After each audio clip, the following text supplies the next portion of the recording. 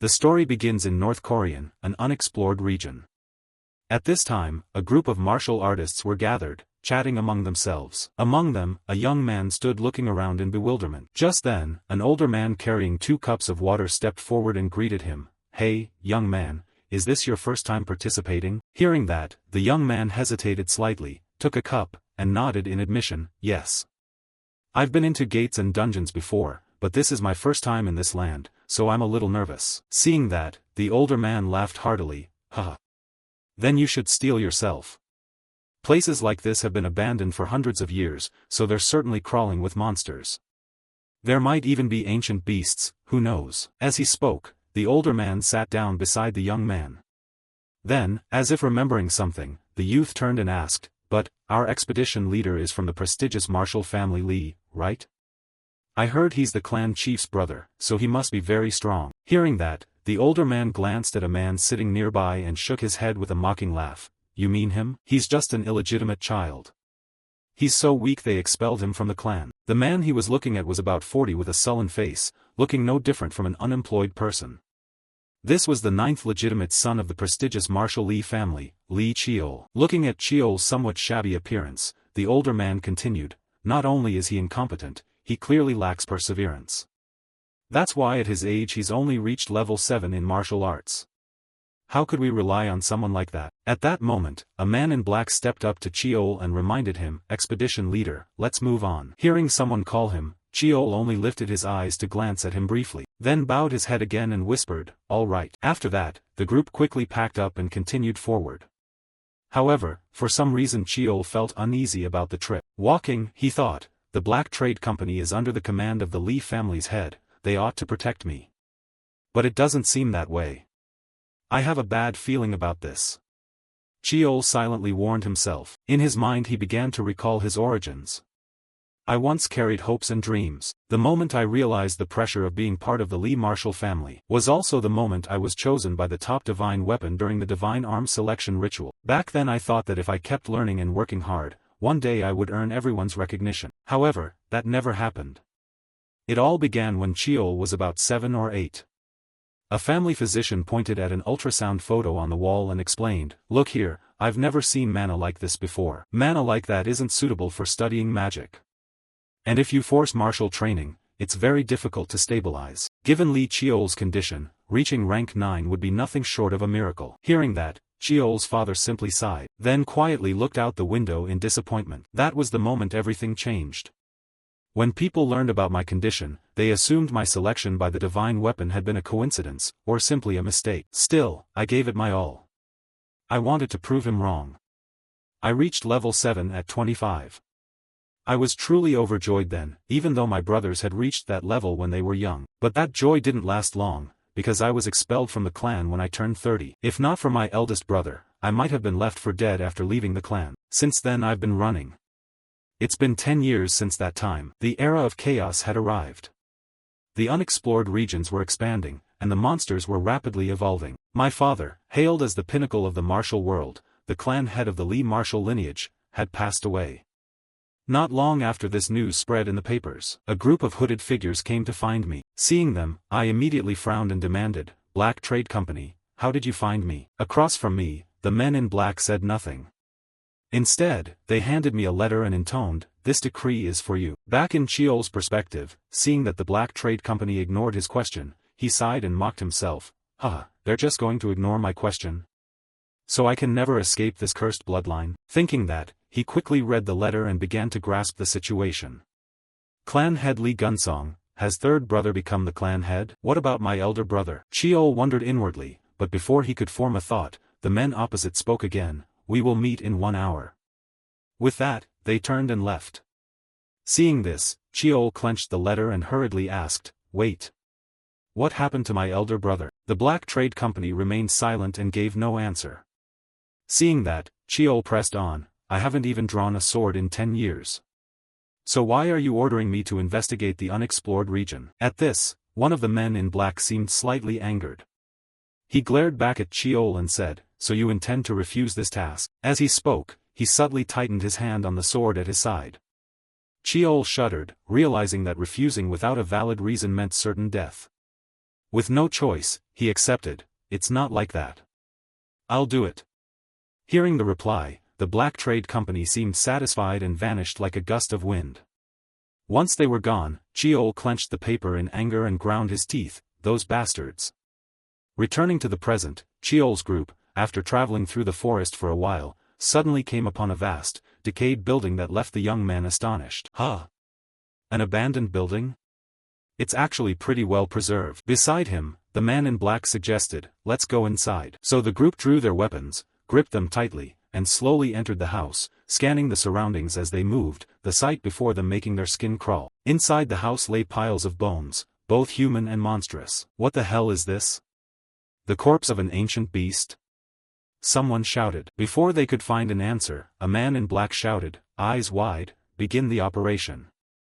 At once, the two men in black on either side charged forward. The young man, still not understanding, had his head severed. The event unfolded so fast the martial artists couldn't react and cried out, "What are you doing?" A cold-voiced assassin answered, "You all knew you were dead from the start. You should consider it an honor to die for the clan." Saying that, he brandished his weapon and lunged at the older man. But what he didn't expect was that before he could finish off the man in front, a sword plunged through his chest from behind, wielded by none other than Cheol. He asked them coldly, "Who is behind this?" "Up ahead," the assassin replied calmly, as if unaware of pain, "the clan head is behind this. We were ordered to bring you here, well, of course, that is if you didn't resist." As he spoke, he reached out and crushed the sword protruding from his body. Next, the large wound on his chest began to heal at a rate visible to the naked eye. This left Cheol unable to believe his eyes. Seizing the opportunity, the older martial artist immediately circled behind him to strike. Unfortunately, his martial skill was still somewhat lacking. Before his attack could be launched, the assassin casually swung his sword backward, cleaving the elder's body in two. Fresh blood spattered everywhere, filling the air with the metallic stench of blood. After doing this, the assassin glanced at Cheol with a mocking look, pathetic. "I thought you'd be much stronger, especially with half your bloodline coming from the Lee martial family." Saying that, he lunged forward like a flash of lightning. He delivered a kick straight to Cheol's chest. The blow forced a mouthful of blood from him and sent him flying backward like a cannonball. His body slammed into countless walls and piles of bones before finally coming to a stop. Yet, in that moment of extreme danger, Cheol's mind was oddly calm. He reminded himself, "I can't die like this. I need a weapon." With that thought, Cheol swept his gaze around. Very quickly, he spotted a long sword embedded in the spine of a giant corpse that had long since died. "There, that sword is strong enough to kill a monster this size. If I use it, I might have a chance. Please, come on." Without a moment's hesitation, Cheol grabbed the sword and pulled it free. But for some reason, as the sword was drawn it slowly dissolved into a stream of black smoke. Seeing this, Cheol's eyes went vacant and he muttered like a soulless man, "Why?" At the same time, the assassin's voice rang out right behind Cheol, "I can't imagine a person from the Lee family being this pathetic. So at least let me send you off as one who bears the Lee name." With that, he swung his sword in a swift arc, creating a red streak that cut across Cheol. The protagonist lost all strength and collapsed forward. Only one bitter thought remained, "Heaven is so cruel. Am I really going to die like this? My whole life I've been running, tasting countless failures, and this is the end. If I had a chance to live again, I would." At that thought, Cheol's gaze went pitch black. Yet his consciousness hadn't completely faded. A streak of light began to appear within the darkness. Then a familiar voice sounded, "Is this Yujung's child? What happened to Yujung?" Beside him, a man dressed like a steward replied, "When we found her, she had," his voice faltered. Back in Cheol's perspective, the familiar voice and faces filled him with nostalgia. That voice, is it my father's? But, he's dead, isn't he? Wait, he looks so young, and not just him, Steward Choi looks the same. Father. Steward. Cheol reached out, but what he saw were unusually tiny hands. The reason was simple, he was in the state of a newborn. Staring at his tiny hands, Cheol even wiggled them a few times to make sure he hadn't misseen. He wondered, what happened? I should be dead. Is this the afterlife? Or just a memory? Unaware of his son's thoughts, his father, Lee Tae-shin, addressed the steward. Young would be a suitable name for him right now. Like the other children, arrange a maid and a few Shadow Sword team members to protect him, and have him participate in the sword selection ritual with Miss Bat. His words surprised the steward, who asked again, immediately. But he's not ready yet. Besides, Miss Bat is a few months older than him. The steward's words made Tae-shin ponder for a moment. Then he shook his head and said, it doesn't matter. I'll go ahead. After saying that, he cast a glance at Cheol, which startled him, and then he quickly left the room. Only after he had fully departed could Cheol finally exhale in relief. Phew, it really was father. Though it had been a long time since they'd met, the pressure from him was the same as ever. So what is going on? This feels far too real to be just a memory, and that conversation earlier, that really happened. Even if I don't want to believe it. But if this is true, have I really regressed back to that damned moment? The more he thought, the more absurd it all seemed to our protagonist. Time passed quickly. A few months after Cheol's regression, today was the great day for the Lee martial clan, the sword selection ritual. The clan's descendants would reveal their talents through the weapons that chose them. In the past, his father had been chosen by dozens of swords and became the strongest swordsman of his generation. His older brother had been chosen by sword, tome, and staff, earning renown across the land for his swordsmanship and magic.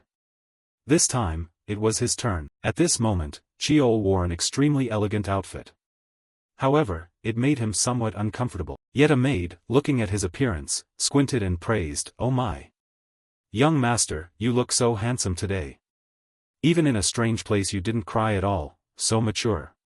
This girl was Cheol's maid, Moon Gawa. She reached out, lifted Cheol into her lap, and continued, "I'm sure the young master will get a good result. Your future will surely be brilliant." On this side, Cheol looked at her face and unconsciously smiled. In his eyes flickered some memories of his previous life.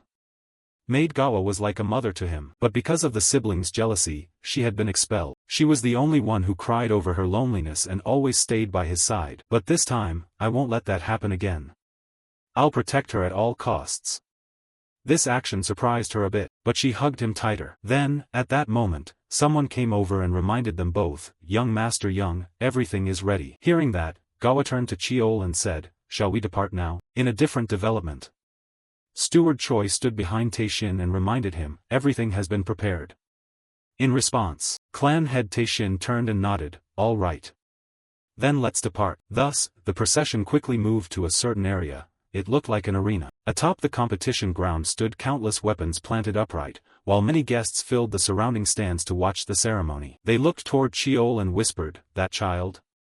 The bastard brought back from outside?" In another corner of the stands, the clan's important members were also present. The young lady seated there was the clan matriarch. Her name was Baek Hwaeun. The long-haired man beside her was the chief steward, Lee Jae-hong. Next was the clan's firstborn son, Lee Gunsong. And finally, the clan's third son, Lee Myong-jung. At this moment, while everyone was quietly watching and judging Cheol, Myong-jung suddenly spoke up, "It's still too small. Don't you remember we took part in this ritual at that age? Right, Gunsong?" he said, glancing at his younger brother sitting beside him. To that, Gunsong replied coldly, "Yeah, probably. I don't know where it fell from," he said with an expressionless face, though he felt a bit intrigued inside. Cut to the arena. Tae-shin then announced loudly, "The weapon selection ritual begins. Bring Hwa out." Hearing this, a girl hurriedly carried a little girl forward. This little girl's name was Lee Hwa, the 8th child of the clan. Tae-shin set the child down, propping her against a chair, then reached into his inner pocket and took out a dagger, and ran it across the tip of her small finger. A few drops of blood immediately welled up, causing the girl to burst into loud tears. But oddly, when those drops fell, they emitted a blue light, which headed straight toward the weapon set out in the distance, and a silver-white sword among those weapons suddenly began to glow. Witnessing this, the onlookers gasped, "Wow! That's the sacred relic sword, the most prestigious sword, a true masterpiece. Generations have passed and it has never chosen anyone." Paying no heed to the chatter, Tae-shin immediately reached for the sword, using his power to draw it into his hand. Once he had the sword firmly in his grasp, Tae-shin gently hugged his little daughter and said, "From now on, the sacred sword will belong to Hwa." Hearing this, the middle-aged ladies nearby voiced their congratulations. "Congratulations, young miss. Another genius has been born into the clan. Today truly is a great day." Receiving the praise, the clan matriarch, Lady Baek Hwaeun, smiled warmly and softly thanked them. However, her expression darkened when she heard Tae-shin continue speaking. "And next, Young's ritual will begin. The moment he finished, the crowd's enthusiasm seemed to drain away. Instead, they began to whisper doubts to one another. He's the illegitimate child brought from outside, right? TSK. Why would they let someone like that take part in the ritual? Ignoring the murmurs, Taishin seated Cheol against a rock, then pricked the tip of his finger with the dagger, just as he had done with War earlier. But because Cheol retained the mind of an adult, he didn't cry like the girl did. This pleased Taishin somewhat. He softly said, "I feel very proud of you." Saying that, he patted Cheol's head as praise. Yet Cheol felt a bit anxious inwardly. He thought, so this moment has come. In my previous life, I was chosen by the Vong Tan sword, a heavenly grade blade. Thinking that, Cheol reached out and let the small drops of blood fall down, cut to the stands above. At this moment, Chief Steward Jaehong glanced at Lady Baek Huayan with a cold expression and pondered. Judging by her look, it seems the eldest sister-in-law is not pleased. After all, it's the hidden bloodline of the eldest brother, which makes sense. That child truly has a harsh fate. Bearing the title of secondary son and trying to survive in the Li clan will likely be anything but easy. Perhaps it's because those stubborn old men, trapped in a scheme of pure bloodlines, that things turned out this way. Thinking that, Chief Steward Jaehong sighed with regret. At the same time, as if reading his thoughts, an old man behind him stroked his beard and said with a laugh, "It seems the steward takes quite an interest in a secondary son." As he spoke, he glanced at Jaehong with a look full of implication. This old man was the grand elder of the Li clan. Hearing him, Jaehong coldly glanced back and replied, "Greetings, grand elder." Still, in Jaehong's eyes there was caution toward this crafty old man. He thought to himself, this is someone who never reveals his true thoughts. In any case, I can't afford to be careless around him. Unaware of Jaehong's thoughts, the old man Cheol Jun cheerfully continued, "Is that the child the master brought back from outside?" Jaehong answered without even looking at him, "Yes. I heard the spirit sword core found and protected him." Cheol Jun had known about this for some time, yet he still asked aloud, Puzzling. I can't predict the master's thinking. How could a secondary son of unknown origin and unclear circumstances take part in the selection rite? The selection rite has no real meaning for a secondary son. That has been proven clearly by the steward's past experience, hasn't it? The old man's words, dripping with sarcasm, made Jaehong's face harden. His hand clenched and trembled as he demanded, "What did you just say?" Hearing that, Cheol Jun hurried to amend his words, though his sly tone didn't soften. "Oh, my rudeness. It's just that the steward, someone born outside, was famously never chosen by any weapon in previous selection rites. A secondary son is a secondary son, after all. Better know your place." Saying that, he gave a mocking smile. By now, even a Buddha would be somewhat angered. How could Jaehong sit idly by while being insulted like this? He ground his teeth and shouted, "Enough. I won't endure such outrageous insults any longer." Before the words even left his mouth, a brilliant flash of light suddenly flared in the distance, leaving both Jaehong and Cheol Jun dumbstruck. Jaehong was so astonished he rose from his seat, widening his eyes to get a better look. Beside him, Cheol Jun's face looked as if he'd just lost money, bewildered. "What is this? How could this happen?" he muttered, while Steward Jaehong's face brimmed with joy. He couldn't help bursting into laughter. "Ha ha ha. Even witnessing it firsthand, I still feel like I'm dreaming." Now, to their eyes, every weapon on the arena simultaneously shone, radiating a blinding light. Even masterpiece weapons like the famed Blood Spirit Spear or the Iron Form Blade, and even sacred relics like the Ma-Holy Sword or the Holy Thunder Responding Dragon. All of them reacted to Cheol, accepting the boy as their next master. This stunned the entire audience into silence, and within seconds a cacophony of frantic screams erupted. How is this possible? This is absurd. Not only the ritual weapons, but even weapons with existing owners are reacting. On this side, even the sword of the clan's firstborn, Myong Yung, began to glow. It trembled continuously in response to Cheol, leaving Jaehong with only a puzzled smile. "Haha, how can this happen? Gunsong, do you believe what you're seeing? It seems our ninth brother possesses a talent beyond what we imagined." In reply, Gunsong remained as cold as ever and acknowledged, "It is as you say." Elsewhere, the guests who came to watch the ceremony continued to murmur, "Isn't something wrong here? This outcome can't come from a secondary son. Damn it. The selection rite absolutely can't be wrong." Turning to the clan head Taishin's perspective, faced with such chatter he shouted loudly, "Silence." According to clan rules, any weapon that chose Young must belong to him. However, handling this matter simply may not be easy. Therefore, I want to hear everyone's opinion. In response, Chief Steward Jaehong raised his hand and spoke his mind. I have a proposal. Regardless of clan rules, I believe gifting all these weapons would go against the meaning of the selection rite. The selection rite is a tradition that must be preserved for future generations, so why not let the 9th young master choose a single sword from among them himself? What do you think? To clan head Tae-shin, this was an offer he couldn't refuse, so without much thought he agreed immediately. Not bad, that suggestion will be accepted. Saying that, he snapped his fingers, directing the weapons that already had owners to fly toward the arena. Then he used his energy to gently guide Cheol's body forward, who was sitting in front, and spoke softly. Now, son, pick whatever you desire. From Cheol's point of view, he saw all the weapons radiating shimmering light before him, leaving him dazed. He wondered why everything was different from before he reset. But in any case, this was clearly a good opportunity for him.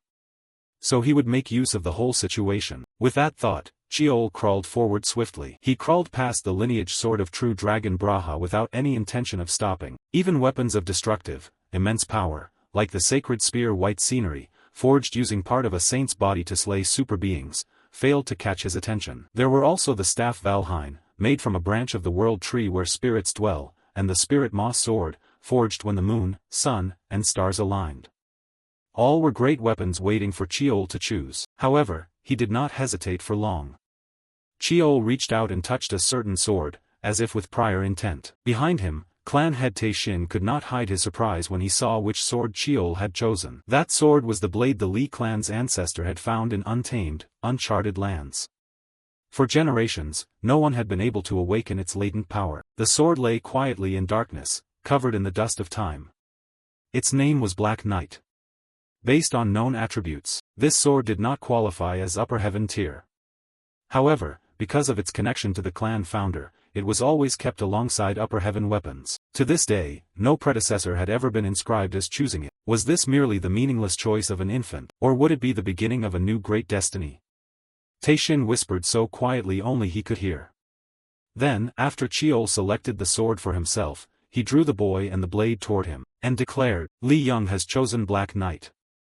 Thus the ritual is officially concluded. At the same time, up in the stands, the clan matriarch, Bqan, when she saw Cheol choose that sword, a streak of murderous intent flashed across her face, making others shudder. Secondary son Lee Young, another nuisance has entered the clan. If he becomes an obstacle, then he must be eliminated. Time flew by. Before they knew it, 9 years had passed. By now, our protagonist Cheol was 9 years old. Inside a villa, he called out loudly, Nurse, I'm heading to afternoon training. Hearing that, Gawa hurriedly ran after him. Oh, let me walk you part of the way. And so the two of them went together. Cheol felt slightly embarrassed and scratched his cheek. I can go by myself. Gawa replied with a question. But, sir, the other training grounds are all empty. Why are you insisting on the first ground? Isn't that place too old? To that question, Cheol offered little explanation, only smiling softly and saying calmly, Someone's waiting for me there. Cheol's answer made Gawa mutter in surprise, Someone's waiting. Then, at that moment, a sudden shout drew both their attention. That's not it. Gawa stopped, glanced to the side, and exclaimed in surprise, Oh? It looks like someone's at the 7th ground. Inside the 7th practice ground, a little girl was vigorously practicing swordplay under the guidance of some master. Gripping the sword too tight will injure your hand. Now, slash down one more time. Yes, sir. The girl shouted back. This girl was Lee Hwa, the Lee clan's 8th young mistress, who had participated in the sword selection ritual with Cheol when they were young. Outside, seeing this, Cheol shrugged and said, So it's the 8th young mistress. Behind him, Maid Gawa hurriedly reminded him, You should call her sister, milord. If anyone hears, it'll cause a fuss. Her voice full of worry. Cheol, hearing this, only felt amused inwardly. We're only 5 months apart, what sister? Ignoring the two of them, inside the training hall the instructor's barking voice continued, Always swing the sword as if you're controlling your own body. Do it again. Handle the blade carefully so you won't get hurt, once more. The constant reminders made Hwa's head throb, she was so frustrated she trembled, and she threw the sword aside. Ugh, master, why do you keep nagging? How you hold the sword doesn't matter, as long as you grip it firmly. Opposite her, seeing her frustration, the master quickly raised his hand to reassure her. Miss, all of this is for your sake. First, calm down and try again. This time you'll do better. He said this as he picked up the sword and handed it back to Wa. Outside, watching the awkward way an adult handled a 9-year-old, Chiol curiously asked, "Who's struggling over there?" Hearing this, the courtesan Gawa was a bit surprised, but promptly answered, "Ah, that's Beek-e Hyan, captain of the Black Dan squad." At that, Chiol couldn't hide the surprise in his eyes. A captain? For a 9-year-old to have a master like that is over the top. From behind, Gawa sensed a flicker of emotion in Chiol and, thinking he felt slighted for not having a mentor, she comforted him. "Milord, a good master will soon appear and recognize your talent. It's my fault for being inadequate and not serving you properly." Miss Wa was raised on weaning gruel mixed with herbs. At that, Gawa's eyes began to well up. Chiol, hearing this, admonished with some irritation, "Really? There you go again. How much am I supposed to owe the nurse? I don't need people like that. They're only here because of the Li clan's status. Besides, I already have good masters." Chiol said confidently. Time passed quickly. Scene shifts to the Li clan's exclusive first training ground. This place symbolizes the long history of the Li clan. Various weapons and training dummies are arranged around it. However, it's somewhat worn and seems rarely used. For Chiol, upon entering this training area, he didn't bother with the surrounding equipment. No need to waste time. Currently, it's more symbolic than a true fighting arena. Even so, there was only one reason he came here. Because this place preserves weapons older than any armory in the other training grounds. Thinking that, Chiol opened the storeroom door. Inside were countless swords propped against the walls. They were extremely old, rusted, and many bore numerous cracks along their blades. But Chiol paid it no mind. He glanced at a long sword not far away and walked over. "Oh, found it. I'll try this one today." Saying that, he carried the sword to the training area. As he walked he thought, since 9 years ago, when I returned to this second life, an extraordinary change has occurred. Among those changes, the most astonishing was that I gained the ability to read the memories hidden inside weapons. Now, as Chiol's hand tightened on the blade and he focused his mind, suddenly a few unfamiliar images appeared in his head. He was standing in neat ranks with a group, swords in hand, and the instruction of an unknown man echoed, "Build a solid foundation." Whether high-level or low-level swordsmanship, the foundation is the same. From top to bottom, left to right, the memory comes through clearly like an unshakable pillar. Carve that foundation into your swords. As that voice sounded, Chiol slowly began moving his body. He told himself, this is the memory engraved within this weapon. The older and more refined a weapon is, or the longer and more fondly its owner used it, the clearer the memories from the past would appear. With a heavy swing from high to low, Chiol produced a tremendous blast. Shockwaves burst outward, sending dust scattering in all directions. This was the first of the 7-star sword techniques, Red Gale. Seeing the result of the strike, Chiol couldn't hide the joy in his eyes. So the 7-star sword sequence is complete. Over the past 2 years, I've read almost all the memories of the weapons in the arena. At that moment, a clap of praise rang from behind him. Wonderful. It's been a long time since I've seen a 7-star sword executed so perfectly. Hearing the familiar voice, Chiol turned around, and saw that the one who had come was the steward, Jaehong. A bit of information about him flashed through his mind. The Li clan's steward, Li Jaehong, is a 4th-rank warrior. Though born a secondary son, his strength earned him recognition and the current steward position. From my previous life until now, he is the only one in the clan who has truly cared for me. Thinking that, Chiol hastily bowed. Greetings, uncle. Hearing this, Jaehong happily patted his head and praised, you can just call me uncle. You train every day without fail, that's commendable. Whenever I go to work and return, I always see you. As for Chiol, he'd already been through such discrimination once, so he no longer felt shy or inferior. I'm fine, uncle. After all, I carry the Li bloodline. To prove by the sword, that's the meaning our clan name carries, and that's how I was raised. So I'll prove myself by my own strength. Chiol said, his face bright. This left Jaehong stunned for a moment. Then he sighed regretfully, how could a child like this be born into the status of a secondary son? He thought to himself, then cleared his throat and said, come to think of it, it won't be long before you reach the age for the naming ceremony. It's a bit late, but before that, I want to be your master. How does that make you feel?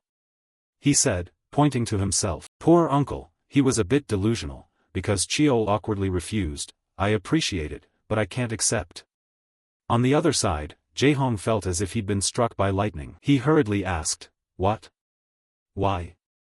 Aren't you pleased that I'd be your master?" To answer, Cheol raised both hands calmingly, "It's not that. Before the naming ceremony, you must not serve a master. It's the rule, and I don't want to put you in an awkward position." Cheol's words made Jae-hong feel indignant on his behalf. But the other brothers openly broke that rule, trained under famous masters and were nurtured with all kinds of spirit medicines, Jae-hong said as he gripped Cheol's shoulder tightly. Still, Cheol quietly shook his head in refusal. "Just because a rule is widely ignored doesn't mean I shouldn't uphold it. And as I said before, I want to prove myself by my own strength." To Jae-hong, Cheol's premature maturity made him somewhat doubtful. This child, is he really only 9? Those eyes, it's like I'm looking at my eldest brother. Thinking that, faced with Cheol's resolve, Jae-hong didn't press further. "It seems you don't intend to abandon this stubbornness, do you? Just like your father. Truly a stubborn fellow to the end, what a trouble." He sighed and continued, "Then is there nothing I can do as your uncle? If I do nothing for you, I feel uneasy. Is there anything else you need?" Jae-hong said with a smile, making Cheol's eyes light up. "Thank you, uncle. I'll accept that offer." Cheol murmured inwardly, scratched his head, and made his request, "Actually, there's something I'd like to ask of you. I want to tour the vault's basement." Time passed quickly. To fulfill his nephew's request, Jae-hong put him in a car and drove to the place known as the secret vault. Outside, 2 guards stepped forward, stopping their vehicle and said sternly, "Stop. Excuse us. Please verify your identity and state your purpose for visiting." Hearing this, Jae-hong rolled down the car window and replied, "I am Steward Lee Jae-hong, doing a routine inspection." Then he presented his ID for the guards to confirm. He then pointed to Cheol sitting in the back seat. "The companion is Lee Young, the youngest son of the Lee clan. I'm bringing him to look around." Seeing that, the guard glanced over and stepped aside to invite them in. "Identity confirmed, please proceed." Thus, after a brief procedure, Jae-hong's car rolled onward into the interior. As for Cheol, he'd visited here in his previous life too. Still, now he had to act a bit to avoid suspicion. He told himself, now's the time to act childishly. With that in mind, Cheol's eyes brightened as he looked outside. "Wow! So this is the vault?" Seeing his reaction, Uncle Jae-hong laughed in disbelief. "That excited, huh?" Cheol replied with an extremely excited face, "Of course. The vault holds the clan's most precious treasures." When he said that, Cheol wasn't acting at all. His hands tightened with excitement. "What I'm searching for is in there, legendary weapons, ancient artifacts that no one even knows whether they truly exist. Those who seek such fantasies usually receive one answer: everything can be found inside the Lee clan's vault." Inside the hexagonal building, a sleek, modern structure shiny enough to serve as a mirror everywhere, the clan crest, 2 crossed swords, decorates the walls throughout. On this side, Uncle Jae-hong pressed the elevator button and said, "The vault's basement stores weapons that have been sealed for various reasons." Hearing that, Cheol's eyes lit up and he asked, "Among them are those monster weapons that swallow their owners, right?" Jae-hong nodded in answer. He even teased his nephew, "That's right, you know it well. If you touch those weapons carelessly, they'll devour both your body and your mind," he said with a strange smile, causing Cheol's shoulders to twitch as if in fear. This made Jae-hong burst into amused laughter. "Well? Scared now?" Cheol answered with a brave face, "Not at all." Then the elevator doors opened. However, Jae-hong had no intention of entering and instead turned to instruct Cheol, "Don't worry. You can't go into dangerous places like that anyway. I have matters to handle upstairs, so take your time looking around." "Yes, thank you, uncle." Cheol nodded and quickly stepped into the elevator. As soon as the elevator doors closed, his innocent, childlike demeanor completely vanished. He exhaled heavily from having to act for so long. Pretending to be an innocent child really wasn't easy. When the elevator doors opened, Cheol found himself facing a gleaming armory filled with countless different weapons. This was the vault's basement, also called the weapon grave, a place sealing countless weapons and artifacts. "The reason I came here is simple: to find a particular weapon. It's called Infinity. It originally took the form of a short sword, but when infused with magic, Infinity can change its length, shape, weight, and even its properties at will." Before the reset, Lee Gunsong was the one who discovered Infinity inside the vault. Thanks to the sword's limitless transformations and overwhelming flexibility, he earned the title of the Ever-Changing. Because of that title, not the eldest brother, who had been a strong candidate for clan head, but the third brother Gunsong became the clan head. Then he found me, someone hiding in the shadows, and eliminated me without hesitation. That's all I know so far. To prevent that tragedy from repeating, I have something I must do. Though it will take time, I have no choice but to inspect everything one by one. This time, I must get infinity before Gunsong. Cheol said, as black smoke began to seep from his palms. He then began scouring the armory. He touched each weapon one by one. Yet he still hadn't found infinity. Not this one either. An hour has passed. I've checked every short sword that seemed suitable, but there's no sign of infinity. Cheol sighed in frustration, but he quickly regained his spirits. Cheol scanned the area and thought, no, it has to be here. I haven't checked everything yet. This time I'll check that display case over there. With that, as he moved, Cheol's body bumped into a nearby table, causing a fully rusted short sword to fall to the floor. The sound it made on impact was far from quiet. Looking at the short sword's unusual shape, Cheol felt curious. So thick with rust like this? How could it possibly get this bad? As he spoke, Cheol reached his hand toward the sword. But at that very moment, the black smoke from his palm somehow oozed out and enveloped the sword. The black smoke was thicker and denser than ever, even cloaking Cheol's entire body, causing him to feel a surge of panic. What's happening? What's going on all of a sudden? Cheol whispered as his vision was swallowed by the black smoke. When Cheol finally came to his senses, he found himself on some unfamiliar battlefield. Around him were piled bodies as high as mountains. Where was this? Could this be a memory trapped inside this rusted short sword? This feeling is nothing like the memories I've read from other weapons. It felt as if I were truly present here, an astonishingly vivid sensation. Thinking that, Cheol glanced left and right. Then suddenly he got a chilling feeling that made his hair stand on end. This is bad. Cheol spun around and discovered a massive figure behind him staring straight at him. At that moment a thought flashed through Cheol's mind, an overwhelming presence so terrifying that even nature recoils. The apocalyptic monster that once arose from the blue hole long ago, devouring countless civilizations. Before Cheol stood a gigantic beast, its body mountain-sized, grotesque in shape, sprouting countless tentacles. It's hard to describe the creature's exact form.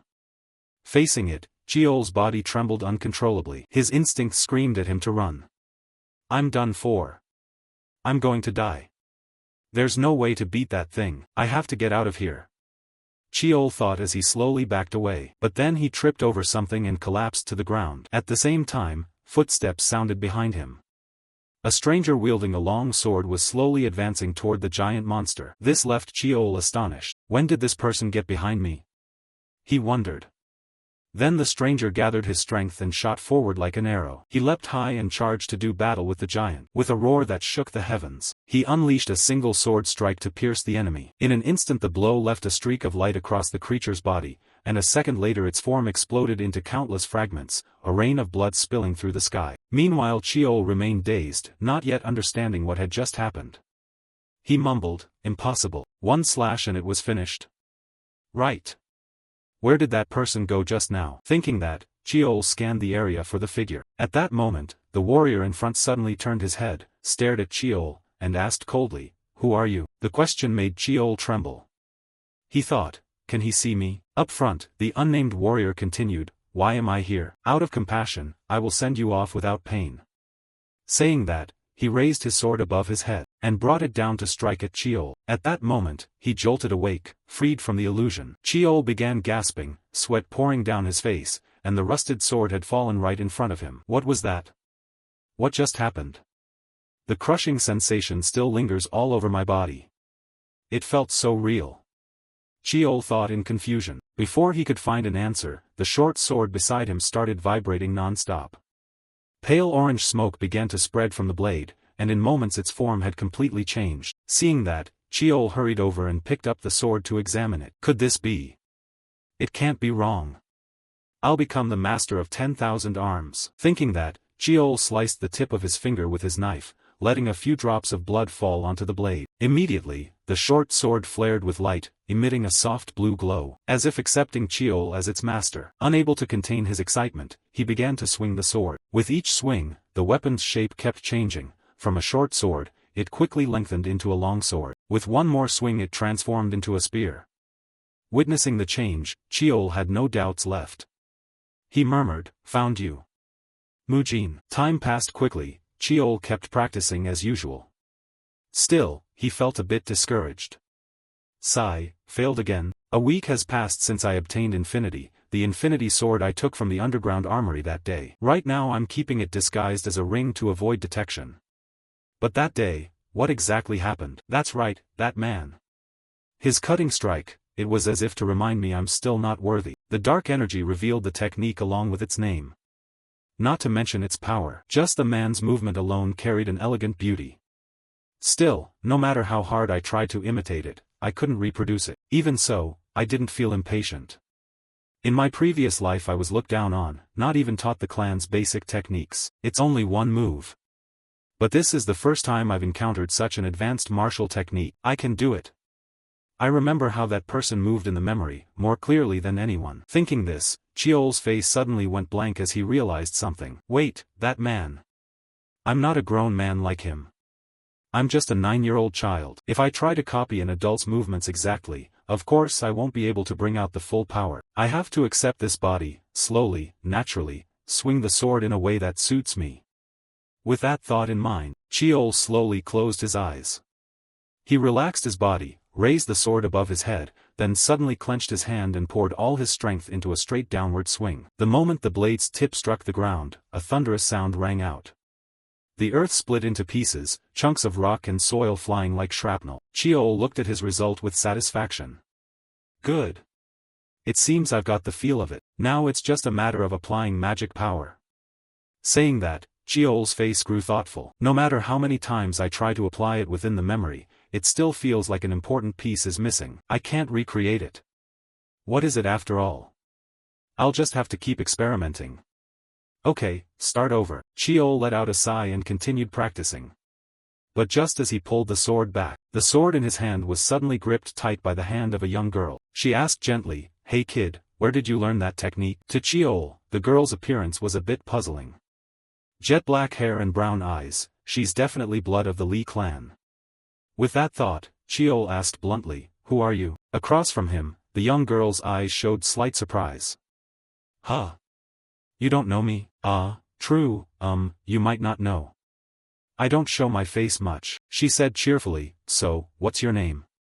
Seeing her friendly attitude, Cheol hesitated and replied, "I'm Young." The moment she heard the name, the young girl grabbed Cheol's hand and shook him like a doll. Young. What a unique name. Right, I'm Li Jianghua. Nice to meet you. At Jianghua's introduction, Cheol quickly realized who she was. This is the youngest Li, Jianghua. According to Jaehong, she's a bit different from others, so grandfather couldn't accept it. Father told me that in my previous life. But beyond that, doesn't she consider her absurd power when playing with her nephew like that? Cheol thought, glaring at Jianghua without saying a word. Jianghua only remarked casually, "Your body seems a bit weak, huh?" Then she slowly stepped closer to Cheol and cut to the chase. "So, kid, where did you learn that technique?" Cheol wasn't about to foolishly answer, he fired back instead, "Why are you asking?" Jianghua laughed and replied boastfully, "That's an ancient martial art. I absolutely love old martial techniques. That was the era when monsters ran rampant, right?" She said, pulling an old book from her sleeve, and handed it to Cheol. "So, this is a gift for you." "A gift?" Cheol asked curiously. Jianghua nodded and urged, "Yeah. Open it and see." Seeing that, Cheol didn't hesitate, he quickly flipped through the pages, skimming. The handwriting is terrible, so it's hard to read. But is this magic? It records not only magic but martial techniques too, at a pretty advanced level. I don't understand any of it. Maybe, the rumors about her were inaccurate. Pondering that, Cheol hesitantly asked, "What is this?" Beside him, Jianghua saw her nephew didn't understand, so she stepped forward and explained, "Oh, this? These are ancient magics based on exposed mana. In the old days, magic used only the exposed mana in the body without a mana core, while modern magic relies on storing mana in the heart. But can ancient magic be dismissed as obsolete? Sometimes, the mana control techniques back then were superior to today's." Saying that, Jianghua pointed to the book in her hands. "So I, the youngest, am researching amplification techniques and transformation arts. But, the remaining records are too scarce. Meanwhile, Cheol felt a surge of interest about the topic. This is a perspective I never considered, the magic of infinity. With that thought, he blurted out, "Young, wait a moment." Then Cheol ran off. Jianhua was left baffled. Next, somehow Cheol produced a sword, gripped it with both hands, closed his eyes, and focused on directing the energy in his heart. Mana from the mana core spread throughout his body. But instead of absorbing mana back into the core, wait! That unnamed martial artist used exposed mana. The way the man used mana in the memory. I couldn't understand it before, but now I can. With that thought, a gleam appeared in Cheol's eyes. He tightened his grip on the sword and swung down with all his strength. A deep slash appeared on the ground, sending chunks of earth and rock flying everywhere. Seeing that, Cheol couldn't hide his joy. "Success!" he whispered. But at that moment, Jianhua suddenly lunged forward like she was being chased by a demon. She grabbed Cheol's shoulder urgently and fired questions. "What is that?" "That is, an amplification technique, right?" Hearing that, Cheol felt a little embarrassed, glanced aside, and answered, Yes, it's an amplification technique." "What?" Jianhua shouted, "How did you do that?" To which Cheol, not stupid, refused to explain. He just shrugged and said casually, "I just could do it." Of course, Jianhua wasn't satisfied with that answer. She snapped irritably, "I mean, how could you do it?"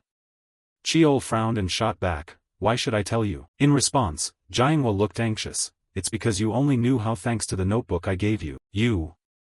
I lived my whole life for this. I've been searching for it for over 10 years, even after being kicked out of the house. I'm begging you." She squeezed Cheol's hand, her gaze sincere as if pleading. "If I do something for you, could you teach me?" Cheol looked at Jianhua and sighed. "All right. But you have to promise me 3 things." "3 things?" "First," Cheol said seriously, "you must not tell anyone about me unless I permit it. That includes my eldest brother and my father." "Why?" Jianhua asked blankly. Cheol replied curtly, "Because I don't like people talking about me without my consent." At that, Jianhua suddenly fell quiet, her face a bit sad as if remembering something. I understand. I'm the same." Her expression made Cheol wonder. Why does she look so unhappy? Putting that aside, Cheol continued with the second demand. "Second, you must not lie to me. We have to trust each other. I'll also be honest with you as far as I can." Hearing that, Jianhua hesitated a moment. But within seconds, she agreed, "Fine. So what's the last one?" As for the last one, it is. The following part of the conversation is hidden by the author. Time passed quickly. A year later, the maid Gawa rushed over with a letter and urgently announced to Cheol, young master."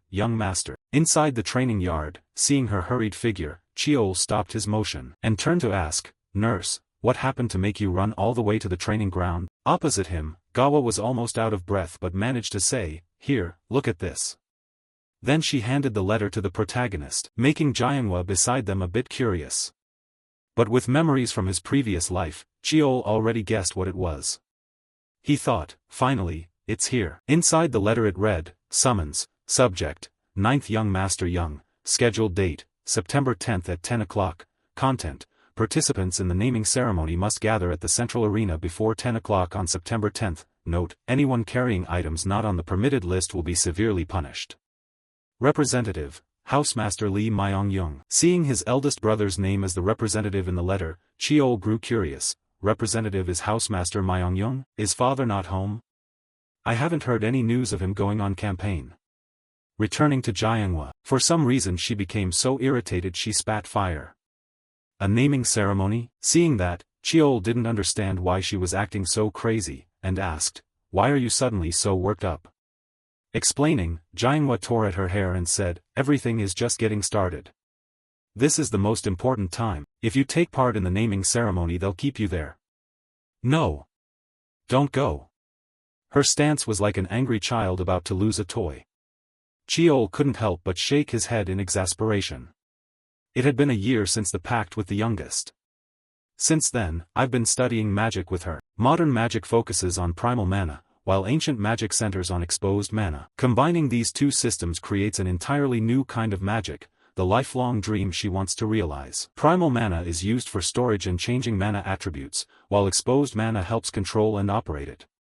Thanks to that, my magical application skills have surpassed kids my age. Beside him, Jianghua kept muttering, giving Chiol a headache.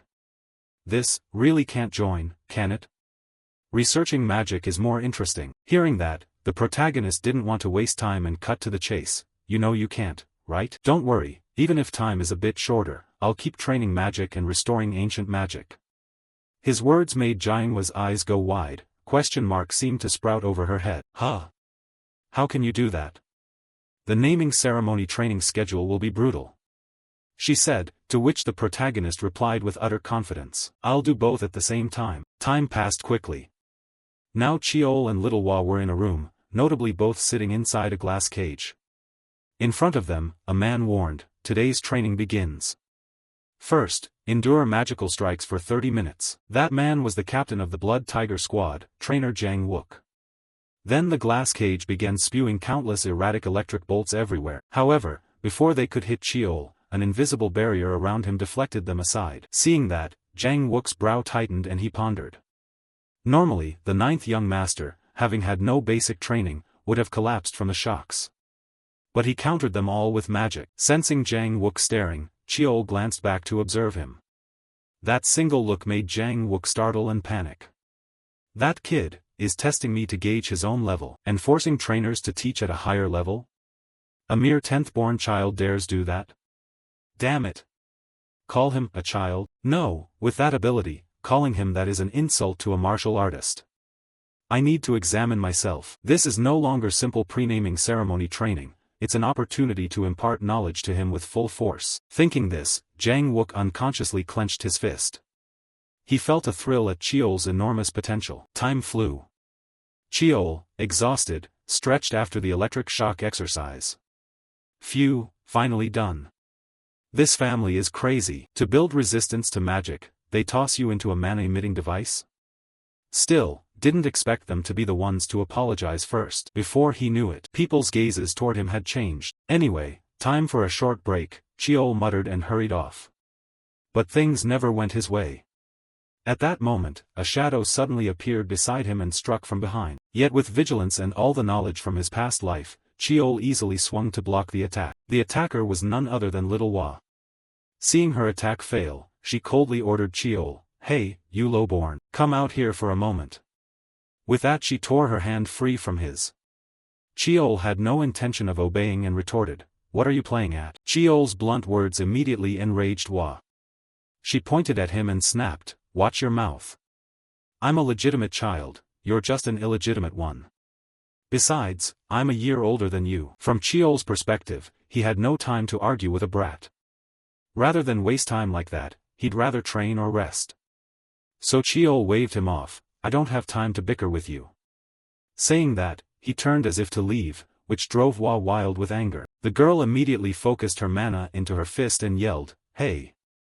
Don't ignore me." Up ahead, Chiol felt the fluctuation of mana and spun around in alarm. She actually dared to use mana? I was planning to let this go, but I guess I should teach her a lesson. With that thought, he leaned to the side to dodge the punch. At the same time, while Hua hadn't yet pulled her arm back, Chiol's hand shot out swiftly. He grabbed Hua's pale throat and hoisted her up into the air. Then Chiol pulled her close and warned, "If you want to complain, go complain to your mother. Don't bother me, I'm busy." After saying that, Chiol sighed in annoyance and released Hua's collar. Meanwhile, realizing she couldn't beat Chiol, Hua started shouting, "It's all your fault.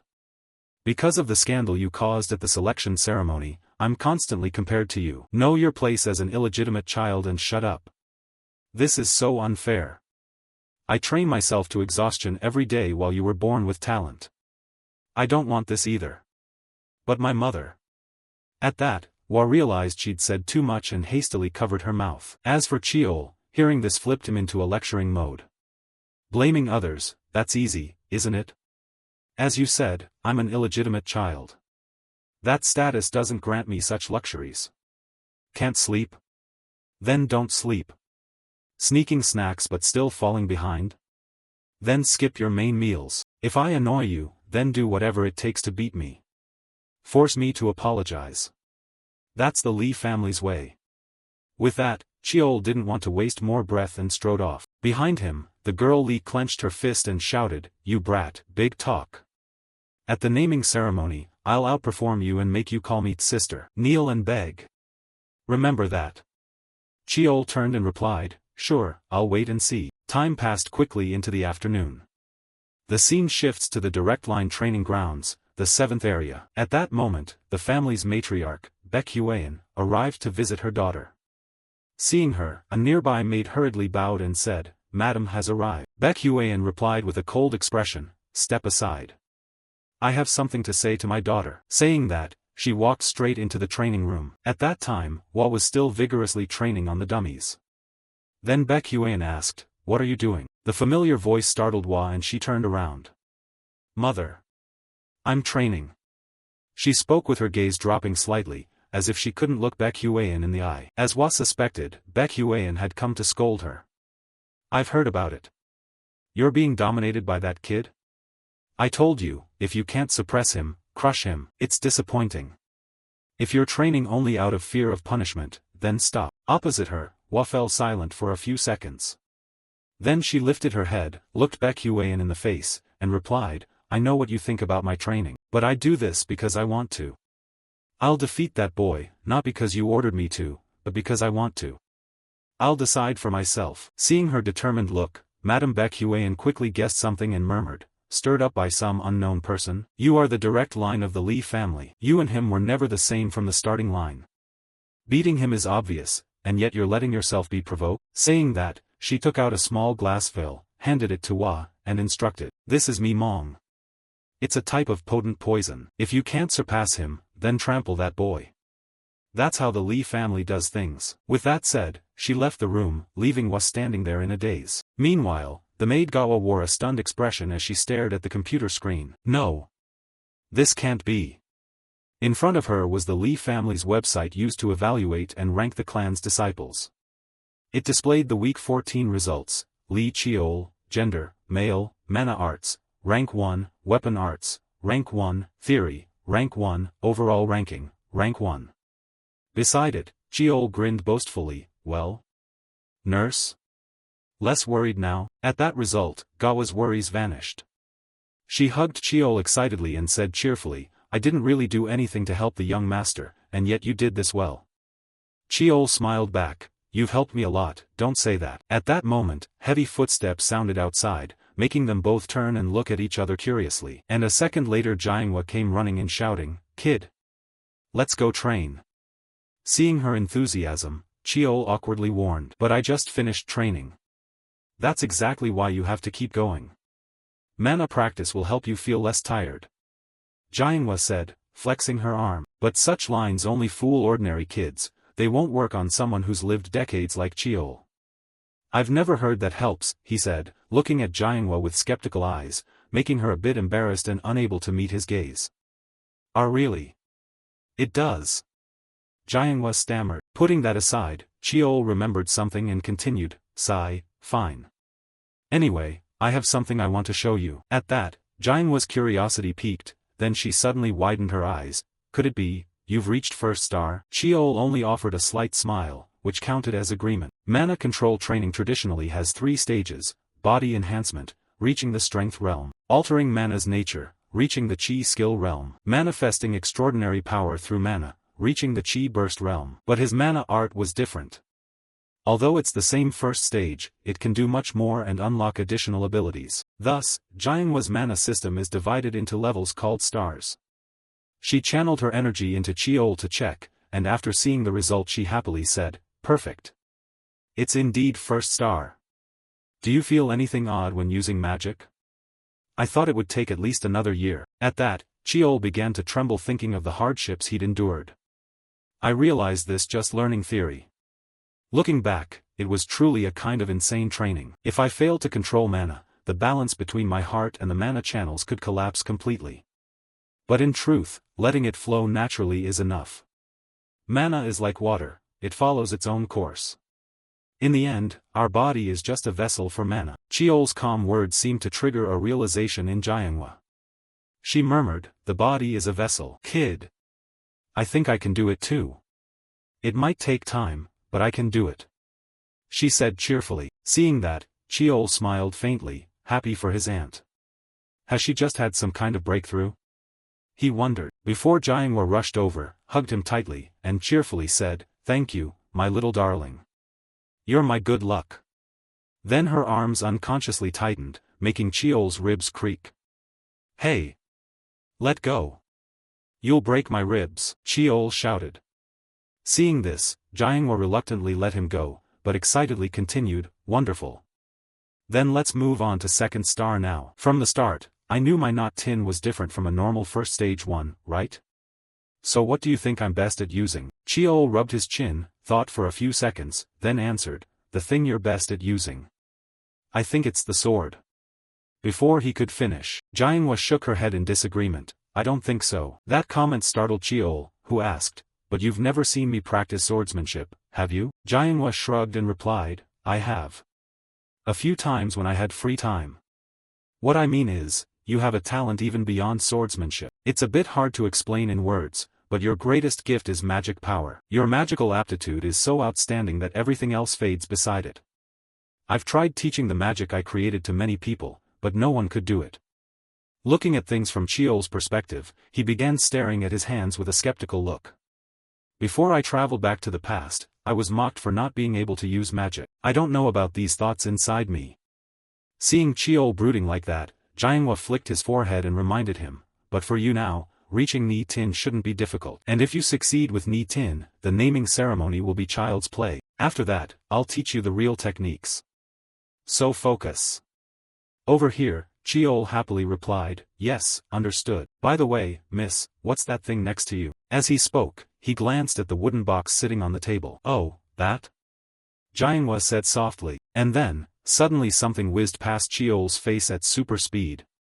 It immediately left a scratch across his face and embedded itself deep into the wall behind, causing cracks to appear there as well. Jianghua smiled and answered, "It's an iron marble. You need to learn to release your magic while moving. If you just stand still and use it, that magic is basically useless. Alright, let's get started," she said, her face bright with excitement. But for some reason, our protagonist felt a bit uneasy about this hellish training. Time passed quickly, cutting to some arena. Now, Cheol and Hua were being trained by Captain Yongquan. "I am Li Yongquan, captain of the Blood Tiger Squad. From now on, I'll instruct you in the techniques of Sungwiga. Choose the weapons you'll use and bring them here. You have 1 minute, so don't dawdle." Hearing that, Cheol and Hua hurried to the weapon racks. But meanwhile, Hua kept glancing at Cheol for some reason, making him feel a little restless. Finally he couldn't take it and shouted, "Really? What are you staring at? Got something to say?" He barked, causing Hua to jump and immediately deny, "Staring? What are you talking about?" She then leaned in and whispered to the protagonist, "You're using a sword too, right?" "No," Cheol replied coldly, then quickly grabbed 2 short swords and a spear and returned to the field. This surprised Hua. "Wait, what? But I saw you learning weapons before." Clearly it was the sword. Over here, Captain Yongquan also looked at the pile of weapons in Cheol's hands and curiously asked, "What are you doing?" Cheol answered, "You told us to choose our weapons and bring them." Yongquan reminded them again, "I told you to choose what you use." Cheol shrugged and replied, "Well, these are the things I use." Hearing that, Captain Yongquan could only fall silent and shake his head in disappointment. "I thought you weren't that stupid, turns out you're an idiot. Etch into your memory the words I'm about to say. I said I'll teach you secret techniques, but not moves or stances. In Sungwiga there are countless secret manuals called Nguwai. To master those manuals, you must first awaken the origin that lies sleeping inside your blood vessels. From now on, I'll help you open that sense, so don't worry too much about awakening your instincts." As he spoke, Yongquan flourished, the spear in his hand, generating gusts of wind and quickly taking an attack stance. Seeing his fierce posture, Hua couldn't help but feel scared and said, "What is he about to do?" Cheol had already guessed what would come next, so he warned, "If you don't want to be knocked out right away, get ready." Before the words finished, Yongquan flashed and suddenly appeared in front of Cheol, delivering a powerful formless strike that sent Cheol flying into the air. The only luck was that in that brief moment he managed to use his sword to protect himself. This surprised Yongquan, who laughed heartily. "Ho, you managed to block that." Meanwhile Cheol landed lightly, gritted his teeth and thought, "Damn it." This surprised Yongquan, who laughed heartily. "Ho, you managed to block that."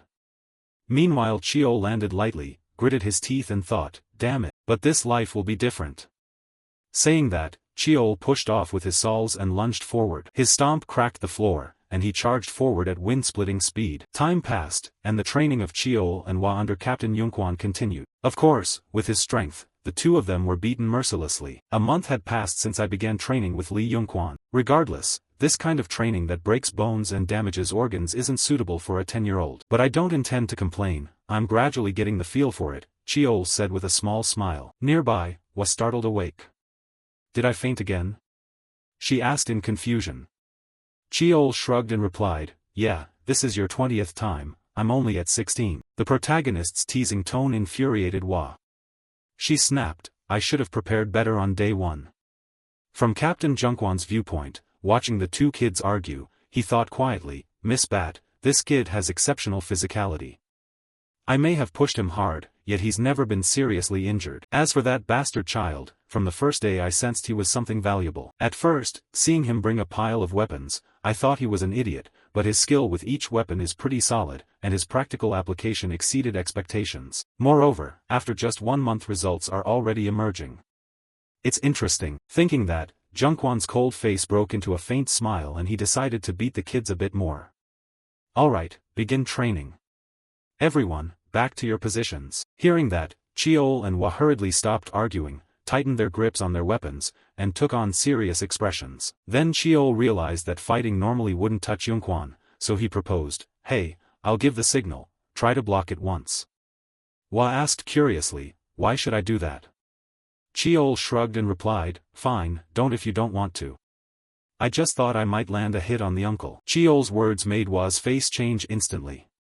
It seemed she was just as bitter about being beaten by Yunquan for so long. Then she asked cautiously, are you sure? Chio nodded and answered, I'm sure. Hearing that, Hwa didn't hesitate, she gripped her weapon tight and lunged to intercept, shouting, you owe me one. Behind her, Chio charged in right after Hwa's attack.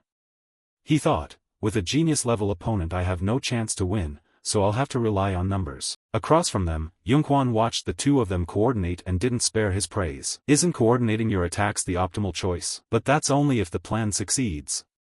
Saying that, he tilted his head to one side to dodge Chio's spear thrust. Then he swung his spear to counter. However, Chio had already anticipated this and quickly drew his spear back to block. This caused a look of surprise to flash across Junquan's eyes. Next, he gathered his strength and charged at him. And at the moment both were about to unleash strikes at each other, Chio shouted, now. Saying that, he jumped back to keep his distance while Hwa darted forward at lightning speed. However, her downward sword strike was easily blocked. From behind, Chio hadn't expected them to hit Yunquan so easily. He tossed his spear aside and quietly transformed his infinite weapon, from the shape of a ring into a long sword.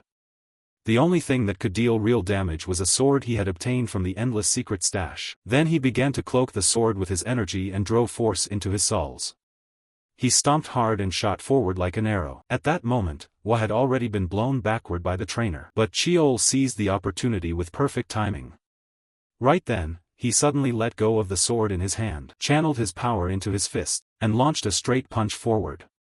But nothing is that easy. Chio couldn't help but force a laugh. Ha, you blocked it? His punch was caught cleanly in Captain Junquan's palm. No sooner had he spoken than Yunquan rewarded him with a punch that sent him flying like a cannonball. He smashed into the wall and couldn't help coughing up some blood. However, the combined attack by the two of them left Yunquan very satisfied. His voice carried a hint of praise. So it took 37 days? Congratulations, you've opened your sixth sense.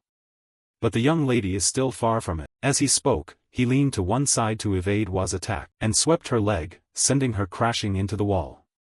Seeing them both in such a battered state, Yunquan let them off for today and ended the training. That's it for now. As for Hwa, she turned to the protagonist and demanded, hey, you said you could land a hit, I believed you. That kid, unperturbed by their argument. After turning and walking away, Captain Yunquan quietly looked at his slightly bruised palm and thought, in the end, even after activating magic, it only pierced a little. Even if it's a small amount, I've broken the taboo against using magic. Abandoning such a technique, combined with an excellent combat instinct, would make someone feared by the pillars of the clan. Time passed quickly. On day 47, after Hwa opened her sixth sense, training with Captain Yunquan ended. The remaining time was spent resting and reviewing what they had learned. And at that moment, the one who came to see me was my older brother, Lee Myong-young. Lee Myong-young is the eldest son of Lee Tae-shin. His title is Songseong, a master who is second-ranked in both magic and martial arts. People both admired and feared him, but to me, my big brother was my only brother. Cheol silently reminded himself. Back in the present, after sitting down at the tea table, Myong-young awkwardly said to his younger brother, "I'm sorry I haven't been able to pay more attention to you. It's just an excuse, but I've been a bit busy lately." Cheol gently replied, knowing his eldest brother had countless things to worry about, "It's okay, I'm fine." Across from him, seeing Cheol's attitude, Myong-young laughed, "This must be our first meeting today, yet you knew right away who I was?" To that, Cheol answered, "Of course. Even if I'm an illegitimate child, as your brother, how could I not recognize my big brother?" Hearing that, Myong-young's body trembled for a moment. Then his face grew sad and he warned Cheol, "Illegitimate? Never say that again. Even if our mothers are different, we are still brothers." Saying this, he felt a pang of bitterness for Cheol, the child who hadn't even had a naming ceremony yet and already considered himself illegitimate. Unaware of his brother's inner thoughts, Cheol awkwardly scratched his head, "I'm sorry." Seeing this, Myong-young could only sigh wearily, "There's no need to apologize, just understand. Next time you don't have to greet me so formally, we're family, what's the point of being so polite?" "Yes, I understand," Cheol said with a bright nod. In his memory, his big brother had always been like this when he was young. Putting greetings aside, Myong-young gave Cheol a gift. "This is a present for our meeting. When I enrolled at the Eiffel School of Magic in France, I got this, but I think you'll find it more useful." It was a kind of divine elixir called nectar. He said this as he produced a small glass vial from his inner pocket. And for someone who had lived a previous life, Cheol recognized what it was, a high-grade spiritual elixir made by the Tower of Magic in France, 500 milliliters every 10 years. After a moment's thought, he took the small vial and stammered, "Brother, you gave me something so precious, I'm really grateful." Across from him, for some reason Myong-young seemed a little surprised by Cheol's words. Then he murmured, "You're a bit different, aren't you?" Cheol squinted and asked puzzled, "What do you mean?" Explaining, Myong-young smiled, "The younger ones I've met before all treated me as a rival, so this feeling is both strange and pleasant." From Cheol's perspective, he clarified his thoughts, "It's not that I don't see you as a rival. Because I was born into this family, you are also my rival. So don't just treat me like a cute kid. Who knows, one day I might become your greatest rival. I hope we'll have an exciting competition." Cheol's confidence made Myong-young laugh heartily. "Haha, all right then. I'll wait for that day, the day you become my strongest rival." Saying that, he ruffled his younger brother's hair. Cheol told himself, "My eldest brother has always genuinely loved and protected me. This time, I'll definitely protect him." A few days passed quickly. Today was the Lee family's second exam. The naming ceremony had arrived. At this time, on a boat, Cheol and Hwa were being taken to the exam site. It was called Red Blue Island, a place where the soil's color changed depending on the density of mana in the air. For a very long time, it has been the site of the Lee family's naming ceremony. Now, as the ship drew close to the island, a crew member on board spoke up to remind the two of them. "I will now explain the naming exam. Young ladies and young masters must survive on Red Blue Island for 3 weeks and prove themselves. The devices issued to everyone are for location tracking. Unless it's an emergency, you must keep them on you at all times. The final gate of the exam will open 2 days after the end of the 3rd week. Good luck." With that said, Cheol and Hwa quickly strapped the watches onto their wrists. Then the two hoisted backpacks filled with necessities and were left on the deserted island. Afterward, for some reason Hwa suddenly spoke up, "Hey, I have something to say." Before she could finish, Cheol sighed and grumbled, "So you've made up your mind, huh?" "Huh? What?" Hwa shot back. Cheol then blurted out, "You've been meaning to say something since training started." The remark hit the 12-year-old squarely in the face. She flushed and shouted, That, how did you know?" Seeing her flustered, Cheol smirked inwardly, "How could I not know?" Then he asked, "Say it, I'll listen." From Hwa's perspective, the girl looked anxious and swallowed, steeling herself. Then she took the badge off her clothing. She glanced at Cheol and signaled with her eyes for him to do the same. Next, after stashing the 2 eavesdropping-capable badges away, Cheol casually asked, "All set, what's this about?" At this point, Hwa no longer hid anything. She pulled from her jacket pocket the small glass vial of poison that Mrs. Baek Huyen had given her earlier and said plainly, "This is a poison called Dreambind. It only affects children under 15. If exposed to air for more than 5 minutes, it will evaporate. Once absorbed into the body, it will block the mana channels for a long time. Across from her, Cheol's face turned as dark as the bottom of a pot. He asked coldly, "Who gave this to you?" To that question, Hwa of course couldn't reveal her birth mother as the giver. "I'm not going to tell you that." Saying that, she hurled the vial at a nearby rock, shattering it into pieces, and continued, "See? There's no evidence left now. I'll beat you fair and square, without using this poison. So you must give it your all in the match." Her voice was full of determination, which surprised Cheol a bit. But then he replied cheerfully, "I plan to do that anyway." "Good," Hwa nodded in satisfaction. They reattached their badges. Before moving off, Hwa turned back to warn, "Have you reattached the tracker? Don't recklessly go into the island center until you know the terrain, it's dangerous."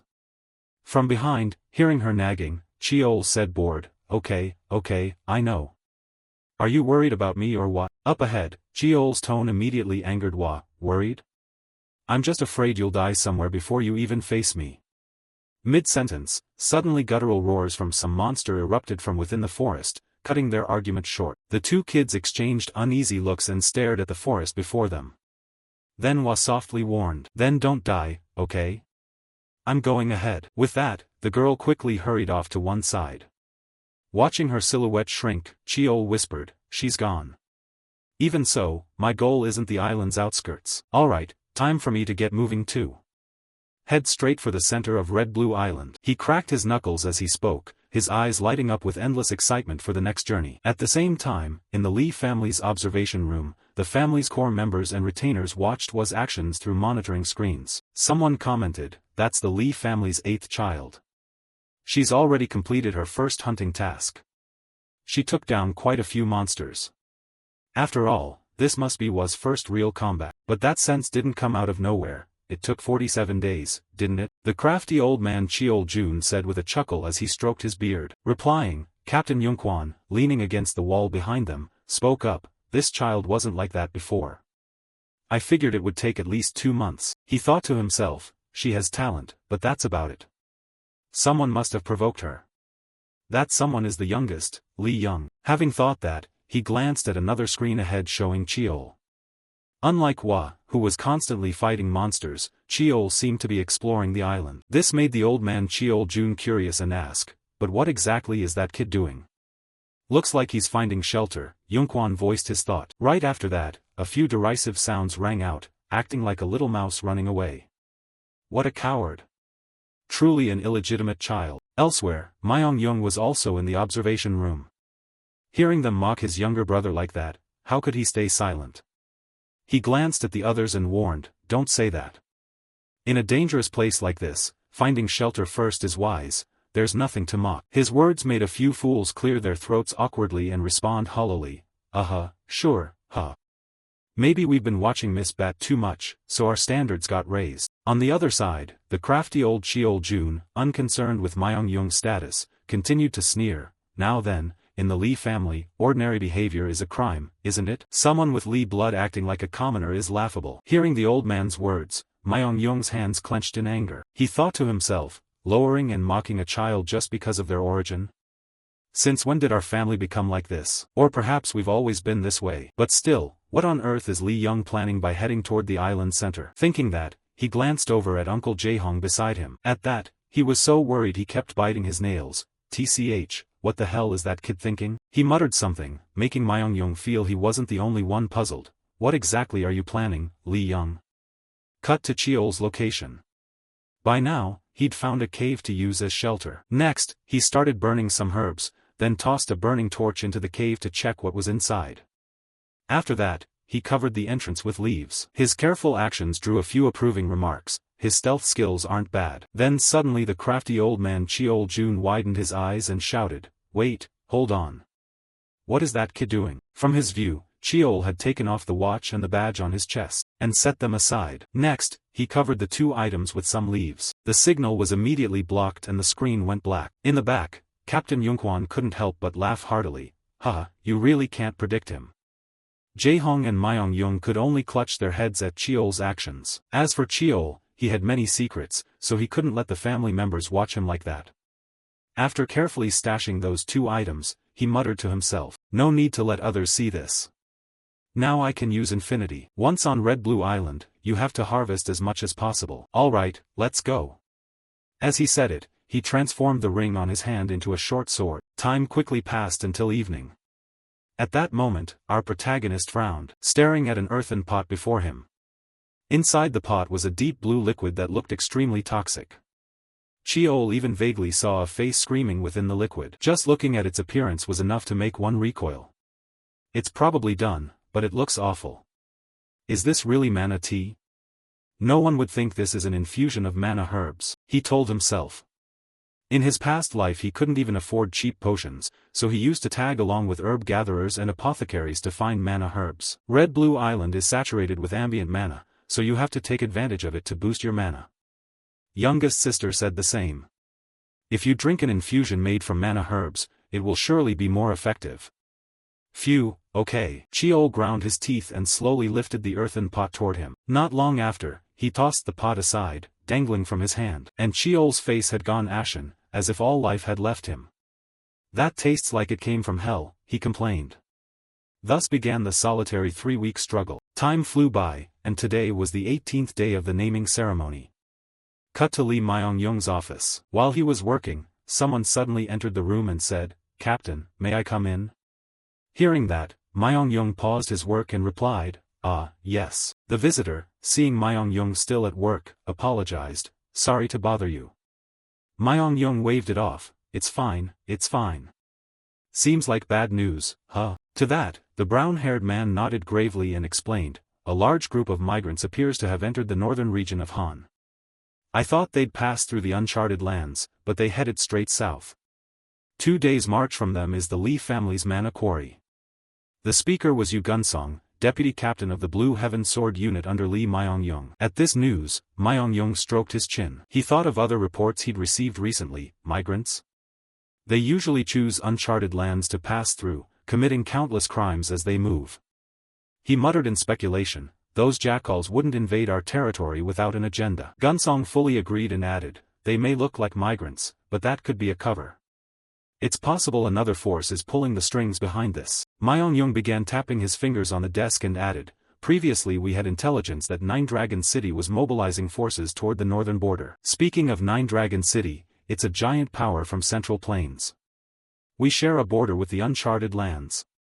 They've provoked the Lee family multiple times by encroaching on our territory. Perhaps word of our father's absence leaked out. This is the perfect opportunity for enemies to strike."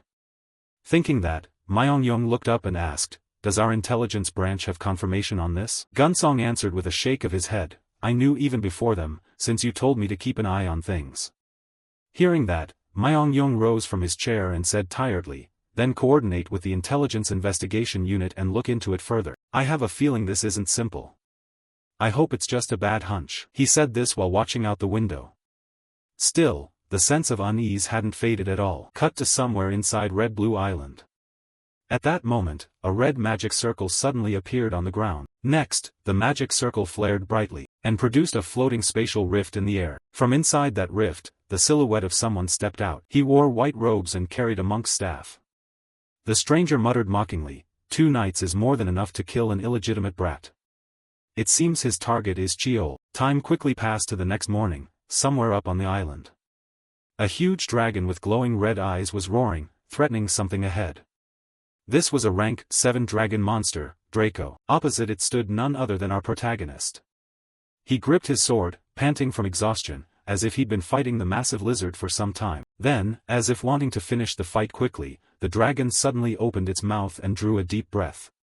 Its throat ballooned, and an orange glow could be seen from outside. 1 second later it opened wide and unleashed a massive column of flame that shot forward at wind-ripping speed. Cheol felt an overwhelming heat blast straight at his face. His eyes went wide, and he twisted his body to the side, barely dodging in the nick of time. Immediately, without hesitation, Cheol charged at the dragon. While it stood ready to spew fire, he lunged forward, channeling mana into his sword and executing a move called Demon Slash. Cheol used the falling force from above, driving his blade deep into the center of the dragon's head. From his strike, bolts of lightning began to release, causing its head to char. Finally, the massive beast let out a woeful cry and immediately perished, reincarnating anew. After sensing the monster was completely lifeless, Cheol exhaled a light sigh and acknowledged its danger. Phew, dragons are something else. It's on a completely different level from the other monsters. If I'd fought it right after arriving here, I probably would have been killed by the first blow. Since entering Red Blue Island, it took me 19 days to reach the dragon's territory. But staying longer would be a waste of time. There's another reason I had to come all the way here. He thought this as he sheathed his sword. Before he could do anything else, a distant noisy sound caught his attention. Unable to restrain his curiosity, Cheol carefully and stealthily crept toward the source of the sound. From his view, the things making those strange noises were a group of weapon-wielding lizard men. They were rank 8 monsters. The fact that these green skins had gathered here and were screaming like they were insane made Cheol doubt to himself, something abnormal has been happening since yesterday. Normally, lizard men only appear at the island's edge, but now they're moving into the center, attacking and then fleeing. These creatures aren't smart and are low-ranked. Could they be influenced by something from outside? If so, I need to check it out. With that thought, he drew his sword from its sheath and dashed out of the bushes, heading straight toward the group of lizard men. The moment they saw his figure, they let out a terrified cry and fled in haste. The monsters had no intention of fighting at all. This confirmed Cheol's suspicion, just as I thought. Once could be a coincidence, but if it happens twice something's wrong. I'd better follow them. He swung his sword quickly, severing the heads of those monsters. Then silently mused, strange phenomena are occurring on the island, just like I suspected. As for the mage who infiltrated the island the day before, he now emanated a purple mana aura and kept murmuring as if in a trance. Armor, martialists, combat, all, form the array. How could a kid that small single-handedly fight so many monsters? The descendant of the Lee clan really is different. But it's nothing to worry about. After all, he's just a child, someone who will surely fall into this obvious trap. I don't think we'll need plan B, the young mage said as he stroked an egg in his hand. He was the Beastmaster Nishiyama Shogo. As he predicted, Cheol had followed the lizard men here for exactly his purpose. Perched in a nearby bush, Cheol had become aware of his situation. He was a bit suspicious because it was too obvious. But it turned out to be a real trap. Monster control, he's a Beastmaster. But how could an outsider sneak all the way in here? Cheol wondered to himself. Very quickly he came up with an answer. Wait, it's not impossible. If a teleportation array had been set up inside, it could happen. Then the one behind this must be a member of the Lee clan. Should I report this to the clan and wait for the troops? No. If I wait until they arrive it'll be too late. By then I won't be able to find who's behind this anymore. So there's only one option. I'll hide myself with stealth magic and finish him myself. With that thought, Cheol ripped the badge from his chest and tucked it into his inner pocket. Next he used true stealth, enveloping himself in a blue energy that concealed his breath and presence. Immediately after, Cheol leaped down from the tree trunk and shot toward Nishiyama at top speed. Without hesitation, he swung his sword, aiming straight for the back of his neck. But things never came easy for Cheol. At that moment, the egg in Nishiyama's hand suddenly let out an alarm sound. It turned out not to be an egg but some kind of bird curled up to look like one. Its piercing cry startled Nishiyama into turning around. He shouted, "Since when?" Behind him, Cheol silently cursed, "Damn, does he have a talisman that senses danger?" Thinking this, Cheol increased the speed of his attack further. Unfortunately, Nishiyama reacted in time. He immediately swung his staff backward and shoved Cheol's body away, leaving a long skid mark on the ground. Then both paused for a beat. Nishiyama praised, "You bastard of the Lee clan, you're better than I thought." To that praise, Cheol retorted sarcastically, "Maybe you're just too weak." The mockery from a child drove Nishiyama into a rage. He refocused on eliminating his target and immediately ordered the surrounding lizard men, "Shut up. Attack it." Obeying their master's command, the dull lizard men rushed forward without fear of death to try to draw some blood from him. Seeing this, Cheol began channeling his mana into his sword. He used his heavenly cleaver technique, rushing forward.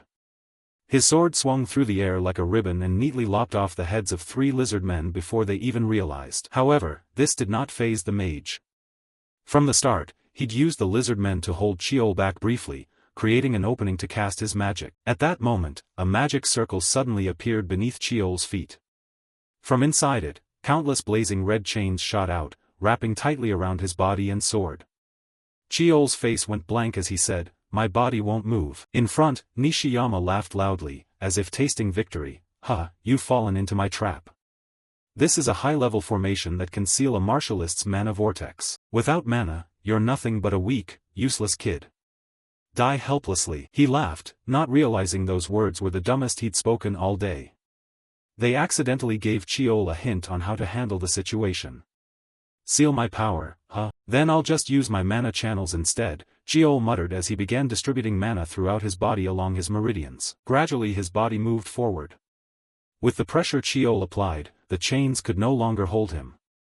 They began to creak, sounding like they might snap at any moment. Then, with a springing leap forward, Chiol shattered his restraints and lunged straight at Nishiyama, cutting off the escape route ahead of him. In Nishiyama's terrified eyes, Chiol leveled his sword at his face and asked coldly, "Aren't you going to run?" Nishiyama panicked slightly, taking a few steps back and asking, "How did you get free?"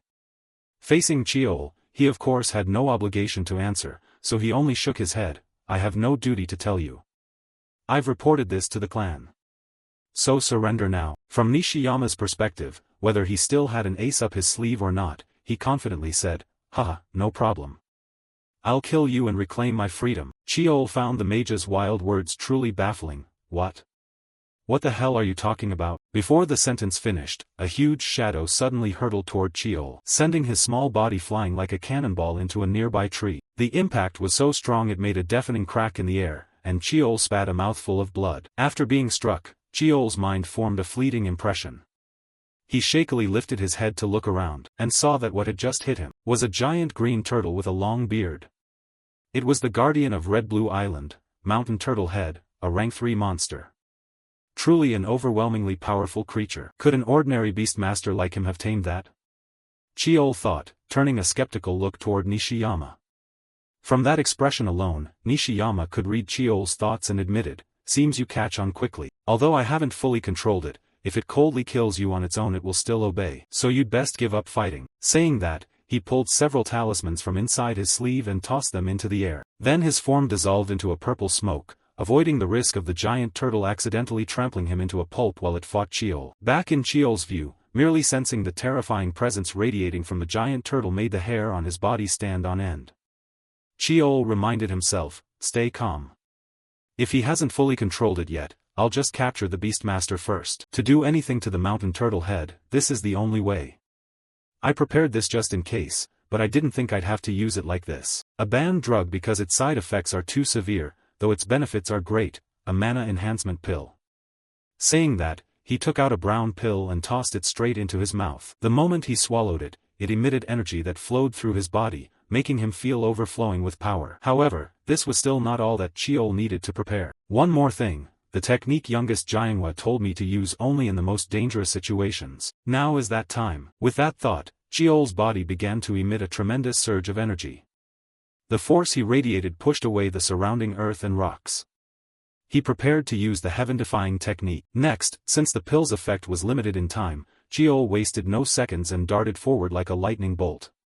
Immediately, he swung his sword at the giant turtle. His swing formed a blade of light that cut straight toward its neck. However, it was barely a scratch to the turtle. Its despair-inducing defense made it extremely difficult for Chiol. "I haven't even touched it yet." But did it stop? "Fine, I'll finish it with this move." With that thought, he began concentrating energy into his sword to unleash another technique. However, the giant turtle in front wasn't stupid. It had no intention of standing still for Chiol's strike. It opened its mouth and released a purple shockwave that spread outward. The moment the wave hit, Chiol felt a heavy oppressive weight bear down on him. He thought, "This roar is a fear skill. This mana vibration prevents me from moving.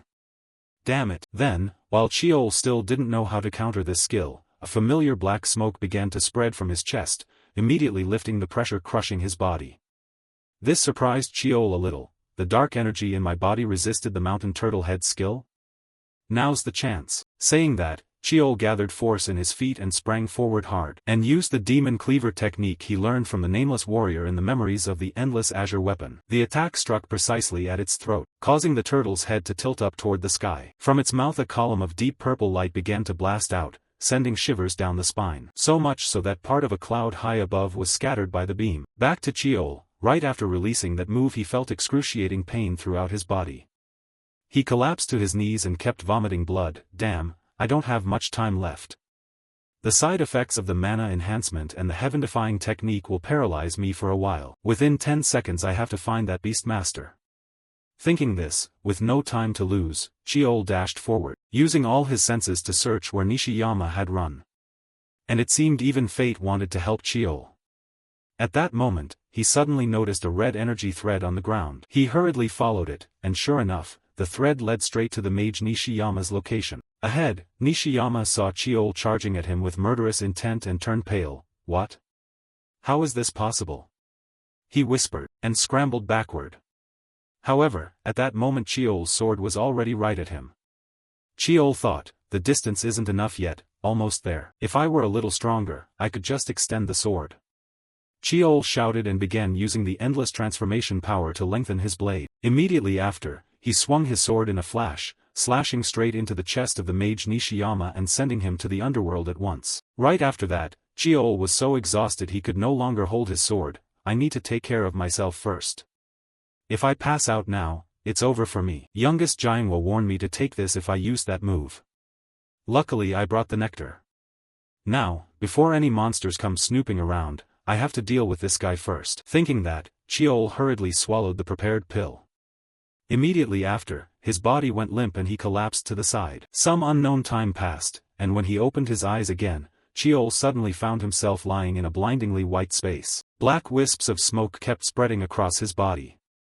Chiol wondered, everything's white, where am I? What happened to the Beastmaster and the mountain turtle head? As he thought this and tried to sit up, a sharp pain struck him. It contorted his face. His whole body trembled continuously, as if about to shatter. Chiol silently thought to himself, unaware that in this white space a giant eye above was staring down at him. A strange voice began to speak, whether Chiol heard it or not. So this is how it turned out? Those things are too dangerous for humans to assimilate. And now the two exist together in one being. I hoped you wouldn't wake. If only now. The voice fell silent briefly, then spoke again, feed it. Right after the command, something suddenly dropped straight in front of Chiol, and he looked on curiously. In his head an association formed when he saw its shape. It's a purple honeycomb. Could that be the violet hematite? The strange voice continued, not for you, it's this that must eat it. The era has shifted. Grow strong, child of humanity. Don't let yourself be swallowed by the times. Back in Chiol's hazy vision, he seemed to see the giant turtle speak to him. Then it turned and slowly walked away. His sight gradually went dark. Returning to reality sometime later, Chiol opened his eyes once more. The first thing he saw was the figure of little Wa. Seeing him awake, the girl poked her head in and asked, "Oh, you're awake?" Seeing that, Chiol gave her a tired look and asked cautiously, "Is that Wa?" His empty remark made the girl furious. How dare this brat call you by your name? Since you're hurt, I'll let it slide. How's your body feeling? At the reminder, Chiol hurriedly closed his eyes, focused on checking his condition, and thought, although the musculoskeletal system is severely damaged, the amount of mana has surged tremendously. Could it be that I actually absorbed the Violet River Stone Elixir? Thinking that, Chiol hid his surprise and only listed the injuries he had sustained. Some mana channels were severed, the organs were slightly displaced, the bones were loosened, and some muscles were torn. It's not that serious. Chiol's voice was very calm, while Wa rolled her eyes when she heard it. Her face turned purple as she shouted, "What? That's not serious? Have you been hit in the head?" Back to Chiol's perspective, he felt a bit guilty as he looked at Wa. The Violet River Stone Elixir was what Li Wa intended to take. It's a terrifying spiritual medicine that strengthens the body, boosts mana, and grants immunity to poison and curses. It was indeed what I decided to take on Red Green Island, but I do feel a little guilty. With that thought, Chiol suddenly sprang up as if nothing had happened and asked, "Wait, why are you here?"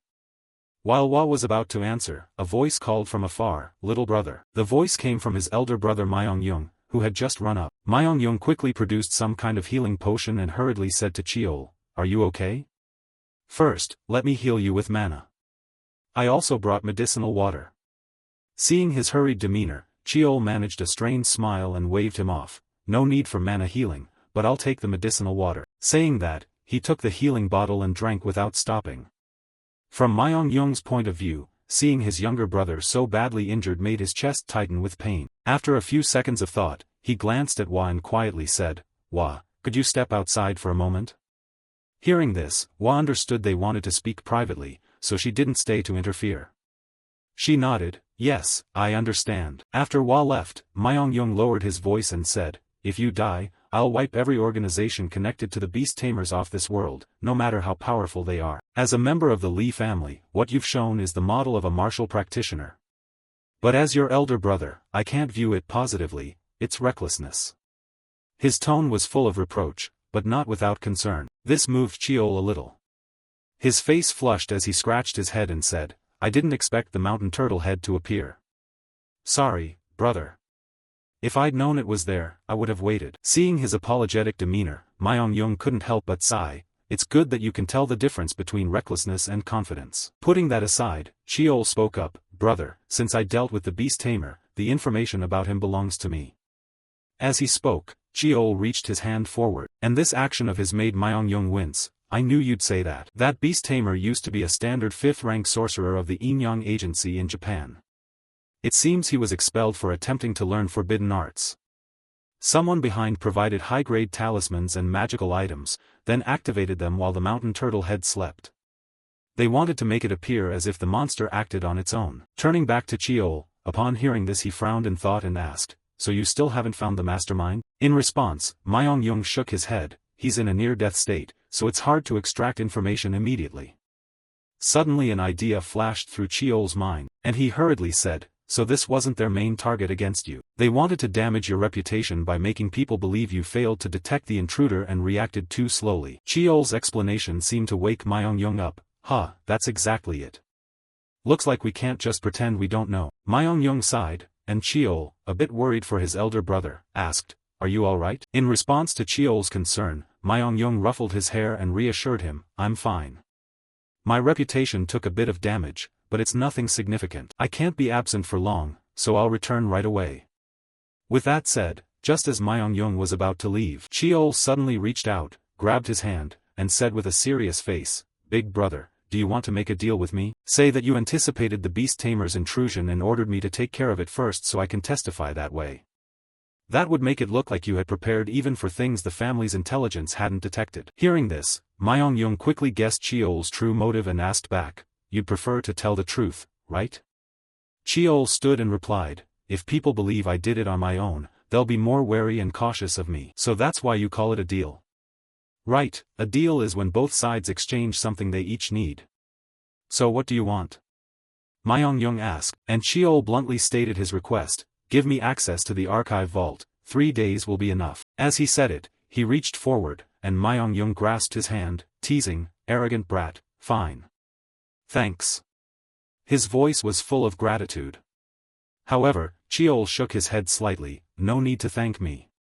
It's just a deal. Turning to Myong-yung, he gently patted Cheol's shoulder a few times and whispered, even if I hadn't agreed, you'd have had a way to handle this, right? At the same time, Myong-yung's phone started ringing non-stop to remind him. It seemed the Azure Sword Squad was calling him. Now he really had to go. Saying that, as if remembering something, Myong-yung tossed the short sword infinity back to Cheol and winked, I'll keep this a secret for you. With that, he hurried off. Cheol watched his brother's retreating figure and let out a few excited laughs. He really is no easy opponent. After Myong-yung left, Hua returned and asked, looks like the talk went well. Which trial chamber will you challenge? 3 weeks have passed, it should be open by now, she asked curiously. However, Cheol didn't answer, he even turned the question back, what about you? Which one will you try? Hey, I'm asking first. Hua snapped, while Cheol shrugged and said, if you want to know, answer mine first. Facing Hua, with no other choice, she proudly shared her plan, which trial will I attempt? Nothing less than the hardest, the crucial authority trial. What about you? Cheol replied that he would challenge the combat arena trial. This left Hua stunned. Such a place exists? Don't tell me that's one of the peripheral trials. Cheol nodded calmly, yeah, it's indeed in the outskirts. Hearing that, for some reason Hua's face suddenly showed disappointment. Then she sneered, how disappointing. Looks like I misjudged you. You chose a peripheral trial, so there's nothing more to say. I thought you were a rival, frankly, I thought you were better than me. With that, Hua began to walk away, disappointed. Cheol watched her leave and wasn't surprised at all. He thought to himself, since everyone assumes the location determines a trial's difficulty, they probably think I picked the outskirts because it's easier. Let them think whatever they want. Time passed quickly, it was starting to get light, and Cheol was still wandering in the forest searching for something. I don't remember exactly, but it should be around here. Before the reset, this was the cave I happened to discover. And it's also where I'll complete the second naming ceremony trial, the combat arena. Thinking that, he brushed aside the plants in front of him. And now, before him was a cave as black as ink. Next, the protagonist prepared a torch and carefully stepped inside. As he walked, he thought, at first glance it's just an ordinary wall, but of course it won't be that simple. With that in mind, he drew his sword and began slashing repeatedly at the wall before him. Chunks of debris started falling away, revealing behind them a massive iron door standing upright. Seeing this, a hint of joy appeared in Cheol's eyes. Found it. Then Cheol drew the short sword across his palm, letting blood well up, and flung the drops at the door. The blood, containing mana, clung to the iron and emitted a blinding light like a switch activating the door. The door shuddered once, then slowly slid open to reveal a vast hall with a sword plunged deep into a wooden stand. The familiar scene stirred memories and he stepped briskly inside. He approached the wooden table, dropped blood into the concave basin carved into it, and murmured, "Descendant of the Lee clan requests the ancestral trial, please grant permission." As his words echoed, a blue light like smoke rose from the basin. The combat arena's challenge had only one rule, to defeat oneself. From Cheol's perspective, the blue light resolved into a figure identical to him. He was so familiar with this trial that he wasn't surprised. The trial offers unlimited attempts, and until you win you cannot leave, even if you give up. Then, let's begin. He thought as he slowly drew his sword. But before he could launch an attack, a blade of light sliced across his neck, and the protagonist's small head instantly separated from his body. What the hell is happening? Cheol blurted, stunned. The last thing he saw was his doppelganger standing right beside him. After who knows how long, the protagonist calmed down. He hurriedly touched his neck and swallowed hard a few times. Sweat streamed down his young face. He thought, my head was definitely just severed, right? The illusions in this combat arena can't actually kill me, but the realism is infuriating. At this level, an ordinary person would probably go insane. Besides, can I really reach that level? The arena's illusion lets me use power perfectly, which means I still haven't tapped my full potential. If I could fully exploit it, I would have blocked that strike just now, Cheol reminded himself. He tightened his grip on the sword, determination flashing in his eyes. But as time passed, on the third occasion Cheol was stabbed through the belly by his fake self and died. On the fifth attempt, he managed to block the blade but was immediately killed by having his neck broken. By the 10th time, the result was still his head torn from his neck. And so it went, 13th time, 18th, 23rd. Cheol lost count of how many times he'd died in the trial. How many more is this? He wondered. In the silent space, the two identical forms clashed again and again with almost identical swordplay. A piercing sound rang out as their blades met. After being pushed back, Cheol gasped, thinking, is this the 75th time?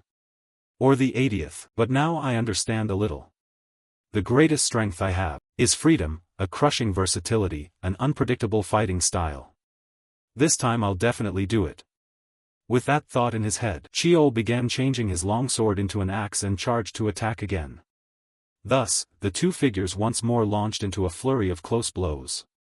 As they fought, they kept switching weapons constantly. From the perspective of the fake Cheol, after the two axes clashed, he leaped backward to create distance. Then the fake Cheol swapped his weapon from axe to longsword and lunged forward to strike once more. The sword in his hand easily pierced through Cheol's belly. Yet this was exactly what the protagonist wanted. At that moment, Cheol reached out and gripped the fake Cheol's wrist, preventing him from withdrawing the sword from his body.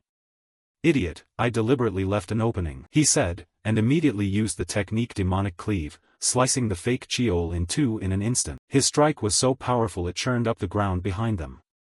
The fake Cheol's body slowly began to dissipate. At the same time, his face formed a smile, one that looked deeply satisfied with Cheol's performance. From Cheol's viewpoint, he watched the fake Cheol's body dissolve into a stream of blue light and thought, if I pass the combat arena trial, the Lee bloodline will release its hidden power. In my previous life my ability was the most common type, enhancement. But in this life, what will it be? At that moment, blue energy sources began to hover in the air before Cheol's eyes. Moments later they flowed into his body, awakening the dormant power in his bloodline. Immediately, a golden aura enveloped him. "This power is," Cheol murmured. Meanwhile, outside the great iron door, the clan's core members stood waiting. They whispered among themselves, while Uncle Jaehong sighed wearily. "Ha! I thought this time he'd behave. That annoying brat. The more peaceful the naming ceremony, the more trouble he causes." No sooner had he finished speaking than someone in the group shouted, "The mana density is changing. It's opening." Hearing that, Jaehong hastily turned his gaze to the door. Sure enough, the door flung wide open and Cheol's figure staggered out. His steps began to wobble wildly, and he collapsed forward. Thankfully Jaehong reacted quickly, rushing forward to catch him and anxiously asked, "Lee Young, are you all right? Wake up." In response to his uncle's concern, Cheol looked up with a hollow face as if he hadn't eaten for half a month. His stomach kept growling for food. "I'm so hungry, water," he managed to mutter a few words, before his eyes rolled back and he fainted. Jaehong trembled with anger at the sight. "That brat!" his uncle shouted. Time passed quickly, and the scene shifted to Cheol's villa. By now the protagonist had returned home. The maid Gawa burst into tears with joy when she saw him unharmed. "Young master, do you know how worried I was? First the beast tamer, then the guardian mountain, then the ancient trials set by the ancestors." She cried as she clutched Cheol. Seeing that, Cheol could only force a smile. "Nurse, I'm filthy. I've been outside almost a month." Ignoring his words, Gawa still wouldn't let go and inspected him closely to make sure he had no injuries before nodding. "I was going to give you a good scolding, but, never mind. Welcome home, young master. I've prepared a bath. After you wash, I'll get your meal ready." Cheol nodded, but then remembered his youngest sister Jianghua and asked, "Nurse, what about my sister? I thought she'd be the first to run over." At that, Gawa's footsteps suddenly stopped.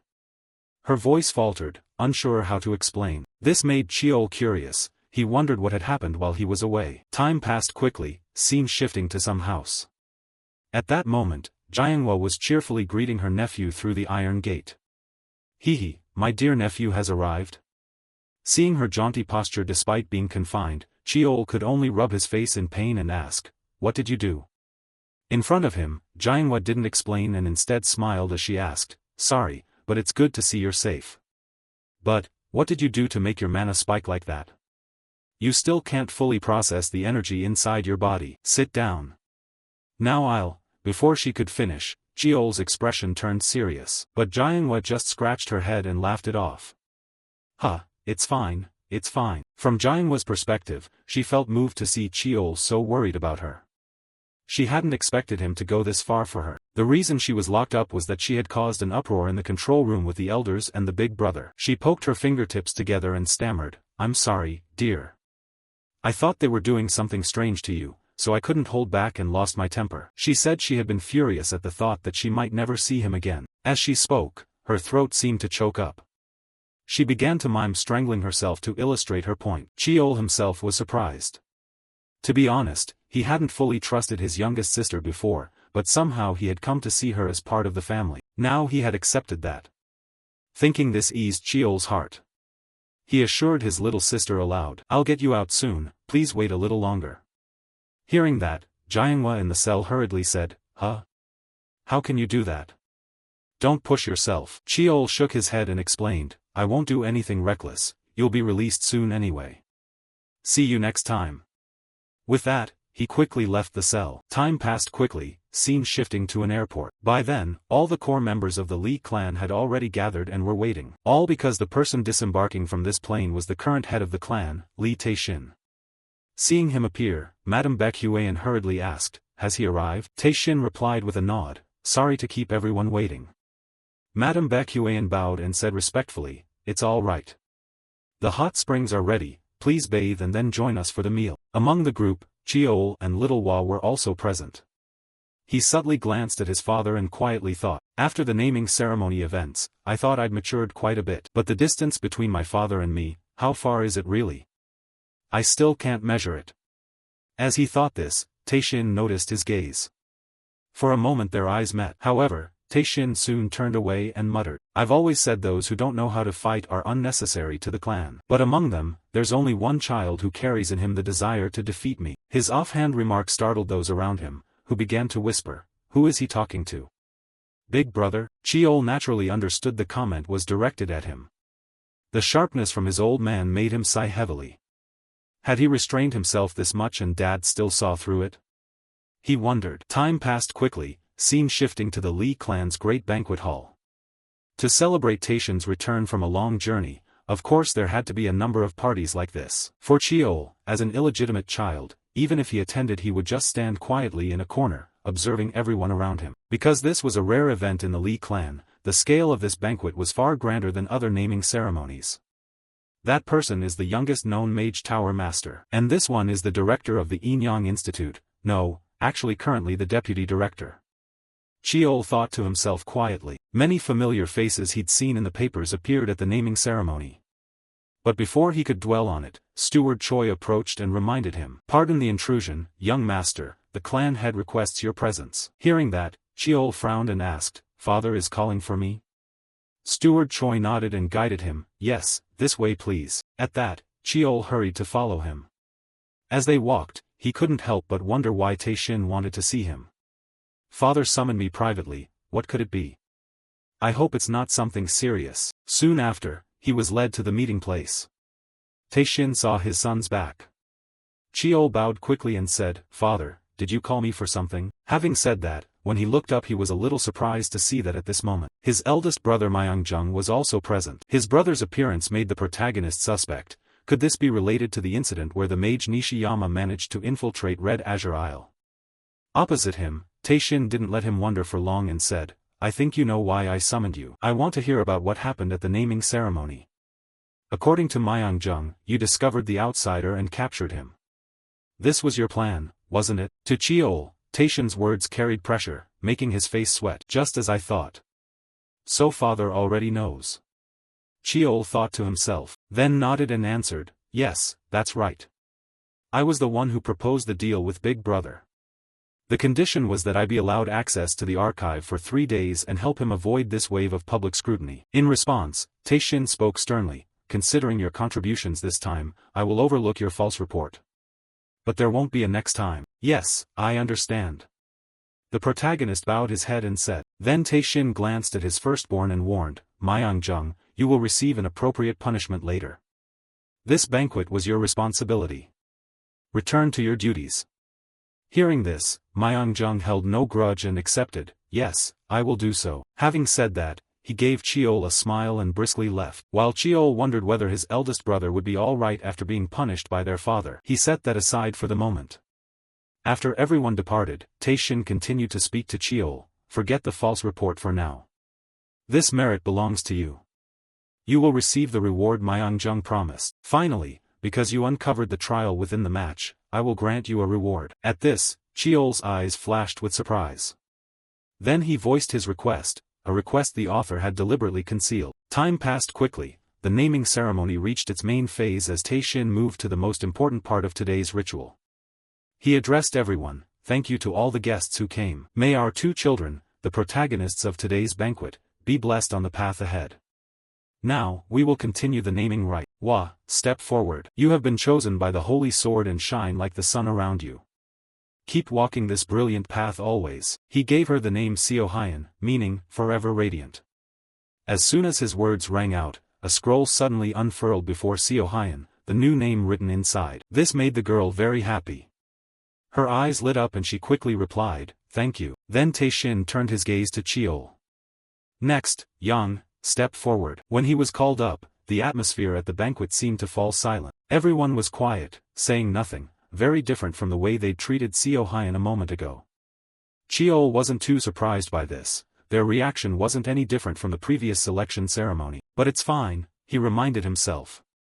Meanwhile, Taishin's voice continued, "You are hard and sharp, yet also flexible and unbroken. Like a blacksmith gathering steel from all directions to forge into a single mass, you have also forged yourself. I cannot find a better word to describe you, so I will give you the name Cheol." He snapped his fingers for emphasis. Immediately after, the scroll bearing the name Cheol was displayed before him. Seeing the name, a thought sprang to Cheol's mind. I was once named to mean live resilient like iron and steel. But now that meaning has changed. Until I reach the top of the Lee clan, I will not stop. My name is Lee Cheol. With that thought, he exclaimed enthusiastically, thank you. Time passed to the next day. The scene shifted to the Lee clan's detention room. By then, Jianhua inside the cell had nearly gone mad. She tore at her hair, gripped the bars with both hands, and screamed like a wild animal wanting out. It's suffocating. I'm so frustrated. I didn't even get to witness the naming. They said they'd release me, why is it taking so long? Outside, the two guards listened, their faces paling from the headache her ranting caused. Her non-stop swearing made them suffer. At that moment, a phone call came through. While Jianhua sat biting her sleeve in frustration, one of the guards entered, opened the door, and said, you can go out now. Discipline will be addressed later. For now, she was allowed to leave the quarantine area. Hearing this, Jianhua's face blossomed. To celebrate being released, she gleefully kicked the door open, prompting the guard behind her to snap, hey! Don't go kicking stuff. Before she'd taken a few steps, a familiar voice called out, wait. Hold on. Hearing this, Jianhua hurried back toward the voice and saw her nephew Cheol leaning against the wall. Oh, kiddo.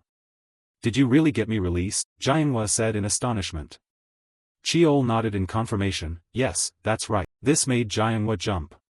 She asked dazedly, huh? How? Before she could finish, Cheol took out a piece of paper and tossed it to her. Huh? What's this? Jianhua asked, but Cheol offered little explanation, saying only enigmatically, you owe me a favor. Jianhua widened her eyes and read the paper. It declared, Lee Jianhua is granted the elder title and appointed as the master of 9th young master Lee Cheol. Reading it, her eyes bulged like a cow's. She couldn't believe what she'd just read. Only Cheol remained cheerful. From now on, please teach me, master. He said, enthusiastically reaching his hand forward. Time passed quickly. Now Cheol wore a blue martial outfit, while his maid Gawa beside him sniffled and murmured, it starts today, right? Cheol nodded, yes. This is just the beginning. So the young master is already 13. She murmured. Meanwhile, after finishing packing his things, Cheol nodded and said, then I'll be off. It had been 3 years since the naming ceremony, and today his life as a freshman officially began. Cut to the clan's dojo. When children reach the right age they get shoved in here for training. Cheol's presence made them curious, and they started whispering to one another, isn't that the illegitimate kid? Yeah. That's the 9th child, Lee Cheol. I heard he caused chaos at the selection and naming ceremonies. Must have just been luck. After all, he's an illegitimate child. It's hard to believe he earned that result at the naming fair purely by skill, right? Curiosity buzzed non-stop, which irritated Cheol. Illegitimate, my head's killing me. He complained, before other voices drew attention, oh. It's the 8th young lady, that's the lineal descendant for you, the presence is totally different. Observing everyone's reaction to Seo Hyun, Cheol could only smile. Their response is so different from mine. He silently watched Seo Hyun. When Seo Hyun noticed his gaze, her body suddenly froze. She mechanically walked up to Cheol and said, hello. Cheol answered with a nod, yeah, long time no see. Then Seo Hyun scratched her cheek awkwardly and stammered, you don't hold a grudge about what happened at the naming ceremony, do you? About how I said I was disappointed. Her words brought back a memory of Red Azure for Cheol. Of course he didn't take it personally. If Seo Hyun hadn't mentioned it, he'd have long forgotten. It's fine, I don't mind, Cheol said with a sigh, which made Seo Hyun brighten. Really? Really, great. You can be a little petty, huh? She said cheerfully, unaware that Cheol's expression had darkened. He growled, care to explain what you mean by petty? Ignoring that, Seo Hyun suddenly remembered something and asked happily, I heard you're studying with Ant? And you even got into the archive?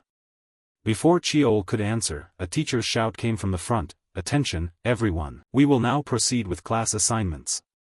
Freshmen whose names are called, line up in front of the instructor. The man's words put pressure on the kids below. Being placed in the right class would greatly affect their future studies.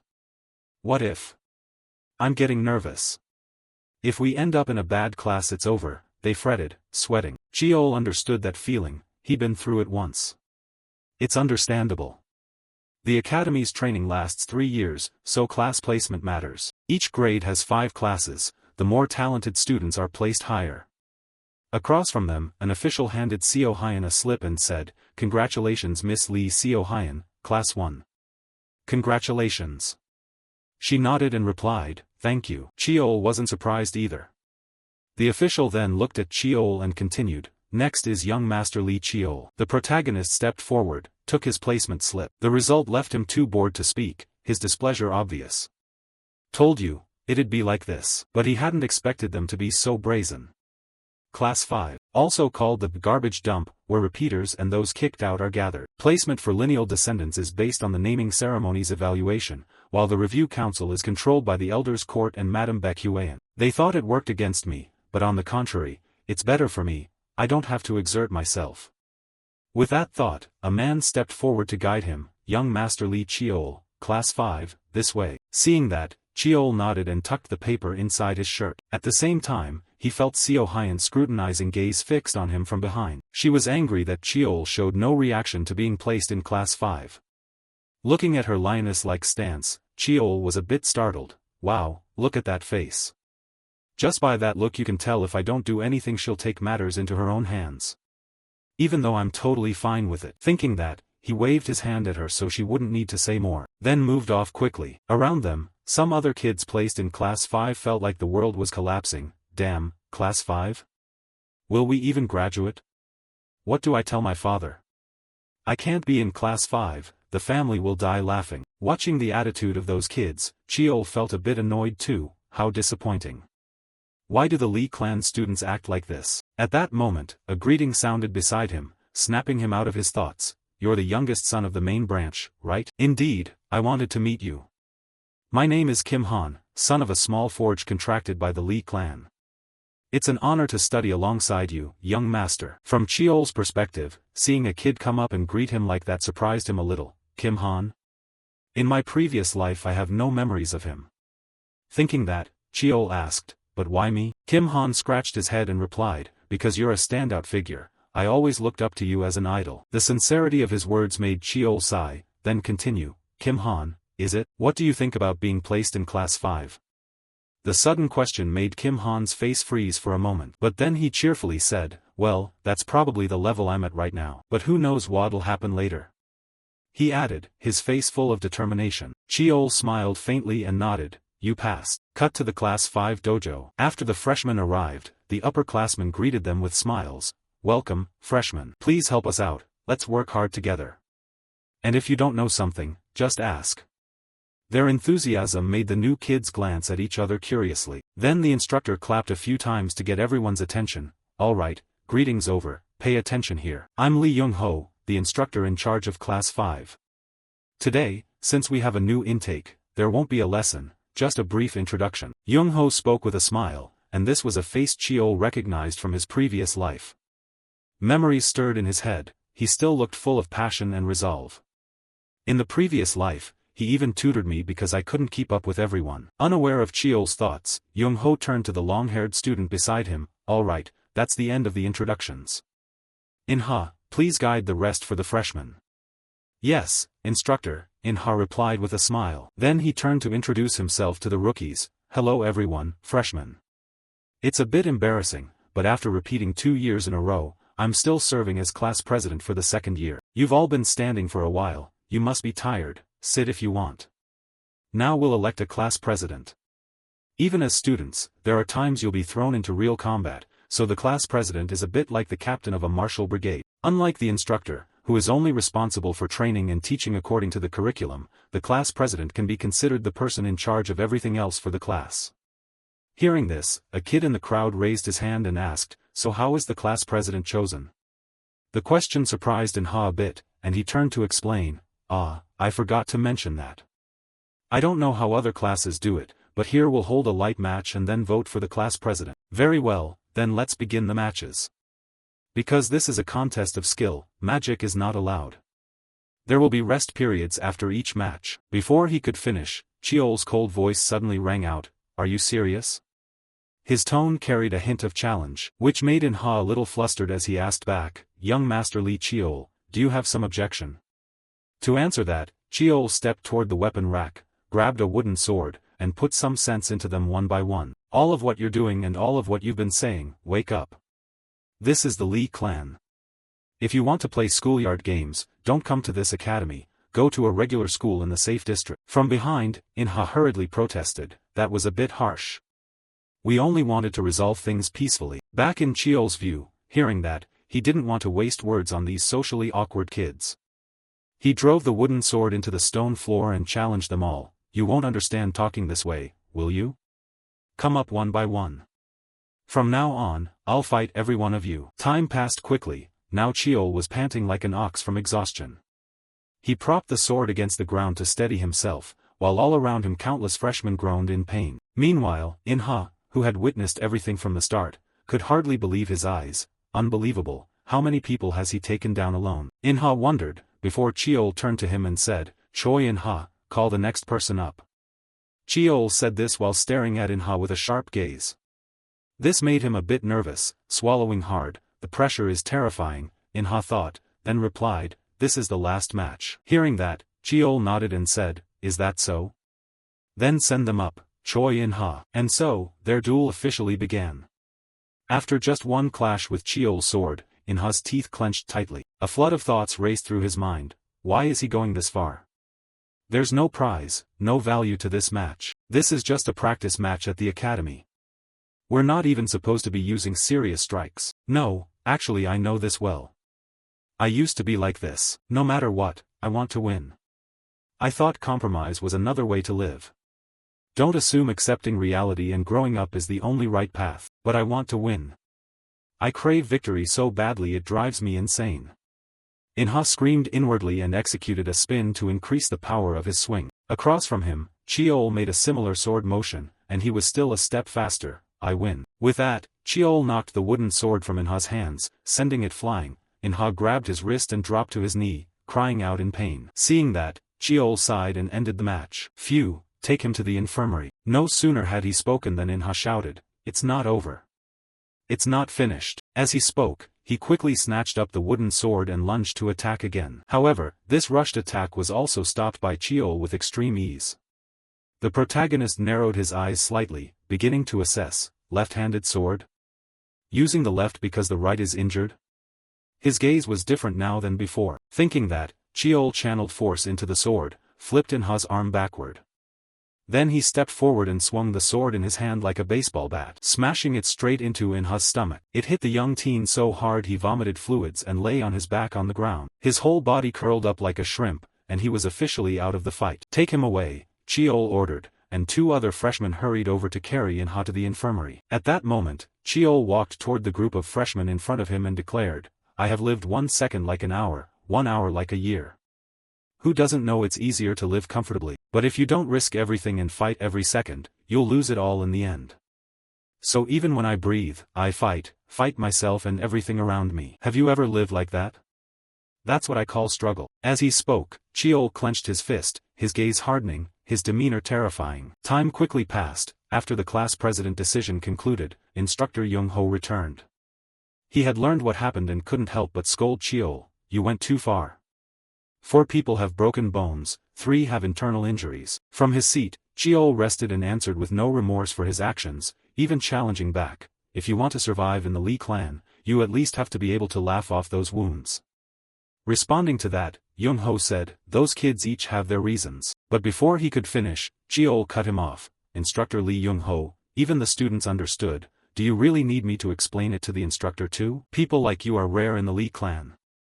You're a good man, but they are students of the Lee clan. If they go astray, then even if you have to play the villain, you should pull them back.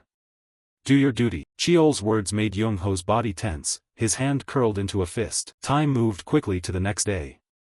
Back at Cheol's spot, although he easily dominated those rookie freshmen, it didn't mean he was unscathed.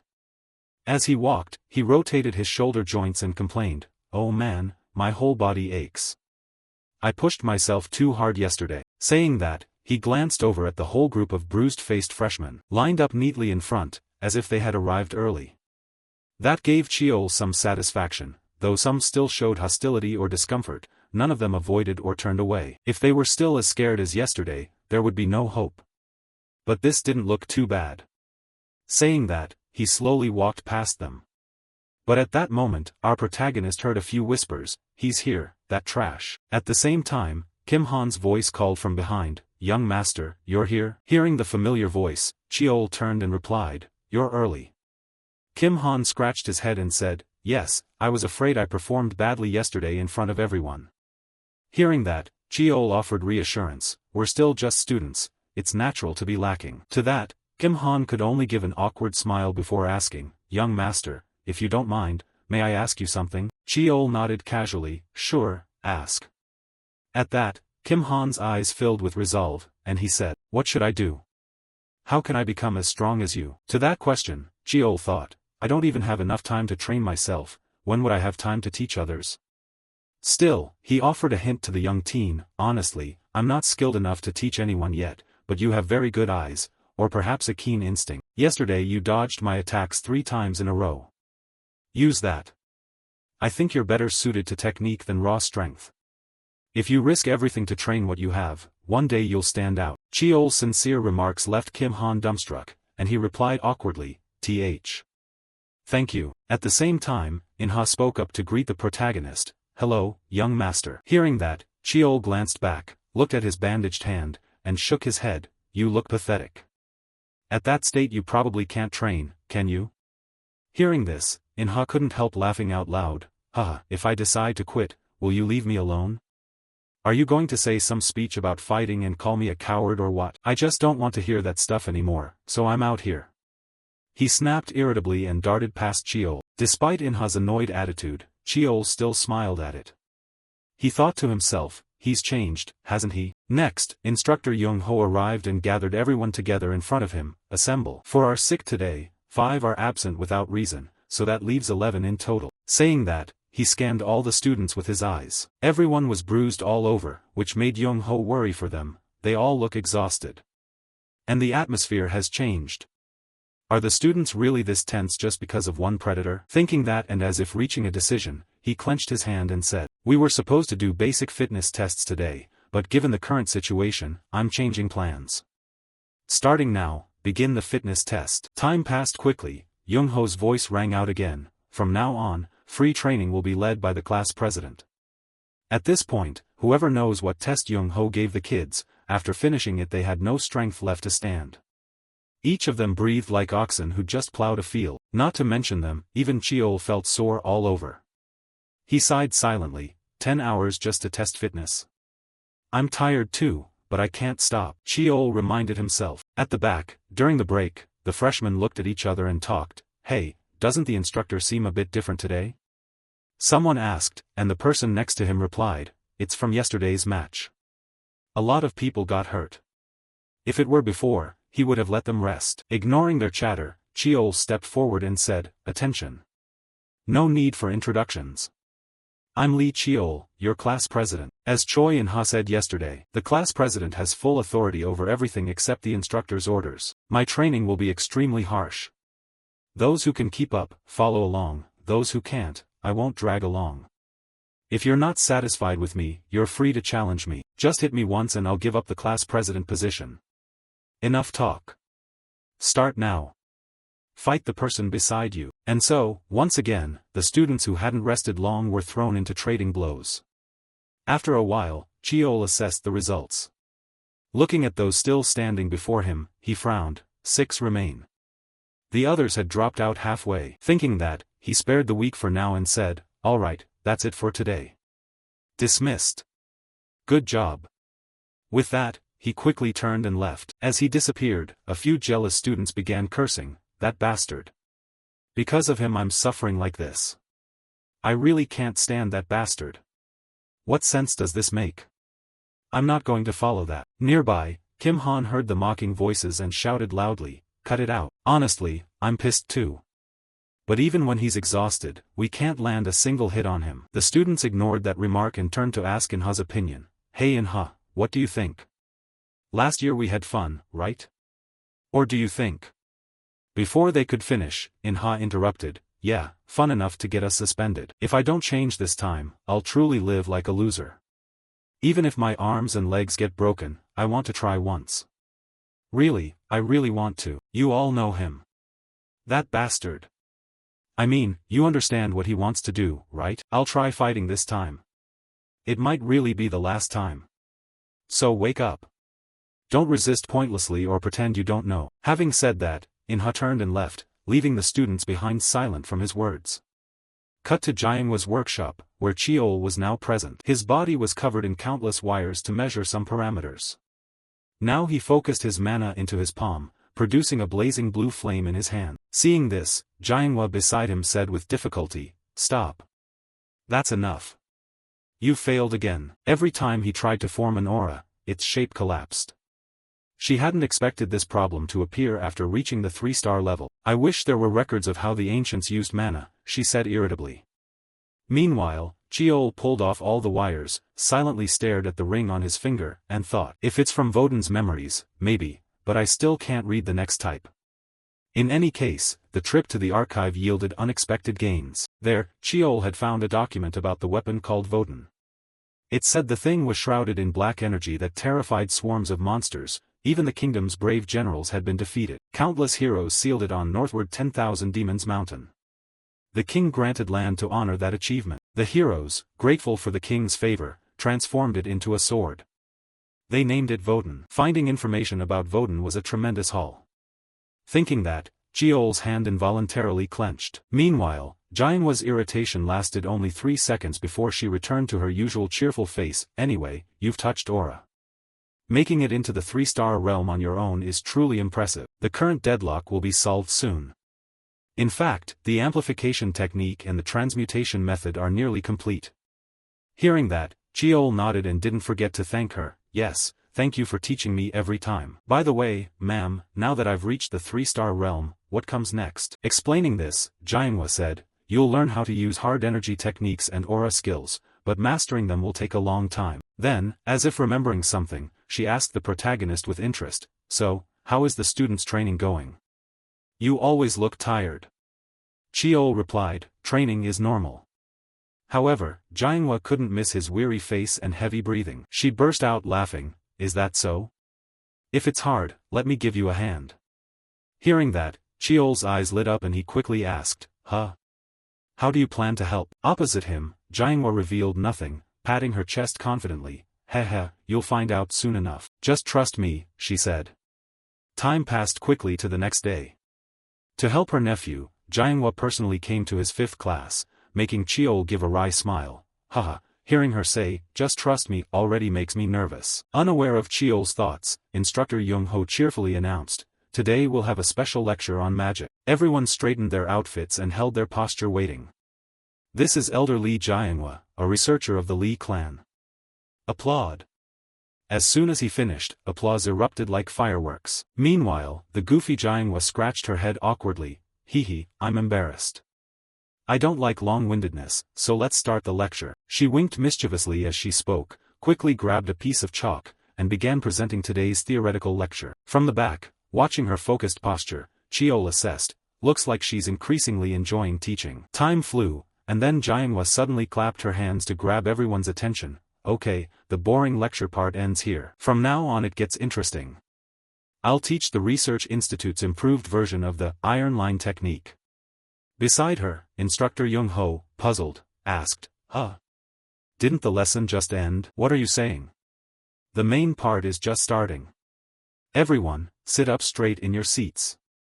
I only do this once, so pay attention." She waved him forward to assist, leaving the protagonist baffled at what his aunt was thinking. "What's going on?" he asked. From behind, Jianhua laughed. "When direct descendants join the academy, they usually get support like this. But you have nothing, so I'm making a bit of an effort." Hearing that, Chiol was a bit moved and replied, "Thank you, ma'am." Not paying attention to Chiol's feelings, Jianhua continued, "Good, excellent. In theory, your power should double. Great, right?" Chiol responded with a sigh, "Yes, you're amazing." Meanwhile, Instructor Young-ho realized the lesson's importance and announced loudly to the group, "Attention everyone. From now on we'll continue sparring by directly applying the magic taught by the elder. Everyone find an opponent. Following his words, the students began pairing off. To get back at Cheol, Inha immediately stepped forward and offered, "Young master, be my opponent. Last time I didn't hold back," he said, eyes full of determination. Cheol, who feared no one, agreed, "It's an honor to fight you. I'll let you strike first." With that, the two lunged at each other, tearing into one another, making Jianghua, watching from the side, exclaim with delight, "Wow, my kid is ruthless. Reminds me of my younger days." Thinking that, she was suddenly drawn to some whispering sounds from the back. "I really can't stand that kid. Even if he's a younger son and faces discrimination, he's still different from us. Different physiology, plus unlocked skills, he's different from the starting line." One kid shrugged, and the boy next to him chimed in, "Yeah, we tried our best, but what does he even know?" From Jianhua's viewpoint, how could she tolerate hearing her nephew talked about like that? She immediately warned, "Hey, you kids." Hearing her voice, both students jumped, stammering, "Ma'am, you're still here?" Without answering, Jianhua stared at them with a look like one staring at the dead and coldly asked, "Earlier, were you talking about that kid?" "No, about my disciple." Across from her, the two students went pale and quickly bowed in apology. "Sorry, we spoke out of turn." From Jianhua's perspective, her anger hadn't eased. She shot back at them, "What makes you think you know enough to say things like that about that child?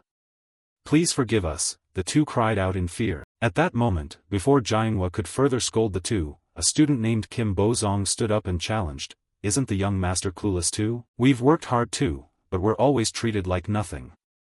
Growing up in different circumstances naturally creates differences, right?" To that, Jianhua shook her head mockingly, "You really don't know, do you? Maybe it's better if you don't. If you knew how different that child's days are from yours, you'd realize your life is nothing more than child's play." In the back, Bozong, hearing Jianhua's slightly pitying words, grew so angry that veins bulged on his arms. He muttered quietly, "What exactly makes that younger son so different?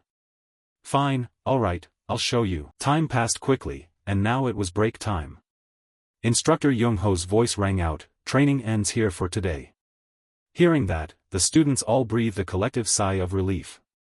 Meanwhile, Bozong glanced at Cheol resting to the side and sneered inwardly, "See, what's so different about him? They keep shouting about struggle, but it's just that he's been gifted, different from us." Thinking that, a stranger student suddenly ran up and asked Bozong, "You guys said you wanted to keep an eye on that youngest son today, right? But is it okay to roam the clan grounds like that?" Explaining, Bozong nodded and affirmed, "We're students, so it's fine. Besides, it's not like we're going into a dangerous place. That younger son doesn't even live in the main family's quarters. We can't let him keep overshadowing us like this. Today we'll see for ourselves." And so time flew until evening. At that point, Bozong led a few students waiting outside Jianghua's research wing. But standing around too long, Bozong couldn't help but wonder, how long has he been in the research wing? It's already 9 p.m. Elsewhere, a few students began yawning and suggested, "Hey Bozong, let's go home. Daytime training has made me sleepy. I'm exhausted too. Let's go.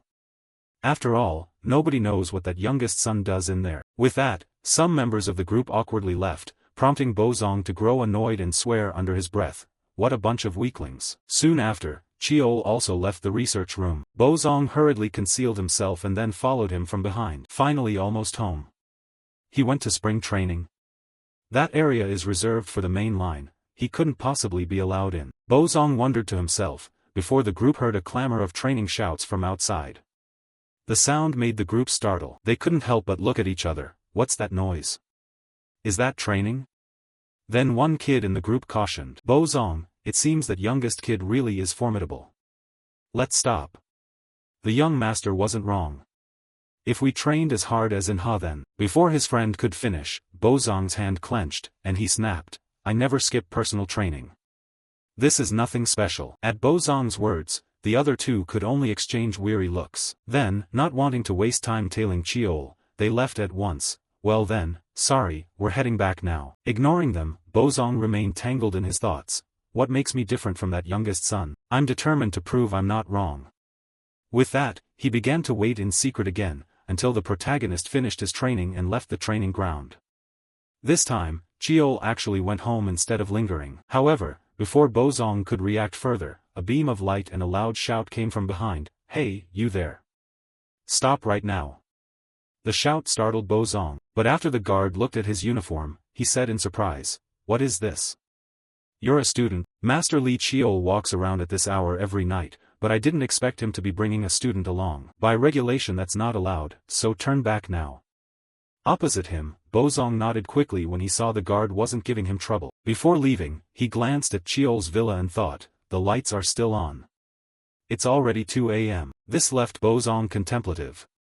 He quietly replied to the guard, "Then I wish you well," and hurried off. Time quickly passed until the next morning, at 5 a.m. at the private training ground for Class 5. Because he came home late last night, Bozong still felt sleepy. "Just as I thought, I came back too late yesterday," he thought tiredly. Before his eyes widened and he stared ahead. At that moment, Chiol was already there before him.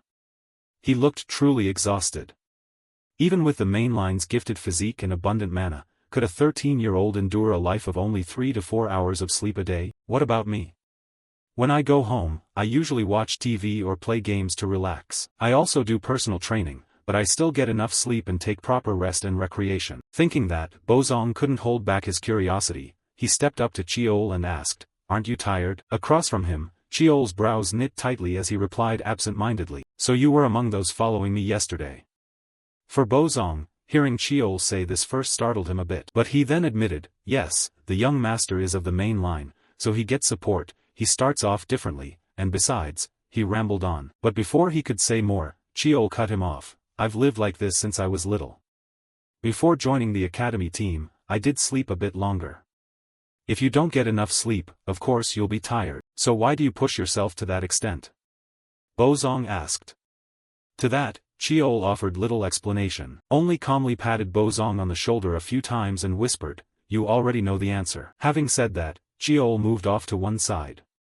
Meanwhile, Bozong felt a rising, overwhelming shame. In another development, while Patriarch Taishin was training, Steward Choi came to report something to him. "My lord, the dispatch for the mission you assigned has been processed." As he spoke, he handed Taishin a stack of documents. However, after Taishin checked them, his expression still showed some dissatisfaction as he said, "This still isn't enough." Steward Choi hurried to advise, "These are level 7 and level 8 dungeons. Given the current academy team's ability, it would be very dangerous." Despite Choi's counsel, Taishin remained firm in his intention. Food and weapons can be stockpiled, but people cannot. Now we need to create survivors. Hearing this, Choi stopped arguing. "I understand. I will proceed according to your orders. Also, I have another report to deliver." He began recounting the incidents involving Chiol. This brought a hint of pleasure to Taishin's eyes. The youngest did that? That kid had a different look in his eyes from early on, the look of someone who'd been deprived, dragged down to the very bottom. But leading people and changing them is an entirely different matter. Adjust the test content a bit. Coincidentally, the 8th son is in the same cohort. Raise the academy team's difficulty and see whether that kid truly has the qualities to lead people. This time we'll examine him carefully," he said with a face showing some anticipation for this test for the kids. Poor other students, they had no idea the academy team's test difficulty was raised partly because of Chiol. Back at Class 5's training ground, when instructor Young-ho arrived, he couldn't help but be surprised as training sounds rang out everywhere. "I'm beaten. I give up. Damn it, it's not over yet." From his perspective, the students were split into two groups, one group running to build endurance while the other sparred with each other. This made his eyes widen in disbelief. Why were the students suddenly working so hard? "You guys, it's the weekend and you're out here from early morning? Then there's no need to call everyone together." On the side, two students who noticed Young-ho's arrival stopped what they were doing and turned to greet him. "Oh, instructor. You're here." Young-ho replied with an approving nod. "Yeah, still diligent on the weekend, huh? If anyone's missing, go call them back, I've got something to announce." The student hurried off to gather them. Once everyone was assembled, Young-ho informed them, "Though it's a bit sudden, the first quarter evaluations have been moved up earlier than planned. Therefore, the instructors have decided to grant the students 1 week of leave first. Treat this as your final break and rest well." Finally, as he reached this point, his voice trailed off as he looked at the bright faces of the students, and he thought to himself, no need to remind them to at least keep up minimal training during the break, right? Thinking that, he continued with satisfaction, "I trust you all know how demanding it is. That's it. Opposite him, all the students answered in unison, understood. Back to Cheol's perspective, being given early leave like this made him a bit suspicious. Suddenly granted leave and the quarterly evaluation moved up, does that seem right? He also noticed the students staring at him from behind and turned around, curious, to ask, why is everyone still here? In response, Han and Inha asked his opinion. We're watching you, young master. What do you plan to do during this break? Hearing that, Cheol looked back at the students with a dumbfounded expression. Huh? Leave is personal time, why are you asking me? Take leave whenever you need, I'm not going to force anyone during the break. Across from him, the students' eyes widened as if witnessing a miracle. They whispered among themselves, I can't believe we just heard that from the young master. We actually thought he'd shove us into hellish training, like, who actually rests? And force the whole group into a joint session. Of course those whispers couldn't escape his ears. Realizing their view of him, Cheol couldn't help feeling embarrassed. Could you not whisper so loudly? What do you lot take me for? During this break, should I try going back to day one? Take leave when needed, rest matters too.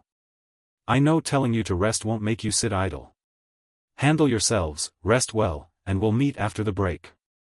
Cheol advised calmly, and just hearing that, the students were overjoyed, shouting and cheering uproariously. Cut to Jianghua's research room. After leaving the training ground, Cheol ran straight there. However, his arrival did nothing to cheer her up. She complained, we were told we have leave, yet you still come here, are you trying to bother me? I have a pile of research to do.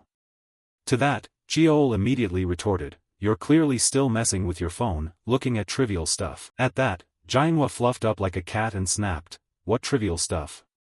I'm reading the news that Han Min has been recognized by the head of the family. Even his leukemia is cured. Hearing this, Cheol froze, his eyes wide and bloodless, and asked, wait. What exactly are you looking at? And the quarterly evaluation being moved up, was that really by your father's order? Cheol asked curiously, and when Taishan's name was mentioned, Jianghua's expression turned serious. She nodded and added, yes, the order came down directly. Back with Cheol, confirmed by Jianghua, he fell into contemplative thought. Then this test will be harsher than I imagine. Right now I'm blocked by the mana barrier. To get past it I'll probably need to search for the next memory of Votan. If the memory still can't be read, it means something's missing. I've tried improving things to unlock the next memory, but I still haven't succeeded. I'll just have to keep trying. As he thought this, he leaned back and accidentally knocked the stack of documents beside him, scattering them everywhere. Seeing that, Jianghua widened her eyes, oh my god. What is that? Be careful. I told you to tidy this place up already. Ignoring his youngest sister's complaints, while Cheol gathered the report papers he suddenly noticed a sheet printed with images of the monsters he'd encountered on Red Azure Island before. A passage in the report caught his attention. It said the decisive difference between ancient and modern martial techniques lies in their intended targets. One can infer that back then, human techniques focused on fighting monsters. This made Cheol ponder, the intended target. Perhaps Demon Cleaver was the same. Demon Cleaver originally was an over-the-top technique. Thinking that, an idea suddenly popped into Cheol's head. He sprang up so suddenly that Jianghua, who was eating a pastry nearby, asked curiously, huh? What's wrong, kid? Cheol answered in a hurry, miss, I get it. I'll explain later, I've got to get to the training ground right now. Saying that, he ran like the wind, sending the papers in the room flying everywhere again. That blasted kid, Jianghua yelled. Cut to the training ground, Cheol began transforming his ring into the form of a long sword, then thought, alright, now imagine my opponent, someone larger than me, a monster of a different species from humans, a gigantic beast. A technique that disregards combo efficiency, conserving strength, dodging, or defending. Flashy moves without destructive power or only meant to deceive the enemy are useless. The clear purpose of Demon Cleaver is to cut down monsters. As he thought, he began to picture the giant monster that had fought the nameless warrior before. Then he reproduced the Demon Cleaver move exactly as that warrior had done. His technique immediately caused an explosion inside the training ground, sending dust and debris flying everywhere. Having successfully reenacted the move, a plume of black smoke began rising from Cheol's palm, interacting with the Votan sword to read its memories. This brought a hint of anticipation to Cheol's eyes. Okay. What will show up now? He whispered. The scene changed. When he opened his eyes again, Cheol found himself in an unfamiliar place. He looked around and thought, where is this? Is this the training ground? Just like when I first received Votan. Why does the perspective only change when reading Votan's memories? Thinking that, he was drawn by the sound of weapons clashing not far away. Glancing over, Cheol recognized who that silhouette was. It was the person from Votan's previous memory. Their striking speed was terrifying. Wait a second, what's that? When the weapon changes, does the aura change too? Not the person's aura changing, but Votan itself altering its aura. Cheol thought in astonishment, before someone's voice suddenly rang out, not bad, switching methods again, huh? Hearing that, the warrior turned and said, don't spy on someone else's training. His tone was slightly reproachful. However, the newcomer who had just arrived ignored that and instead asked, since you have it, have you named those techniques yet? The warrior replied, not yet, it's not even at the level of a proper technique. Hearing this, the stranger suggested, then let me name it, how about myriad transformations? Sounds not bad, the nameless warrior nodded in agreement. Then, as if noticing something, he tilted his head and asked, hey, did you bring someone else here? At that, the stranger replied in surprise, me? No way. Their words made Cheol flinch a little. Then, without hesitation, the stranger suddenly swung his sword to strike. However, the attack was blocked by the warrior. The stranger shouted, planning to spar? What's the reason for bringing someone here? Back in Cheol's view, taking advantage of the two of them fighting, he dared to poke his head out to observe the warrior's appearance, those eyes and that hair color, characteristics of the main line of the Lee family. He whispered a sentence. Time passed quickly. The week-long break was over, and today Cheol's group was herded onto a vehicle bound for the quarterly evaluation site. Inside the vehicle, Cheol glanced outside and thought absent-mindedly, this scene could be from the future or the past. The wall separates the safe zone from the danger zone. Long ago, a huge rift appeared near the Pacific, people call it the Luhao Shore, a mysterious space humanity hasn't officially explored. And from that place monsters the likes of which had never been seen poured out.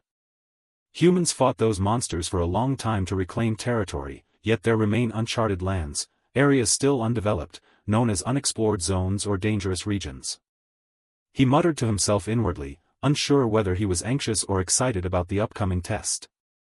Then his friend Kim Han laughed and said, people say the walls now mark the boundary between the safe areas and the danger zones, right? The deeper you go into the danger zone, the more ruined it becomes. In response, Cheol enlightened him with knowledge from his previous life. Even so, we're still inside the wall, so the destruction only goes this far. The pioneer villages near the danger zone have very rudimentary levels of civilization. At that point, a painful memory flickered through Cheol's mind. In his previous life, he had lived there for a time while lying low. That period had been far from pleasant. Soon after, the small vehicle began to pass through the wall and move into the unexplored area. As Cheol had said, the scenery on this side was noticeably gloomy and starkly different from inside the wall. Here, the air hung with a pale blue haze drifting in every direction. On this side, the military instructor Young-ho stepped off the vehicle first and warned everyone. Stay alert, everyone. From now on we're entering a dungeon that hasn't been fully explored. Assemble. We'll set up base here, check necessary supplies, then begin the exam. The escort guard's only duty is to protect this base. So from now on, you must handle everything yourselves. But don't worry, I'll support you as much as I can in my capacity as the base trainer. Show everything you've prepared up to now. Yes, sir. The group of trainees shouted back with forceful spirit. Then Cheol turned to the rest and said, from now on, I'll take command. But before that, this exam will surely get tougher because This is the last chance, anyone who wants to back out should leave right now. Cheol's voice was full of seriousness. He then scanned the distance. Inside the forest countless spiderwebs were strung in every direction. That sight made Cheol uneasy. Indeed, anyone can see this quarterly test isn't for ordinary trainees. The human-faced spider forest, this dungeon is choked with webs. Any intruder would be detected immediately by the monsters. Yet our mission is to film an adult spider in this forest. Clearly, this is the test father set. Cheol thought silently. However, none of the students in Class 5 were cowards who would run away. In-ha sighed and smiled softly, try whatever you want on me now. Every member of Class 5 won't just run or give up. Beside him, Kim Han nodded and said, "That's right, young master. We all trust you." As they spoke, the group looked at Cheol with complete trust in their eyes. This surprised Cheol a little. In his previous life he had never experienced this feeling. Then Cheol smiled and teased. "You guys say those cheesy lines so naturally, huh?" Cheol's words turned Bozong's face pink. "That's because the young master created that kind of atmosphere." Cheol continued, "All right, I get it. No one's quitting. Final communication check, inventory the supplies, then let's enter the forest together." "Yes, sir." The trainees shouted in unison. Back to the forest of human-faced spiders, they operate like ants or bees, making them very difficult to deal with. At this moment, our protagonist was leading the group. As they walked, he reminded them, "You all know the mission, right? We need to record the behavior of spiders that have lived in this forest for at least 10 years with recording equipment. So from now on, the commander will be Choi In-ha." Hearing that, In-ha jumped and hurriedly asked, "Wait. What do you mean?" To answer, Cheol bluntly shared his plan, "I'll act alone. I'll be the bait for the spiders." At that, the group, including In-ha, went dumbfounded. A huge question mark seemed to appear above their heads. Then they screamed as if the place was on fire, "Wait! What?" Time moved quickly. By now Cheol had separated from Class 5's formation and was acting alone. After casually stabbing and killing some giant spider, he looked around and sighed in exhaustion. From his perspective, countless giant spiders were staring at him with their blood-red eyes. But that was exactly what Cheol had hoped for. Finally, they've all gathered. Seems the effort to kill a few to lure them with pheromones paid off. Human-faced spiders bring high-nutrition prey back to the nest to feed their larvae. The simplest way to make them regard you as a nutritious prey is to prove that the prey possesses tremendous strength. Thinking that, he transformed the sword in his hand into a long sword and executed a move called demon slaying, instantly cleaving in two the spider lunging at him. This action seemed to anger the remaining spiders. They began to hiss and growl. Then all at once surged forward to swarm him from all directions.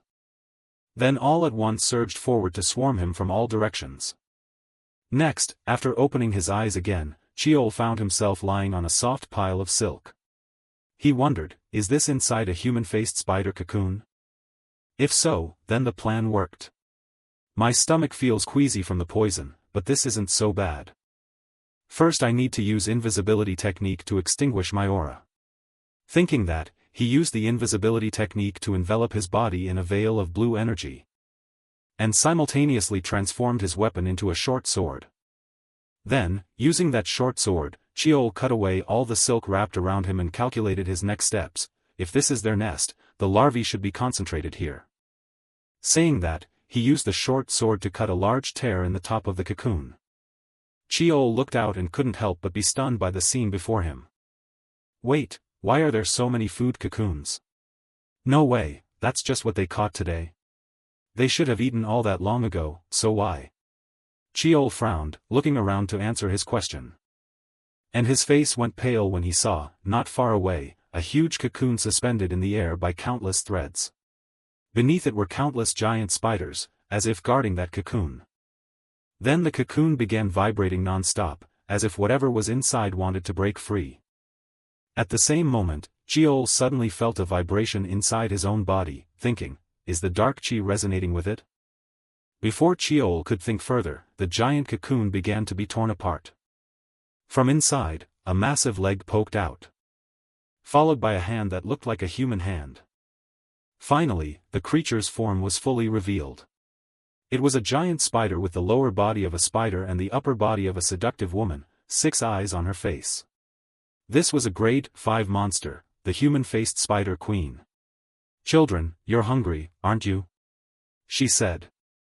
Meanwhile, at the sight of the monster, Cheol immediately held his breath and analyzed silently, a grade 5 dungeon monster that can use human language? No, it hasn't spoken. Then could the dark chi be reading this monster's mind? Up ahead, as if it had detected something, the spider queen suddenly launched an attack. She lunged forward and used one of her razor-sharp legs to strike straight at Cheol's cocoon. sending his body flying to the ground. There's no time to maintain the invisibility technique anymore, he thought. The Spider Queen glared at him with murderous intent and asked, "What are you?" "The thing that awakened me is inside you." "Why does a human have that?" "That thing is my Ellera, give it to me." As she spoke, she activated an ability that sent a purple sonic wave from her mouth. It was the skill Panic, like the one from the giant turtle Cheol had faced before. Cheol recognized this, but he felt not an ounce of fear, a terrifying pressure only a high-level predator can produce, but unfortunately it won't work on me. He muttered inwardly. Thanks to the dark chi, that pressure was neutralized. Which startled the Spider Queen into asking, "You dare resist my magic? Insolent wretch." As soon as she finished speaking, from a section of the forest not far away, a plume of black smoke suddenly rose. And then a horrific explosion ripped through the area, blowing everything nearby apart. Seeing the scene not far off, the Spider Queen's face went blank. My forest, my forest. What have you done?" she screamed uncontrollably. Meanwhile, Cheol smiled as the plan unfolded exactly as he had predicted. He explained aloud, that was a weapon called explosive spectral rounds. Luckily, this cursed forest has plenty of combustible material. I just detonated them on my signal. Nearby, Kim Han's team contacted Cheol via earpiece. Group 1, move out. We'll reach their nest in at most 30 minutes. At the same time, Instructor Young Ho, watching through the monitors, urgently reported, "This is base camp, young master, I've detected a grade 5 mana source in their nest." Before he could finish, Cheol cut in, "I'm fine. Make sure you support the trainees first." Back in the spider lair, the queen began to lose her mind. She ground her teeth and ordered her minions, "Move, quick. Defend my forest." Then she turned to stare at the protagonist and snarled. "I will personally crush you, arrogant brat. You think you can defeat me alone? Do you truly believe your comrades heading to my nest will make it here in time? You can do nothing to me." The protagonist responded with a derisive laugh. "You're the one underestimating me." As he spoke, Cheol wrapped his body in a golden aura. Cut to the trainees. While moving, Inha also ordered, "Everyone, keep firing the explosive rounds to attract the human-faced spiders. Group 1, push straight into the nest to support the young master and open a retreat path." Hearing this, Bozong, running beside them, asked, "Wait. There are unknown variables in the nest, are we just going in like that?" Inha replied, "This is the young master's order. We follow the plan." Saying that, Inha couldn't hide his worried expression and silently prayed, "Young master, please hold on a little longer." Back in the spider lair, the cave began to tremble incessantly. Fragments of rock kept falling down from the impact of the Spider Queen's attacks. However, she showed not the slightest trace of satisfaction. Why aren't you dead yet? How are you still standing there? Those eyes, what exactly are you seeing?" she shouted as she watched all her attacks have no effect on Cheol. All of this was thanks to a skill the protagonist possessed called Demon Eye. He thought to himself, hidden things, invisible flows of power, an eye that can see through them, that's the Demon Eye. With it I can read the currents of mana and dodge lethal strikes. But the power gap is too great, so I can't avoid everything completely. Luckily, this Spider Queen has just hatched and can't fully control her body yet. I only have one chance." Thinking that, Cheol used a healing potion on his wounds. Then he switched his sword into a longsword form. Next, he began using the martial art steel chi technique, Thunderstorm Strike, causing the entire blade to be enveloped in a flow of black lightning. Without hesitation, Cheol lunged forward and swung his sword, releasing a crescent-shaped blade that shot straight at the Spider Queen. As a result, a catastrophic explosion erupted inside the vast cave. The Spider Queen herself, unable to evade in time, suffered a massive wound. One of her front legs was also blown off. Even so, that still wasn't enough for the protagonist. Damn it! The wound's too shallow. As expected, cutting through that thick skin with a single strike is too difficult. Thinking that, Cheol stared at the massive spider before him as it screamed in agony. It hurts so much. I will make you my subordinate, pull the thing inside you out, then heal myself. After that, you will endure endless pain. With that, she raised both hands forward and unleashed beams of light. Not knowing what that skill was, Cheol did his best to dodge. Unfortunately, there were too many silk threads. In the chaos, a strand of silk caught on him. Immediately, a voice rang in his head, "Submit." With that voice came a terrible headache, and Cheol couldn't help but scream in agony. Seeing that, the Spider Queen laughed triumphantly, "Haha, that arrogant face." Before she could finish speaking, she suddenly coughed up a mouthful of blood. What the hell is this? You. The Spider Queen stammered and tried to lunge forward, as if to attack Cheol. Seeing that, instead of fleeing, Cheol stood his ground and muttered, "You should be careful. Insects are naturally weak to fire." No sooner had he spoken than a huge explosion occurred beside the Spider Queen, officially sending her to the afterlife. And the ones who had just helped Cheol were, of course, the trainees who had just arrived. Seeing their young master safe, they finally breathed a sigh of relief. Kim Han said, "Sorry, we were delayed clearing the way." Hearing that, Cheol also sighed and scolded, "When we get back, I'll give you special training." Kim Han turned pale at the punishment and complained, "Oh man, even now you can say that?" "Alright, let's get out of this nest quickly," Cheol declared. Time quickly passed as the scene shifted to the adjudicator's room where they were grading the team's exam. Inside, murmurs began to ripple. Team 5 from the first year is overdue. We received a report that they returned 30 minutes ago. Are they ditching the mission like Team 4? Understandable, it's a special level, 6 dungeon, and there was an anomaly. At that moment, Instructor Young-ho opened the door and stepped in, announcing, "Sorry I'm late, many were injured so I had to take them to the hospital first. Now I'll report the situation." As he spoke, he pressed a control and an image of the human-faced spiders appeared on the screen.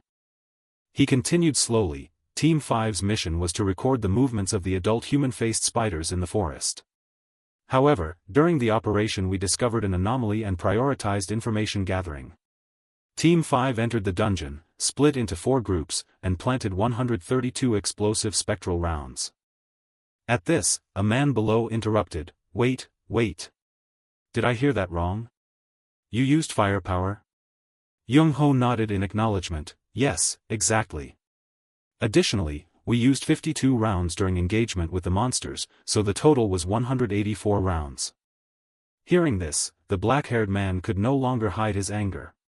He slapped the table and demanded, "Are you planning to level that dungeon? The original mission was only to film the dungeon. Don't tell me you blew it up and call that a success." Young-ho stammered in response, "The mission was completed accurately." "Then where's the footage? Play it now," someone shouted. Before Young-ho could answer, the door opened once more. The person who entered was Cheol. "Sorry I'm late," he said. "The equipment broke so it took time to restore it, but here's the video," and Cheol handed his badge on his chest to Instructor Young-ho.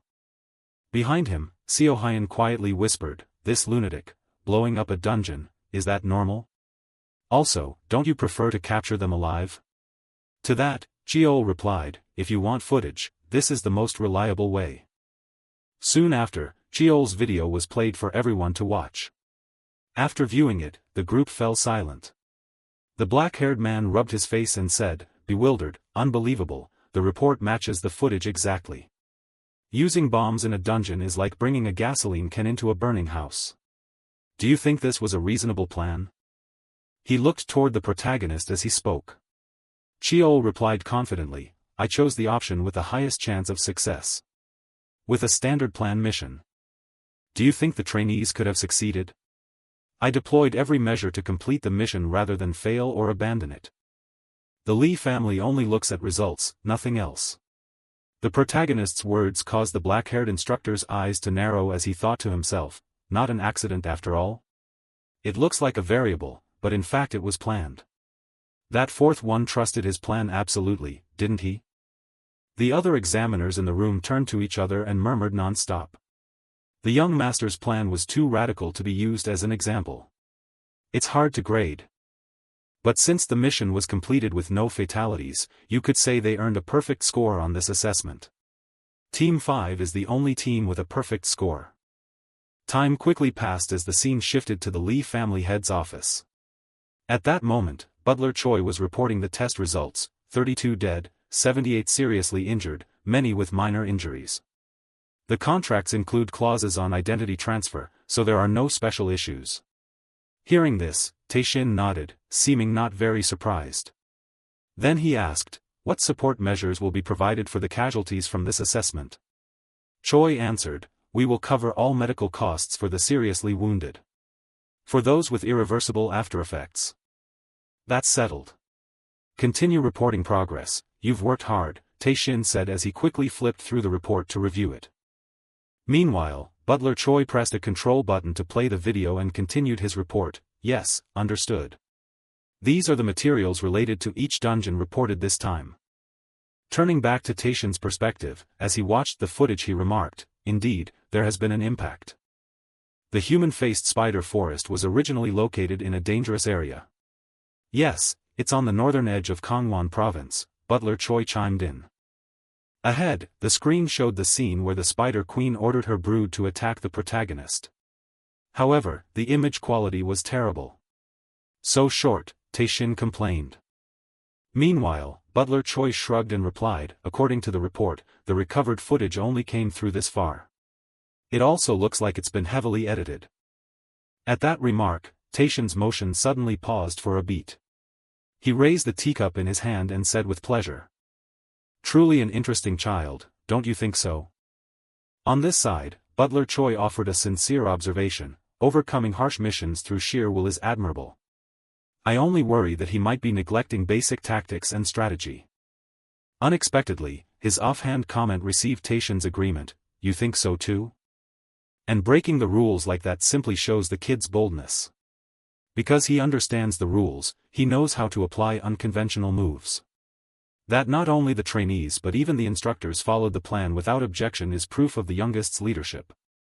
In fact, no information about the operation was leaked and the plan succeeded perfectly. Not just this assessment, increase both the frequency and difficulty of the overall evaluations. Yes, I will handle that, Choi said, bowing his head. As for Tae-shin, he began to harbor boundless expectations for his son. Looks like from now on, the others will start paying more attention to the youngest, he whispered. Time passed quickly. A few months later, the scene shifted to the specialized training ground for fifth-year trainees. At that moment, Kim Han held up his hands and complained, Young master, you know we finished our final assessment yesterday, right? Hearing that, Cheol looked puzzled and asked back, huh? That's why I let everyone rest yesterday. Seeing his expression, Kim Han could only sigh, never mind. It's nothing. Next, Instructor Young-ho gathered everyone and announced, although this was the final assessment of the year and I'm sure you want a break, don't forget the promotion exam is coming. I don't want to see anyone in my class held back, understood? In response, the whole group of trainees shouted in unison, yes, we understand. Turning back to Cheol, as if remembering something, he teased his subordinate, Kim Han, I noticed during the last assessment you seemed to run out of mana, right? Today you need to memorize all those incantations. Alright, start with physical training first. With that, the group threw themselves into training. Watching their spirit now, Cheol felt a bit pleased, they've toughened up. Not just their bodies but their minds too. They no longer collapse from shortcomings, they've learned how to make up for them. It's been almost a full year since starting life as trainees. Except for those forced to drop out at the start, no one has been expelled or killed. Thinking that, Instructor Young-ho suddenly approached Cheol, so you're here, young master. Hearing this, Cheol looked surprised and asked, what's going on? In reply, Young-ho reminded him, the instructors have an announcement about the promotion exam that needs to be conveyed. Alright, I'll go immediately. Cheol nodded and quickly ran to the assembly room. Not long after, as he had just stepped into the room, Seo Hyun waved and called to him, over here, over here. Sit down, I have something to tell you. She said as she patted the seat beside her. After waiting for Cheol to sit, she glanced at him and said softly, you did pretty well on this assessment, didn't you? But I heard Class 1 did excellent too. Cheol's response gave Seo Hyun an opportunity to boast confidently, ahem, yes, right? No, that's not important. She said, shaking her head repeatedly to dispel the fanciful thought. Then she lowered her voice. And whispered, hey, from this promotion exam you're going to have some trouble. Sixth sister and seventh brother were recently summoned by mother. After that there were rumors that the two of them have been going around meeting trainees. How could Cheol not guess Madame Baek Wayen's intention? Still, he showed no worry at all. Instead, he gave a faint laugh. What? They're going to play tricks in the promotion exam? Hearing that, Seo Hyun, annoyed that Cheol remained unconcerned, repeated sharply, getting eliminated is obvious, but the scary part is not knowing what schemes they'll pull. You probably don't care because you're odd and fearless. Sixth sister and seventh brother are both extremely terrifying, you know. Cheol crossed his arms and scolded the girl, if you're warning me now it's too late. Those kinds of troubles started after the midterm assessment anyway. Saying that, Cheol stroked his chin and considered the situation. Every assessment there's been distribution of poor gear or deliberate omission of training content to discriminate. Lately I've even heard someone tried to approach Bo Zong. Unaware of these thoughts in Cheol's mind, Seo Hyun clenched her fist and declared, I've already warned the kids in my class. This time I will compete fairly with you and win. I'll take first place so you'll have to call me sis. She said this with blazing spirit, which left Cheol puzzled as to why she liked competing with him so much. Why are you obsessed with that form of address? Cheol murmured. Then the instructor entered the classroom and asked aloud, is everyone assembled? As of today, this quarter's assessments are officially concluded. Now I will announce the content and schedule related to this cohort's promotion exam. As you all know, promotion results will be determined by adding points from yearly assessment performance and the promotion exam results. This promotion exam will be held at Gate Y7, about 3 kilometers north of Kizong. Hearing the test location, Cheol brightened with a bit of surprise. A gate? I guess this promotion exam would be unusual, but I didn't expect it to be inside an otherworldly gate. Above, the instructor continued his presentation. He took out a token and said, inside the gate there will be nameplates labeled Sungmu. Each trainee will also possess a nameplate. If it's stolen you will be treated as having forfeited and must leave. Aside from that, there are no rules. Collect as many nameplates as you can. This promotion exam isn't a straightforward test of combat ability. It should be called a contest for possessions. Turning back to Cheol's perspective, with his big brain he quickly discerned the exam's true nature, so that's how they plan to play it? Collect nameplates, seize them, and survive. If your nameplate is taken you're considered disqualified. The number of nameplates will determine promotion points, so the rules are very simple. The so-called death penalty is actually a trap. Even if a nameplate is stolen, outsiders can't know what happened. Therefore, as long as you take someone's nameplate or find hidden plates, there's no problem. Additionally, this is an individual contest that second-year trainees will also participate in. Clearly some power has meddled in this matter. The promotion exam takes place inside an otherworldly gate, completely separated from the outside world. For a despised illegitimate child, whatever happens will leave no evidence. This is an opportunity not to be missed, right? But that goes both ways. Thinking this, Cheol began to grin slyly, causing Seo Hyun beside him to look at him with a mix of admiration and concern. Time passed quickly as the scene shifted to a study. Inside, a girl was whistling and humming happily when suddenly a voice cut in, "What are you doing? What are you doing?" The voice belonged to Lee Jae-hak, the seventh young master of the Lee family. The girl replied, "Watching my cute little brother work until his eyes bug out from the content." This girl was Lee Seol-ah, the sixth miss of the Lee family. Seeing that, Jae-hak swore at her, "You crazy."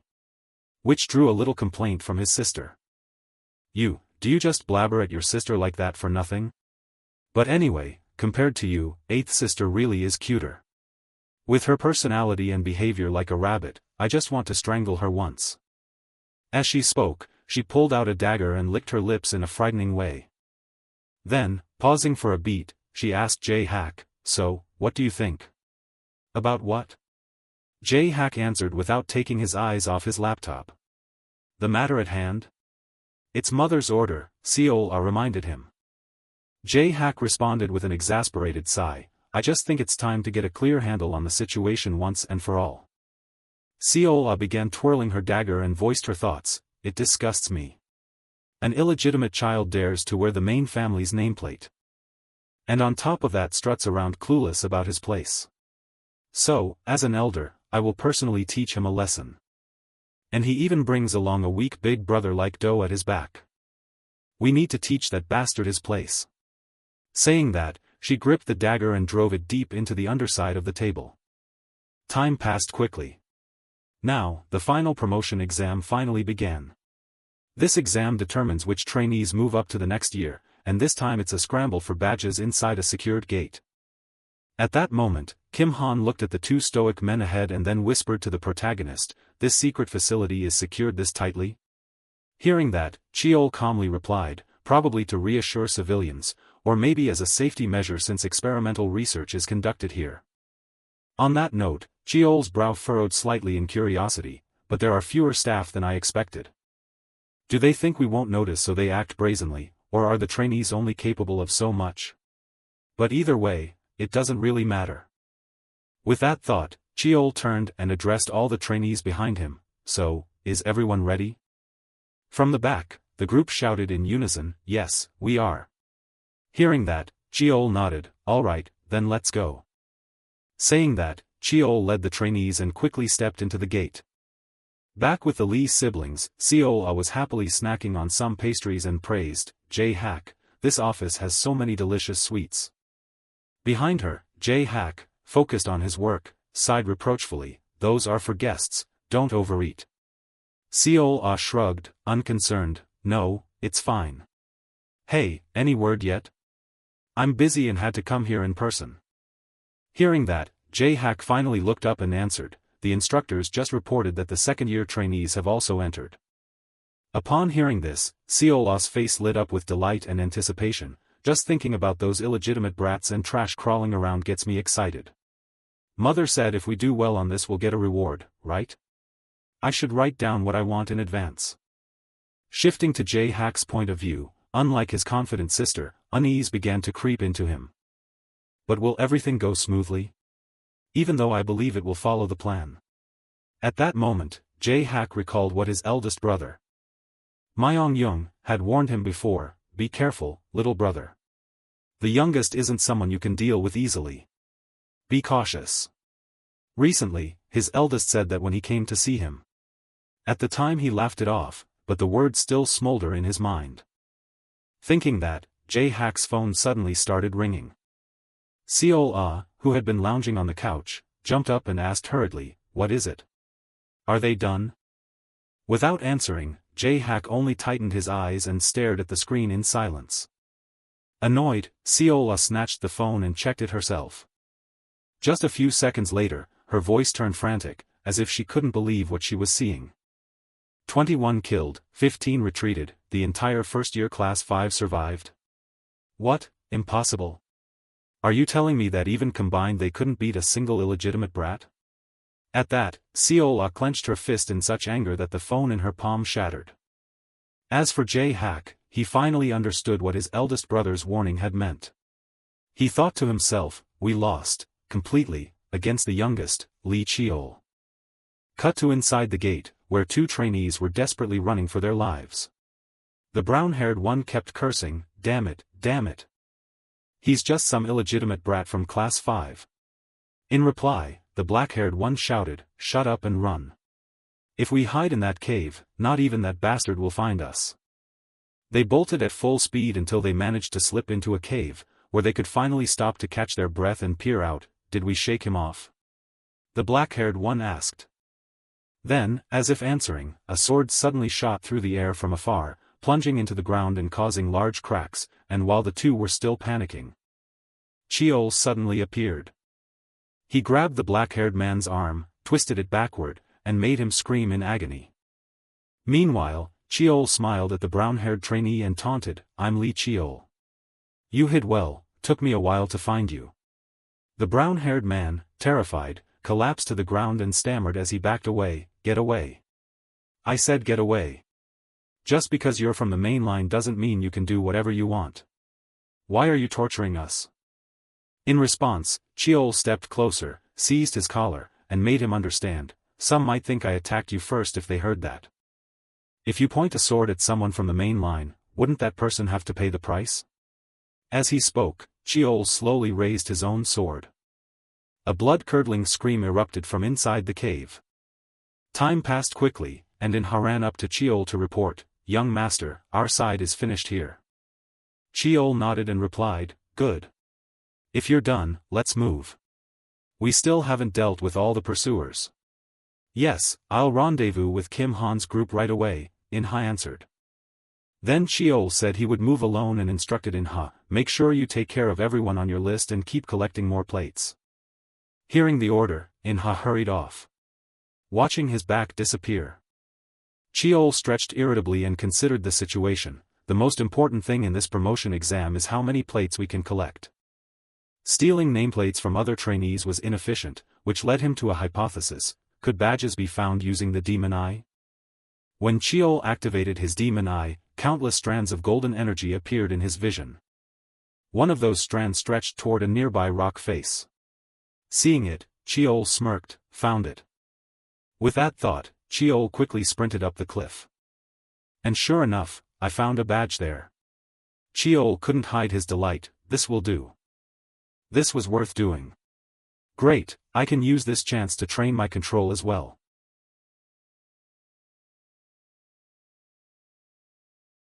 Now Cheol stared blankly into the bag holding countless badges. "Phew, this is.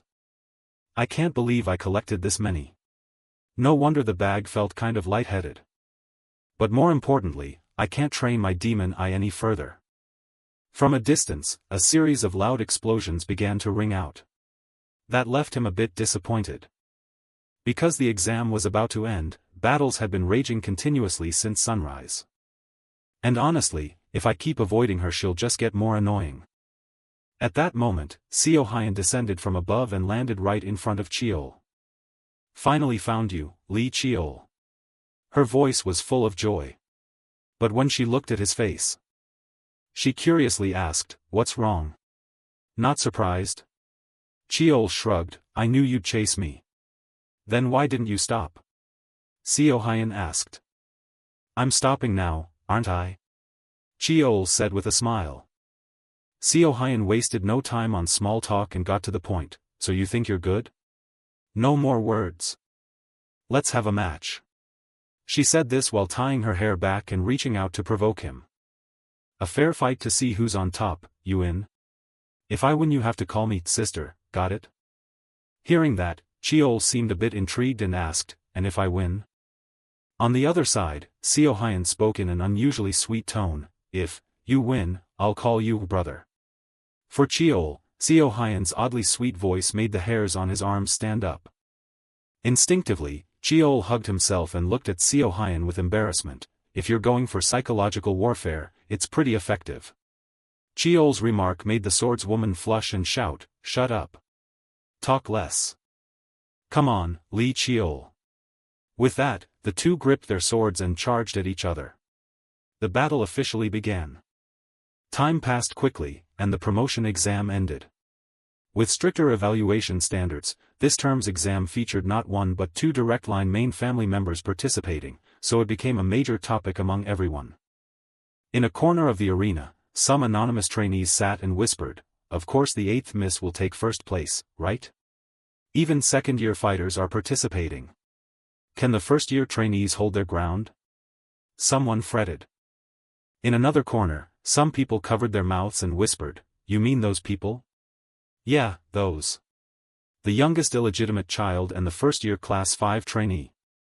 Cut to the Class 5 arena, where instructor Young-ho stepped forward to congratulate the protagonist. "Congratulations, young Master Lee Cheol.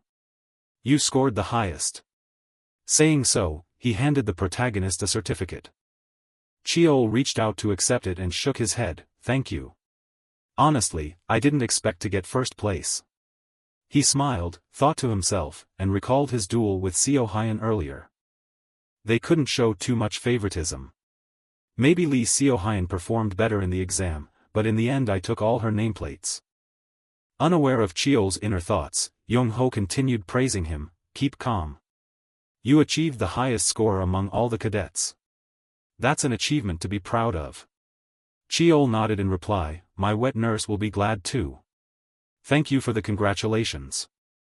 With that, Cheol quickly left the arena, and the other trainees took the chance to offer their congratulations. Congratulations, young master. Well done. From above, Young-ho didn't let his duties lapse and called the next trainee, all right. Next, Cadet Choi In-ha, step forward. Hearing this, In-ha, who had repeated the first year for 2 years, hurriedly stepped forward. Congratulations on your promotion. Young-ho smiled as he handed him the certificate. Finally, In-ha was promoted. He ranked 13th in this exam. Staring at the certificate in his hands, In-ha trembled all over, thank you. His voice was full of emotion. From behind, Cheol teased without restraint, don't let it go to your head, Choi In-ha. This is a proud moment, but resting on your laurels changes nothing. Hearing the jab, In-ha sighed, yes, young master. Paying them no mind, instructor Young-ho continued calling names. Next, Cadet Kim Bo-zong. Congratulations on your promotion. Bo-zong placed 24th in this exam. Kim Han, promoted in your first year. That's commendable effort. Congratulations. Young-ho said with a smile. But Kim Han, looking at his ranking, felt no joy at all. He thought to himself, an unimpressive rank. Honestly, I'm disappointed. Okay, this is only the beginning. I will become strong like the young master. I have to try harder. I've decided to change myself so I won't be a burden to him. Or live a half-hearted life anymore. From now on, I won't lose. This was the thought shared by the whole group of students as they all looked toward Cheol's back with determined eyes. From Cheol's perspective, the fact that no one in the class had to repeat a year was enough to make him smile with satisfaction. So it's over? Now I don't have to worry anymore. Thinking that, Cheol turned to the group of trainees and said, you all worked very hard. Everyone passed. I had planned to personally retrain anyone who failed. What a pity. Second year will be even harsher. There will be many who'll want to tear you apart. But I believe you can manage on your own, right?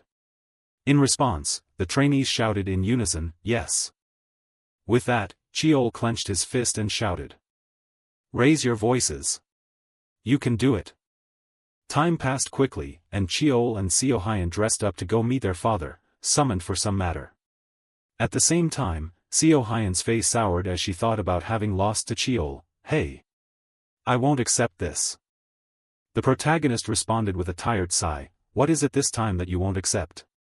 Hearing that, Seohyun puffed up like a little cat, if not for the promotion exam I would have placed first. You played dirty. Hitting me wasn't enough, you took my nameplates too. Do you have any idea how hard I worked to collect those from you? TCH. If I'd had the normal Na sword with me then. Seohyun said, pouting with regret. Cheol admitted her strength inwardly, true. I thought it would be an easy win, but it ended up taking over an hour. Lee Seohyun is stronger than I thought. She hasn't even released her sword chi or mastered her skills yet. If she's already this capable, I really don't want to imagine what's next. Unaware of Cheol's assessment of her, Seohyun, after venting a bit of her frustration, cleared her throat a few times and said, but if you made a promise, you have to keep it. Beside her, Cheol cast a curious look and asked, why are you suddenly saying that? Seohyun shrugged and replied, about how we address each other. We bet on it, remember? You planning to say it now? Before she could say another word, Cheol suddenly put a hand over her mouth and glared at her warningly. One more word and we'll duel to the death. Seeing Cheol's fierce look, Seohyun blinked in surprise and answered, all right, I get it. Is it that annoying? Stop the nonsense. Let's go. We're running late. Cheol urged, which made the swordswoman startle as she remembered they still had to meet Uncle Tae-shin. She hurriedly said, right. Let's go. With that, the two of them increased their pace until they reached the family head study. The moment they stepped inside, they bowed and said, "Greetings, father." Hearing that, Taishin turned around and nodded, "Come in." Taishin then poured each of his children a cup of tea and began, "I hear you've completed the first-year cadet training. What did each of you see and feel?"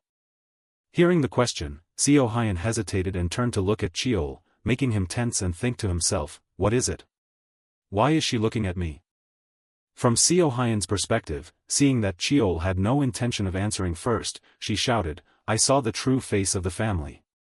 Her answer made Cheol cough violently, spraying tea everywhere. Taishin, mildly amused, asked, "What do you mean by true face?" In response, Seo Hyun said, "I understand rivalry born of competition, but some things happen that I truly cannot accept. I value fairness and honesty. Whatever I achieve, I want it to come from my own sword, from my own strength."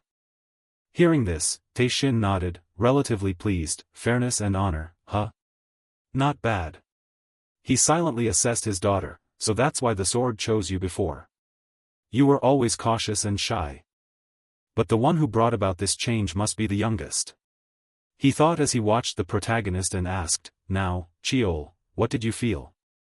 Cheol's expression turned serious. After a few seconds of thought, he said, "I feel ashamed. The Cadet Corps are the foundation of our clan's warriors, but the current Cadet Corps is rotten." Hearing this, Taishin's gaze shifted. His demeanor grew more serious as he asked, "How so?" Cheol replied firmly, "They don't fight. They may be weak, they may lose, but those who give up fighting don't deserve to be counted among the elite of the Lee Marshall clan. And I've seen too many cadets like that. The problem lies with the instructor's abilities, or with their training methods," Cheol said, recalling what he had experienced in Class 5. "How presumptuous," Taishin murmured, but a smile spread across his face. This left both Cheol and Seo Hyun stunned. They wondered if they had misread him. Unaware of their thoughts, Taishin admonished, "It's admirable that, as students, you formed your own ideological foundation. But always be cautious. Once you fall into the swamp of bias, it's very hard to climb out." The family head's words made Seo Hyun's face light up, and Cheol couldn't help but feel surprised inwardly. "I didn't expect father to give us advice personally," he murmured, then quickly replied, "Thank you, father. I will remember that." Turning back to Taishin, the older man moved on to the real reason he had summoned his two children here. Of course he wouldn't just offer a few meaningless compliments. "I've heard about what you've done over the past year. The tests this year may differ in form from a typical warrior's duties, but in essence they were the same. You recognized they were trials I arranged, and you dutifully completed your missions. The reason I summoned you today is to reward the tasks you've accomplished." For Cheol, the reward falling out of the sky made him slightly suspicious. Father has always been strict with rewards and punishments. Yet he's rewarding this? There must be a reason. Unlike him, Seo Hyun didn't speculate much. Right then she raised her hand and said, "In that case, I want a masterpiece-grade chest plate. Dragon-scale armor, father." In response, head of House Taishin agreed, "Very well. I'll notify the armory in advance. Come by tomorrow to collect it." "Yes. Thank you, father," Seo Hyun replied happily. Then Taishin turned his gaze to ask Cheol, "So then, my son, what do you want?" For his request, Cheol, as if already decided, spoke immediately. "I want permission to enter Mount Tianwei." He had no idea what that mountain was truly like.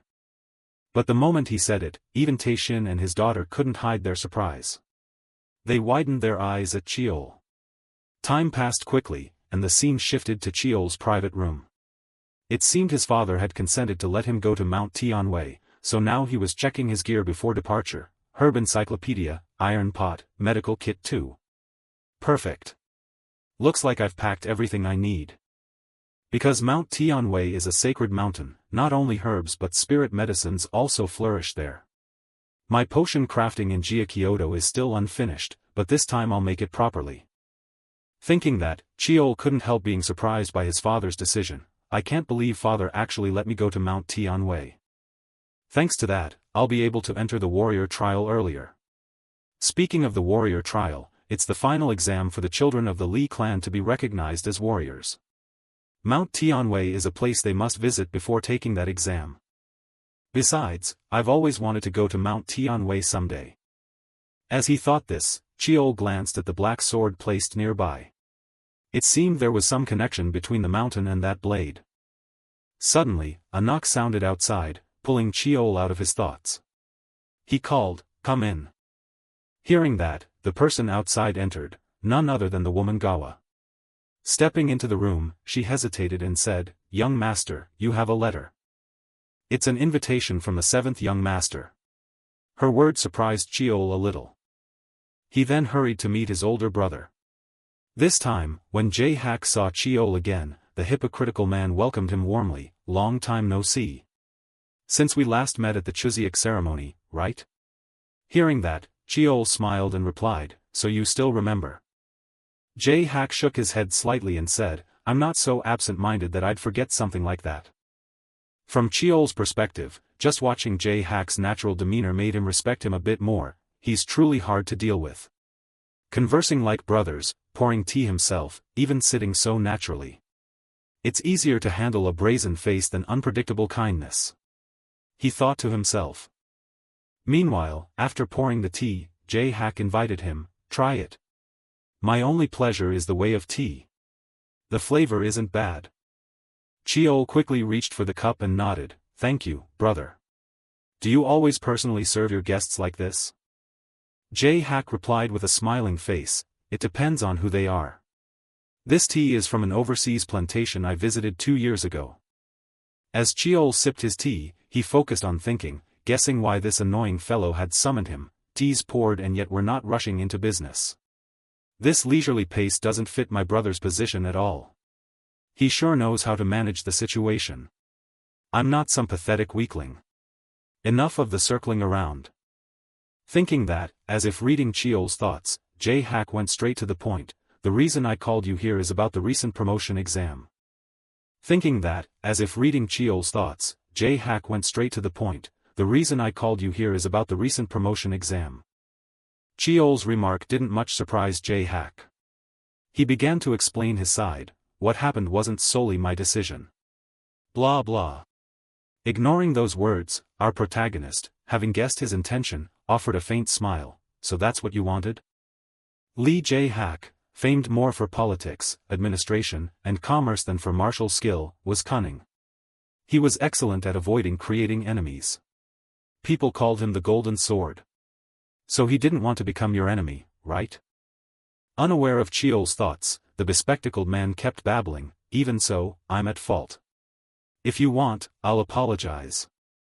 Before he could finish, our protagonist waved him off and smiled as if nothing had happened. "No need for that. These things happen often in future exams anyway. You're not telling me you did this only because of Madame Baek Wayan, are you?" At that, Chiol's gaze sharpened. At his words, Jae-hak's tone shifted slightly. He asked, "The exam? Do you see me as your enemy?" Chiol answered bluntly, "Touching my people and openly plotting against me can only mean you're an enemy."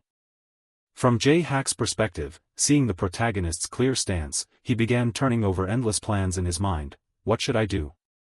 Should I eliminate him now to prevent trouble later? Or... Then, as if considering future costs, Jae-hak sighed, resigned, and asked, "What do you want me to do?" Chiol said to him, "Show a bit of sincerity. But it's not you who'll suffer this time, it's me."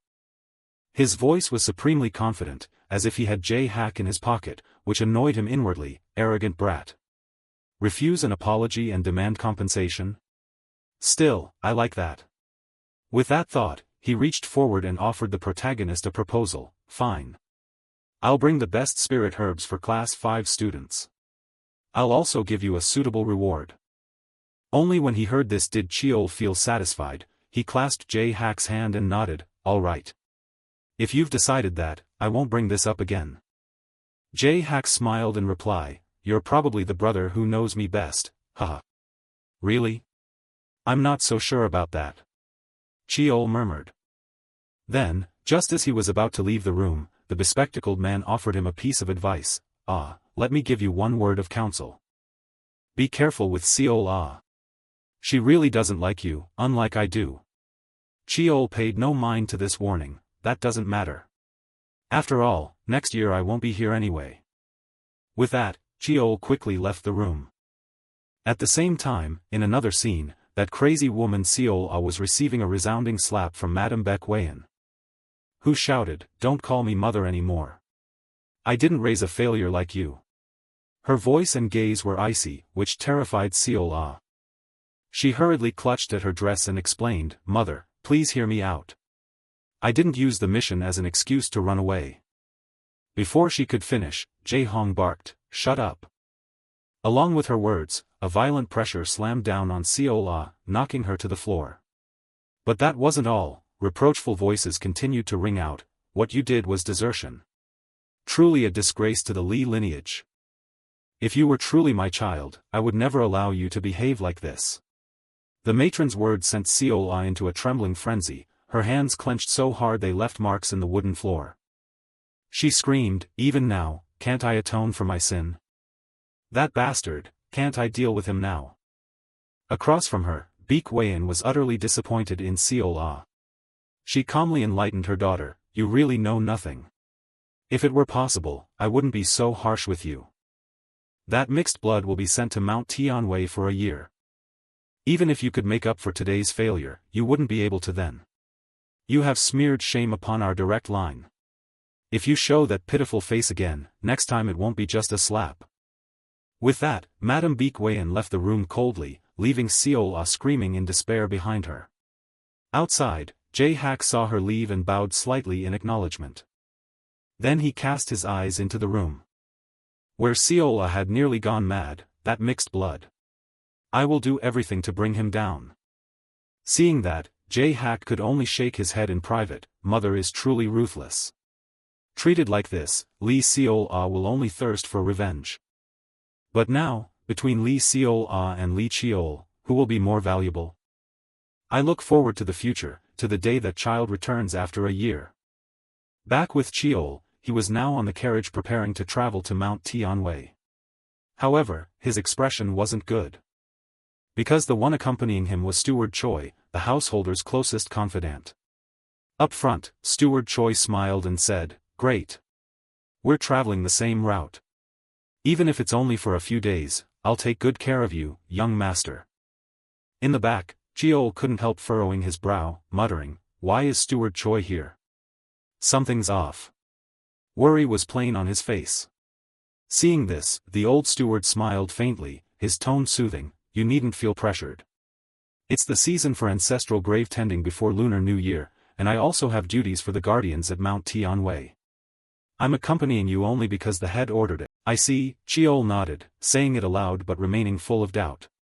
Such a coincidence was far from believable. In his eyes, Steward Choi's aura seemed ordinary yet concealed a dangerous edge.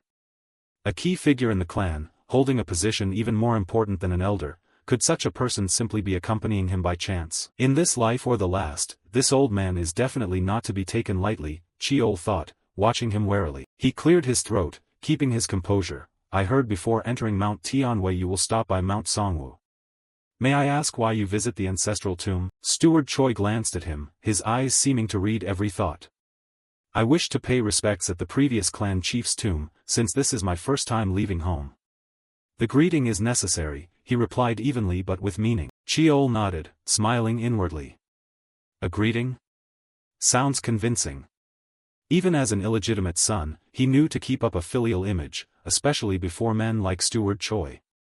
"Indeed, the young master is wise," the old man said with faint praise. "Many elders will be pleased to see your reverence." A simple remark, but Cheol knew he had been read. This old man was not easy to deal with. The conversation dwindled, leaving only the steady hum of the carriage. After about an hour, the steward suddenly broke the silence. "Young master, may I be so bold as to say something?" Cheol raised an eyebrow. "Go ahead." "Young master, do you like mountain climbing?" The steward asked, a strange light flashing in his eyes. He answered honestly, I don't think I've ever truly climbed a mountain. I see, the steward nodded in a low voice. As for me, I quite enjoy climbing. Once I climbed an extremely treacherous mountain with no trail at all. I had to cut my own path. If you were in that situation, young master, what would you do? Sheol thought for a moment, then replied, would quietly look ahead and climb. That way I'd move faster and more accurately. The steward chuckled and took a sip from the glass in his hand. Indeed, then you would climb quickly. But then his voice suddenly turned serious. In reality it's not that simple. Sometimes you must look back, scan the sides, and observe the terrain to make sure you're on the right path. If you only stare forward, you can easily get lost and have to make a long detour. Sheol's heart quickened. This old man was talking about martial practice, not mountain climbing. After his regression, he still hadn't fully mastered his new power, yet he was already rushing off to chase other things. Steward Choi was clearly warning him, don't be so obsessed with the new that you forget to look back at the path you've taken. Thank you for your valuable advice, Sheol bowed, sincere. Consider it the nagging of an old man, the steward said with a light laugh, though his eyes remained as sharp as a blade. The carriage sped along the road toward Mount Tianwei. As they neared the northern area, traffic thinned and tall buildings gave way to low rolling hills. The carriage jolted over rough patches now and then, making the black knight sword at Sheol's side give off a dull metallic sound. 3 meters more, we must be close, he murmured, sensing the air grow oddly still, as if the whole world held its breath. When the carriage stopped near the mountain gate, Steward Choi suggested they both disembark. Those who visit sacred ground must be vigilant against all impurity, he said, his voice low like a chant. Behave with reverence and remain ever watchful, that is the old maxim of the mages. Sheol nodded but asked with curiosity, why may only direct descendants enter, yet you have that honor? The steward answered curtly, because the previous clan chief granted permission. Without another word, he turned and asked, I will clean his tomb. Young master, where do you plan to go first? Sheol glanced around and replied, I want to go to the ancestral tablet's place. The two passed through the mountain gate together. As soon as he crossed the threshold, Sheol felt the air change, as if he'd stepped through an invisible barrier. This was no longer the ordinary world. He turned back to the steward and said, I'll be going then. Yes, young master. May you achieve what you seek. The steward bowed slightly, his face mysterious as if holding 1,000 secrets. Sheol began to climb the well-maintained trail. He could have used magic to fly straight to the summit, but he chose to walk. No rush. Everything in its time. After an unknown stretch, as the air thinned, he discovered a structure carved into the cliff, the Li clan's ancestral tomb, hollowed deep into the rock like an ancient cavern. Along the walls were vivid carvings of warriors, as if recounting glorious battles. Deep inside, an old altar emerged, worn by time. Sheol lit incense and candles, placing offerings of wine and food on the altar. Descendant of the martial honoring Li clan pays homage to the founding ancestor, he bowed several times with solemnity.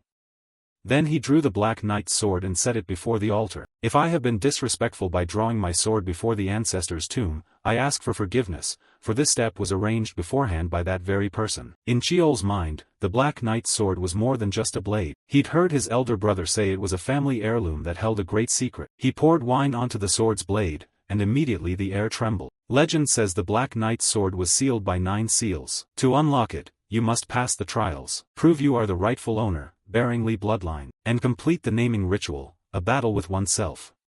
Sheol had cleared these trials in his previous life, proving his worth. Now, when the wine touched the blade, the ancient runes on the sword flared brightly, then gradually faded. The ceremonial mirror on the altar flashed and emitted an unpleasant tone, as if pointing the way. Mount Tianwei, the 4th seal is there. He knew the first 3 seals were relatively easy to break, but from the 4th seal onward, everything would become far more difficult. Mount Tianwei, the training ground for the Li heirs, famed for its dense mana and unique feng shui. As he and Steward Choi set foot at the mountain's base, the scent of mana flooded the air like a roaring river. Quite an impressive mountain, isn't it?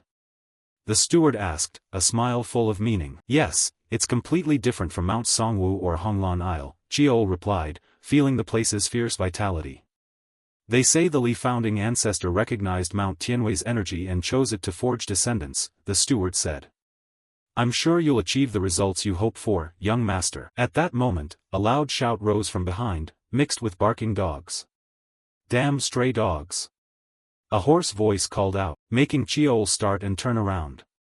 Standing before him was a middle-aged man, dressed in climbing gear, his face flushed from drinking, clutching a bottle of banana liquor. He looked like an ordinary woodsman, yet his aura sent a chill down Cheol's spine. 7-star squad, surround him.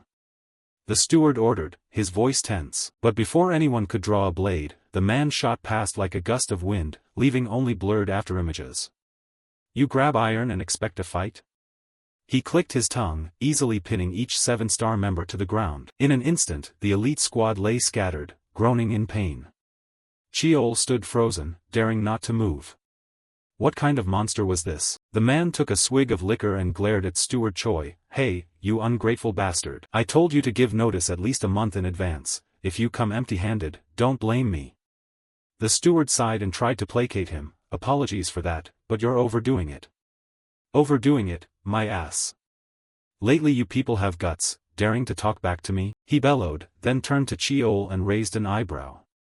You're the 9th born. Born that many? The steward hurriedly introduced, this is the guardian of Mount Tianwei, young master. Cheol swallowed, feeling as if he'd just come face to face with a monster in human guise. The guardian of Mount Tianwei? This old man was not simple at all. The mustached uncle also nudged his spectacles up to get a better look at Cheol, then exclaimed, is this him? The one Taishin said was brought in from outside? Hearing that, Steward Choi nodded, yes, that is former young master Li Cheol, the one coming up the mountain this time. At the steward's words, Chawazin seemed mildly intrigued and asked, you saw part of my technique already, didn't you? The sudden question caught Cheol off guard. He hadn't expected Chawazin to notice, but he quickly nodded in admission, yes, I've seen it. On this side, Chawazin stroked his chin and said, you carry some of Taishin's bearing, but your aura is a bit odd. No sooner had he finished speaking than Cheol's left eye shot with a sharp pain, causing him to cry out softly and clutch his eye. Seeing that, Chawazin quickly realized the issue and whispered, this kid also has strange eyes, Through Cheol's eyes, at that moment ribbons of golden energy were swirling all around him. Time quickly passed as the scene cut to Chawazin's house. Meanwhile, the burly uncle was happily drinking with no sign of stopping. Western liquor really is different. This woody aroma is strange, but it brings an indescribable delight on the tongue. I'm glad it suits your taste, Steward Choi smiled in reply. Cheol, staring at the number of wine jars on the table, felt a little shaken inside. I'm not well versed in alcohol, but I can tell this isn't cheap. Putting that aside, after he'd taken in enough alcohol, Chawazin moved into the matter at hand. Alright, then tell me your story. Sending a scrawny kid like you here to train, those people must hate you, right? In response, Cheol explained, I came here completely of my own free will. His calm tone made the burly uncle laugh. Oh, is that so? Sounds like a kid caught up in death and destiny. He said, glancing aside as he spoke. Meanwhile, Cheol silently assessed Chawazin in front of him. The vision my demon I just saw, and the reputation of the mountain guardian I'd heard before my regression, he's a Dakibi. Dakibi can foresee the future with eyes full of stars. Among the things they read in fate are events already fixed and impossible to change. Unaware of these thoughts in the protagonist's mind, Chawazin exhaled a long breath of liquor and, with renewed interest, asked him, so what now? You've been given a whole year. What do you plan to do with it? Before Cheol could answer, Steward Choi quietly reminded him via sound transmission technique, just so you know, he can hear everything you say now. Prompted, Cheol spoke his plans for the coming year. However, his words were concealed by the author. Time quickly moved to evening, and Steward Choi and Chawazin were having a private meeting. Chawazin's complaints continued to ring out, damn it, I've seen some odd people before, but that kid, when I mentioned the training grounds, he charged straight for them. And you too, wait until I finish dealing with those weaklings, then come along with them. Hearing this, Steward Choi nodded slightly in agreement. Thank you for allowing me to use the spirit water. From Chawazin's perspective, of course he wouldn't believe someone as important as Choi would escort Cheol here for no other purpose. He tossed the empty bottle behind him and asked bluntly, so why did you come here? You weren't just delivering liquor, were you? I don't like beating around the bush, so I'll get straight to the point. At this, Steward Choi no longer hid his purpose and asked coldly, could it be that the mountain keeper read the omens, and the master sent me to ask?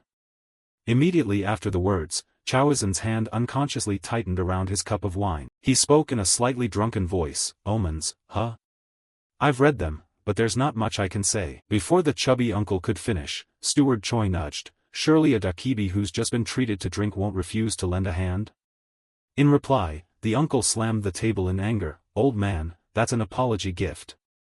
Haha. I brought over 10 jars of wine, Choi chuckled, leaving Chow-Zin to fume and grumble helplessly. God damn, I knew this would happen. Then he let out a long sigh, his face suddenly growing more serious than ever, and said, there's still a long road ahead.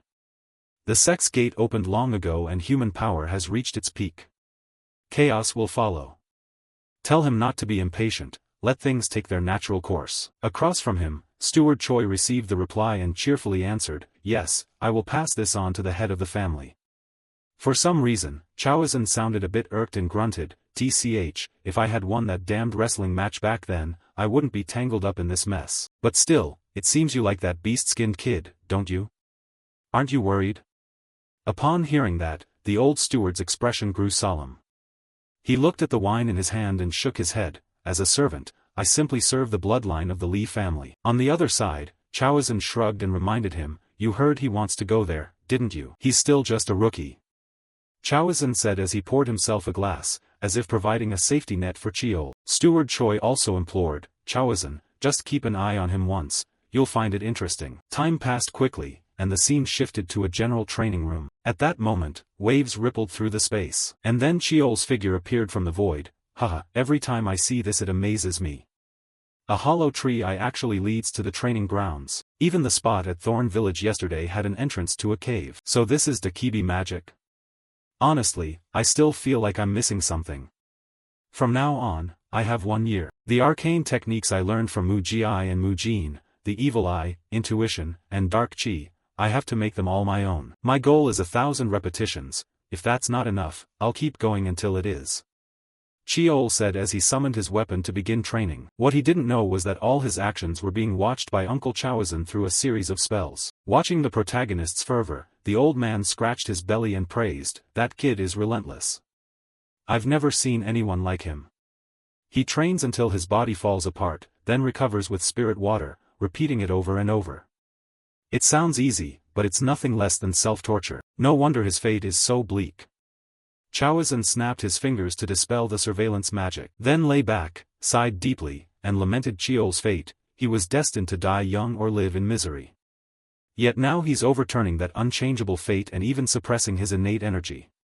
A being without fate. When was the last time I met someone like that? Truly, blood doesn't lie. Your family is so strange even the heavens must be fed up. Chow-Zin said excitedly. Time sped by. 3 months later spring arrived, and Chow-Zin's complaints echoed everywhere. Damn it, that Choi said it would be interesting. But I'm bored out of my mind. I'm done, won't watch anymore. That kid only practices basics all day, where's the fun in that? Aside from asking permission to gather herbs, he barely speaks. He's probably not dead yet, right? At that moment, a shrill screech rang out, and Chow-Zin's expression changed. He sprang to his feet, focusing. That's the cry of a Baki spirit beast. Something has invaded Mount Star, but I set up barriers, this shouldn't be possible. Did some big shots from the main family mess things up when they brought food and wine here? To assess the situation, Chow-Zin used his magic, conjuring a mirror in front of him. From what appeared, a gray creature, adorable, was crying and running away, a glass jar clutched in its mouth. What startled Chow-Zin most was that Cheol was chasing that little beast. What the hell is this? What on earth is that kid doing? Don't tell me he's trying to eat a spirit beast. Thinking this, and not wanting the spirit beast to lose any of its meat, Chow-Zin hurriedly opened the door and shouted, stop right now. He lunged toward Cheol, as fast as the wind, and immediately blocked his path. Hey, you brat. Are you out of your mind? What the hell are you doing? Cheol, finding his path blocked, replied with an innocent look, Mountain Keeper, long time no see. But could you please step aside? Before Cheol could say another word, the pot-bellied uncle cursed at him and scolded him outright. How dare you target the spirit beast right in front of me? In all my life I've never seen anyone like you. Hearing that, Cheol looked at the uncle with a puzzled expression and asked, huh? What are you talking about?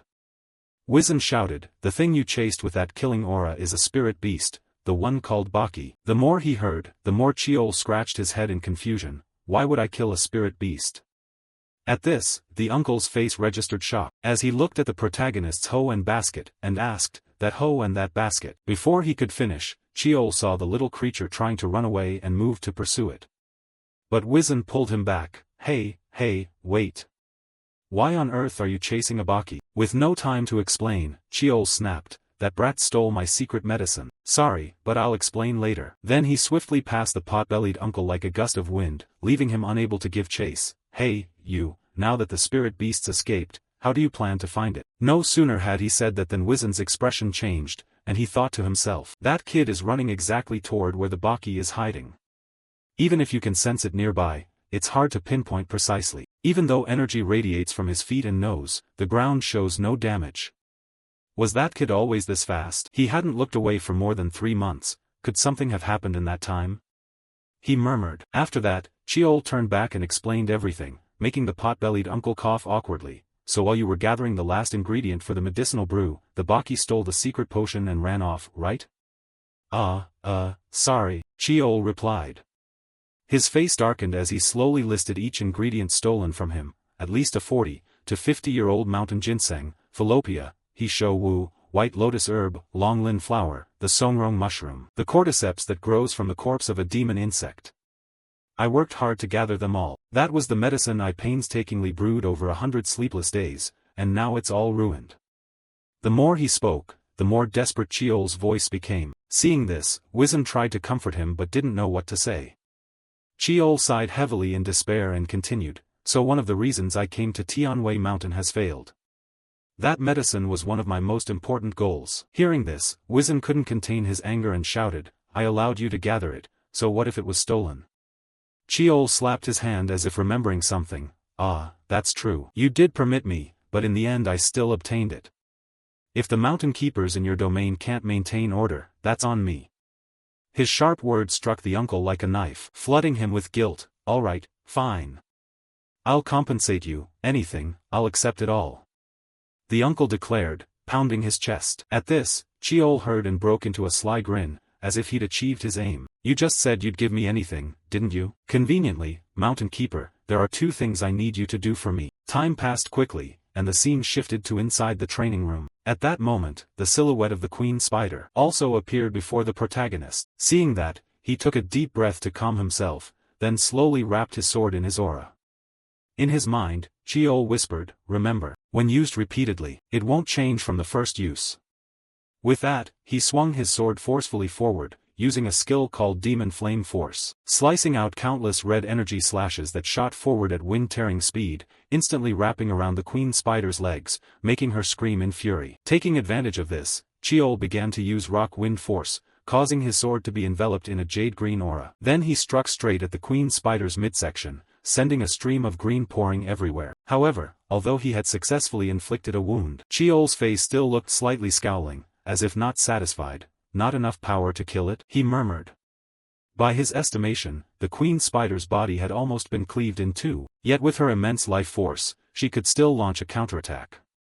Her sharp legs lunged straight toward Cheol, but before they could reach the protagonist, the Queen Spider's body suddenly transformed into a talisman and fell to the ground. Uncle Wizen, standing nearby, picked up the talisman and complained, damn it, why do I have to serve some brat? I don't know why I promised to do these kinds of things again. Hey, kid, want to take a break?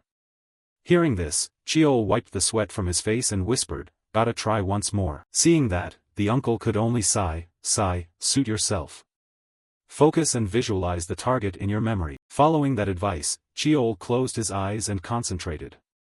Meanwhile, Baki tossed the talisman high into the air. The talisman then dissolved and formed an illusory swordsman before Cheol, so the 2 of them launched into continuous clashes.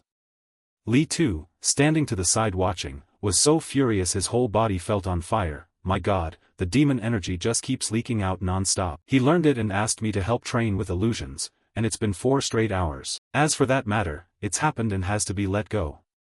The second task, gathering the demon energy herb, isn't difficult either. Over the past 3 months, its body has become noticeably healthier and taller.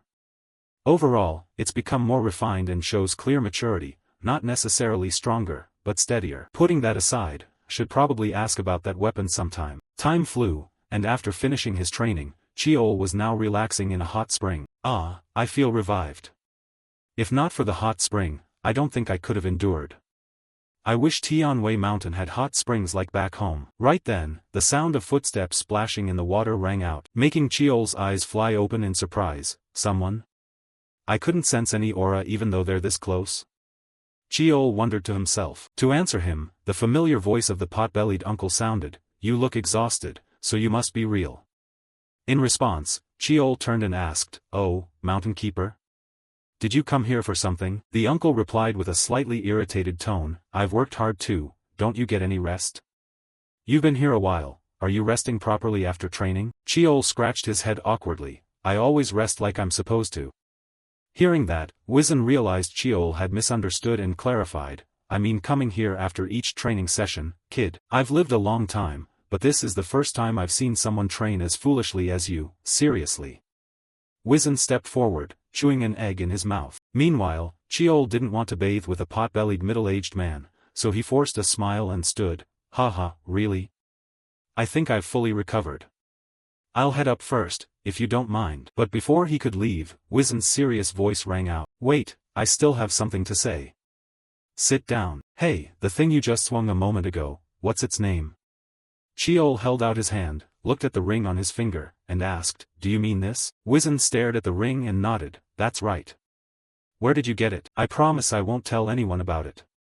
I'm not certain, but this is tied to its identity." Cheol actually didn't know much about the weapon, so he could only say simply, "Its name is Mujin.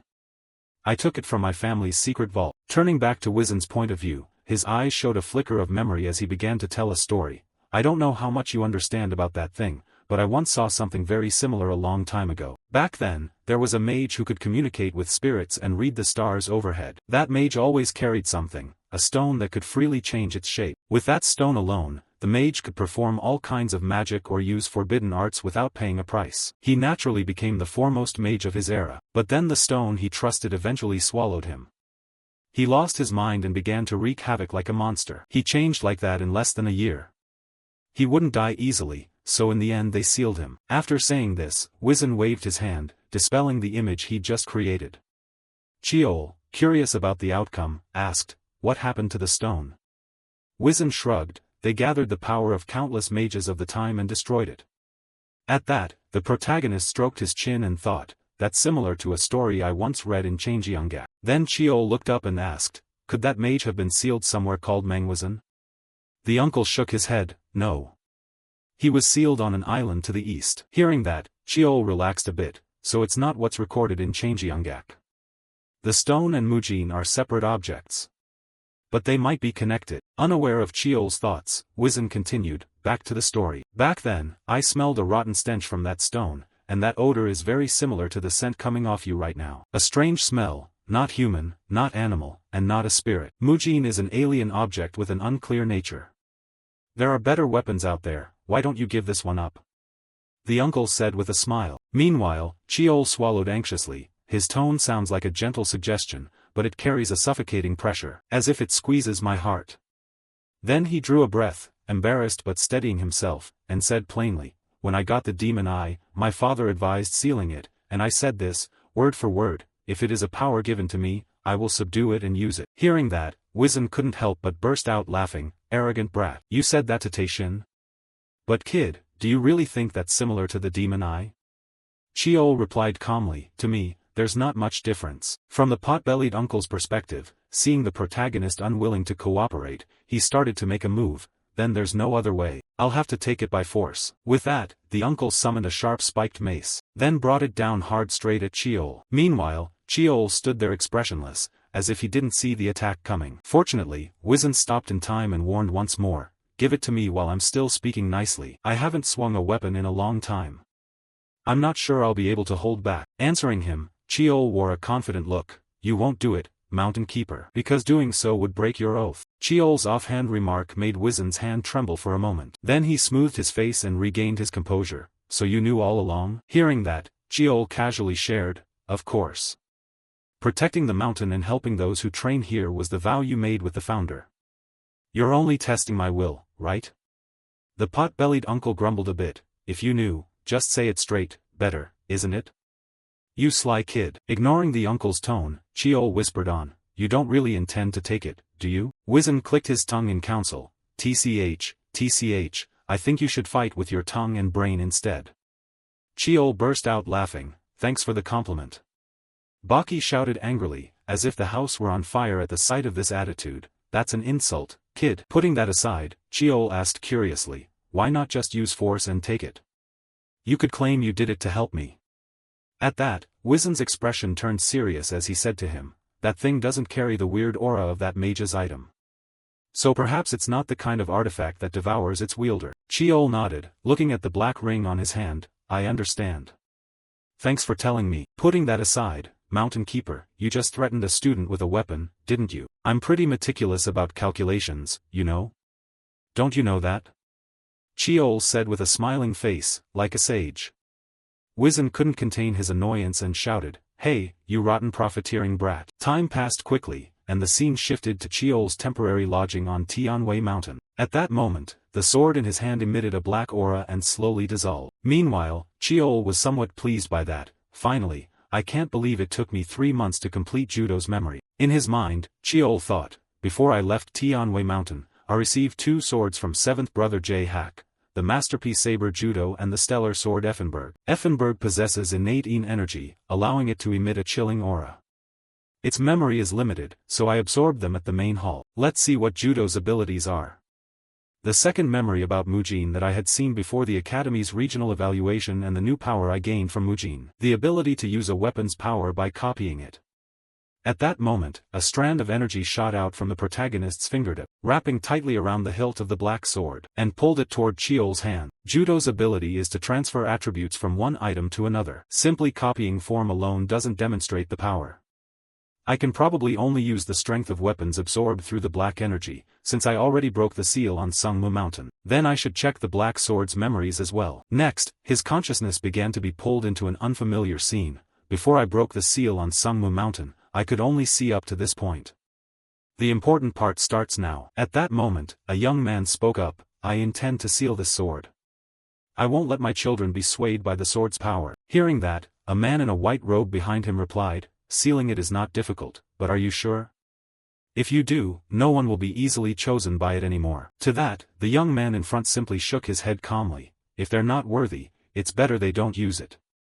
Then the robed man reached forward to begin sealing the sword. From his palm a ribbon of golden light shot out, forming characters that were etched onto the blade. When he finished, the man in the robe continued, the sealing is complete. As for the contents of the seal. At this point the sound became distorted for a moment, so Cheol couldn't make out what the seal's wording actually was. Then the robed man's voice returned, after the third seal is broken, its power will be released. Do you accept that? The young man nodded slightly. That won't make a big difference, so it's fine. Even so, I must test it. With that he gripped the sword tightly, enveloping it within a layer of radiance. As for Cheol, witnessing the scene left him stunned. Could there be a mana channel running inside the black sword? In terms of complexity, it's no different from a human mana system. At that instant, the young man swung the sword in a powerful arc. However, the mana wasn't simply blocked, it scattered chaotically. The young man murmured, I'll need to reinforce the seal a bit more. At that point, Cheol was ejected from the sword's memory. His head ached a little. Still, Cheol was delighted by it. A power that can erase mana? Who would have guessed such a weapon could exist? In the days that followed, Cheol continued his practice fights with the Queen Spider as usual. At that moment, the protagonist lunged forward at high speed. As he closed in, he used Iron Weapon Strike Thunderbolt, unleashing a blinding slash that cleaved the Queen Spider's body in two with a single strike. Seeing this, the chubby Uncle Wizen smiled and came over to congratulate him. Not bad, kid, you actually did it. Do you know this is your first victory after a string of failures? It took you 7 months. Hearing that, Cheol grinned and teased, I know. Now I can beat you anytime, right? At that, Wizen, slightly annoyed, growled, yeah, you're special, you little brat. So, what are you going to do now? Cheol said he thought he should stop training for now. As soon as he heard that, Wizen felt relieved and slapped him on the back. Hey, good idea. While we're at it, I'll take a break too. That was exactly what Wizen had been hoping for. However, Cheol's real wish was to raise the training to a new level. I think it's time for a challenge. A challenge created by the founder, the Bloodless Dream. Speaking of the Bloodless Dream, it was a trial made for the Li clan. It contained all sorts of enchantments and the field power of Mount Chanwi, and was an illusion reinforced by elf magic. It selects those worthy of being tested. It was one of the vows tied to the Mountain Guardian. Turning to Wizen's perspective, when he heard Cheol say that, his voice grew a bit serious. Do you really want to test it? Cheol nodded and replied firmly, yes, I'm trying for that. Hearing that, Wizen bluntly warned him, you in your current state aren't strong enough to pass the trial. However, it seems you are ready to be tested. Li Cheol, the 9th generation of the Li family. I grant you permission to enter the bloodless dream. As he spoke, the uncle reached out his hand, which Cheol eagerly took, saying thank you. Next, Wizen led him to the entrance of a cave and introduced it. This is the entrance to the bloodless dream. Hearing this, Cheol asked curiously, but isn't this the cave that leads to your residence? It is, Wizen nodded. Then the uncle stepped forward and used his power to lightly touch the air, causing it to ripple. Suddenly, a massive stone door appeared before them. Seeing it, Wizen turned and continued, you probably already know. Once you enter the bloodless dream, you cannot leave until the trial ends. Go on in. Cheol stepped forward, promising he would return as quickly as possible. As for Wizen, the uncle also wished Cheol luck. If you can get through the trial, more power to you. I can't stand looking at him any longer. Good luck. With that, Cheol put both hands into the door and pushed hard. A blinding light burst from within, forcing him to raise a hand to shield his eyes. Inwardly he thought, to some, he's a war god, to others, a dragon slayer, or even a legendary figure from fantasy tales. The founder of the world's top clan. The founder, Li Huilhian. At that moment, the scene before the protagonist was an unfamiliar meadow, and standing there was a young man of about 19 or 20. Seeing his face, Cheol respectfully said, a descendant greets the founding ancestor of the Li clan. Then he summoned his weapon and focused ahead, unable to hide his awe. His presence is overwhelming.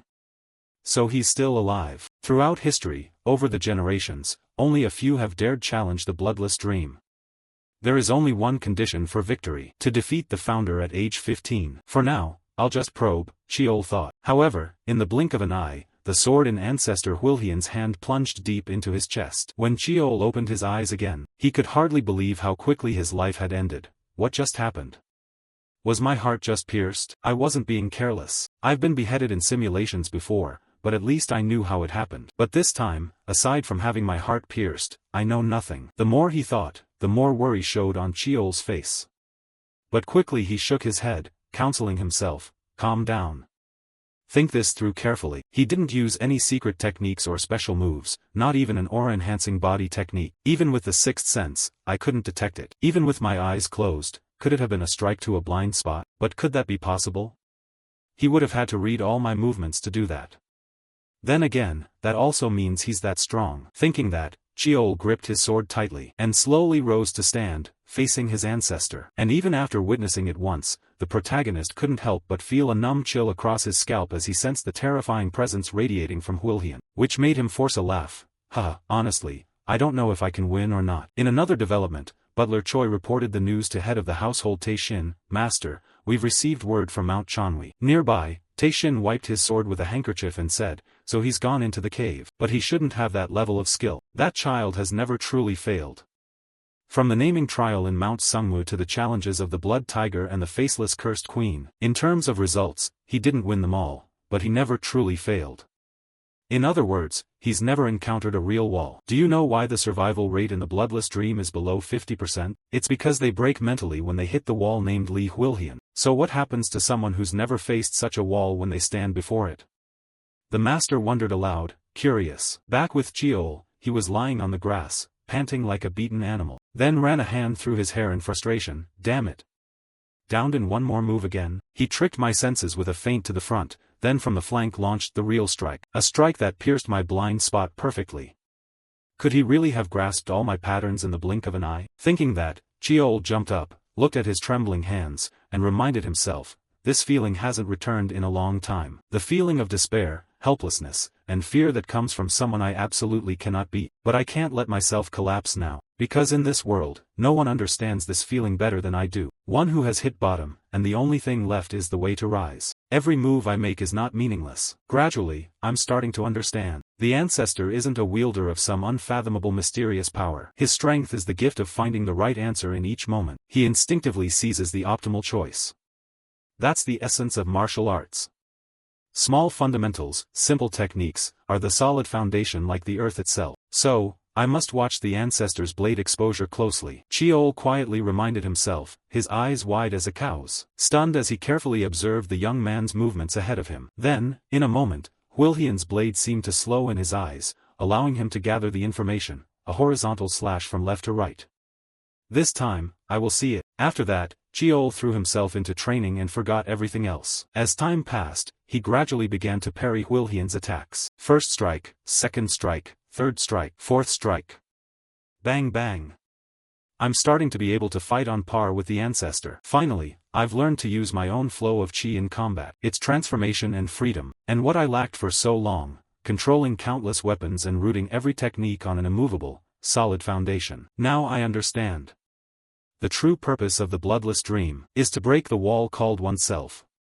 Clutching the spear in his hand, Chiol shot forward like a gust of wind. Inwardly he thought, there's something the ancestor didn't have, a strength in myself I never recognized. In his head he recalled his Aunt Jianhua's words, your magical talent is extraordinary.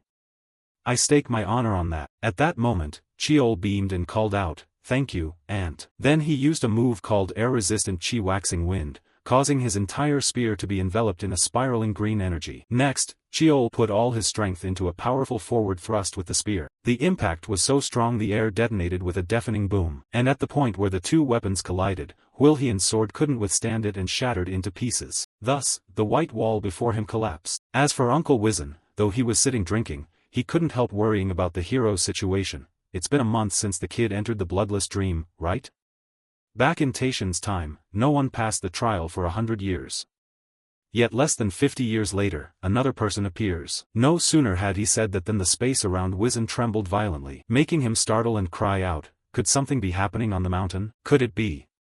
Thinking of something, Wizen hurriedly tossed his wine bottle aside, then darted quickly toward the entrance of the bloodless dream. Standing there, he peered forward with worried eyes and murmured, so you finally passed that trial? Just as he expected, the stone door slowly opened, and Chiol stepped out and said, I have returned, Mountain Guardian. Time quickly passed until evening.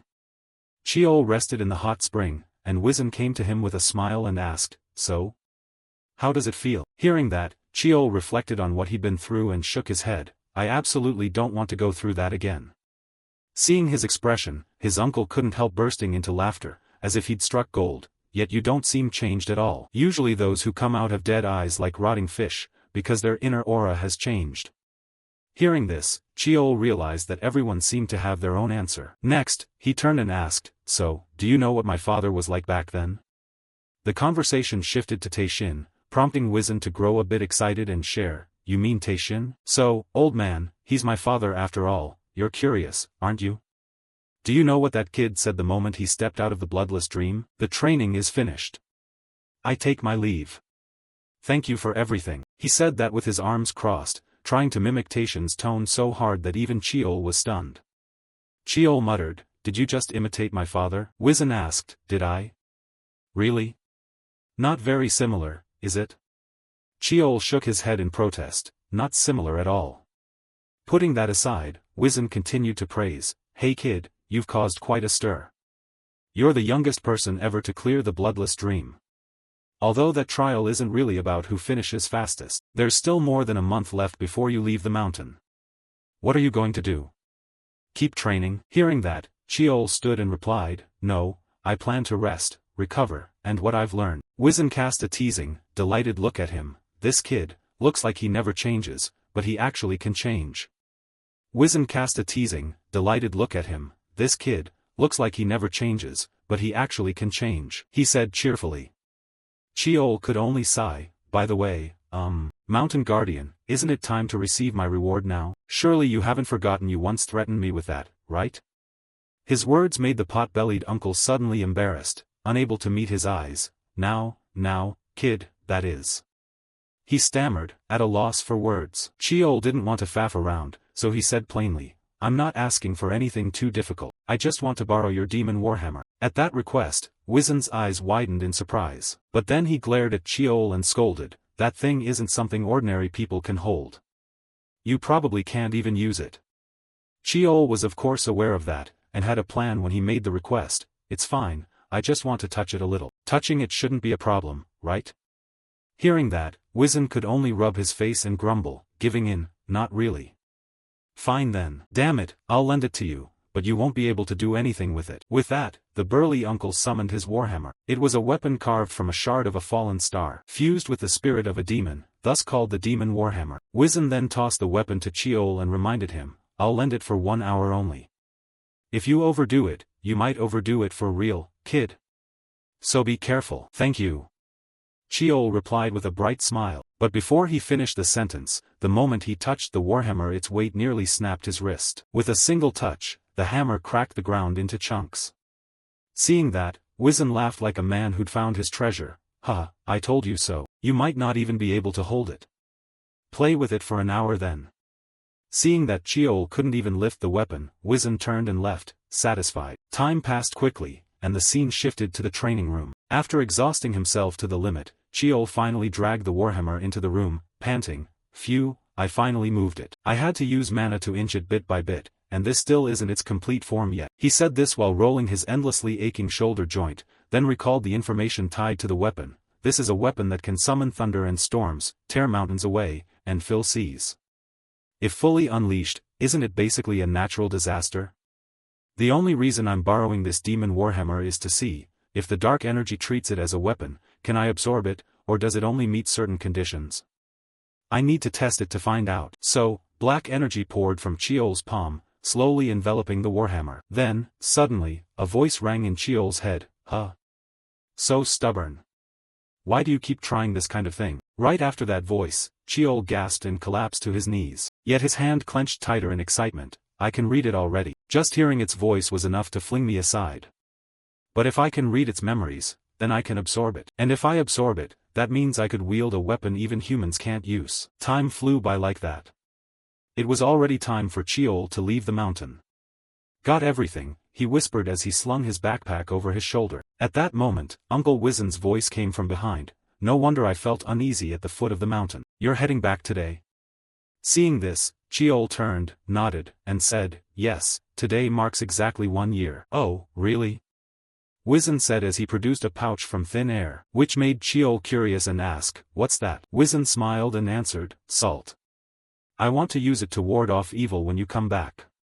His words twisted Cheol's face into a grimace, as if the man treated him like some spirit to be exorcised. But quickly, Cheol composed himself. "Thank you for everything.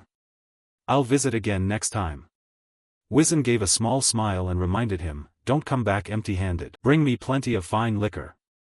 The cheerful remark made it hard for Cheol to believe that just seconds earlier the man had wanted to sprinkle salt to ward him off. Then, suddenly, Cheol asked a different question, "Mountain Guardian, are you content living on this mountain?" To that question, Wizen's expression tightened with irritation as he answered bluntly, "Whether I'm content or not, what's the point? This place is mine, I stay because it belongs to me, that's all. It may look like I'm stuck here, but I do go out sometimes, you know. Do you think snacks and liquor just fall from the sky? Now stop bothering me. Get out of here." He said that as he turned away. Meanwhile, Cheol promised, "Not now, but someday I'll restore your name." Those words made Wizen pause. He glanced back and asked, "How do you know about that?" Without saying more, Cheol just smiled softly. "By then, I'll need your help." In another scene, Wizen watched Cheol's carriage fade into the distance and gave a strange chuckle. "Ha ha ha. How would the kid know? He really is a strange kid." To explain this, long ago a demon rampaged across the 8 directions. A man captured the demon. It was defeated and released by him, but it refused to admit defeat. The demon challenged the man once more. After losing again, the demon took 2 oaths. First, to watch over the mountain and support new life. Second, to create the bloodless dream and select those capable of undertaking its trials. That is what people commonly know. However, the truth is somewhat different. A very distant memory began to stir in Wizen's mind. At that time, the head of the Li family, after knocking him down, made his demand, "Because I won, you must no longer cause trouble in the human world. As proof of this oath, I will take your name. A name is what binds your soul to me, but that isn't a bad thing. Because one day, a child of my bloodline will return your name to you. When that happens, our contract will be fulfilled." Thinking of those words, Wizen sighed. "I guess, in the end, it's not so bad. That bastard Wilhian, really? Will that kid be the one to accomplish it? Whatever, he said he'd reclaim my name, but then he just left like that? Making me hold on to hope like this, damn it, I need to use more salt on him." Wisdom grumbled as he stormed back up the mountain. Meanwhile, Cheol had returned to his clan.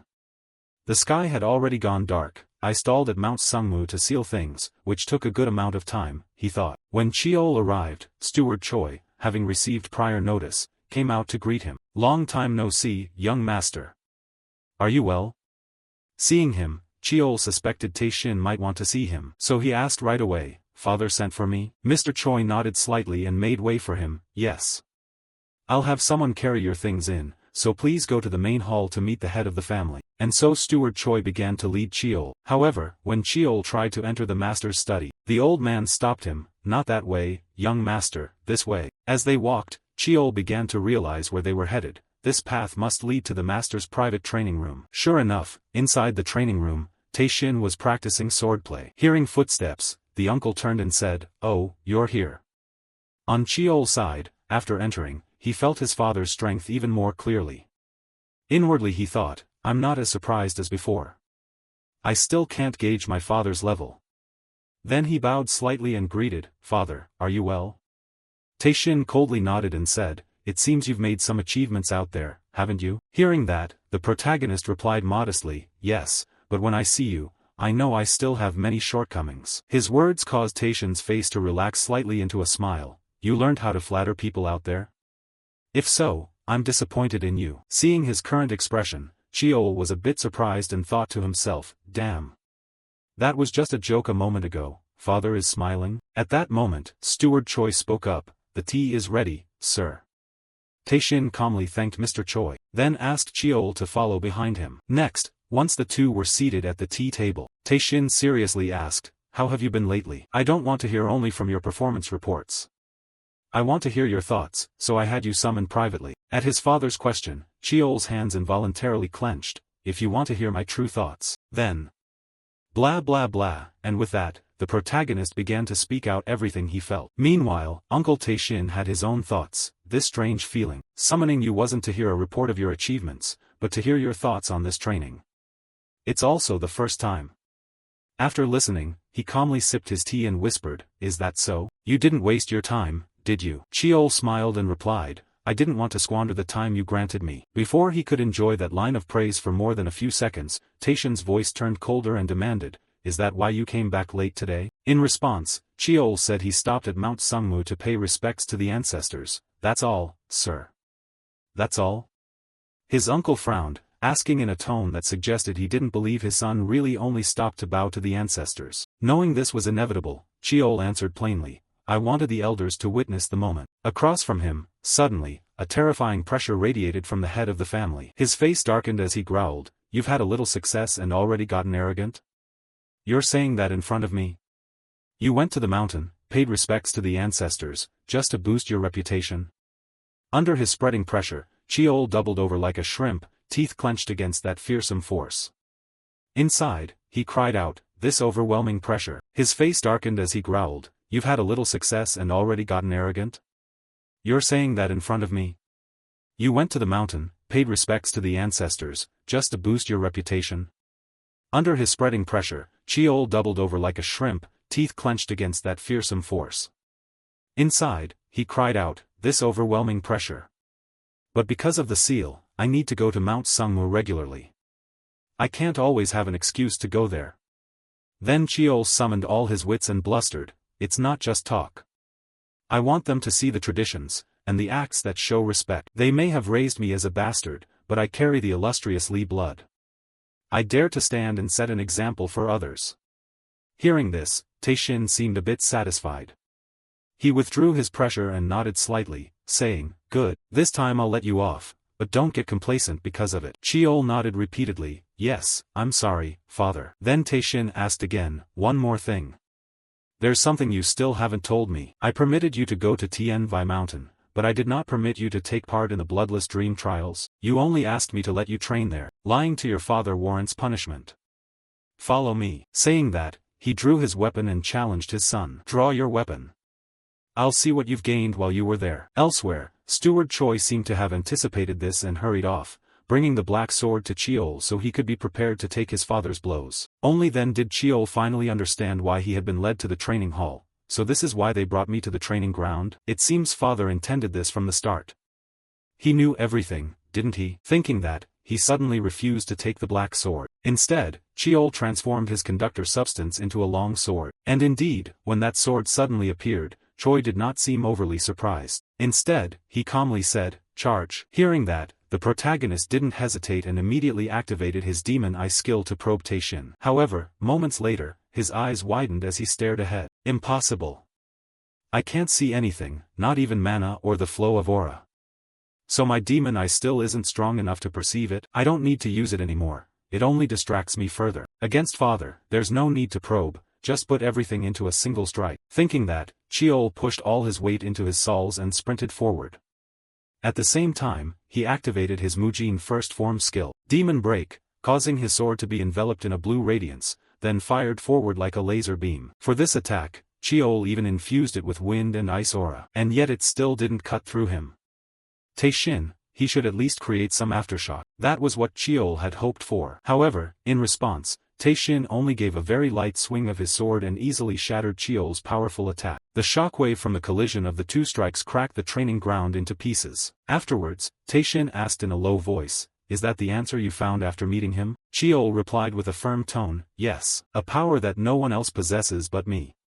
To continuously break and hone that power, aiming to build an unshakable foundation. That is the answer I have found." Cheol's voice rang out with certainty, a talent unique to him, something only he owned, and to keep innovating and perfecting that talent, to build an unwavering base. He gripped his sword tightly, furrowed his brow, eyes full of confidence and unshakable resolve. That was his answer. Taishin stared at Cheol's determined gaze and thought to himself that his son had chosen a hard path. He frowned slightly, harboring his own thoughts, but realized the boy would neither collapse nor bow his head. Then Taishin flicked his hand and spoke, "Good, so how was the trial inside the bloodless dream?" Cheol loosened his grip on the sword, it glowed and then gradually faded. A bit anxious, he answered, "I can't fully put it into words." Standing on the cracked tiles left by their fight, Taishin said sternly that if he couldn't express it, then it meant it hadn't truly become his. Taishin handed the sword to the steward beside him and continued, "In fact, that attack just now wasn't your strongest move, was it?" Cheol clenched his hand and hesitated before answering, "Yes, I know." At his answer, Taishin grew pensive and unreadable. Then Taishin clasped his hands behind his back and turned to walk away, saying, "You entered the bloodless dream without permission. If you show mediocrity again, I will punish you." Cheol immediately bowed deeply and said loudly, I am sorry, father." The next question from him caught Cheol a bit off guard. "What do you intend to do from now on?" With a serious look, Cheol stepped up behind Taishin and slowly said, "About that, I have something to report to you, father." He gave a slight nod in return. "Go on." Granted permission, he began to explain, "From now on I must go through the Academy's third-year program, but as you know, I surpassed that level long ago." The moment he finished, Taishin spoke coldly, making him swallow nervously and get to the point. Cheol stepped forward and said, "I want to experience the world." He placed his hand over his heart with sincere intent. "Please allow me to begin my warrior's journey." Taishin tilted his head and glanced at Cheol. "So from the moment you wanted to go to Tian Mountain, this was your aim?"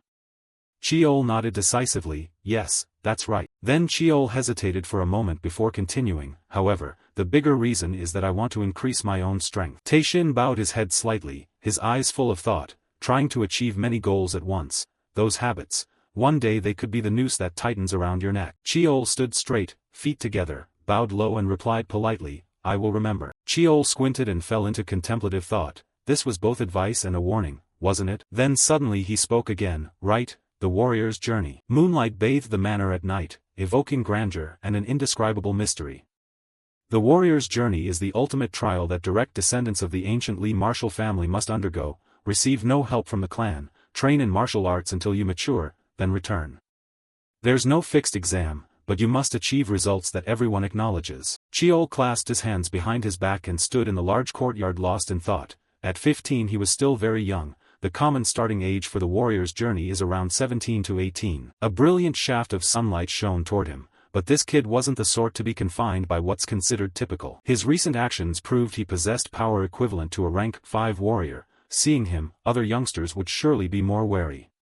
Taishin slowly turned to Cheol and couldn't help but praise him. "All right, very good, I'll permit you to begin the warrior's journey." At that, Cheol's hands behind his back tightened. Inwardly he rejoiced, success. Suddenly Taishan's voice rang out again, which surprised Cheol. But Taishan's face took on a serious expression as he continued, there are 2 conditions. Cut to a large, expansive building, the administrative offices of the ancient Lee martial family. Jae-hong appeared from somewhere, smiling broadly and waving to greet him, you've worked hard, my grandson. Cheol's cheeks were squeezed hard by his uncle, struggling to form the words he said, hello, uncle, are you well?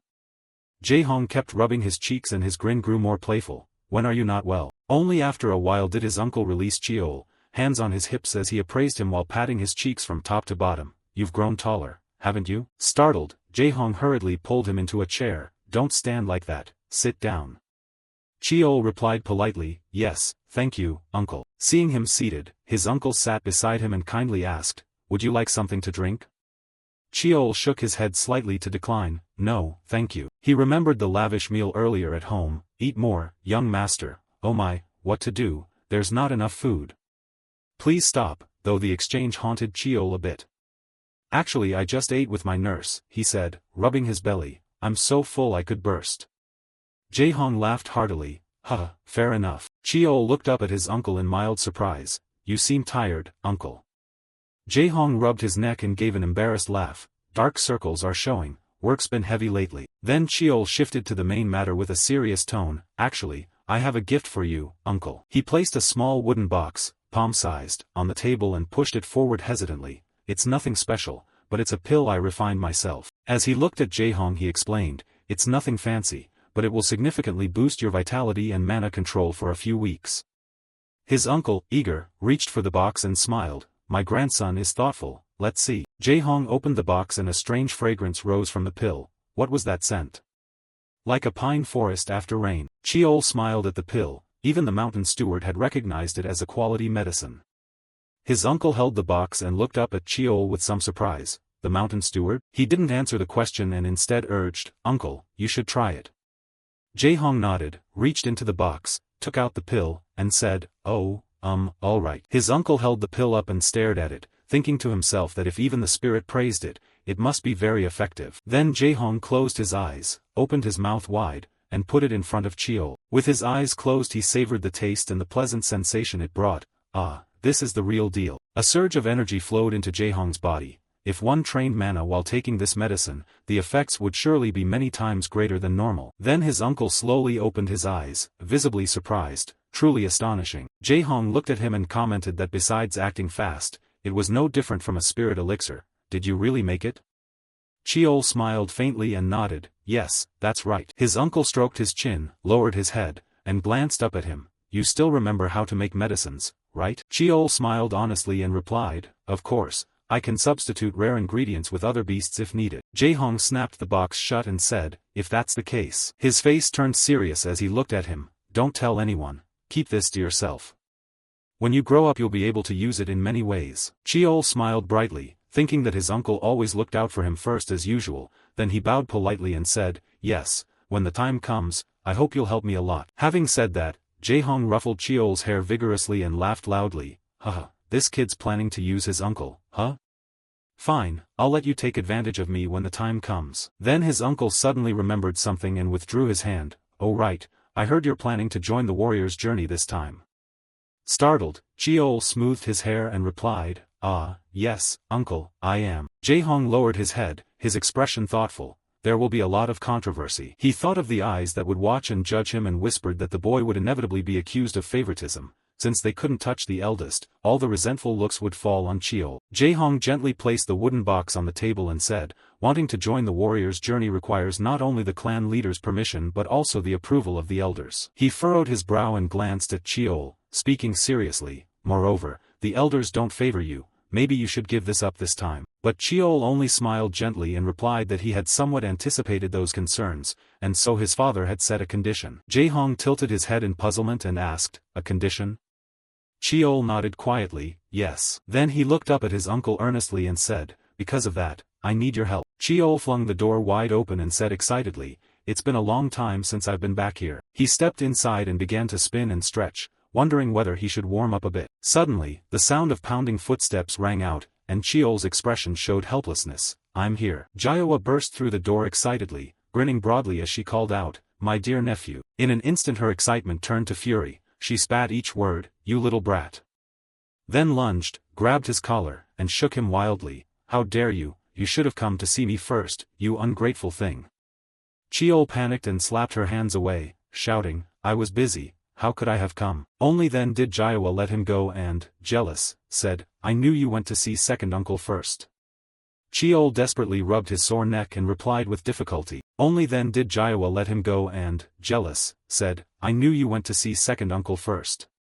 Cheol desperately rubbed his sore neck and replied with difficulty. Suddenly Jayawa's voice turned serious, drawing his attention. Yet she reached out to ruffle his hair proudly and kept praising him. My nephew has grown up, your mana has nearly doubled, and your meridians are much firmer. Cheol didn't hesitate to boast about his training. I've mastered all the aura techniques I learned before.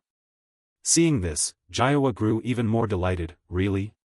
Then you've reached 3-star sorcery. She smiled, turned to leave, and said, you still need to sharpen things a bit. I've got a gift for you, darling. I've finished the incantations for the other aura skills. Want to try them now? He hurriedly replied, auntie, sorry, but I probably can't do it right now. Cheol's words made Jayawa pause for a moment. He felt a bit guilty and stammered an explanation. Just then the door opened again. Well, I'm going to be pretty busy today. A familiar voice rang out, causing both of them to turn and look, still as close to her as ever. Soft footsteps set down on the floor. Myung-jung smiled kindly and stepped forward at Cheol's call, big brother. In the training room filled with combat equipment, Jayawa's determined voice called out, I told you I'm busy. She angrily poked his arm repeatedly while scolding him, leaving Myung-jung only able to smile helplessly. Now you're appearing to train the youngest? Lies. He scratched his neck and hurriedly explained, I really am busy, but I did try to help you arrange some incantations, didn't I? Seeing that, Cheol felt a little down, thinking to himself that he even had to ask his busy big brother for help. Then Myung-jung turned to him with praise, anyway, your notes are great, they helped me a lot in training. Cheol forced a smile and replied, really? That's good. His eyes lit up and he asked with a smile, but are you still okay, brother? He moved in close and answered mysteriously, making Cheol puzzled. I'm fine, however. Myung-jung then threw an arm around Cheol's shoulders, pulled him close, and ruffled his hair hard. You left for Cheonwison without telling me. Cheol giggled and replied, sorry, I was on duty then. Being patted on the head, Cheol beamed brightly, then after returning home he was summoned again by his father. Myung-jung recalled his conversation with Tae-shin in the study. I need you to teach the basics of martial arts to the youngest. Will you do it? He widened his eyes at the unexpected request and asked, what? Myung-jung thought to himself that he would surely teach better than the elders. He rubbed his chin in thought, but Tae-shin wasn't one to fuss over such matters. Then Myung-jung bowed and quickly accepted, yes, I'll teach him. Just as he placed his hand on the door, Tae-shin's voice called out, you should prepare to leave. Myung-jung turned and gave a small smile, thank you, sir. He walked across the courtyard lost in thought, vacuous dreams, even he had never been allowed that trial, and at his current rate of progress. At that thought, Myung-jung broke into a satisfied smile. Now he understood why Tae-shin ordered him to teach the basics. The two shared a silent harmony of thought, understanding each other. Tae-shin wanted him inspired by watching the youngest, or perhaps he wanted competition. On the wide hallway, Myung-jung strode with determination. All right, I need to see firsthand how far he's come. Then he reached up and gently ruffled Cheol's hair. 20 years. No, maybe just 10. He might even catch up faster than that. He looked up at Myung-jung and earnestly said, sorry to bother you while you're so busy. Then he removed his hand from Cheol's head and replied generously, it's fine, right now I'm the only one free and I'm keeping them in Hyogagen. Within their bodies a rich current of energy continually flowed, all the basic techniques, secret methods, and masteries of the Sungwoo clan, proof that one had inherited the entire craft their ancestors passed down. It's called the full succession, and it's also one of the conditions my father set for my warrior's journey, to receive all the Sungwoo clan's foundational martial arts. Cheol smoothed his hair and asked Myung-jung with some hesitation, but will you really be the one to take charge, big brother? Aren't there elders at the academy? He asked him, a bit surprised. You think you'll be properly taught by them?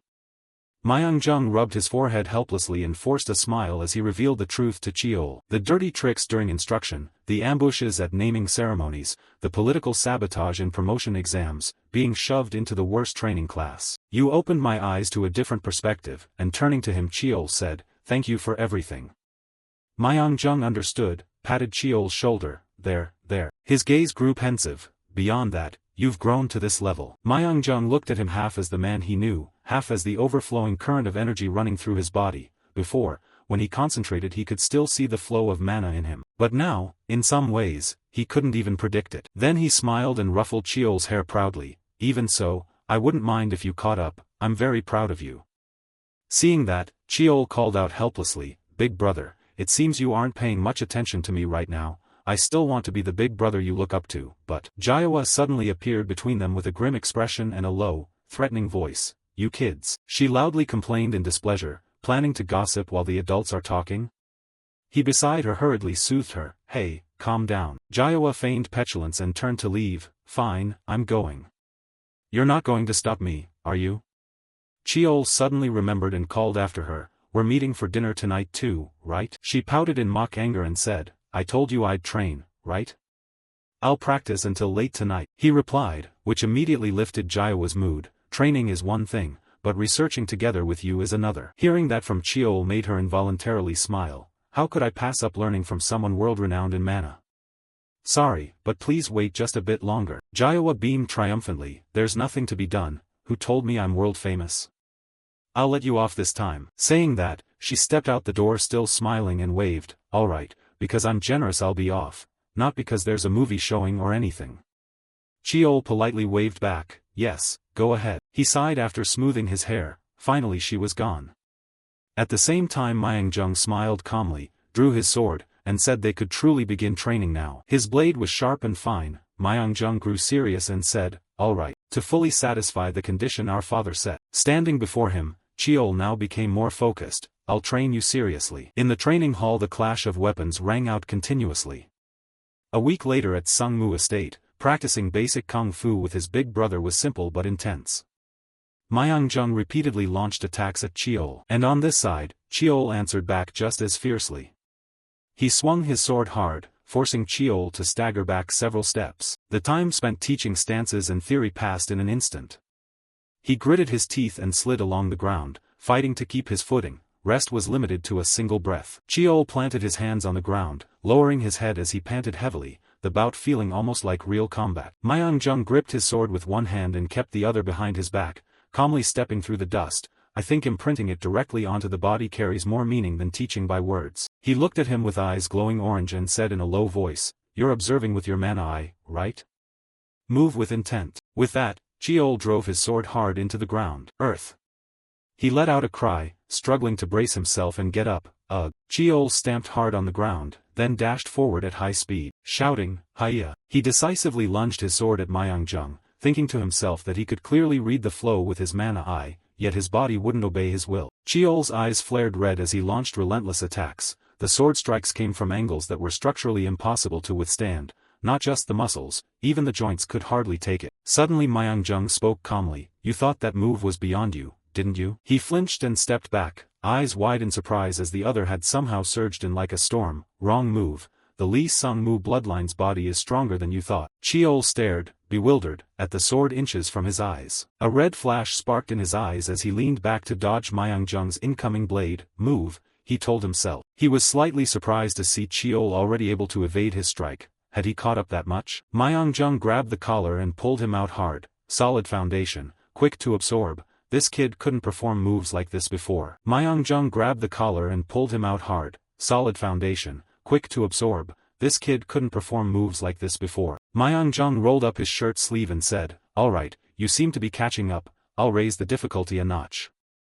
He smiled with meaning, his hand gripping the sword that shone amid a blaze of blue aura as he taunted, let's see how far you can follow. Seeing the power radiating from Ma Young-jung made Cheol tremble slightly. Damn, he's really serious now. The late sun streamed through the training room windows as his voice rang out, today's training ends here. The late sun streamed through the training room windows as his voice rang out, today's training ends here. He looked down at Cheol, exhausted and sitting on the ground, battered all over, sweat and dirt caked on him, and said awkwardly, it seems I pushed too hard during practice. Cheol only managed a weary smile in reply, it's fine, training should be like this. A hand was offered to him as Ma Young-jung's voice said, come on. Then he pulled Cheol to his feet, looks like you've caught the feel of it somewhat, which made it easier for him to stand. Thanks, yes, didn't I say the Lee Sung-mu line has a very sturdy body? A strong blue energy flowed from the man, the Sungmu kin's bodies truly were harder than ordinary people, tendons like steel wire, muscles supple and elastic like rubber. Cheol bent his head and looked at his hand pensively. A body this hardy only grows stronger with each training session. Then he clenched his fist and looked up at Myung-jung with a determined smile. So even if it's hard to execute techniques that heavily stress the body, that's okay, because from that point the fundamentals begin. He smiled softly and replied, yes, you've grasped it well, indeed, you've even applied it to your footwork. Cheol scratched his head awkwardly. After only a week of grueling training he'd only managed to grasp that much. Little brother is still far behind. Myung-jung looked surprised and chuckled softly. He says he's still lacking? Normally basic training takes months to take shape. By that standard, he's doing quite well. He smiled, bent down to pick up his outer coat. Truly commendable. Remember to stop by the infirmary and have those external wounds properly treated. Myung-jung turned and left with a smile, patting Cheol lightly on the shoulder. Then, see you at this time tomorrow. Cheol replied very earnestly, yes. Today I'll review what I've learned. He stepped outside, the door closing behind him, and didn't forget to leave a reminder, alright, but don't overexert yourself. Only then did Cheol let out a long sigh, feeling some of the burden and pressure lift. Once more he looked at his hand and thought to himself, it's really true. Cheol recalled the times he'd launched moves, the basic forms of infinity, a type of theory that systematizes movement through endless, ever-changing application. Then he remembered the recent training battle with Myung-jung, the clan's foundational cultivation methods, which rely on the nature of the body to push physical capacity to its absolute limits. Cheol was astonished to realize the two patterns were eerily similar. He felt each current of energy flowing through his body. The difference, if any, was that the foundational method centers on the body, while infinity revolves around weapons. Cheol furrowed his brow in deep thought. This made grasping the foundational practice easier than he expected, perhaps both spring from the same root. He glanced aside, recalling a figure that had appeared in his mind. In Infinity's memories he had seen someone bearing Sungmu lineage traits. Indeed, Infinity seems closely connected to our clan. Cheol clenched his fist and thought inwardly, feeling as if he'd uncovered a secret no one would have suspected. A smile curved his lips as he said aloud, it seems time will pass very quickly. Later, everyone gathered around the long table in the Sungmu clan elder council chamber. The door to the room opened with a soft sound. Cheol-jung hobbled in leaning on his cane, smiling kindly as he spoke. My apologies for arriving late. He looked toward Jae-hong, who sat with arms crossed very calmly. Well, an overseer busy with 100 matters, and yet he has the leisure to attend like this. The uncle replied coldly that he usually used busyness as an excuse and couldn't attend regularly, so this time he decided to come. Cheol-jung raised an eyebrow and lifted the teacup on the table. Is that so? Then he leisurely brought it to his lips and sipped. Surely you've heard about the martial credential granted to the youngest branch's heir, haven't you? The others erupted in outraged shouts. Of course, elder, a green brat is allowed to take the martial credential? What kind of propriety is that? And he's a filthy younger son to boot. While those beside Jae-hong joined the argument, the uncle sat silently and calmly. He'd heard that the arrogant fellow personally petitioned the clan head, claiming that because he'd returned from the Demon Mountain, he should be allowed to proceed. Cheol-jung glanced over and slowly set his teacup down. It seems you're all misunderstanding. The clan head has not made a final decision. He only said to let the elder council discuss and decide. One of them hesitated, so the final decision rests with us. Someone nearby boasted loudly, at this point just flat out veto it. Cheol-jung forced a smile and stroked his beard. Haha, it's not that simple. Recalling the image of Cheol fighting with fierce intensity, he said, the clan had reported that the kid possesses combat strength equivalent to a level 5 warrior. And he even overcame the bloodless dream. There's no valid reason to refuse. There's no valid reason to refuse. Suddenly a hand shot up. Jae-hong spoke confidently, may I say a few words? During the council, everyone buzzed with discussion while only Jae-hong remained calm and listening. Lee Tae-hong never took sides in political matters. The uncle always stood alone, not aligning with any faction. The elders saw Lee Tae-hong as a neutral man who wanted to keep himself clean while avoiding commitments. Jae-hong sat with his arms crossed regardless of how things went, so when they saw Lee Tae-hong at the meeting, all the elders thought he must be siding with him, because the two of them are both scoundrels. Up until now the uncle had shown no reaction, just calmly listening, but Jae-hong suddenly opened his eyes with a very serious look. Of course Lee Tae-hong knew this well. The uncle glanced at them, thinking their thoughts were plain as day, those old snakes. And the topic they were debating concerned the next tests, the 3 trials that a direct blood member of the Sungmu clan must undergo, selection, the naming fate ceremony, and the warrior's journey. Those who passed all three would be regarded as high-ranking members of the clan. Paper privileges would rain down from the sky, they would receive many rights and approvals, including the right to attend and speak at major council meetings. Frankly, it was no different from being treated as a former elder. Jae-hong quietly slipped his hand into his sleeve. There was no way those shallow elders, obsessed with pure blood, would accept that. The uncle suddenly realized, wait a minute, this kid, don't tell me he brought that miracle elixir just to ask for this favor? Jae-hong sighed softly, sounding somewhat troubled. Cheol, I really don't know if this is the right thing to do. The uncle politely raised his hand and said, may I express an opinion? Jae-hong's unprompted move also caught Cheol-jung's attention. What does the overseer want to say? Then he smiled and said with implication, I've heard the overseer is rather close to that kid. The uncle inwardly felt disgust and thought his tone was truly cutting, but outwardly Jae-hong showed enthusiasm and friendliness without revealing any weakness. With such effort, how could I hate the boy? Cheol-jung propped his hands on the table and rested his chin, as if probing the uncle. However, I think this matter is getting a bit out of hand, he said. You think it's gone too far? Jae-hong remained unruffled and calmly replied, yes, the boy has sufficient evidence, but we cannot ignore tradition and procedure. I think the youngest should understand there are things a person cannot do just because they want to. Cheol-jung laughed smugly, not noticing the corner of Jae-hong's mouth curl into a smile. Ho ho, I thought the overseer disliked all those traditions and protocols. The uncle bristled inwardly, thinking, what a meddlesome old man, but outwardly he had to maintain his image and proper demeanor. It's not that I don't understand their importance, I just want to avoid them because, as a man of progressive ideals, handling issues so rigidly can cause trouble. Seeing that, he nodded slightly, I understand your meaning, overseer. Cheol-jung tilted his head and asked, so, what solution do you propose? In the council chamber Jae-hong's calm voice echoed, if the council has no reason to refuse, we just need to create one. Honestly, this issue isn't that complicated. The uncle placed his hand neatly on the table and spoke confidently, ultimately the only problem is that the youngest hasn't proven himself yet. Cheol-jung glanced at Jae-hong with meaning, didn't the clan head acknowledge that he has strength equal to a level 5 warrior? The uncle refused to back down and immediately retorted, but can the clan head publicly declare that? He narrowed his eyes with a look of scheming calculation. Jae-hong placed both hands on the table, clenched them, and continued, then. The uncle gritted his teeth, thinking to himself, let the brat do as he pleases. Jae-hong straightened and looked directly at everyone, declaring firmly, I think we simply need to create an opportunity for the boy to prove himself. Cheol-jung, surprised, hurriedly asked, you mean create an opportunity? You don't mean a match, right? The uncle nodded, confirming confidently, causing the other sect heads to murmur, that's right, considering what the youngest has done, we won't refuse. He lifted an eyebrow, his eyes deep with implication as he slowly asked, then who should he fight? Jae-hong confidently suggested, wouldn't the person who most recently completed the warrior path be the best match? But the seventh young master, Jae-hak, would never agree to this, it doesn't suit his style. Cheol-jung stroked his beard thoughtfully, imagining Seol-ah, fierce and brandishing a knife. What about the sixth young master? The uncle nodded softly, wouldn't Seol-ah be a suitable choice?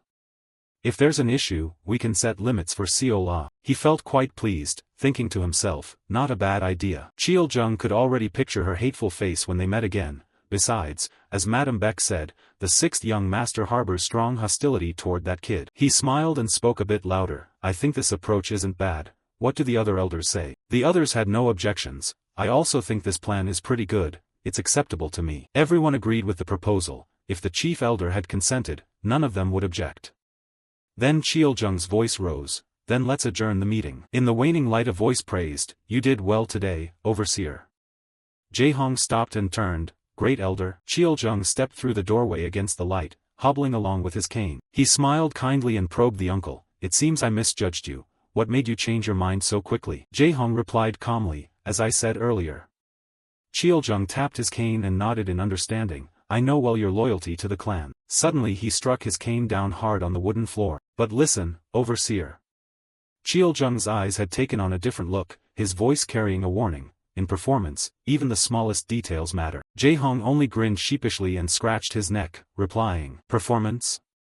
I don't really know what you mean by that. Every word he spoke caused the uncle to pause, his eyes, his tone, every single word. Then Cheol-jung smiled and walked past Jae-hong but didn't forget a gentle reminder, you, overseer, keep calling him, the youngest, while everyone else calls him a bastard. As the uncle's polite expression hardened, no longer as cordial as before, Cheol-jung's back receded down the dim corridor, his low voice carried, after all. In the training hall, the aftermath of the previous battle, cracks and breaks in the floor, still remain. 3 weeks later at the Sungmu grounds, Cheol's confident voice rang out, today might mark the end of this training session. Myung-jung feigned surprise, then watched as he drew his sword from its scabbard and said, really?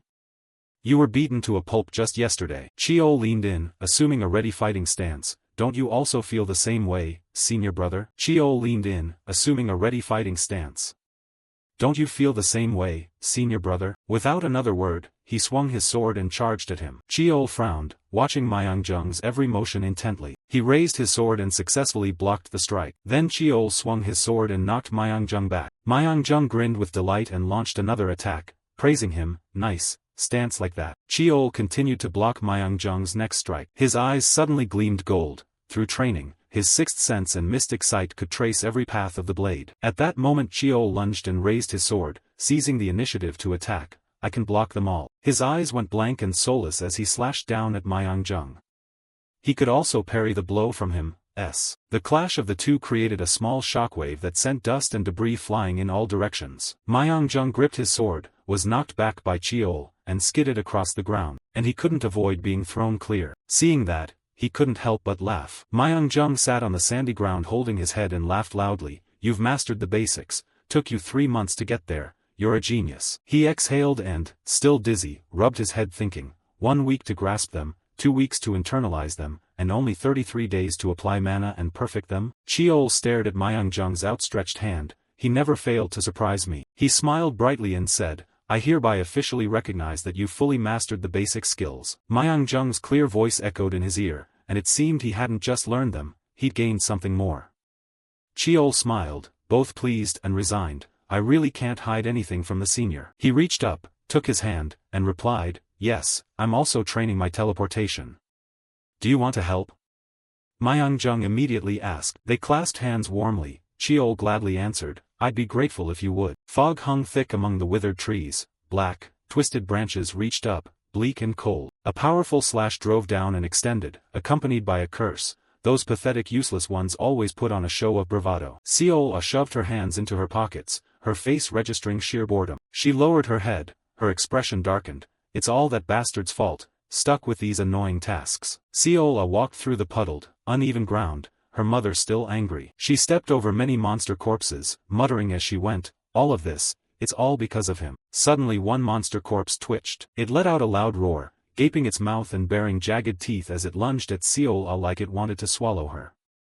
Seol, hands in her pockets, walked on calmly. A flash of blazing red streaked through the air. The dagger, wreathed in crimson mana, drove straight into the monster's skull. Furious, she raised her hand, flames flaring around it. Eyes wide, she shouted, I told you I'm bored. Seol stared, stunned, as the blazing dagger pierced the monster's head. She reached in and decisively pulled the dagger out of its head. Seol then sheathed the dagger back into her hand. This is my 21st task. She clenched her teeth in anger. They're all annoying chores like exterminating rampaging monster packs. Normally I only do 4 or 5 jobs a year. Then Seol strolled through the dark, freezing forest. The 5-year pledge has finally passed, and when I return to the clan, that arrogant bastard will be back too. Suddenly a mysterious shadow appeared behind her and bowed respectfully, greetings, Miss Luck. Seol widened her eyes and glanced at him. A deep voice rang out, state your identity. He answered honestly, I'm Gaguk, Team 12 of the Black Sword Corps. Hearing that, she flinched, spun around, and hurriedly asked, the Black Sword Corps? Seol looked at the masked stranger and, with a puzzled tone, placed a hand over her chest. What brings the clan leader's personal guard here? His face was hidden behind a mask so you couldn't see his real features, only his voice could be heard. I bear a message from the clan leader. Then he whispered something indistinct. Upon hearing it, Seol gave a cold laugh. Oh?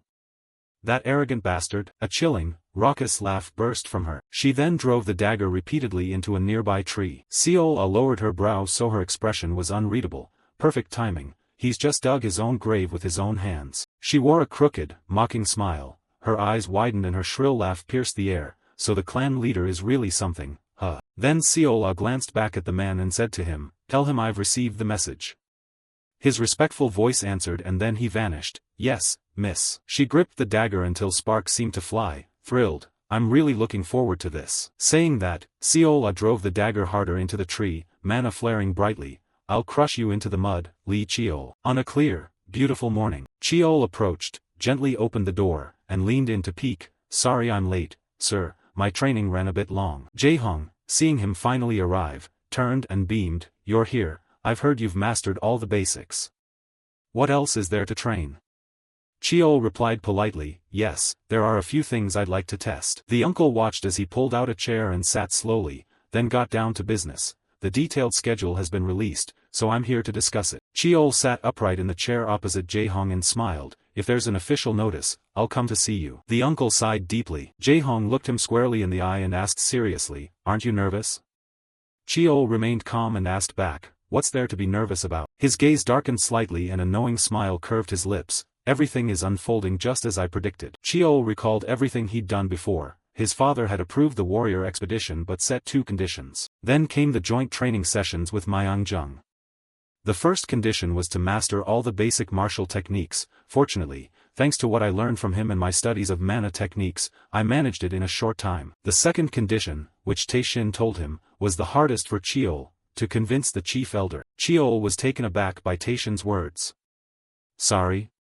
Tae-shin looked at him seriously and said, you may use any means necessary if you can't persuade them. The next thing Tae-shin said made Chiol a little anxious. The warrior expedition might not be approved. After that he sat alone, racking his brain for every possible plan. In his current position it would be hard to interfere with the elder's affairs. Suddenly Chiol let out a sound as if he'd realized something. He placed a hand on his chin and smiled confidently. So I decided to create the most advantageous stage for myself. Next, Chiol went to see Jae-hong to ask a favor. Using a demonstration as an excuse, arrange a duel with Sixth Sister, ask you to steer things that way so the chief elder will have no reason to refuse. At that point he officially made a new move for himself. He wanted to manufacture a situation that would grant him the right to travel. The ability to turn situations around is essential for anyone entering politics, and this matter itself is part of the test. Jae-hong sighed again in a way Chiol couldn't quite read, and Chiol looked up. I just don't understand how you can stay so calm. He still answered calmly, is that so? Because I trust you've arranged it properly. The uncle held his head and shook it slightly, that's not what I meant. Jae-hong spoke with worry, that girl, I've heard you don't get along with her. Chiol sat silently, listening to Jae-hong. With Seol's temperament, even a duel wouldn't end peacefully, why pick her in this situation? He said calmly, I'm settling a debt with Sixth Sister. No sooner had the words left his mouth than the uncle slammed the table and sprang up. Then Jae-hong shouted loudly, exactly.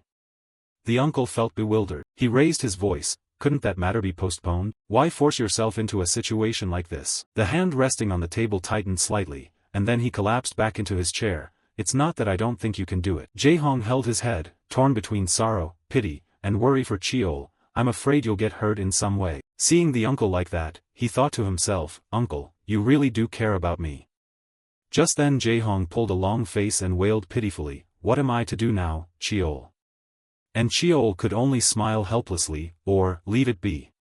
Chiol's gaze softened with feeling as he uttered his most sincere thanks. Thank you for caring. He remembered the wild look in Seol's eyes and the scrutinizing stares of the elders. Sixth Sister would likely try to beat him senseless, and the elders would have an excuse to bind him. He remembered the wild look in Seol's eyes and the scrutinizing stares of the elders. Sixth Sister would likely try to beat him senseless, and the elders would have an excuse to bind him. Then he sprang to his feet and spoke solemnly, while reassuring Jae-hong, if I lose it'll be troublesome, but don't worry. Chiol clenched his fist and smiled with confident determination. In this match, no matter what, I will win. Amid thunderous cheers across the stands, the central training ground lit up under the sun.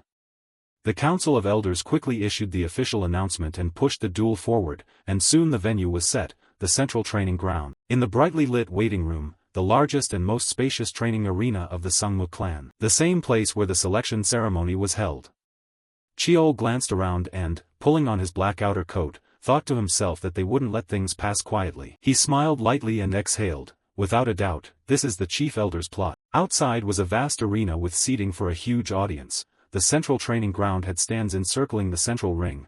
Clearly they wanted to publicly shame him and crush his morale. Chiol closed his eyes, took a deep breath, and exhaled. This won't be a problem for me. Suddenly someone stepped forward and pulled the door of the room open. More importantly, Jaiwa appeared, her beautiful face flushed with worry, stammering and unable to speak. Aunt.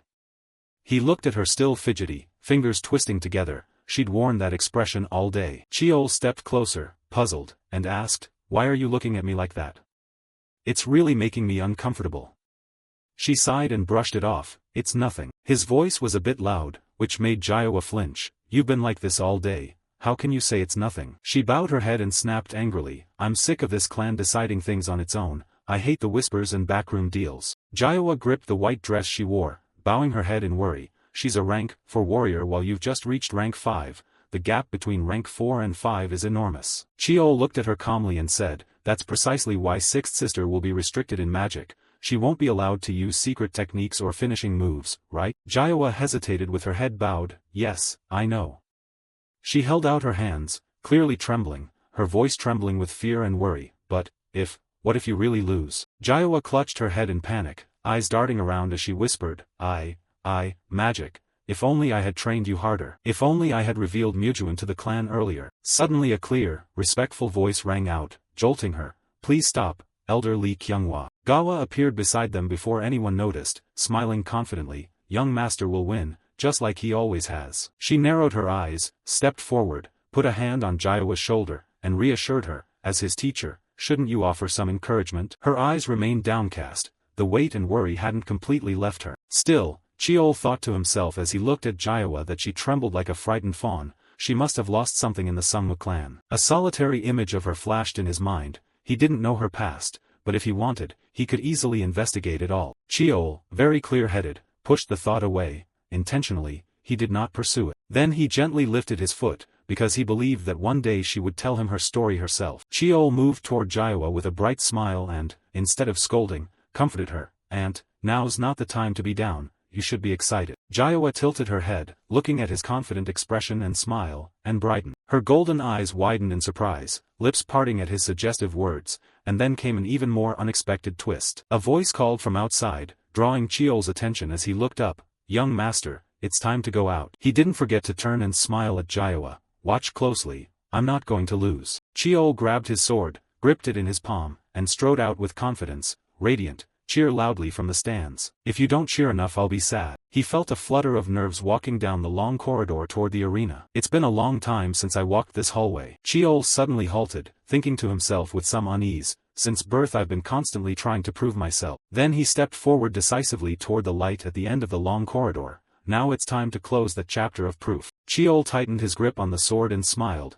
murmuring to steady himself, "Let's go." He entered the arena with a steady bearing. The stands around him were packed with spectators. They'd arrived very early. The atmosphere was wildly lively.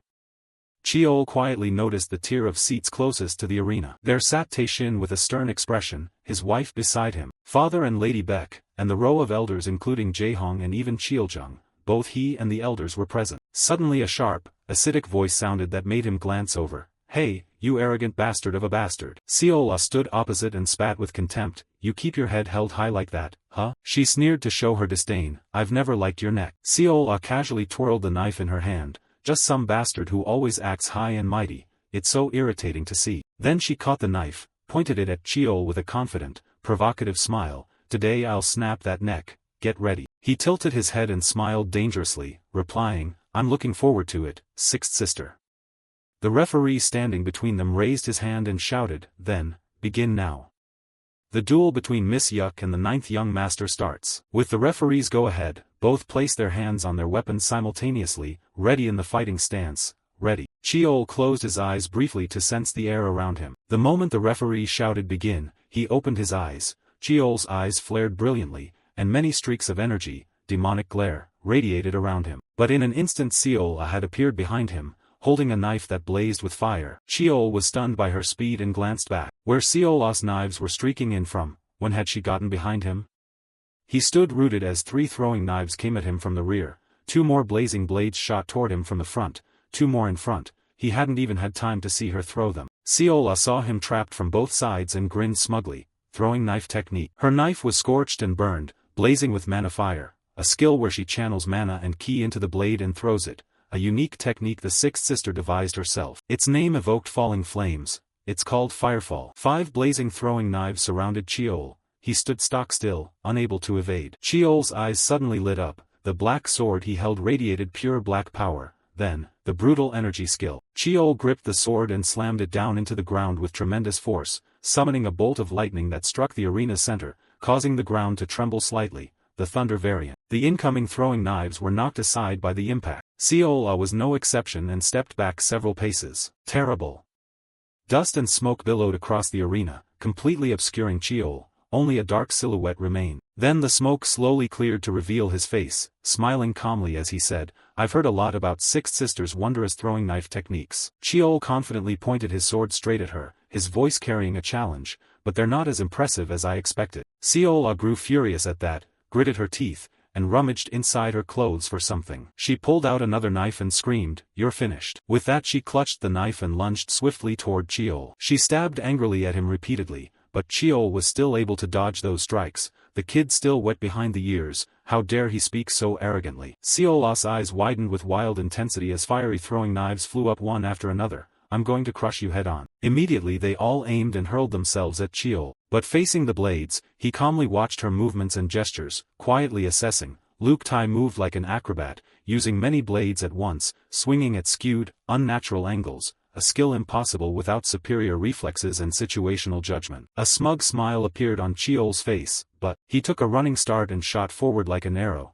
That was exactly what I wanted to lure her into doing. They charged at each other at the same time, neither backed down, forcing her into a direct attack. Cheol swung his sword, slicing past Seola's face while successfully chopping away the incoming throwing knives. He gripped the sword tightly, and a surge of electricity emanated from it. Mujin the First awakened. The sky suddenly lit up with crackling lightning as he raised the blade glittering with flashes. Demon Piercer. Seola stared at the bolts chaining down and a thought flashed through her mind. Dangerous. Seola immediately sent two throwing knives forward to block Cheol's attack. This is really dangerous. Thunder exploded across the clear sky as he thrust the sword toward her, causing a massive bolt of lightning to erupt violently, even the ground trembling from the unimaginable strike.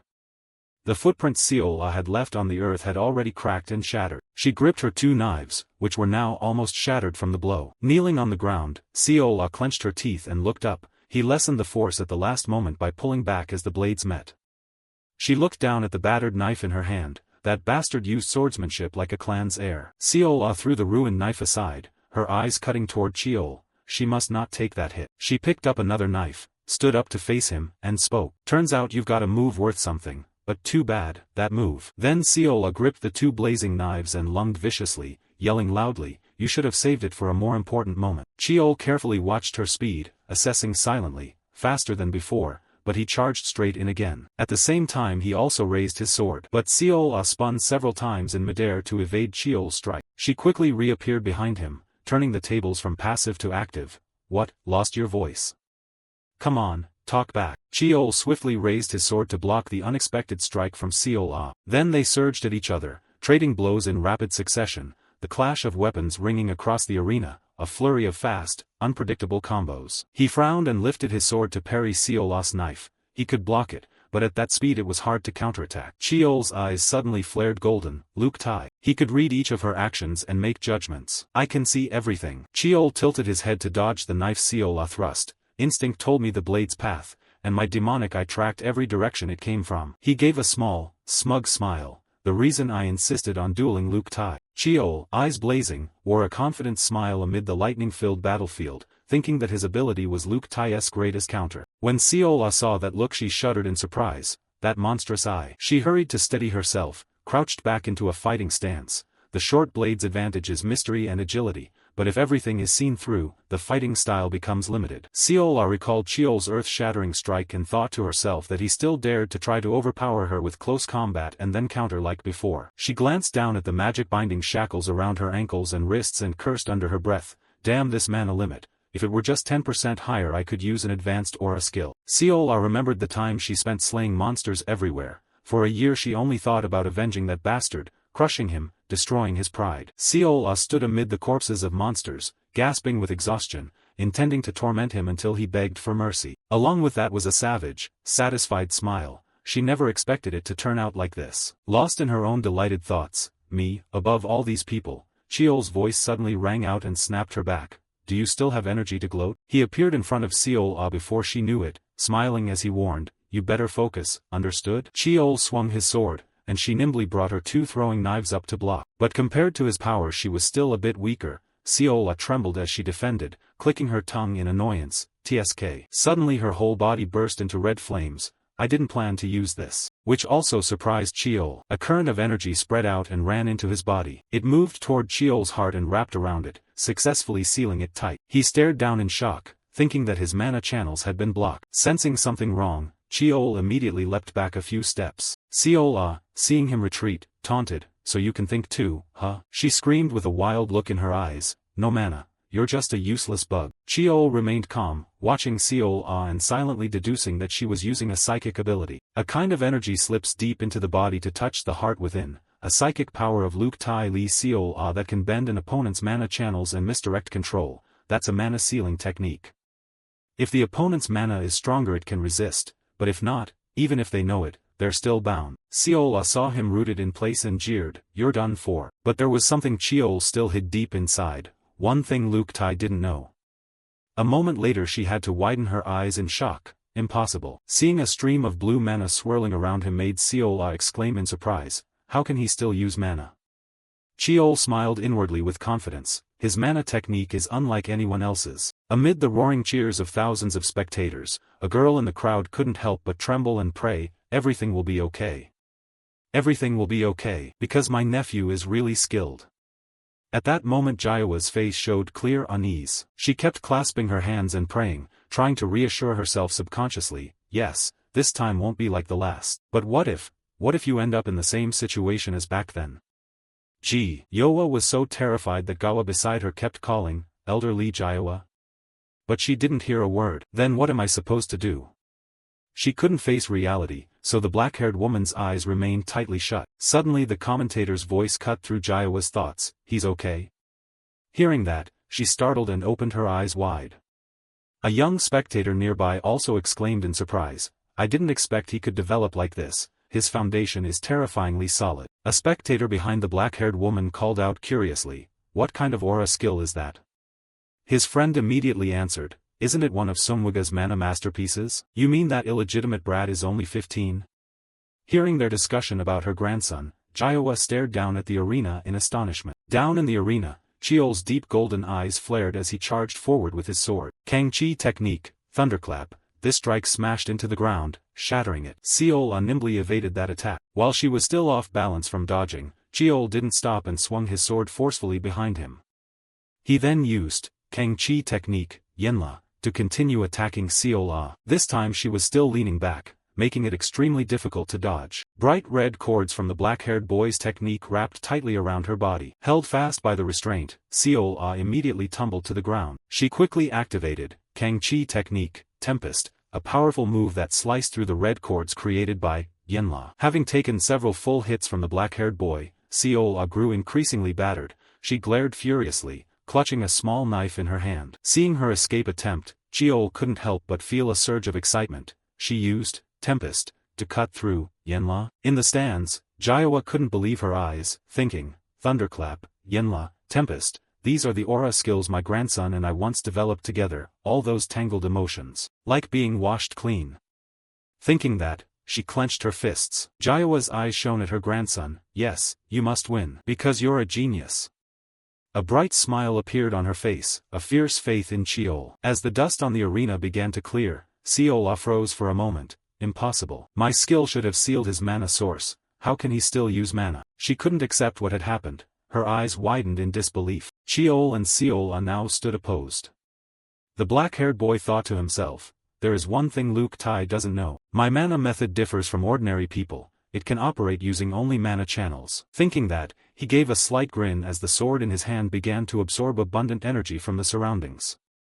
Once he sensed enough power, Cheol didn't hesitate and called out loudly, "Now I'm charging in." In the blink of an eye the distance between them closed significantly, and Seola was now on the defensive. The black-haired boy's sword descended amid her bewilderment, too fast. But just as the blade was about to strike, she launched herself backward with all her strength to avoid it. To dodge that attack, Seola had to skid a long distance. Her hands were trembling violently now. Seola cursed in anger, you bastard. Before she could even get her bearings, Cheol swung his sword again. Once more, Seol-ah painfully stepped back to avoid the move, and the ground where she had just stood was cleaved by his blade. Seeing the force Cheol unleashed, she couldn't believe her eyes. No way. I can't be forced back like this. Suddenly Seol-ah felt a terrifying killing intent gradually closing in on her. She startled and glanced up toward the stands. Seol-ah's heartbeat hammered harder as she looked at the person applying the pressure. That person was staring at her with jade-green eyes. The woman wore pure white, with deep green hair and beautiful jade-green eyes, but her expression was utterly terrifying. Seol-ah looked back at the woman, breathing heavily and exhausted. Suddenly her body trembled. Seol-ah's lips quivered as if she wanted to say something. I. She couldn't control her emotions facing that cold stare. Seol-ah's hands twitched and spun the knife. A surge of scorching fire energy burst from within her. Seol growled, "It's all because of that illegitimate brat." Cheol quickly noticed something was off, an enormous amount of mana. She's forcibly siphoning mana. Is she ignoring her wounds? The two small knives in Seol-ah's hands were now enveloped by massive mana. Soon the other knives scattered on the ground began to lift as well. Seol-ah poured all her strength into controlling the blades. A blazing red energy swelled around her. She raised her hands and sent the knives soaring into the air. And this was her secret starfall technique. I will kill you. With that she decisively brought her hand down, her eyes flashing with madness. In the stands, Jae-hong leapt to his feet at the sight and shouted, "That's a violation of the match rules. Stop!" But his shout came too late. The knives, under Seol-ah's control, lunged to attack Cheol. He showed no panic or intention to dodge. He stood calmly in place, and the sword in his hand began to absorb mana. When the sword had absorbed the required amount of mana, patterns began to appear on it. Cheol let out a soft exhale. Immediately after, he assumed a defensive stance. The knives were now drawing ever closer to him. At once the black-haired boy swung his sword in a wide arc. Seeing Cheol cutting through the air, Seol-ah couldn't help but laugh. "What are you swinging at?" But she barely had time to enjoy it before the next sight froze her. One of the knives flew back and impaled itself into the ground right beside her foot. While parrying Seol-ah's starfall with his sword, the black-haired boy thought, "There is an immutable truth. Mana doesn't disappear. When dispersed into the air it returns to nature. Mana is infinite and never truly vanishes." Because of that truth, Cheol could easily absorb the mana and knock the knives off course. With just a few masterful sword strokes, he successfully shattered Seol-ah's technique. But Cheol himself held a reality that contradicted that truth, the ancestral blade, Hyugya of the Black Knight. It's a sword that can cut and erase mana. After a flawless defense, the black-haired boy tilted his mouth into a confident smile. Cheol stared at the sword trembling in his hand and thought in awe, "I didn't expect she would even use the starfall, but still, I succeeded." The black-haired boy recalled that when Seol-ah summoned those massive starfall orbs, his current strength was insufficient and he had to use his blackening power to defeat her. "With my current strength I couldn't fully block the starfall, so I used the dark edge to sever the mana threads linked to the throwing blades."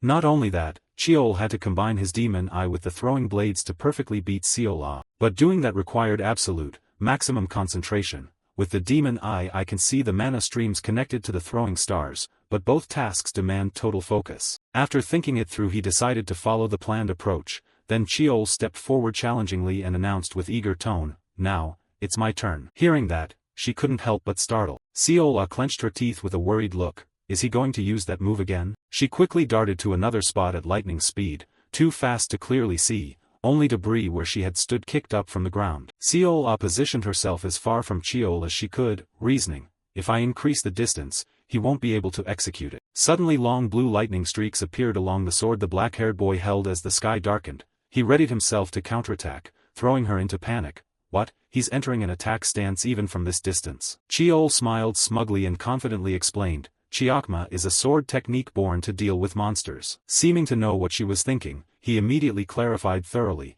then slowly raised the sword and continued, "Distance was never the issue." At once Cheol pointed the sword down toward the ground. A tremendous force descended with it as he called the move, Mujia, Eclipse.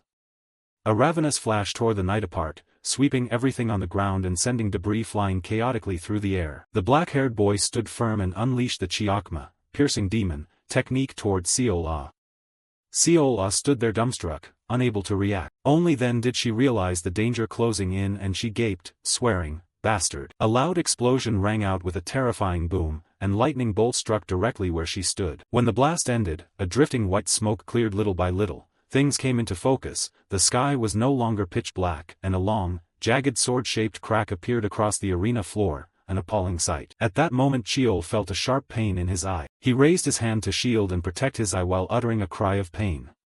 The black-haired boy gritted his teeth through the surrounding agony, sweat beading on his face as he thought, "My eye hurts like this from pushing the demon eye to its limit." But this was not the time to rest since the fight was still ongoing, so Cheol worried. "But it's not over yet." Chiakma hit dead center, "But I need to finish this match." Suddenly a silhouette loomed within the white smoke. A blade suddenly pierced Cheol's thigh and blood sprayed, leaving him unable to react, stunned by the wound. The black-haired boy staggered forward, unable to stand steadily. Then a powerful footstep slammed into the ground and someone leapt up. It was Seol-Ah, her face full of killing intent as she lunged at him so fast the black-haired boy blurted in surprise, "Luke, you're fast." Her eyes flashed a fierce golden glow detecting an opportunity. This strike is dangerous, and the knife in her hand slid right up to his neck. He instantly dodged, sending debris on the ground rattling. Cheol sprang backward to dodge. They moved in a push and pull, chasing each other with neither yielding. But his speed wasn't enough. Cheol took a full stab from Seol-Ah. Cheol stood motionless on the floor. The two remained locked in place. The knife in her hand drove into his upper chest, blood spreading and staining his shirt. But he wasn't so easily defeated. The blade of his sword also pierced Seol-Ah's left chest. She immediately pulled the knife from his chest, dragging out a thin thread of red blood. After withdrawing the knife, she collapsed to the ground unconscious, while Cheol remained safe and unhurt in the match. He couldn't help but think, if I had been a second slower using the dark edge to block, my heart might have been pierced. He dared not dwell on the moment. Just a few seconds delay and he could have lost. But defeating her had not been easy. The black-haired boy clutched his wounded left chest and winced in pain. He glanced at Seol-Ah lying motionless on the ground and assessed the situation. Luke fainted the moment Chiakma struck. My body reacted instinctively to the incoming killing intent. Cheol couldn't help but admire her ability. Luke's bloodline is truly terrifying. He turned to the two aides who were still standing there in shock. Cheol called out a reminder. "What are you standing there for? Aren't you going to take Luke away? If you leave her there she'll die from internal injuries," and as he spoke he slid his sword back into its sheath. Only then did the two aides snap into action and quickly obey, "Yes." But they still seemed unnerved and hesitated, so he reluctantly pointed to where Seol-Ah lay. They understood at once and hurriedly replied, "Yes." They rushed to her side, one on each side, while the black-haired boy stood proud, having demonstrated his power to everyone, and smugly said, "Now, do you see? Warriors of the tribe." He looked up at the packed stands filled with spectators. Even the stubborn elders, Grand Elder Cheoljung, watching, gaped in disbelief, staring at the arena. And he didn't forget those who shared his blood, even the half-siblings. The black-haired boy raised his hands high, full of confidence, no longer subject to mockery. For the first time, for all who once thought he'd lose simply for being an illegitimate child, "I've proven myself." Cheol wanted those who doubted and belittled him to see him differently. Suddenly the black-haired boy noticed something unusual. A single clap echoed through the quiet arena. He looked up toward the stands. Taishin was applauding, acknowledging his convincing victory. That set everyone off chanting in unison, filling the stands with cheers. He stood there astonished, looking around. This was the first time in his life he'd been so warmly received, with not a single jeer or criticism, and it warmed him deeply. But the feeling didn't last long. A voice pulled him out of his swirling thoughts. "My nephew is the best." The one wildly clapping and celebrating was Jiowa, her face full of joy. "Amazing, I knew he could do it." The maid, seeing her overexcited, gently rebuked, "Elder, please calm down." On the arena floor Cheol covered his face in embarrassed shyness, not wanting Jiowa to be called his aunt, murmuring, "Oh my God," yet the dark-haired woman continued proudly chanting for her beloved nephew, "My nephew is the best, my nephew is the best." At that moment a few people descended onto the floor and approached the black-haired boy. Leading them was Lord Li. He didn't forget to praise Cheol. "Well done," while the Grand Elder looked a bit embarrassed and couldn't meet his eyes. Cheol was very surprised by Taishin's compliment. It seems father isn't very pleased. He's never praised a child in front of others before. Seeing him say nothing, he stared at the black-haired boy and thought to himself, "This child picked Taehong and set up this stage. He chose that girl Luke and steered the match according to his own strategy. That's the opponent he has the greatest counter-advantage against." Those who don't know would assume Luke's victory is obvious. Sounds easy, but how many people here could actually do that? Lord Li valued him highly and began paying more attention to him after the match. Then he decided to make an offer. "You have proven yourself, so I acknowledge your qualification to embark on the warrior training path." Cheol, overjoyed, quickly bowed respectfully, hand over his chest in salute. "Thank you, father." In a hidden corner no one could see the black-haired boy's secret smile, so no one knew what he was truly thinking. Tae-shin sensed he wanted to say something and curiously asked, "You look like you have something to say," and as expected, everything went according to his plan. Cheol seized the moment, inwardly pleased, the time has come. Cheol straightened and looked him in the eye, answering honestly, "As expected, father, I hide nothing from you." When Tae-shin asked if Cheol had something to say, it seemed he would grant it. He thought to himself, formally, the reward for this test is permission to join the warrior path. Then he noticed a servant whispering gravely into Lady Beck's ear, but he paid little mind and continued his scattered thoughts. I probably shouldn't expect anything more from father. Perhaps the black-haired boy had thought that joining the warrior path would be enough, but if Lord Lee offered more, he had no intention of refusing. He decided to voice his wish, "Then allow me to say a word." Unwittingly, Grand Elder Cheoljung glanced to see what he intended to do next. Cheol told himself, "With father it's like that. If I were Tae-shin I'd want to show more." The black-haired boy raised his hand to his chest and continued, "I have reached the level to graduate early from military training, and you yourself witnessed it. I also went to Cheonwison and passed the bloodless dream trial." Cheol decided to lay out his full intentions now that he'd passed every required test. "Because you, the Council of Elders, will decide, I must announce my requested rewards before them." He wanted to ensure he received everything he could possibly claim. Then he continued, anxious and thoughtful, "I have proven everything and met all the conditions. So why does the Elders' Council not trust me and insist on testing me for no reason?" He intended to accuse Cheoljung publicly, especially in front of his father, to see how the old man would respond. The elder, caught off guard by the tactic, was shocked to realize Cheol had cleverly used self-humiliation to trap him. Cheol went on to recount how hard he'd worked. "In this match, Luke was grievously injured, and standing here to speak now has already been a great effort for me." The black-haired boy stared straight into Cheoljung's eyes, but the old man quickly looked away, unwilling to meet that determined gaze. Cheol vowed he would no longer allow the Grand Elder to intimidate him. He couldn't keep feeling oppressed by the elders. Cheol decided to rise up and stop holding back, bluntly accusing the old man in front of everyone. The black-haired boy then bowed his head slightly and thought, "Only 15, I'm allowed to be a bit sharp and rude. If I don't speak now, when will I get another chance?" He truly wanted to use this one small opportunity to express the suffering he'd endured for years. If he didn't, there might never be another chance. Seeing the innocent, hurt look in Cheol's eyes and how the Grand Elder suppressed recognition of his abilities, Tae-shin turned to Cheoljung and asked, "Grand Elder, can you answer the question of this youngest child?" Cheol also involuntarily looked toward the old man, wanting a proper answer. Cheoljung held his baton and pondered for a moment. After a while the old man smiled and said, "It seems there has been a misunderstanding. The decision about entering the warrior path has always been up to the Council of Elders. Truly, the older ginger is the spicier one." The old man quickly denied any fault. The Grand Elder calmly explained to the black-haired boy in detail, "The family rules clearly state there is no distinction between legitimate children and those born out of wedlock. Would the Council of Elders deny the family law itself?"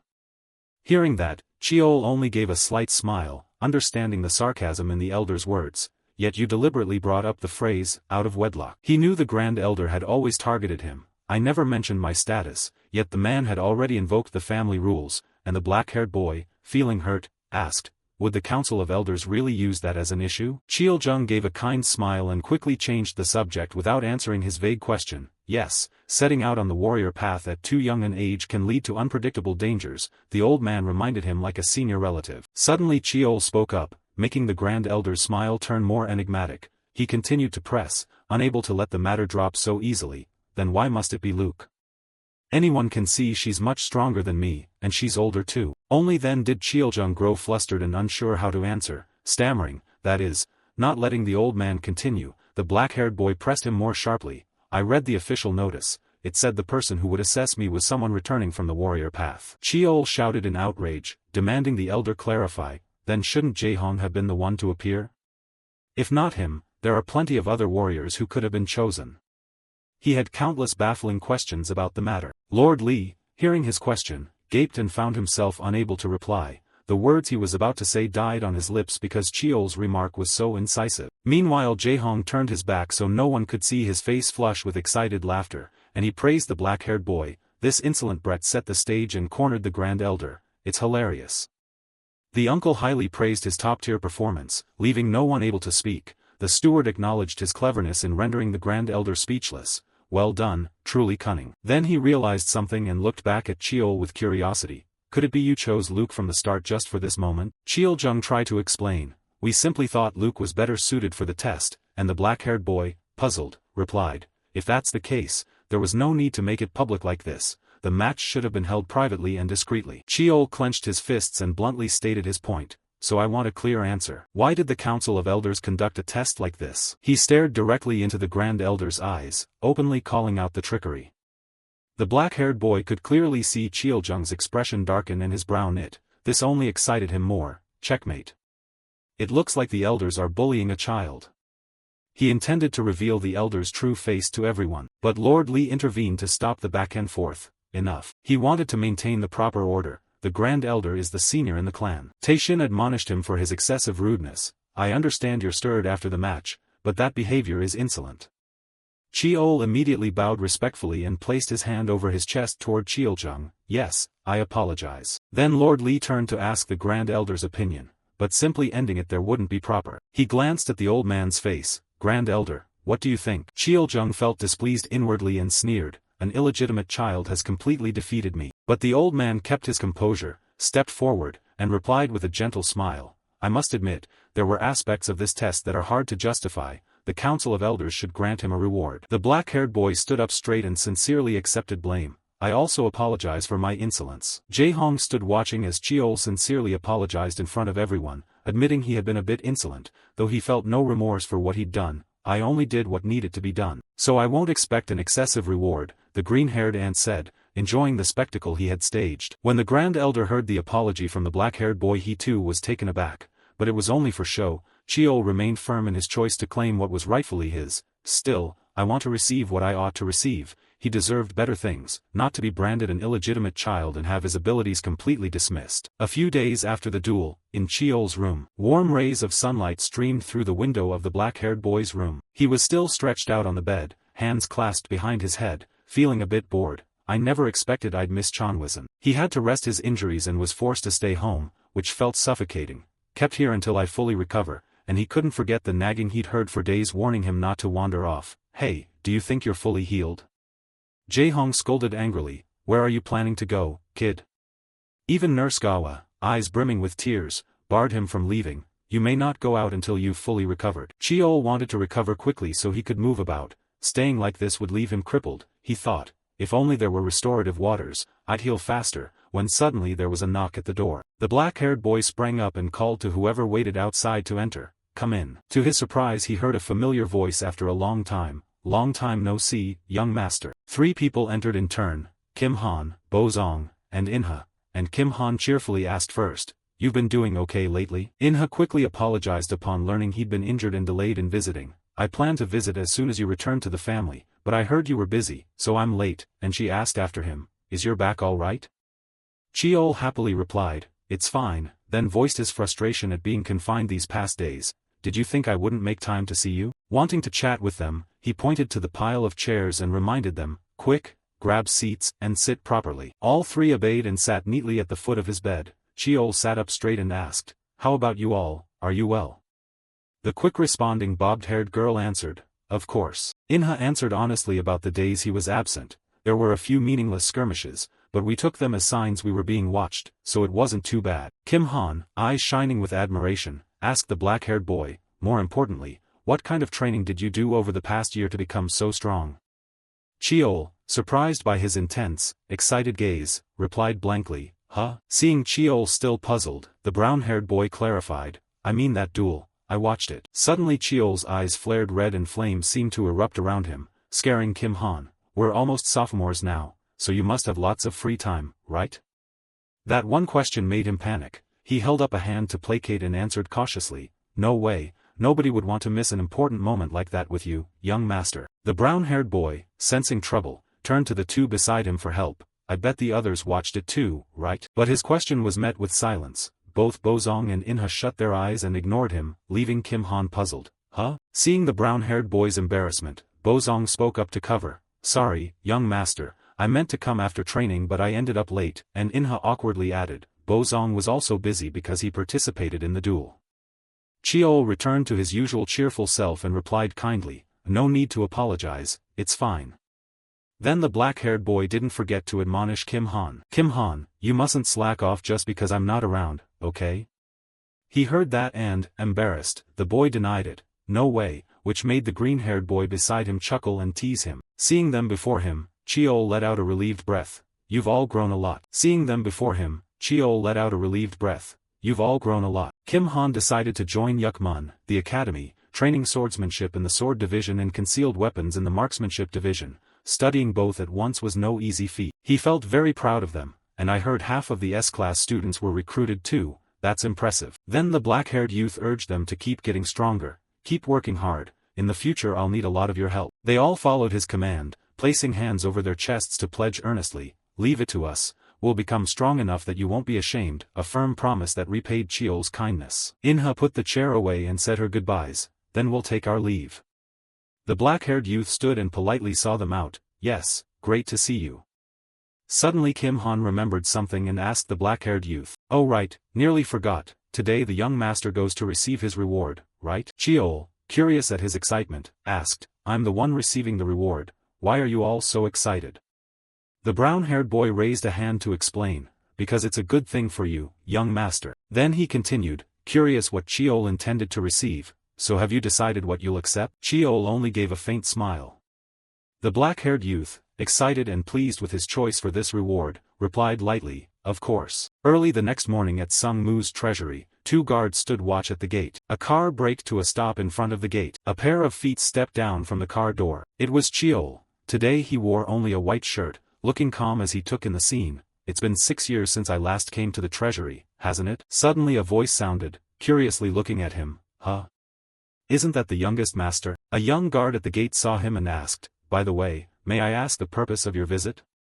The black-haired youth showed him the permit. I have authorization to withdraw equipment from the treasury. He checked the paper in his hand and replied, yes, I've verified the document. The gate swung open on both sides, and he ordered, you may proceed, sir. Suddenly he called after Cheol. Turning, Cheol wondered why he was being addressed, young master. The 2 guards expressed their admiration. That match really moved us. We'll strive to refine ourselves like the young master, taking him as a role model to emulate. Then the 2 saluted and bowed deeply before him, leaving Cheol wide-eyed in astonishment. The black-haired youth stood there, stunned by them and deeply moved, happy. This is the first time in my life I've been given such a salute. Before, most people scorned and looked down on me because of my low birth. There were no more insults this time. People admired my talent and genuinely cared for me, which motivated the black-haired youth to keep striving to become even stronger. Thank you for thinking that way. So as not to let you down, I will work even harder. Cheol did not want anyone's faith in him to be disappointed. Then he slowly proceeded toward the treasury, which was jointly managed by the Administrative Institute and the Elder Institute. If the Administrative Institute handles preservation and maintenance, then research and the import and export of equipment fall under the Elder Institute's authority. As Cheol entered, a guard used a scanning device to thoroughly check that he wasn't carrying any dangerous items. Cheol smiled, thinking of the reward he wanted after the match had ended. Therefore, I requested compensation from the head of the Elder Institute. At the arena that day, the black-haired young man made his proposal. I only did what I was compelled to do, so I don't dare expect any unreasonable reward. I only asked to be returned the items that were selected during that recruitment and selection ceremony. Cheol wanted to reclaim what he had lost. The Grand Elder wondered, didn't you choose a single weapon back then and wear it at your side? The old man was puzzled by his choice at the time. You only accepted one weapon then. Now you want to claim ownership of them all? The black-haired youth remained calm and explained, according to the rules, weapons chosen during the selection ceremony can later be fully received, or so I've heard. To confirm the rule, he turned to Jae-hong and asked directly, am I mistaken in understanding this, steward? The uncle, surprised that he pushed responsibility onto him, thought to himself, what a cheeky child, but not wanting to keep everyone waiting, the steward declared firmly, all right, that's correct. By old custom, people later received the remaining weapons, and the family head said he would follow that precedent. Cheol-jung glanced at Head Lee and honestly agreed, ahem, recalling it now, that's indeed how it was. The old man fell into thought, wrestling with Cheol's proposal. Just select a couple of items appropriate to his status and grant them. Releasing a few pieces won't harm the Elder Institute. The old man found the plan acceptable. Seeing that the black-haired youth seemed to understand the Grand Elder's thoughts, he smiled with assurance. They'll probably think that way. If the head of the Elder Institute accepts my request before the guests, then the weapons in the treasury will rightfully become mine. He turned to Tae-shin and asked, can you do that? Tae-shin only stared at him thoughtfully and said nothing. After a long pause, Head Lee finally spoke, I permit it. Those things were always meant to come into your hands anyway. Cheol respectfully placed his hand to his chest in salute. "Thank you, father." He took it as natural, of course. As long as you demonstrate the proper standing of a master, the elders will hand the weapons to you. He didn't forget to remind him to be worthy of what he would receive. Embarrassed, and indeed Taishin seemed to know his scheme but didn't expose it, only offering a gentle reminder. "Truly, father could see through my scheming even when the Elder Institute head did not. Moreover, he skillfully sided with the Elder Institute to close the matter." Then Head Lee ordered his subordinates, "Decide which weapons will be released from the vault and deliver them to the youngest son." Thus their negotiation concluded, and Cheol successfully obtained the weapons he wanted. "So, I am permitted to receive 4 renown-grade weapons." The black-haired youth rode the treasury elevator in thought. Usually one isn't granted such generous rewards, but with my father backing me, they dare not play tricks. They respected my father, so they wouldn't scheme behind his back. The elevator reached the 2nd floor with a ding. The elevator doors slowly opened and light shone directly onto Cheol's smiling face. "Access is limited from the 1st to the 3rd floor. Floor 1, where the common-grade weapons are stored, is no concern. I need to pick items truly useful for this journey." Ahead of him was a room filled with advanced, modern weapons. Cheol couldn't help but be dazzled by them. A black orb appeared in his palm as he excitedly prepared to choose his favorites. "All right, take your time and pick your fire." The scene shifted to Myong-jong's office. Myong-jong sat across from Cheol and asked calmly, "Are you planning to depart already?" He replied politely, "Yes, all preparations are complete." Outside the window, cherry blossoms drifted through the air, and he cheerfully thought the journey would be delightful. It's spring, quite pleasant weather. He thought Cheol's departure in spring was perfect. There's hardly a better season to begin a long journey. Myong-jong didn't forget to ask, "Have you greeted everyone?" The black-haired youth replied, "Yes. As for my uncle, he's on a distant assignment and couldn't be seen." But mentioning Jaiwa had given him a hard time coaxing her. It took a lot of effort to calm the nurse as well. Hearing that, he chuckled with excitement. "I can imagine it." Then Myong-jong asked whether Cheol had paid respects to Head Lee. "So, have you greeted your father?" Hearing this, the black-haired youth only smiled with amusement. "Yes, he scared me as usual." He looked surprised. "He threatened you?" He recounted. "He said since I've caused such a major incident, if I don't achieve results that satisfy him, I'll be punished." Myong-jong laughed nervously. "That does sound a bit frightening." Suddenly he became pensive, more serious. After a while he spoke. "Have you heard news about your 6th sister?" At the mention of Seola, Cheol looked somewhat downcast. "Yes, I heard she has entered seclusion to train." Even while recuperating after awakening, 6th sister caused an uproar. She smashed things in the room, and the 2 burly men couldn't restrain her. After recovering, she was placed into seclusion for cultivation by Lady Beck. Myong-jong fell silent, seeing Seola's condition was unstable and feeling helpless, so he warned Cheol before he left to ease his mind a bit. "Normally no one can intervene in your warrior path, but at least for now, she won't be able to go out and take revenge immediately." The black-haired youth nodded, understanding him, without answering verbally. His fingers intertwined nervously as he asked, "Brother, could I ask you a favor?" The black-haired youth hoped someone would stay behind to care for the wet nurse while he was away. Only Myong-jong could be trusted. "While I'm on my journey, please take care of the wet nurse for me." He recalled Gawa crying and pounding on the door in a downpour with no one to help, so Cheol worried they might target his loved ones. "They may not dare go after me directly, but targeting those close to me is easy. In my previous life I lost my wet nurse that way, so this time he had to be extremely careful not to let them touch a single hair of the maid." Myong-jong quickly agreed to the request and guaranteed Gawa's absolute safety. "Understood. Your wet nurse will stay here, where I live." He assured him no one would harm her, no one will dare touch her.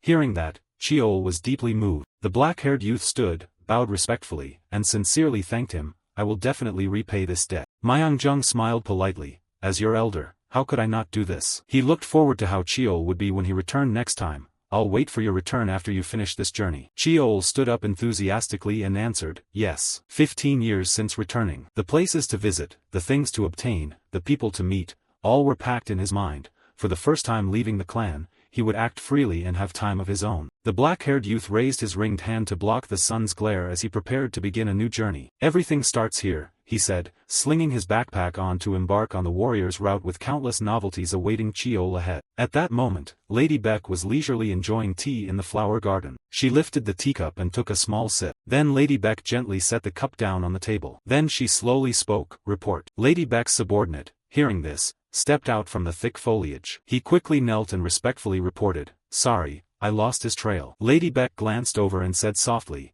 get to the details. He then recounted the whole incident. I lost him as soon as he entered the crowded street. It seems he knew from the start he was being tailed. She calmly reached for her teacup, then slowly spoke in rebuke. Such a foolish assumption. Even if his appearance changes, there should still be a distinct mana signature. The subordinate hurriedly explained. Among the equipment he received from the match, there appears to be an item that can alter both appearance and mana signature. At this point, tracking him seems impossible. After hearing the details, Lady Beck stared at him. He's only a 15-year-old illegitimate kid, yet he shook off the swordsman I personally trained. She raised the teacup and gave it a slight swirl, then snorted coldly. If you couldn't handle something this simple, you'd have been dismissed long ago. I wanted to anticipate his plan, yet I lost his trail in less than a day. Monitor every bit of news.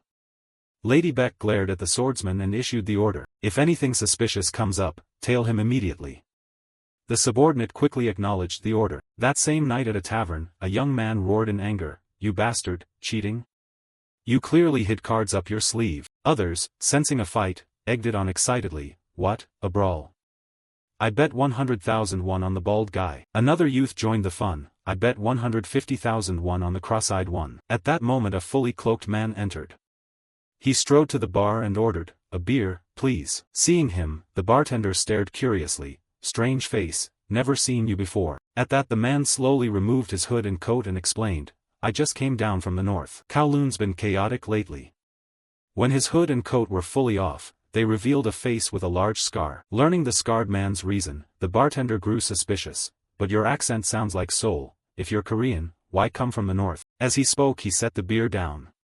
The scarred man calmly replied, I was fleeing, I didn't know anything back then.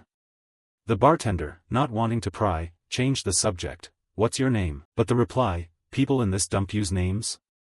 Made the bartender flinch. He awkwardly rubbed his neck. You really do look like a true drifter. The scarred man looked at his reflection in the beer and thought to himself, the more I look, the more perfect it seems. The masterpiece-grade mask Vanyam Iron Veil, when infused with mana, creates illusions, mana-consuming but extremely versatile. Behind that mask was Cheol's very amused face. Using the Vanyam Iron Veil lets you change your appearance and infuse your voice with mana to alter its tone, perfect for hiding your identity. It's been a while since I've been here. I'm afraid I might not remember the way. Thinking that, he glanced around the tavern. This place, in Jagong province, one of the dangerous northern regions, monsters have been cleared but no one cultivates the land, and places like this always lead darkness home. Across dangerous regions worldwide, a village formed of criminals skilled in martial arts, techniques, and magic, known as the Drifter's Nest. Some tried to wipe out this nest, but that sparked a wave of riots caused by wandering drifters. For that reason, even governments and powerful factions deliberately turned a blind eye to it. Cheol sat silently at the bar, thinking, this is the largest drifter's nest in Korea. Wherever criminals gather, there will be secrets. In my previous life, I hid here to avoid my clan's gaze, though I was eventually discovered. The reason I chose this place as my first stop on the priceless path. Suddenly Cheol looked up at the bartender and slowly said, may I ask you something? Who controls this place now that I'm no longer in Kowloon? Hearing that, the bartender wondered, why do you want to know? Cheol answered honestly, I don't want to die here out of ignorance, I need to understand the atmosphere to act appropriately. The bartender hesitated, then sighed, it's easy to say, but one beer won't cover it. His condition made the protagonist frown slightly. He didn't hesitate and slapped money on the table. Here, 100,000 won. Bring me some snacks and another beer. Seeing his frankness, the bartender burst out laughing, you know how to handle things. Then the bartender fetched some snacks and provided the information Cheol needed. This nest has been run by the gangster Baek Cheol-soo for 10 years, even if you're from China, you've heard his name, right? That answer seemed expected by the protagonist. He replied nonchalantly, of course, who doesn't know him? The butcher, Baek Cheol-soo, once an official martial enforcer, he became a drifter after killing his master. Before returning, Baek Cheol-soo was the kingpin of Korea's underworld. In his 30s he seized leadership of the Baekgol gang and began running the black market. Cheol tapped his fingers on the table, thinking, now is when the most valuable goods start to appear, but the person I want to meet isn't Baek Cheol-soo. An item once reclaimed by the renowned Lee Marshall clan in my previous life, this time I'll be the one to get it. At the thought he slightly curled his lips. At the same time, at Baek Cheol-soo's mansion, Cheol-soo held a stack of papers in his hand and waved them lightly. He revealed a scheming smile. As expected, the black market brings more profit than selling medicine. He was the boss of the Baekgol gang. Cheol-soo laughed heartily, then turned to the man standing before him and said, Director Jong, you've worked hard. I knew bringing you in was the right call. The man standing before him was none other than Director Jong Jin-soo. Having finished speaking, Baek Cheol-soo grinned broadly. He laughed bitterly and raised his voice, Director Jong, or should I say Jong Jin-soo. Then Cheol-soo slowly stood, watch that expression of yours. I told you, I'm not forcing you to stay. As he spoke, he stepped toward Jin-soo. Boss Baek put his hand on Director Jong's shoulder and leaned in to threaten him, if you can stand it, you can leave any time. The murderous tone sent chills through Jin-soo, making him tremble. He didn't know how to respond and forced a strained smile. Then Director Jong turned to Cheol-soo and replied, I will be careful. Satisfied with the answer, Boss Baek happily turned away. Good, you smile better, you know I genuinely care about you, Director Jong. As he laughed and turned, Jin-soo relaxed a little. Then Cheol-soo glanced at him, you went to a good school, you make money, it's all thanks to me, isn't it? Director Jong quickly answered, yes, sir. After a tense struggle between them, Boss Baek finally relented to Jin-soo. Anyway, back to the main matter. I was a bit worried because we issued very few tickets for this black market event, but apparently the higher-ups like it that way. But why not try giving out a few more tickets? He asked, smiling wickedly. Director Jong calmly replied, keeping ticket releases limited each quarter helps us retain loyal customers more effectively. Hearing that, Cheol-soo shrugged with a bored expression, right, I trust you'll handle this, Director Jong. But remember one thing, our target isn't this cramped, filthy underground, it's up there. You said it yourself, you want to pull your feet out of shady business. What we get from the black market is money and connections. Use it as a springboard, and we'll step into the light. As he spoke, malice and scheming spread across his face. Outside, the sky remained clear above that spacious house. Jin-soo continued explaining to Cheol-soo, the black market now only opens to a select few and has become a discreet community, it's most effective for entertainment and money laundering. He slowly elaborated, thanks to anonymity, you can easily obtain items hard to find in the legal world, which makes it quite attractive. Cheol-soo himself was scanning the dossier in his hands. From drugs and spiritual elixirs to high-value works of art. A sneer escaped the Baekgol boss, even people, if someone wants. Director Jong listened quietly to those remarks. The tastes of the elite never change. He slammed the dossier onto the table and continued, the money-making is going smoothly. He propped his hand on his chin and observed, it's only a matter of time before our Baekgol gang emerges from the shadows into the light. Then he added a warning, so at a sensitive moment like this, if anything leaks. Just then the door was suddenly thrown open and an announcement blared, big news, boss. The Baekgol boss clenched his fist in irritation and growled, what are you doing? Do you want to die? The man, knowing he'd erred, bowed hastily and explained, sorry. He arrived so suddenly, I couldn't stop him. Hearing this, Cheol-soo couldn't hide his displeasure and barked, speak. The man before him began to report, a guest has just arrived at the facility in Nam province, I think you should go there yourself. Cheol-soo asked curiously, a guest? The question made the black-haired staffer hesitate, Then a shocking declaration was made, it seems he came from the famous Lee clan. This place is the safe zone. Nam province. Cheol planted his foot on the ground. In front of him stood a building, and Cheol began to ponder, from the outside it just looks like an ordinary office. As he entered, his thoughts continued, but in reality, this is one of Baekgol's core strongholds. The quick-witted attendant stood and smiled, saying, how can I help you? Unexpectedly, Cheol made a blunt request, call Baek Cheol-soo out. At first the woman politely explained by the book, sorry, but there's no one here by that name. Then she was immediately threatened by him, you'd better keep your mouth shut. The black-haired man's expression darkened, seriousness plain on his face, unless you want this place erased from the map by tomorrow. Only then did the girl notice his features, jet black hair and brown eyes. Could he be from the famous Lee clan? With no other choice she switched tactics, the boss isn't here, and Cheol immediately ordered, then call him, now. Clearly the staffer was flustered and hesitant to go, that. Hearing this, Cheol kindly added, I can leave right now without any loss. His words carried a strong implication, but I wonder whether Baek Cheol-soo can stomach the consequences. Having no choice, the woman shut her eyes and said, I'll contact the boss. She led Cheol to an elevator and announced, I'll take you to the VIP lounge first. He replied coolly, do it. The elevator doors closed quickly. The professional attendant pulled out an access card and swiped it. Meanwhile Cheol glanced at himself in a mirror and thought, good thing I didn't change my hair or eye color. I look like I'm in my 30s or 40s now. He rubbed his chin and calculated, Baek Cheol-soo has the level of a rank 5 warrior, so he can't use mana to alter his voice.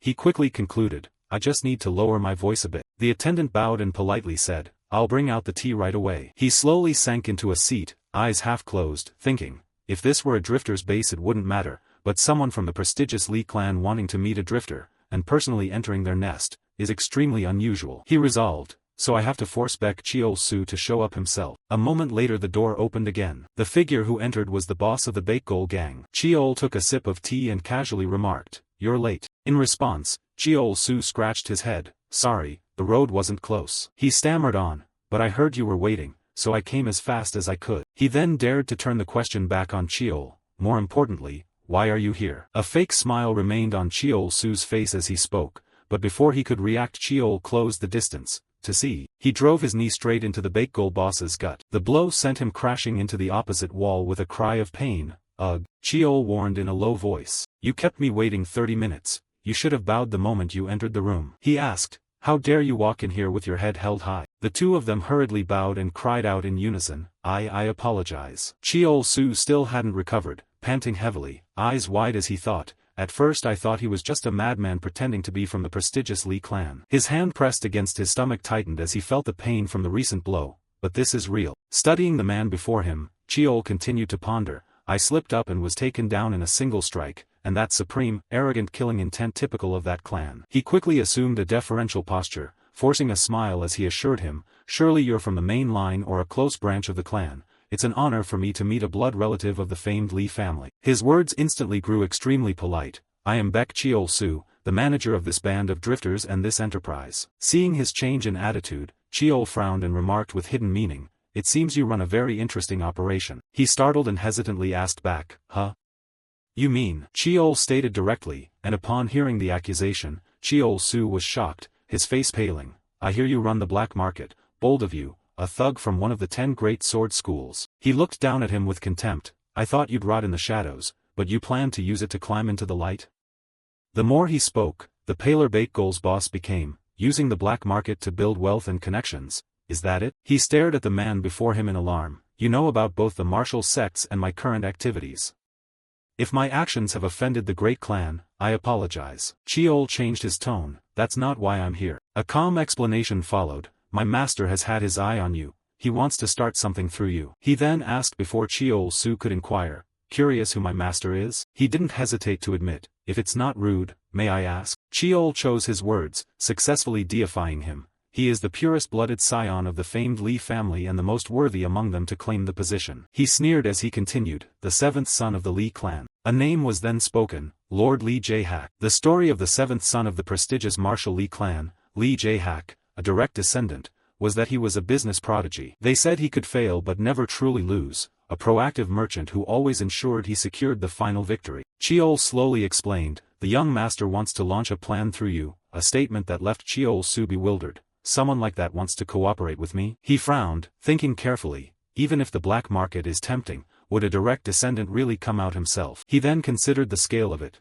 Besides, who can be sure this guy is truly connected to the main line? Cheol suddenly remarked, "I see arrogance in your eyes." Cheol-soo bowed his head and quickly admitted his fault, Sorry."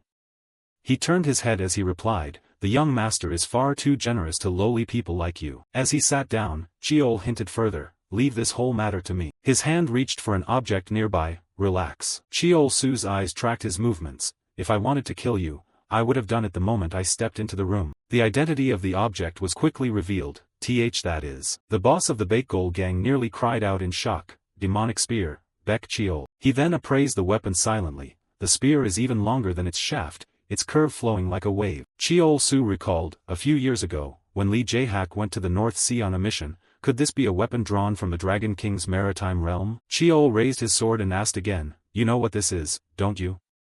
The man didn't hesitate to admit, "Yes, I know, it's the demonic spear, Baek Cheol." Then he scratched his head and wondered aloud, "But why can't I sense any aura?" Cheol glanced at the item in his hand and said in a low voice, "Of course, because it's been sealed." He continued, "Even seeing this might not convince you, but remember, you are not our only option." Hearing that, Cheol-soo couldn't hide his curiosity and asked, Excuse me, but, what exactly does the young master want from us?" Cheol went on to fabricate a story. "My master wants you to expand the black market you built and take control of the entire underground economy." This information made the man skeptical as he asked back, "The black market, you mean that place?" It's just the small schemes we run to make some spare cash. But Cheol's reply was decisive. That's not for you to judge, my master has decided. Cheol Su's eyes widened at the news. A direct descendant of a famed martial clan is personally dipping into the underworld. Even the boss of the Baekgol gang understood, dark money is still money. With Lee Jae-hak's commercial vision, this move isn't unreasonable. Cheol Su's eyes suddenly widened as if he'd realized something. He hesitated and asked, do I have a choice in this? Cheol's answer was exactly what the man expected. No, you don't. Cheol Su's hands curled into fists, curses echoing in his head, damn it. If you refuse, by dawn, no, the enforcers will arrive immediately. In his mind the other name loomed large. The moment that name was mentioned, your answer was already decided. Cheol planted his sword heavily on the ground and continued, however, if you agree to be my master's loyal dog, that's another story. He listed the perks. You'll become the chairman of a prestigious corporation. It was described as a kingdom untouchable under the shadow of the underground organization. Cheol kept persuading, forcing the man to look up and listen intently. And of course, my master will back everything. At that, Cheol Su finally answered hesitantly, The Baekgol gang's boss quickly made a decision. What should we do? Cheol replied to him, don't rush, we'll test you right away. Then there was a long silence. Soon only Cheol Su and Director Jong remained. The man sneered, a subordinate of Lee Jae-hak, the seventh of the famed Lee martial clan. He muttered on, recalling the earlier events, Baek Cheol, the demonic spear, the weapon Lee Jae-hak once seized in the North Sea. He frowned to himself and concluded, but I still can't fully believe it. He then glanced at the person beside him and quietly demanded, hey, Director Jong, go and verify this. Jong frowned and asked cautiously, we've intentionally avoided clashing with the Lee martial clan until now, right? He then hesitated and added, with a hint of depth, what if they're hiding some scheme? Hearing that, Cheol Su slowly replied while pulling a cigarette from its case, if he truly is Lee Jae-hak's man, then there's no problem. He lit up and took a drag, and if it's just a front, we can count that as a favor to them. Exhaling a plume of white smoke, he continued arrogantly, if it's worthless, just think about what we'll do with Baek Cheol at the upcoming black market event. Director Jong didn't reply for a few moments. Then he reluctantly closed his eyes and complied, understood. The room fell silent once more. Elsewhere, Cheol sat wide-eyed, thinking to himself, a luxury suite, they've got taste. The room before him was arranged with exquisite taste. Cheol carefully sat on the bed, contempt flickering in his mind. They're probably having a real headache right now. He recalled the conversation. I set 3 conditions. The first, sell Baek Cheol, to see if they're capable of handling such a difficult item. That's how I test their ability. He exhaled with satisfaction. After all, the Baek Cheol I gave them is fake. Cheol continued calculating. It's a version forged with Mujin. The real Baek Cheol, the spear that devours its master, has long been sealed by the seventh elder. He assured himself, even if Baek Cheol Su inspects it thoroughly he won't detect anything, not even the clan's techniques can decipher Mujin. Cheol's gaze drifted to his hand as he thought further, moreover, only I can wield that weapon. The thought continued, because I anointed it with my own blood, even if Mujin is lost, I can call it back with my swordmaster ability. He remembered earlier, even from far away I can summon it back to my hand, since I steeped it deeply in my mana and can call it at any time. On to the next, second condition, audit the books. He noted, recalling the man's expression, Baek Cheol Su hesitated, but he still brought them forth. The final condition, the client list, we need all 3 to wrap this up cleanly. Cheol glanced on, guessing, he's probably racking his brain over the conditions I set, and with someone as crafty as Baek Cheol Su, it only complicates matters. He laced his fingers together, anyway. A thought suddenly stopped on Director Jong, the man standing next to Baek Cheol Su. I remember seeing that face somewhere. Cheol jolted. He seriously considered, it can't be. In daylight, sunlight poured into a high-rise building. A man in a red floral shirt, hair slicked back, smiling warmly, asked if the suite met the gentleman's taste. Behind him an assistant carried a stack of documents. He hurried over to Lee Cheol, hoping he'd rested well. Seeing him, Lee didn't waste time and cut to the chase. Have you prepared everything I requested? The man rubbed his hands together, offering a forced, slightly fearful smile. Yes, I've brought the documents you asked for. Would you like to review them now? Lee sat into the sofa, folded his arms, crossed his leg, and said, let's see them now. At that, the 2 men quickly sat opposite him.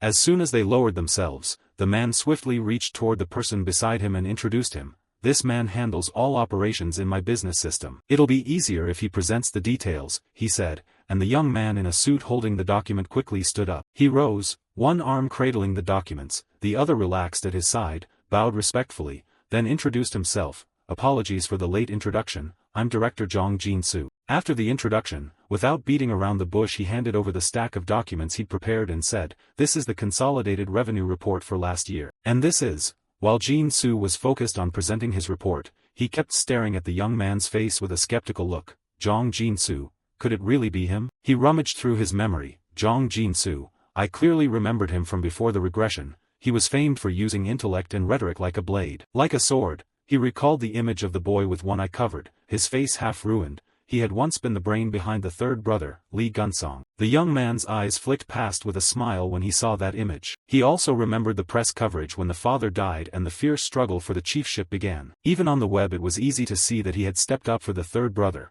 Even the eldest brother had a hard time with Jong Jin-soo. After piecing everything together, he no longer hesitated and quietly affirmed that the man still had his left arm with no burn scars. No doubt, it was him. He studied the two men standing before him closely. Baekgol's rise was also thanks to Jong Jin-soo. Silently assessing them, he thought Baek Cheol-soo could manage the organization and the underground economy, but the breakthrough into the surface world and the expansion of the black market were Jong Jin-soo's work. His fingers tapped a rhythm against his other arm as thoughts kept racing in his head, yet it seemed that for now the man had no ties to the third brother. A flicker of indecision crossed his face. What should he do? Then he looked straight at him and asked, Baek Cheol-soo, what do you plan to do with Baek Cheol?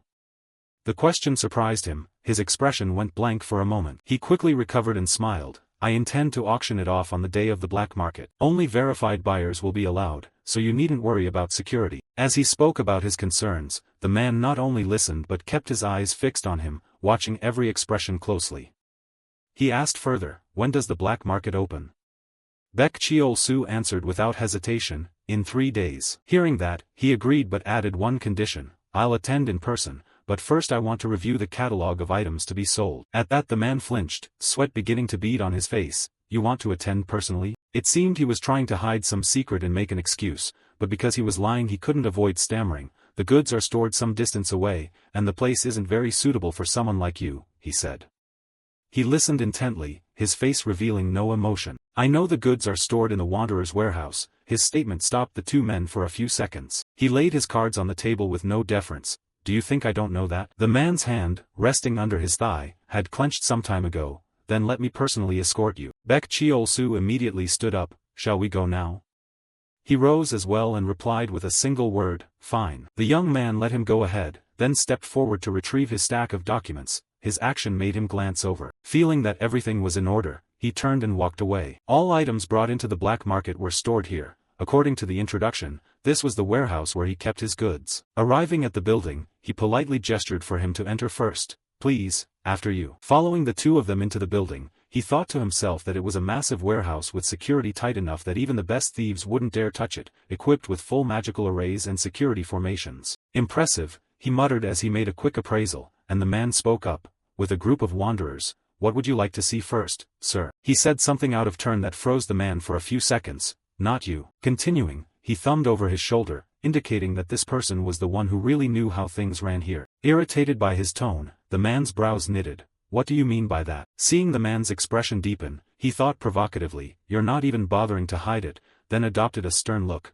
Do I need to repeat myself? He said bluntly, I don't like trouble, one guide is enough. Unable to do anything about him, the man gritted his teeth and swallowed his anger. Yes, understood. When nominated by him, the young man quickly answered, then I'll show you the items stored in the warehouse. This way first. The other man clenched his hand, trembling with anger but powerless. Deeper inside, crates were neatly stacked on shelves. He took the lead, acting as both guide and commentator, explaining each crate. The first floor mainly held herbs, artworks, and magical implements, while the racks over there. Suddenly he caught a scent, a fragrance that floated and brushed past his nose, and it didn't take long for him to recognize it. He hadn't expected they'd keep something like this. Looking deeper in, the smell filled the air. Occasionally a crate on the shelf glowed, and it wasn't hard to identify illegal narcotics and banned medicinal herbs, plus monster byproducts and experimental drugs. Realizing this, he immediately told the young man, not that, do you have any old documents or cultivation manuals stored anywhere? At his request, the young man promptly turned and replied, yes, we do. He made his request plainly. I want to see things like stone steels or engraved tablets. Hearing that, the young man quickly said, they're on the second floor, I'll take you up.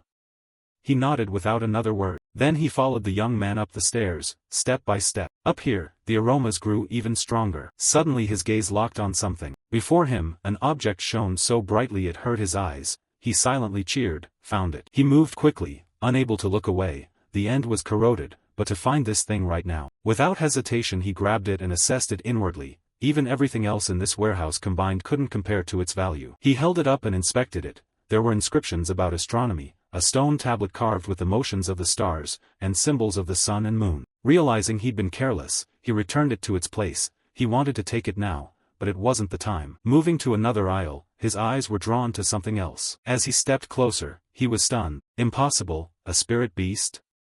In an iron cage, a fox with pure white fur lay curled up, its body trembling as if terrified. Seeing his displeasure, the young man hurried to explain, it's a young snow fox, captured personally by the boss in the northern regions. His face darkened with fury, his gaze scorching as if to burn them. He snorted, are you insane? In a lush grassland forest, spirit beasts are creatures that possess spiritual power. True to their name, an area inhabited by spirit beasts maintains spiritual balance through their energy. If the beasts disappear, the area will be overwhelmed by calamity and disaster, effectively destroying the region's entire ecosystem. Realizing he'd displeased him, the young man bowed repeatedly, I'm sorry.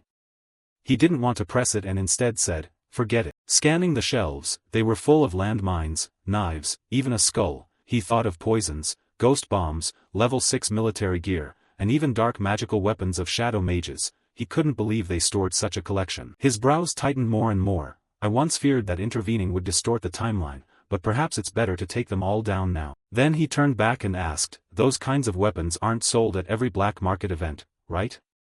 Worried about being misunderstood, the young man quickly explained, no, not at all. They're only released when there's a special order. Hearing the explanation, he thought to himself that of course, if such weapons were openly traded, neither clans nor governments would sit idly by. Feeling he'd seen enough, the young man hesitated and said, now, let's head back. He spun on his heel and said, before we go, I have a few final questions for you. That remark made a few awkward flashes cross the young man's eyes. His expression grew very serious as he looked at the other man. There are some things I want to ask you. Although a flicker of anxiety passed over his face, uncertain what would be asked, the young man nodded, yes, go ahead. He hesitated, speaking while watching the other's features. Is it true? Are you left-handed?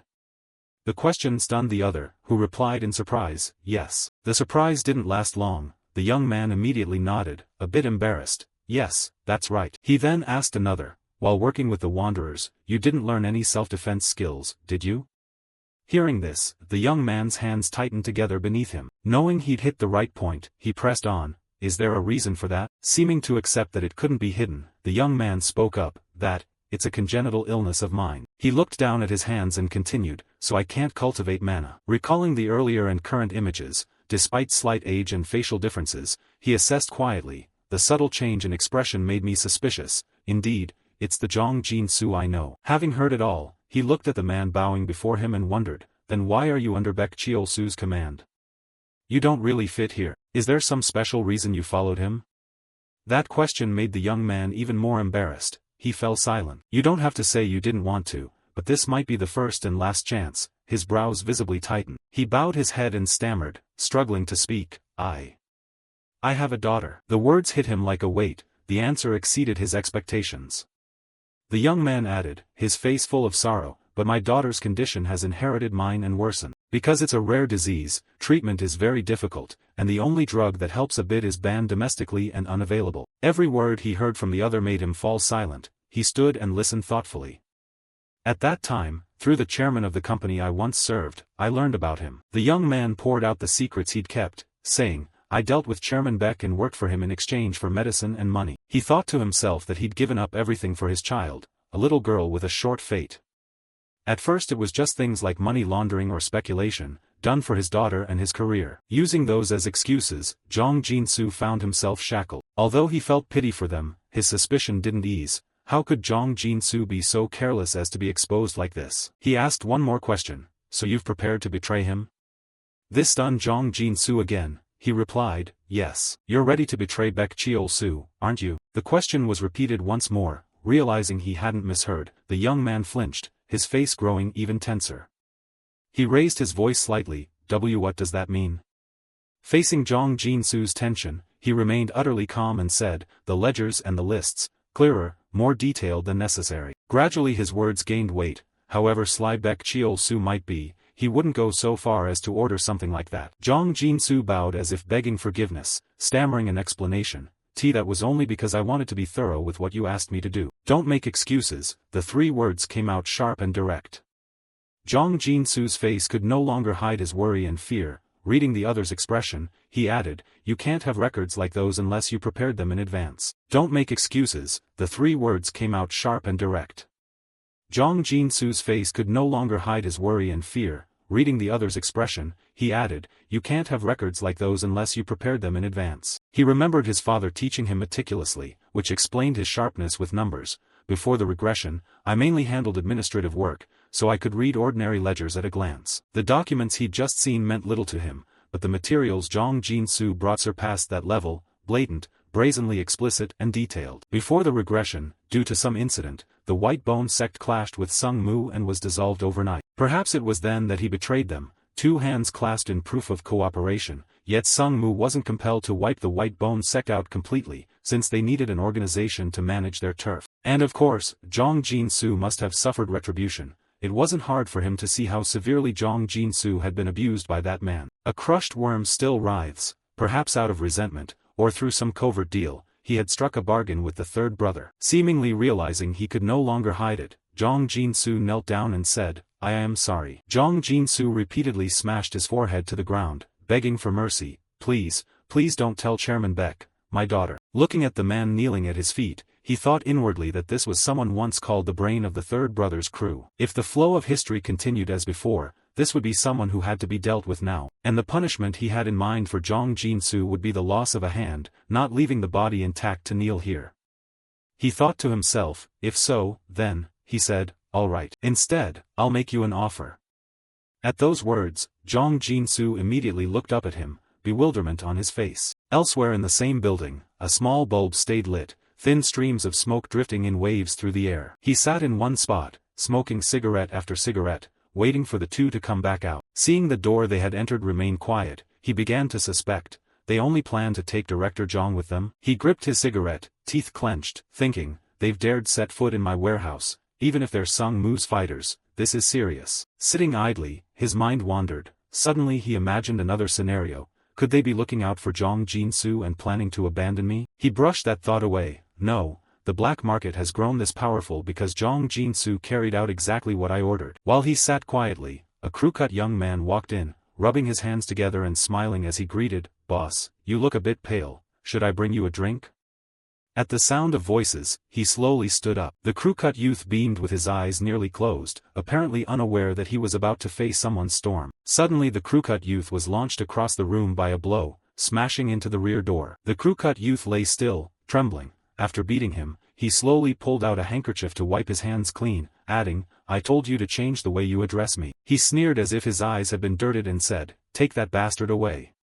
Yes. He tossed the blood-stained handkerchief aside and ordered, when Director Jong and that guest come out, notify me. Then he strode off, thinking to himself, I'm not pleased at all. Standing at the glass, he stared into the distance, pondering both Sung Mu's sudden visit and the lifeline thrown to Lee Jae-hak. He frowned, calculating whether he should bother with someone like Jong Jin-soo. Night gradually fell over a magnificent castle. A noise came from behind the door. Someone entered and spoke up, you called for me, Chairman? The man seated behind the chair asked, the investigation I ordered, have you finished looking into it? Jong Jin-soo answered without delay, because the demon sword was sealed, the appraisal wasn't straightforward. But according to the appraiser, if it was sealed that tightly, it's definitely authentic. The man behind the chair remained silent. He then asked Jong Jin-soo, so that means you're under Lee Jae-hak, right?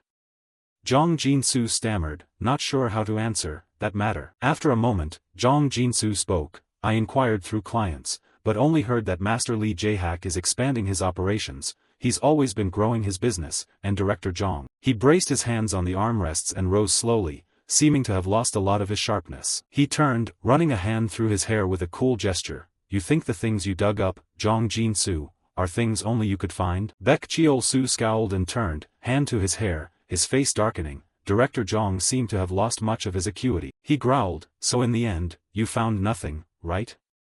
Hearing that, Jong Jin-soo went pale. Putting his hand in his pocket, Baek Cheol-soo stepped closer with slow but commanding strides.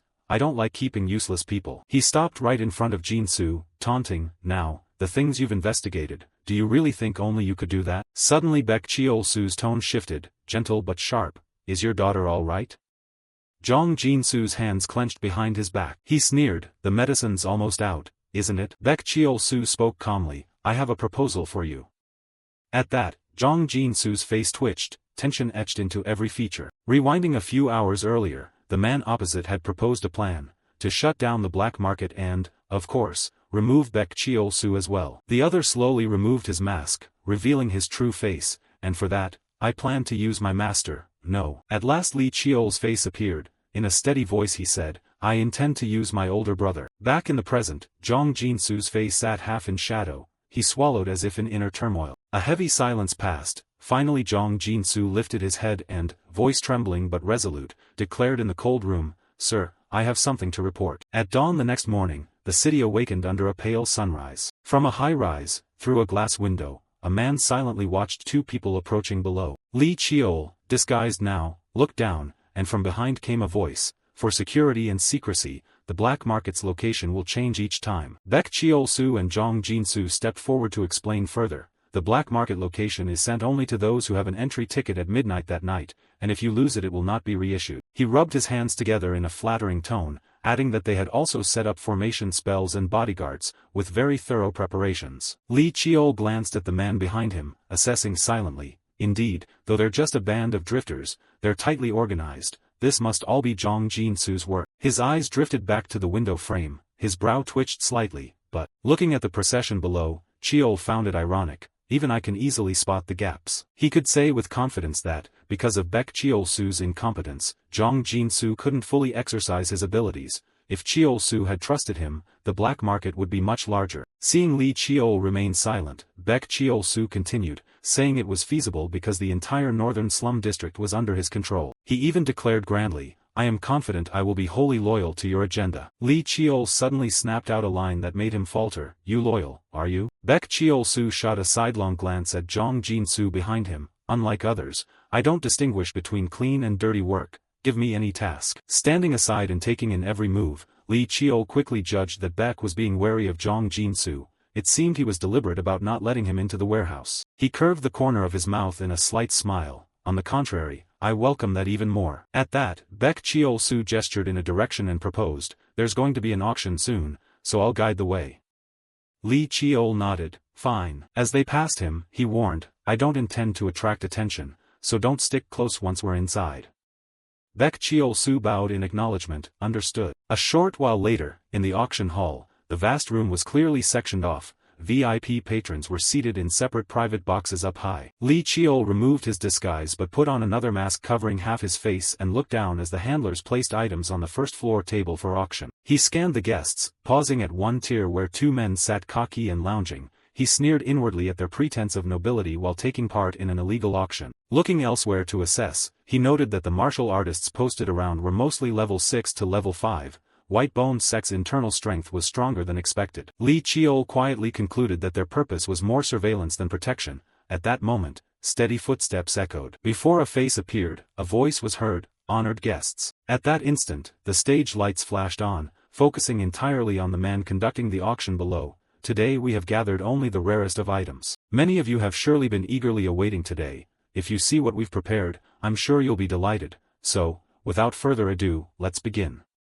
Lee Cheol sat in his private room, legs casually crossed, showing complete indifference upon hearing this. Below, the presenter gestured to the side and announced the first lot, a grimoire. Light shone on the pedestal, revealing on a cushioned pillow a turtle shell-shaped tablet carved with dense script. It was an inscribed tablet of ancient magic, starting bid 10 million won. He announced excitedly that the opening seemed fairly mild. Lee Cheol watched calmly and, in case of anything odd, used his demonic eye to observe. The presenter's voice rose repeatedly below, but with just a glance he recognized that the so-called ancient magic tablet was merely an antique with a mysterious look. Well, he had no intention of bidding on anything. One item after another was presented and, after a long auction, the final lot arrived. The presenter smiled enigmatically. The item many had been waiting for was the last piece of the day. He slowly drew out the suspense, even though there were already many treasures today, and behind the wings 2 men were carefully moving a wooden box covered with a cloth. They cautiously carried it to the center of the stage, and the host began to speak loudly.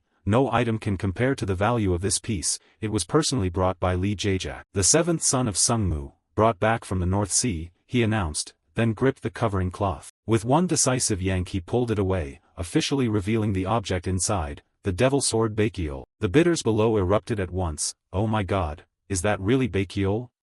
Doesn't it look exactly like the pictures in the papers? Everyone's faces tightened, nobody knew what they had been plotting. Lee Cheol, who had been sitting, suddenly paid attention to a sound nearby. He smirked, and a streak of blue chi halted in his hand. It's begun, time for me to prepare as well. Cut to the observation room. The entire live feed was being recorded and broadcast on the surveillance monitors. Baek Cheol-soo lounged with his arms crossed, marveling. He'd been here many times before, but he'd never seen it on such a grand scale. Jong Jin-soo stepped forward to report, I sent private messages to the guests saying today's auction would be somewhat special. Hearing that, he gave a cold smile. Hard work, Director Jong. He emphasized, once this is handled, joining Sungmu's fold would be justified, right? Baek Cheol-soo glanced up with mockery. Looks like Director Jong, once he's settled, is full of zeal. Just secure Sungmu's leash and you'll be free to do the refined work you prefer. Hearing this, Jong Jin-soo remained silent, squeezing his hands in restraint. He grew more smug at the sight. Jong Jin-soo, no matter how you struggle, you'll still be under my control. The tasks you used to dislike, now you do them with zeal, probably hoping to cling to Sungmu and escape, but will it go so smoothly? Even if Jong Jin-soo wanted to run. Once your hands are stained, they only get dirtier. You can never be clean again, no matter how hard you try. Baek Cheol-soo considered carefully. Lee Jae-hak's approach was to dominate the underworld economy, not because he saw great potential in this market. After all, Director Jong personally confirmed those were Lee Jae-hak's subordinates, so if this succeeds, I'll seize a substantial hold. Thinking this, he chuckled confidently, having planned it thoroughly. Suddenly, a systems supervisor unexpectedly let out a strange exclamation. He immediately frowned and demanded, what is it? Unable to sit still, Baek Cheol-soo sprang up and asked, what's going on? The system audio cut in and out. Here, this is entrance A, north wall. There are suddenly some unfamiliar figures. No sooner had he finished than the room shook violently, as if something had struck it. After a few seconds of stabilizing, he grabbed the supervisor by the collar and shouted, what the hell is going on, you bastards?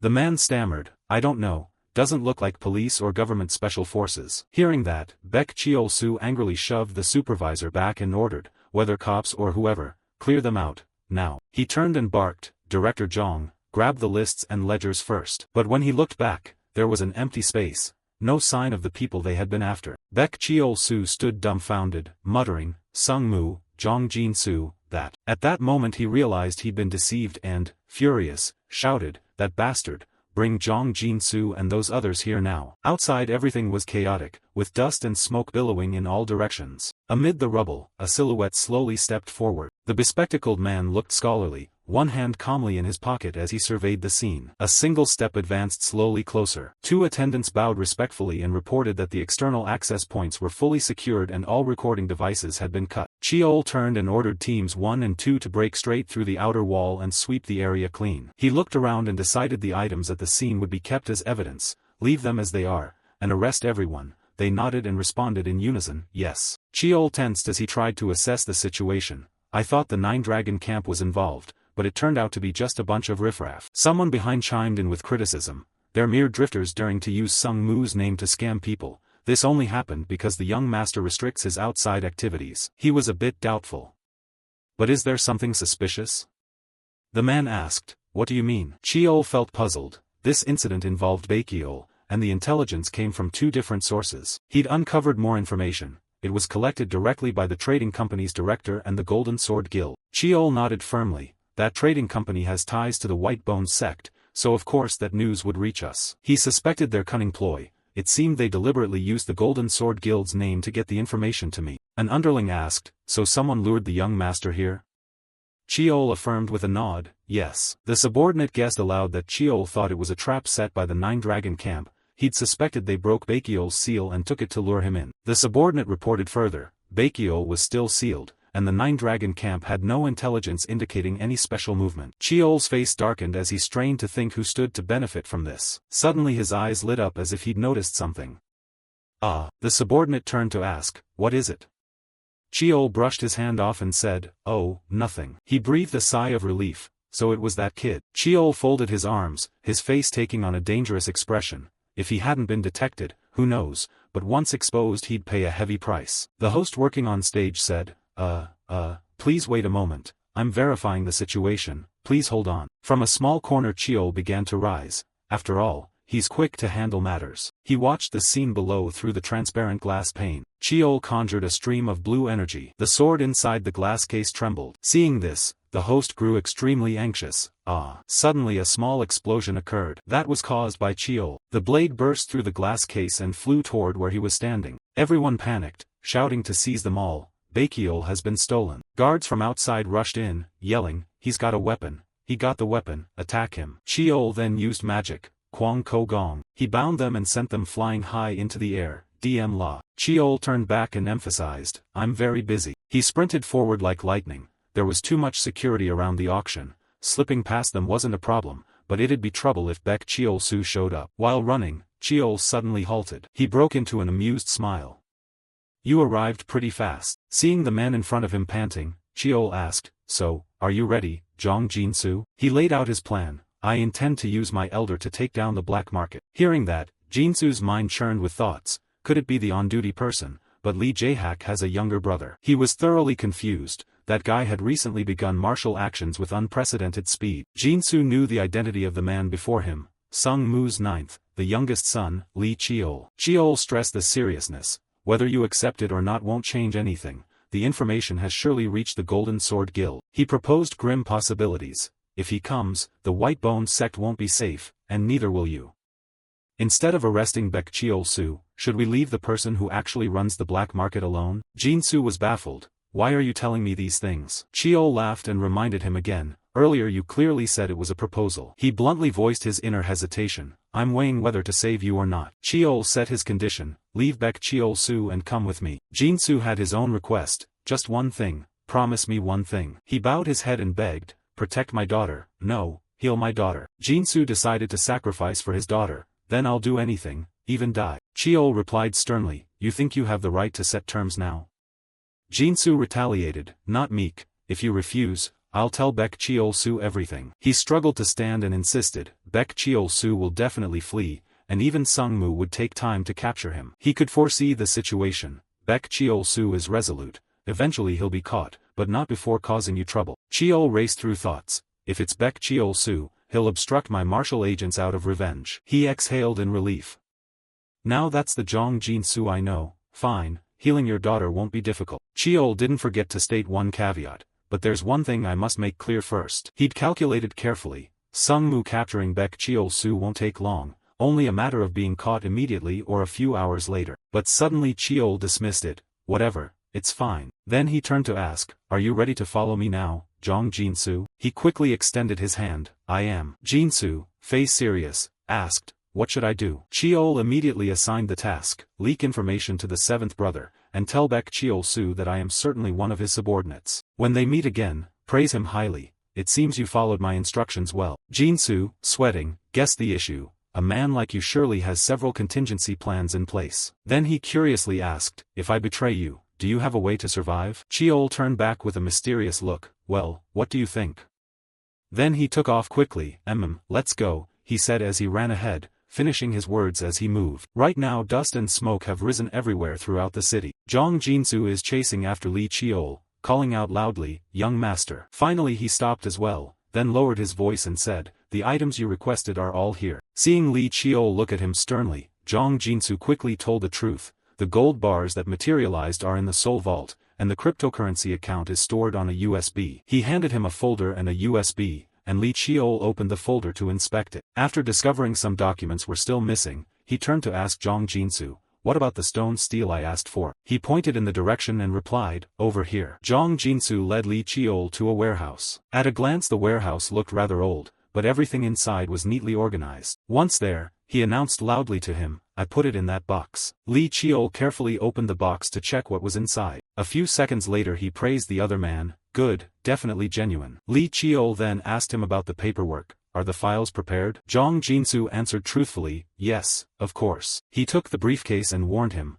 keep it safe, that will be your lifeline. Li Chiol especially emphasized the earlier letter. The letter I gave you must be sent away, otherwise they'll mistake it for a confession meant just to save your own skin. Zhang Jinsu promised he would handle it. Don't worry, I'll take care of it. With everything done, he said his goodbyes. I'm off now. As he spoke, Li Chiol suddenly remembered something. If a Golden Sword Guild operative comes to search this place, before he could finish the sentence, a loud noise erupted outside. Immediately after, an object came flying toward them at high speed. In an instant the warehouse door was blown apart by a large explosion. Then, through the rising smoke and dust, a voice suddenly called out, "You scammers." It was Baek Cheol-su who arrived, arrogantly sneering, "How dare you try to harm the famous Baek Cheol-su of this land?" At that moment the smoke inside the warehouse still hadn't cleared. Li Cheol didn't want to fight and said, "Go away, you're finished anyway." He didn't want trouble, but Baek Cheol-su did. Pulling out a knife he answered with a vicious grin, "Yeah, maybe so." In the next second Baek Cheol-su hesitated as he drew the knife from its sheath and shouted,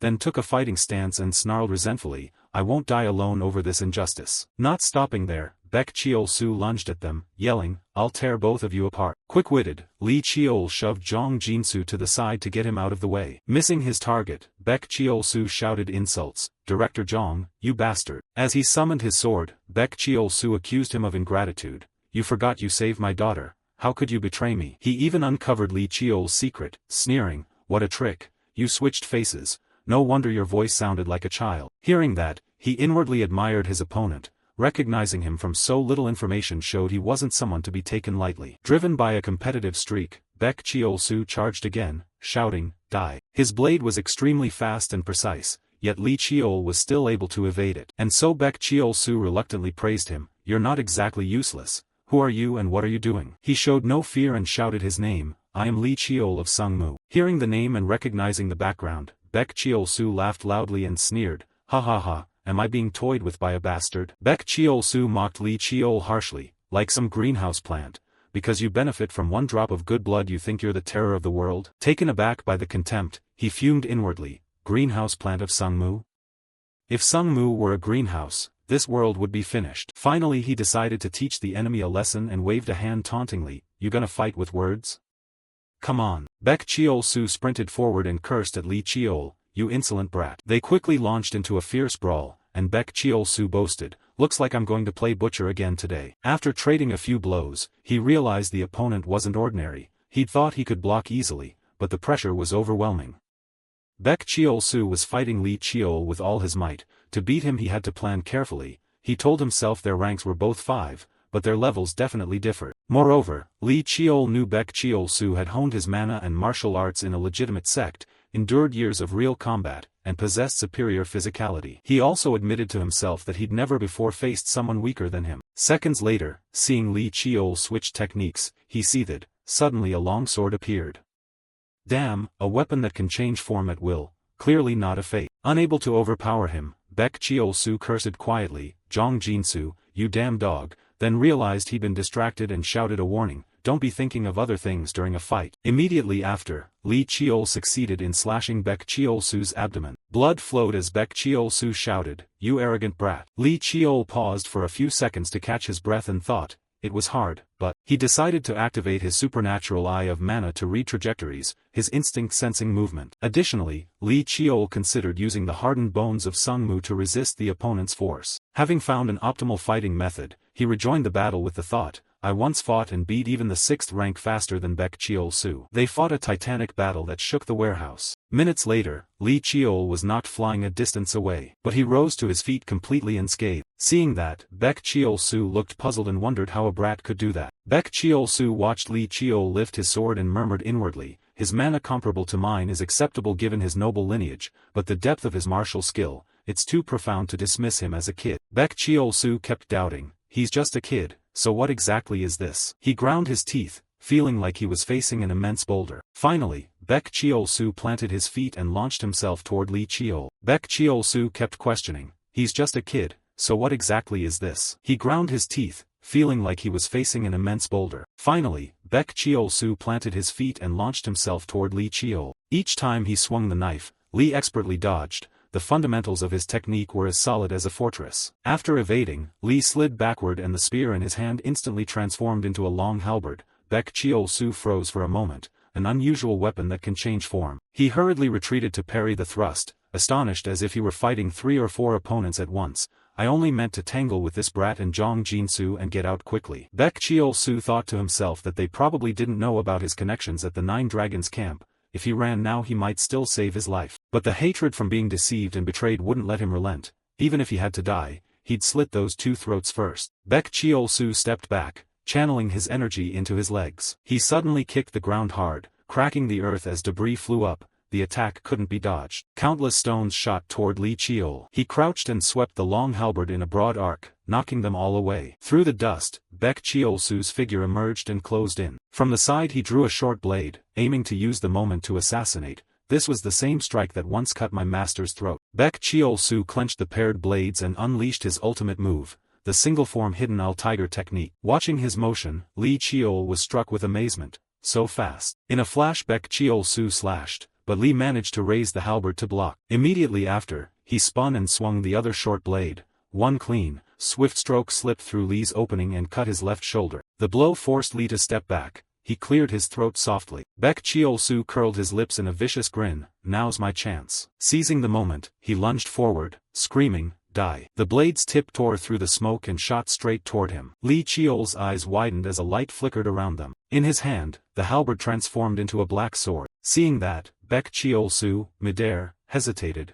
The new sword. He gripped his short blade tighter and cursed under his breath, "Damn it." Then suddenly a cord shot through the air. Unaware, Baek Cheol-su was ensnared when Lee's whip wrapped tightly around his wrist. Got him. Lee tightened his grip on the whip's handle and yanked him in. As the distance closed, Lee raised his sword to deliver the finishing blow. Victory is mine. He unleashed his move, the infinite first form, Demon Piercer, a blazing slash that drove straight into Baek Cheol-su's chest. From the cut, hot crimson blood spurted forth. He couldn't help but spit a mouthful of fresh blood. His body wavered and then collapsed, kneeling on the hard floor. Baek Cheol-su trembled all over, his voice strained, "Damn it, you dog." Lee Cheol said coldly, "No need for the dying words of a third-rate thug." With that he swung the sword coldly. In an instant the head separated from the body. Baek Cheol's body toppled to the floor as fresh blood poured out, staining the ground red. Lee Cheol sheathed his weapon, his breath heavy with fatigue. Suddenly he staggered and fell. "Damn it, my leg's injured." Just then, Zhang Jinsu appeared in time to catch Lee Cheol.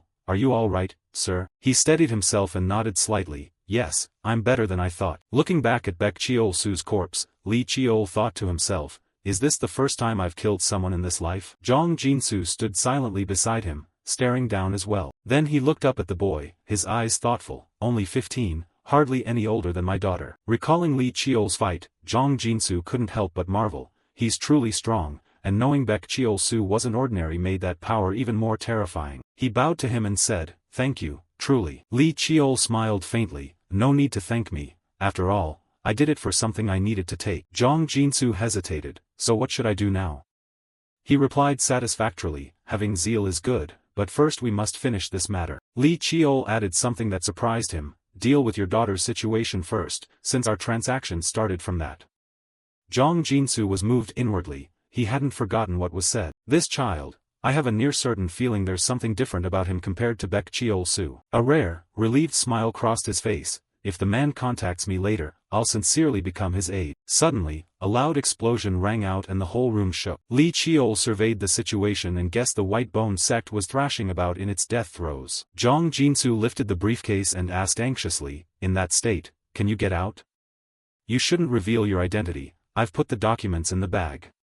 Lee took the items and nodded. "Right." Lee Cheol reassured him, "Don't worry, I'll slip out when the situation looks right." He calculated quietly, "The Kim Sword Group's power is extraordinary, but with my silver body technique and 10,000 lightning steps, so," at that moment Zhang Jinsu suddenly cut in, "there is an underground tunnel." He explained there was a drainage channel running through, wide enough for a person to pass. Zhang Jinsu offered sincerely, "I'll lead the way for you." Seeing that, Lee Cheol smiled slightly. Has he made up his mind? He recalled their previous deal. The man knew he couldn't renege, so he must have honored his promise seriously. Lee Cheol compared the man's eyes then to now. This time it wasn't helplessness but genuine sincerity shining through. A smug satisfaction rose in him. Before regression people called him a rare genius mind. "I've gained Zhang Jinsu." Finally, Lee Cheol spoke. "Then I'll be counting on you." Zhang Jinsu nodded firmly, "Yes."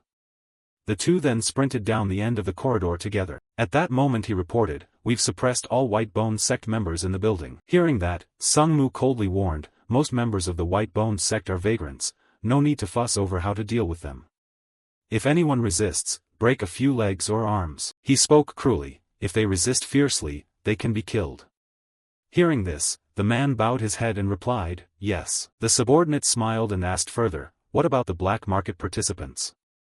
They scream and say they'll call lawyers and make a scene. He chuckled, hearing the name Lee Jae-hak and that attitude, seems they still don't grasp the situation, sir. His tone was mocking, we've been granted state authority to deal with them, though that technically applies only to groups with special armed forces. Lee Jae-hak's tone grew dark as he said, it seems they don't realize that going to the building only puts their throats at greater risk. He chuckled and continued, Sung Mu's legal team, no.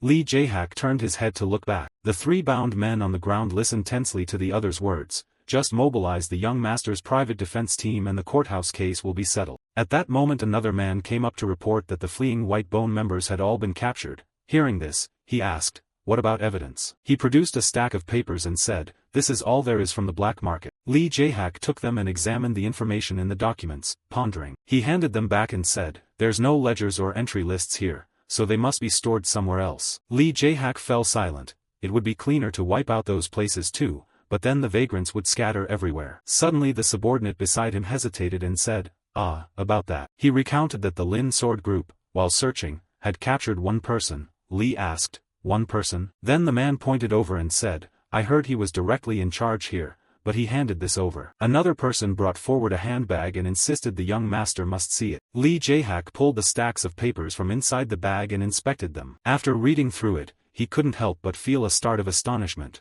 This. Before Lee Jae-hak was a table of figures, money transfer histories, the names of transaction handlers, many proxy accounts, personal data of clients, the smuggling network and its sources. He then looked up and said, bring him here. The subordinate immediately replied, yes. A short while later, amid the ruined ground and broken stones, a man approached. The man showed deference, I request an audience with the one who bears the blood of the great clan. He looked up and introduced himself, my name is Jong Jinsu. His subordinate, angered, barked, impudent, where do you get off with that arrogance? Lee Jae-hak raised a hand to signal, enough. He thought to himself that such an appearance would be a shame to waste solely on working for the White Bone sect. Lee Jae-hak began to appraise him, clear eyes, upright posture, no detectable sorcery, yet a man with composed presence. Then he spoke, I am Sung Mu's son, Lee Jae-hak, there are a few questions I want to ask. Jong Jinsu nodded seriously, yes, I will answer truthfully. He held out the stack of papers and asked, why didn't you destroy these and instead keep them?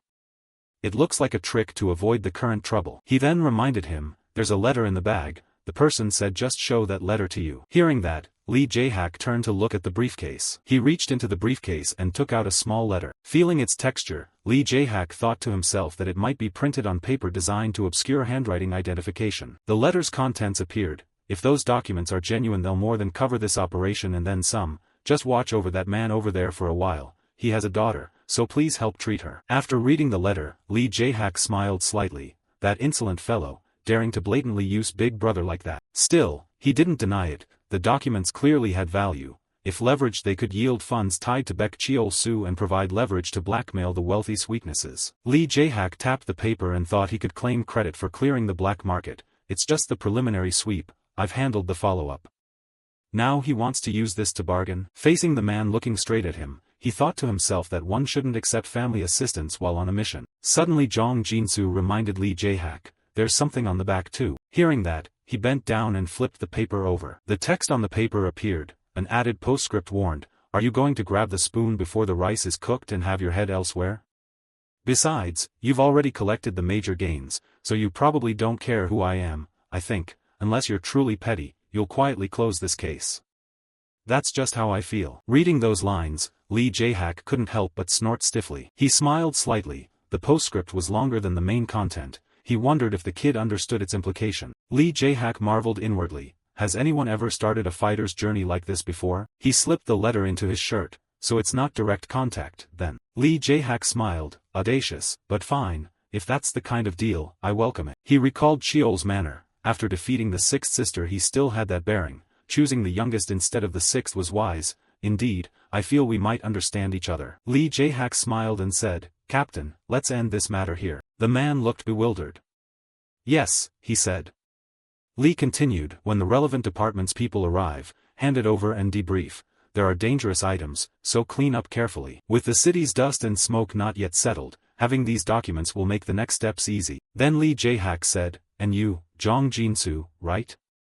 I'll temporarily take responsibility for your safety. He smiled and turned away. Be grateful to the person who sent you that letter. He smiled and turned away. Be grateful to the person who sent you that letter. Energy continued radiating from his body. Suddenly a strange sensation in the shoulder wound made Cheol start and open his eyes. He couldn't help but recall that the clash with Baek Cheol-soo had been a valuable experience. Cheol's hands were still touching each other. It had been a long time since he'd drawn on the infinity, but this was the first time he'd pulled it out to face another human. He began to calculate. He'd used it against trainers at Jeek Chong-do and when sparring with his father, but he'd never confronted a peer fighter, one even stronger than him, without imposing any limits. A current of energy gradually emanated from Cheol's body as sunlight filtered in. Victory in the fight mostly hinged on Baek Cheol-soo's arrogance and mistakes, but even if not, I was confident I'd win. Only now did he stir, brace his feet, and sit up. Real combat rounds like this mattered in the fighter's journey. Until now it had all been constrained matches. He smiled and put his jacket back on. With everything quiet now, it seemed the elders had accepted the deal. Cheol made his decision. Now I have to call that person out. Back in the Republic of Korea, Seoul, traffic moved busily and the air was incredibly fresh. In a quiet alley lined with food shops, Cheol stopped in front of a house and looked up. He studied the simple house, frowning in thought. There was no sign, and it looked more like a residence than a restaurant. Then Cheol slowly opened the door and stepped inside. Approaching the front desk, he spoke up, I have a reservation under the name Jong Jin-soo. The receptionist immediately replied, yes, I'll show you to your room. He quietly followed the receptionist to the room that had been reserved. A moment later, the door to a room opened. A middle-aged man who had been waiting inside stood and greeted him. So you've arrived. Cheol stepped in slowly and remarked that he hadn't expected a place like this. The man explained, this is a space for private conversations, you won't be heard from outside. When Cheol saw the man chuckle into his hand, he immediately asked, why are you laughing? The man composed himself and replied, forgive me. It's just that now I truly feel the youth of the young master. Then he observed him thoughtfully. Perhaps because of Sung Moo's background he looked more mature, but up close he still had traces of adolescence. A moment later he was a bit surprised and thought, a youth, indeed a youth. After watching for a while he added, yet his eyes and bearing give no impression of facing a mere boy. Recalling what he'd witnessed, he sighed, a 15-year-old who lured Lee Jae-hak, Sung Moo's golden swordsman, captured Baek Cheol-soo, and brought down the entire black market. After some thought the middle-aged man said politely, first, I want to express my thanks.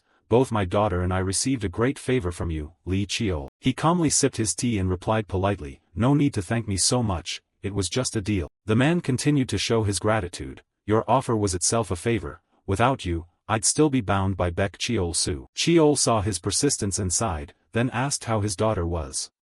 The man reported the situation. Yes, she's not fully recovered, but she's much better. He then praised, Sung Moo family's medical center lives up to its reputation. Cheol, seeming uninterested, gave a cursory reply, that's good to hear. The man hesitated as if he had something difficult to say. Then he seriously proposed, young master, you kept your promise to me, now it's my turn to fulfill mine. What he said next made Cheol pause slightly. I'll do anything, what must I do? Seeing the man's seriousness, he teased, you say it like I'm about to order you to do some dirty work.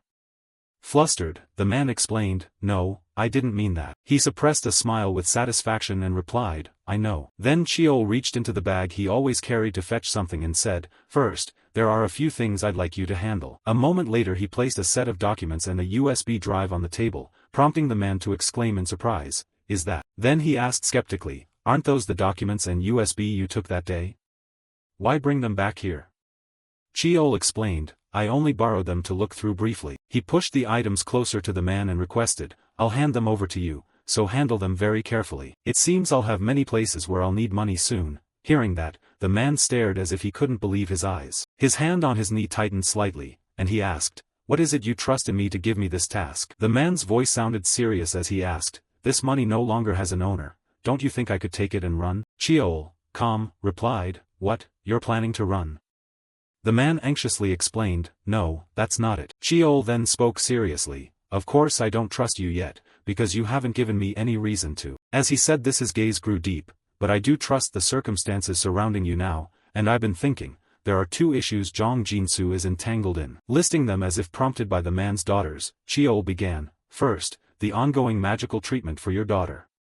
Next, he considered the man's connections. Second, the link to the White Bone sect. Because of the deal with the seventh brother he gained his freedom, but if that person changes their mind, I can drag his past out and bind him again at any time. Then he affirmed, I think that's enough of an answer.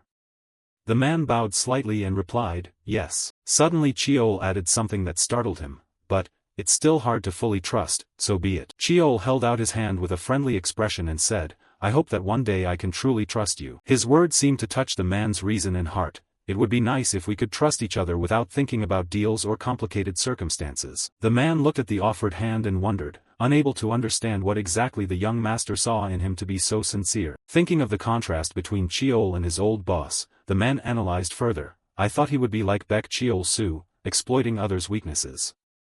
Despite how Mr. Lee Chiol always drew clear boundaries with words and deals, the relationship between him and me was ultimately a debt I carried. After a long moment he found his own answer. Yet now, the way he treats me gives the impression he regards me as an equal relationship. Immediately he clasped Chiol's hand and said, understood, I will prove each thing one by one, it won't take long. Chiol nodded with satisfaction and replied, I'm truly looking forward to that. Chiol observed his counterpart and noted, I no longer see him as the man who lost his spark under Baek Chiol-soo, now he carries an echo of Seol geometry over him. Seeing Chiol pick up the bag, the man asked, so where are you headed now? Chiol answered cryptically, south. After leaving the restaurant, as Chiol walked down the street a child's voice rang out, Mom, look, he must be a fighter, so handsome. The mother immediately pulled her son away and said, what are you saying, that's not allowed, come here.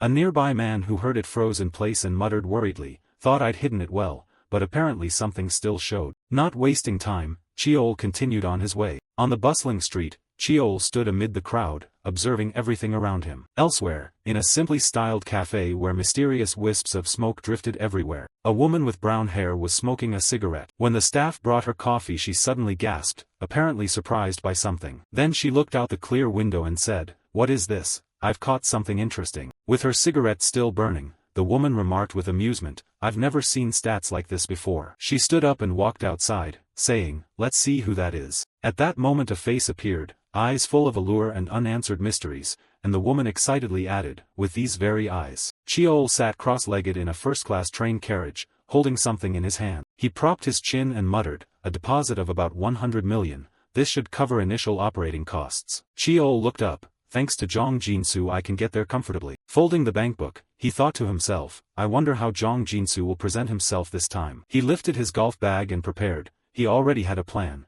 the talent is proven. For now let him operate freely and show what he can do. A plan gradually formed in his mind. If Zhang Jinsu reveals abilities similar to Seol geometries before, he could help build a support base. Chiol's eyes flashed, it was important that people know there's such a foundation standing behind me. Events replayed in his head, luck and the pretext were now in place. Knowing the future allowed many possibilities, but from now on he had to be more cautious using information from his past life. His thick brows tightened slightly. The things I plan to do must look like reasonable, well-founded predictions. Suddenly an announcement blared, the next stop is. Chiol sighed slowly and stood up. First, take care of my own affairs before Zhang Jinsu's. Afternoon sunlight poured over the station. The black-haired young man's steps lengthened at an easy pace. Standing in the crowd, Chiol glanced at the people around him as he finally arrived at Gyeongsangbukdo Gyeongju. A sudden sharp pain struck, catching Chiol off guard. Rubbing his weary head, he thought, since the training at Tiangui Mountain I have never once lost control. Gyeongju is full of relics and historic sites, it's a place where the ancient and modern coexist. Objects that carry long histories contain power, and within that power lies mysteries modern times cannot explain. A man-made sacred land has miraculously achieved a state of balance, Gyeongju. He thought of the item he carried, this place hid traces of that person. The ancestor of the Sungmu clan, Lee Hyolian, the stories passed down were mostly oral, to the point scholars once rumored he was fictional. On Sungmu Mountain there was only a spirit tablet in the ritual hall, not Lee Hyolian's remains. Until, in his previous life, a relic related to Lee Hyolian was discovered. For who knows how long, Chiol kept walking and thinking, their people also found documents related to Huya. As his thoughts reached a crucial point, and with another objective in mind, someone suddenly cut in, hey, kid. The person exhaled cigarette smoke from full, red lips. A beautiful blonde woman, holding a smoking pipe, spoke, who are you, Cheol, achieving the aim of his heart, was here to meet this person. She smiled, interesting. Smoke trailed with her steps and wrapped around him. My magic detector picked up a strange signal, so I came to check. Her eyes flashed with an odd light. Who would have thought you have the exact same thing on your eye as I do? Owners of the demon eye rarely reveal themselves to the world, yet by coincidence there's another person in Korea besides me, Valerie de Belle, a grand mage of the Eiffel Tower Magic Academy in France, from noble French lineage. In her previous life she was one of the few grand mages to reach level 2. The demon eye she possesses has the ability to read and understand all hidden information within things, an interpretive eye. Cheol was a bit taken aback by the situation. I had planned to seek out this woman but didn't expect to meet her like this. Valerie suddenly drew closer. Hey, are you afraid of me? She asked again when he stayed silent. Or are you not Korean?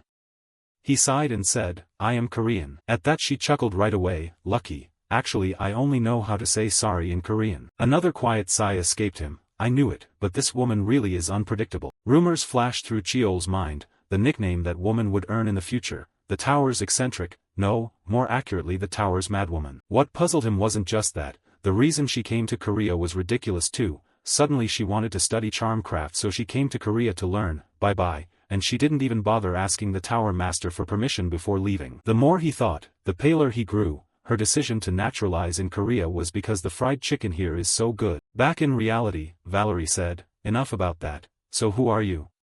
Cheol threw up his hands. You were the one who started the conversation, why are you asking me? She tooted, reached out, picky then let's have a proper greeting. The sorceress introduced herself calmly. I am Valerie de Belle, as you can see I'm not Korean, I'm a mage from the tower. He also reached out and shook her hand in goodwill. I'm Lee Cheol. Hearing his surname, she looked a bit surprised. Lee, could it be the Lee family, called Sungmu in Korea, right? Cheol nodded. Yes, that's right. Valerie exclaimed immediately, if you're of Sungmu, then in this country you're practically royalty. Cheol wasn't that arrogant. True, they hold great power, but they're far from royalty. Her pipe swung through the air. Is that so? The pipe pointed straight at Cheol, bluntly calling him out. Then why hide that cute face behind a mask? Are you running away? Not intending to deny it, he slowly removed the mask. The nature of his demon eye is the same as mine, and he opened his eye long before I did, which is no surprise. She smiled, not surprised, although I've done quite a bit of digging. Using his real face, Cheol continued the conversation, because I've seen similar eyes to yours before. Valerie's interest stirred. I've never heard of Sungmu having a demon eye holder. What power do your eyes have? I don't see why I should expose my own ability further though. She squinted and smiled. My eyes are interpretive, able to read and render any object or phenomenon as data. Yours? Seeing that expression, Cheol had nothing more to say. Her seemingly harmless smile remained, yet something gradually shifted, then there was no other choice. In an instant her eyes changed color and her voice deepened. Then I'll have to investigate for myself. A powerful force radiated out. Cheol's eyes appeared stimulated and changed color as well. He crouched and covered his eyes, asking angrily, what are you doing? Seeing his distressed state, Valerie softened her tone. Sorry, I'm sorry, I was just too curious, but it's truly strange. She stepped closer again. I couldn't read anything at all. Looking at the still angry dark-haired man, the sorceress soothed him. Don't be so angry, consider it an apology, I'll tell you something interesting. She smiled falsely again. In return, talk to me a little longer, okay? The sky had turned toward evening. Dusk light shimmered into a large apartment at the corner. Valerie and Cheol paused before the old gate of the mansion, hesitating, invited for coffee, but here? Cheol surveyed the surroundings and thought inwardly that it looked like just an ordinary abandoned house, but Valerie paid no mind and laughed. All right, let's go in and see. As soon as she finished speaking, a faint red light swept past Cheol, leaving him momentarily stunned. He guessed that it felt like a yokai's charm just now. Valerie seemed to sense something and asked, now you realize it, do you? You can sense it without using the demon eye? Have you learned magic then? He asked softly.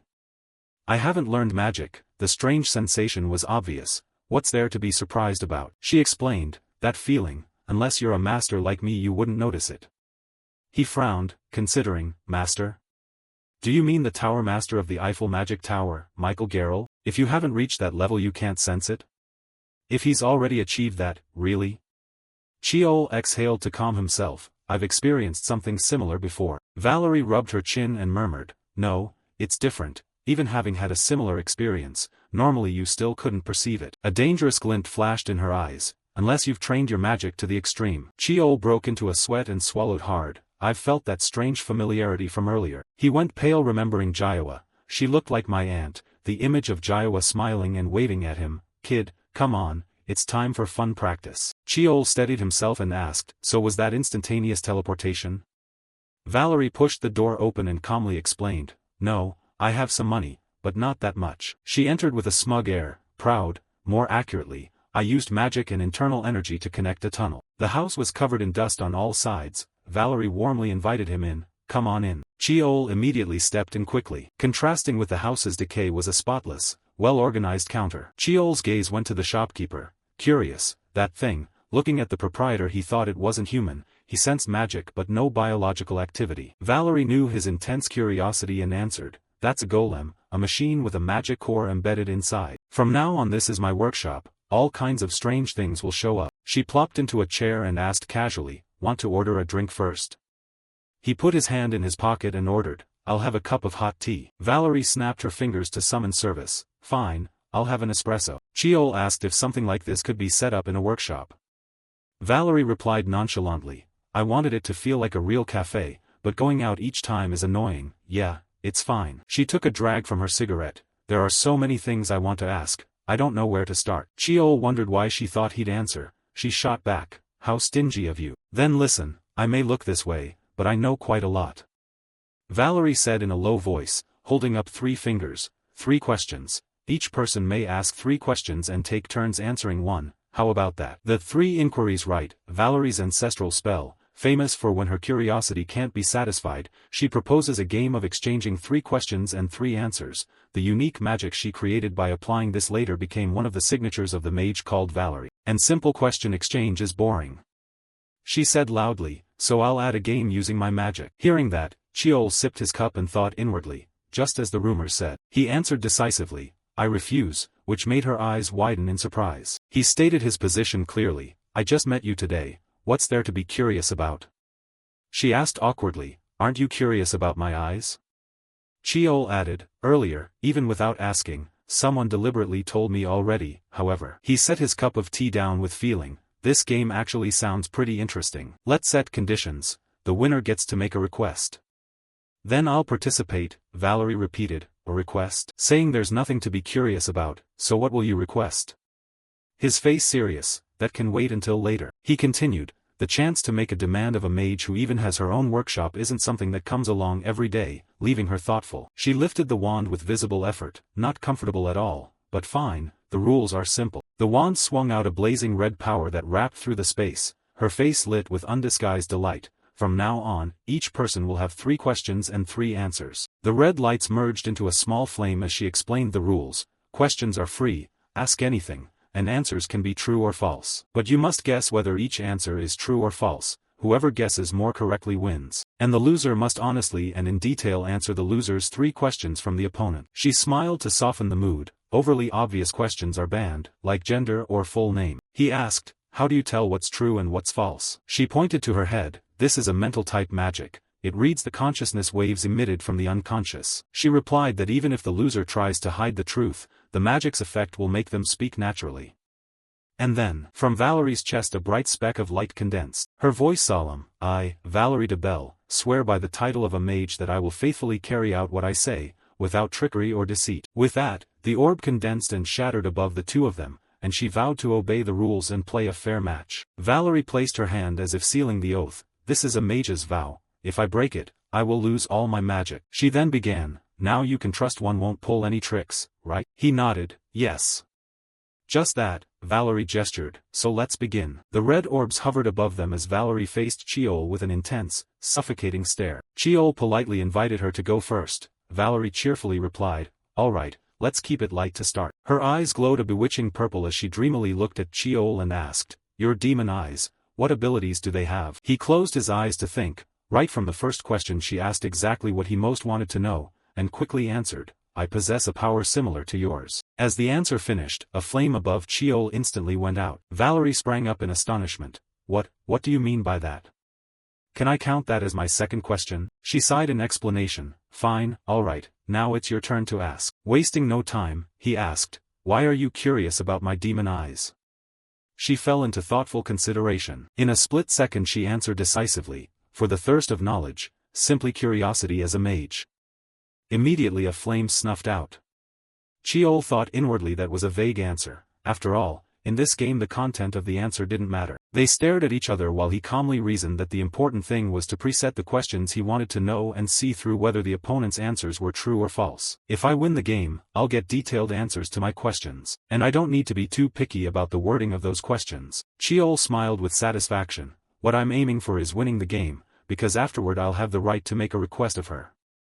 Cheol signaled calmly to his opponent. Right, let's continue. Cheol looked calmly at the person opposite him and signaled, then, continue. Right after that, Valerie spoke composedly, all right, second question. Time slowly passed, and once again it was her turn. Now comes my final question. Valerie's eyes suddenly sharpened as she exposed him. You already know about me. She looked straight into Cheol's eyes and asked directly, how much did you find out about me? He replied seriously that from the day he was born until now, he had never once seen or heard anything related to you. Suddenly Valerie covered her mouth with a triumphant smile. I've won. She watched every expression on Cheol's face, thrilled. Though young, he kept a fairly expressionless face, but his facial muscles twitched slightly. Now it was his turn to inquire. It's time for me to ask the final question, Valerie said nonchalantly. Hurry and ask. Hearing that, he suddenly smiled. Then he propped his chin and posed the question. According to you, have I won yet? Do you think you will lose? Valerie sighed in appraisal. That's your final question? Is that okay? Cheol offered no opinion and merely urged her to answer. She pulled out a makeup compact as she replied, fine, okay. Then she declared confidently, you lost, because I won. But the fireball near Valerie suddenly exploded, startling her. Valerie looked around in confusion and muttered, am I wrong? But clearly, Cheol spoke leisurely, do you want me to explain why?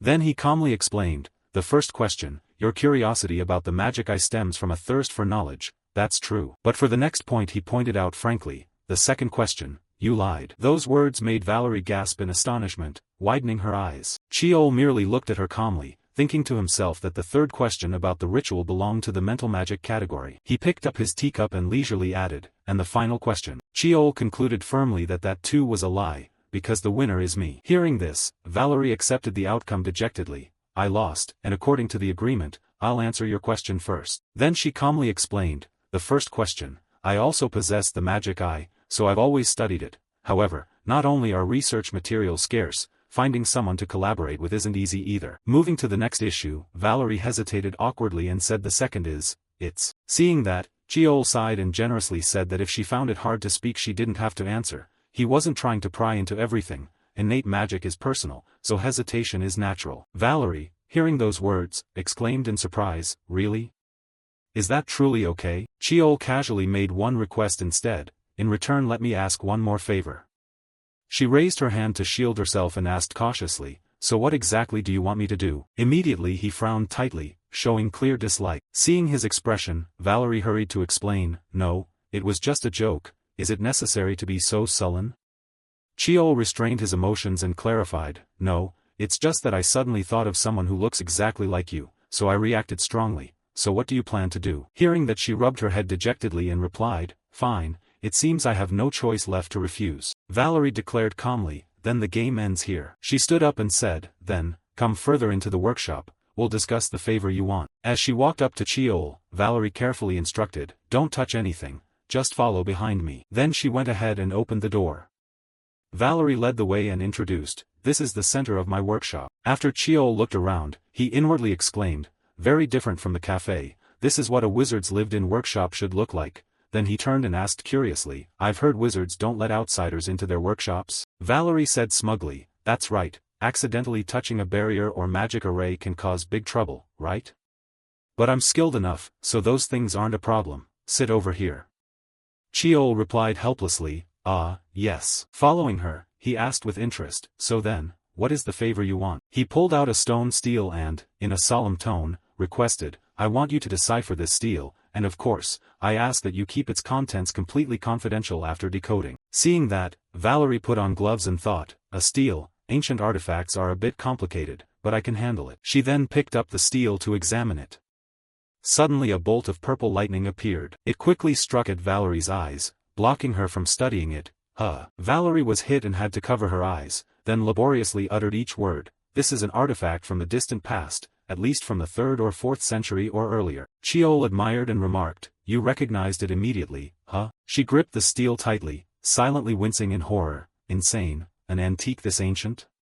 I almost got ruined. Valerie's memory flashed back to his earlier words and image. He was so confident then, but it seems the workshop's runes are more rudimentary than I thought. He has a magic eye but his spells are at my level. I wonder if I should still rely on him.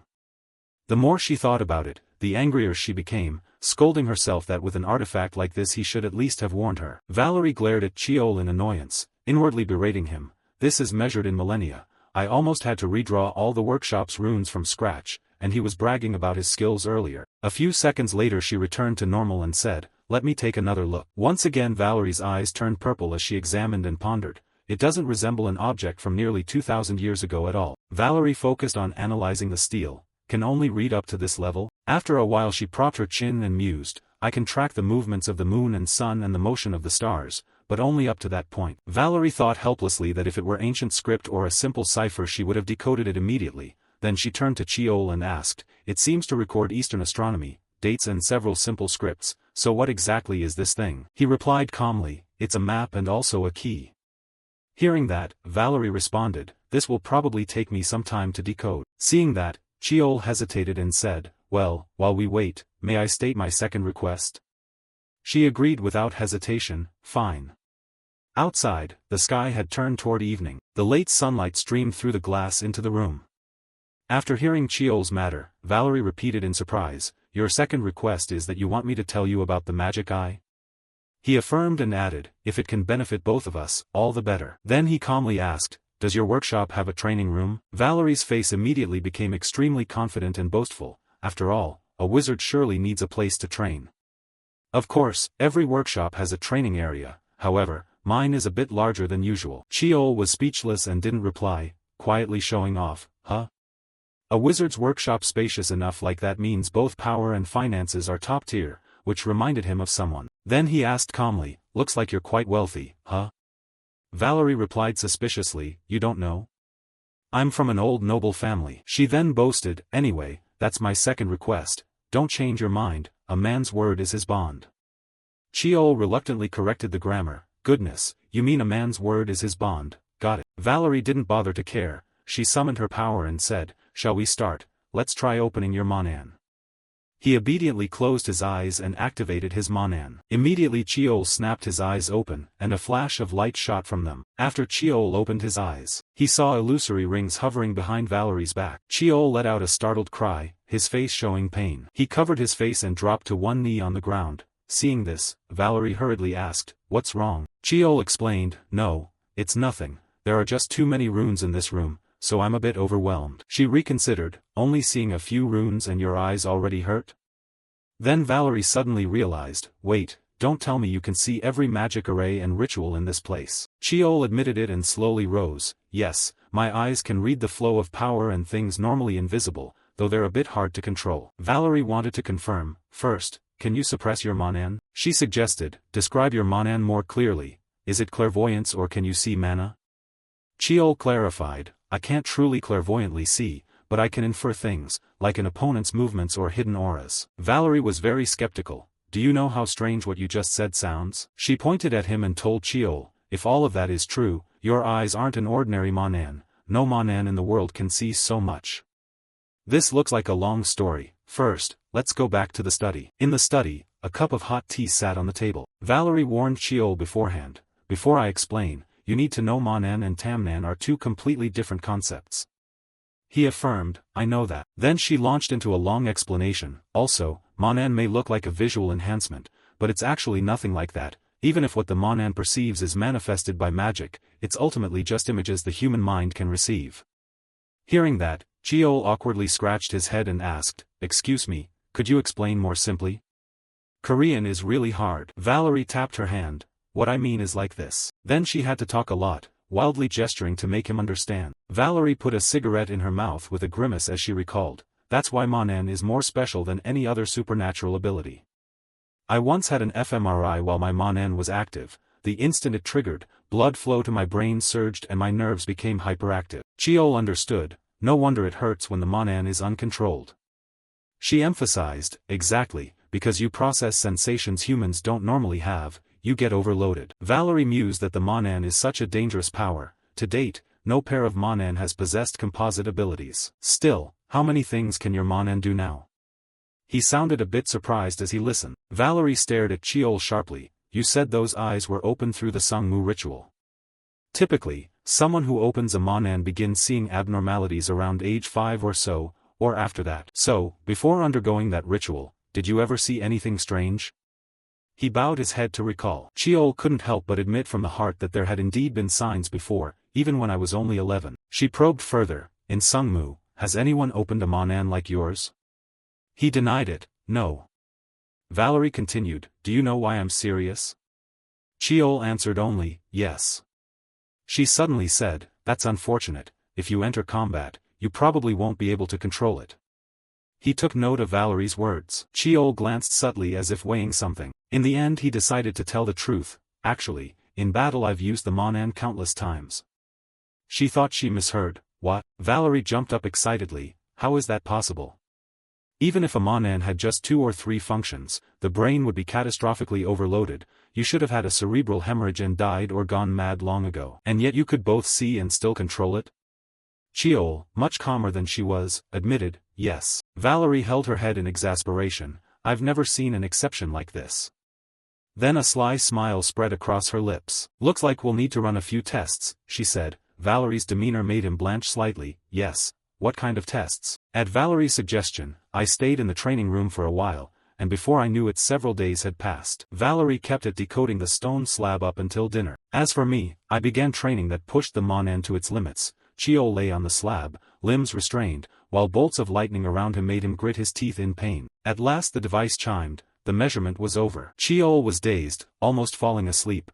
Clearly he had tolerated the start, but the difficulty was ramping up. He recalled what she had done to him. To test how much direct stimulation he could endure, she shoved tangled blocks of mana right in front of his face. Her smile at the time was terrifying. Come on, just a bit more, while Cheol could only scream, you fiend. At that moment Valerie entered the room to check on him. How's it going? Are you okay? He thought to himself, she looks like a mad scientist. Cheol glanced at the restraints being removed. She did say the Monan would overload the head. She smiled reassuringly, don't worry, the mana study machine will stop automatically the moment you hit the overload threshold. He glared at Valerie, who pretended not to notice. This woman is insane. I owe apologies for ever having compared her to my mother. She justified it, but thanks to that we're collecting excellent data, the limits and characteristics are becoming clear, and the more the Monan is used the more it develops.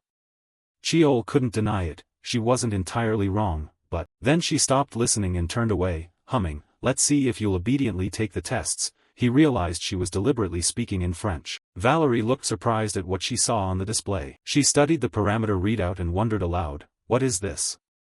Am I reading it wrong? I set the machine to auto-monitor and let the difficulty increase gradually. How could his growth rate accelerate this quickly? No, it's not growth, it's more accurate to say adaptation. Then the issue isn't in the explanation. The smile on Valerie's face grew increasingly interested.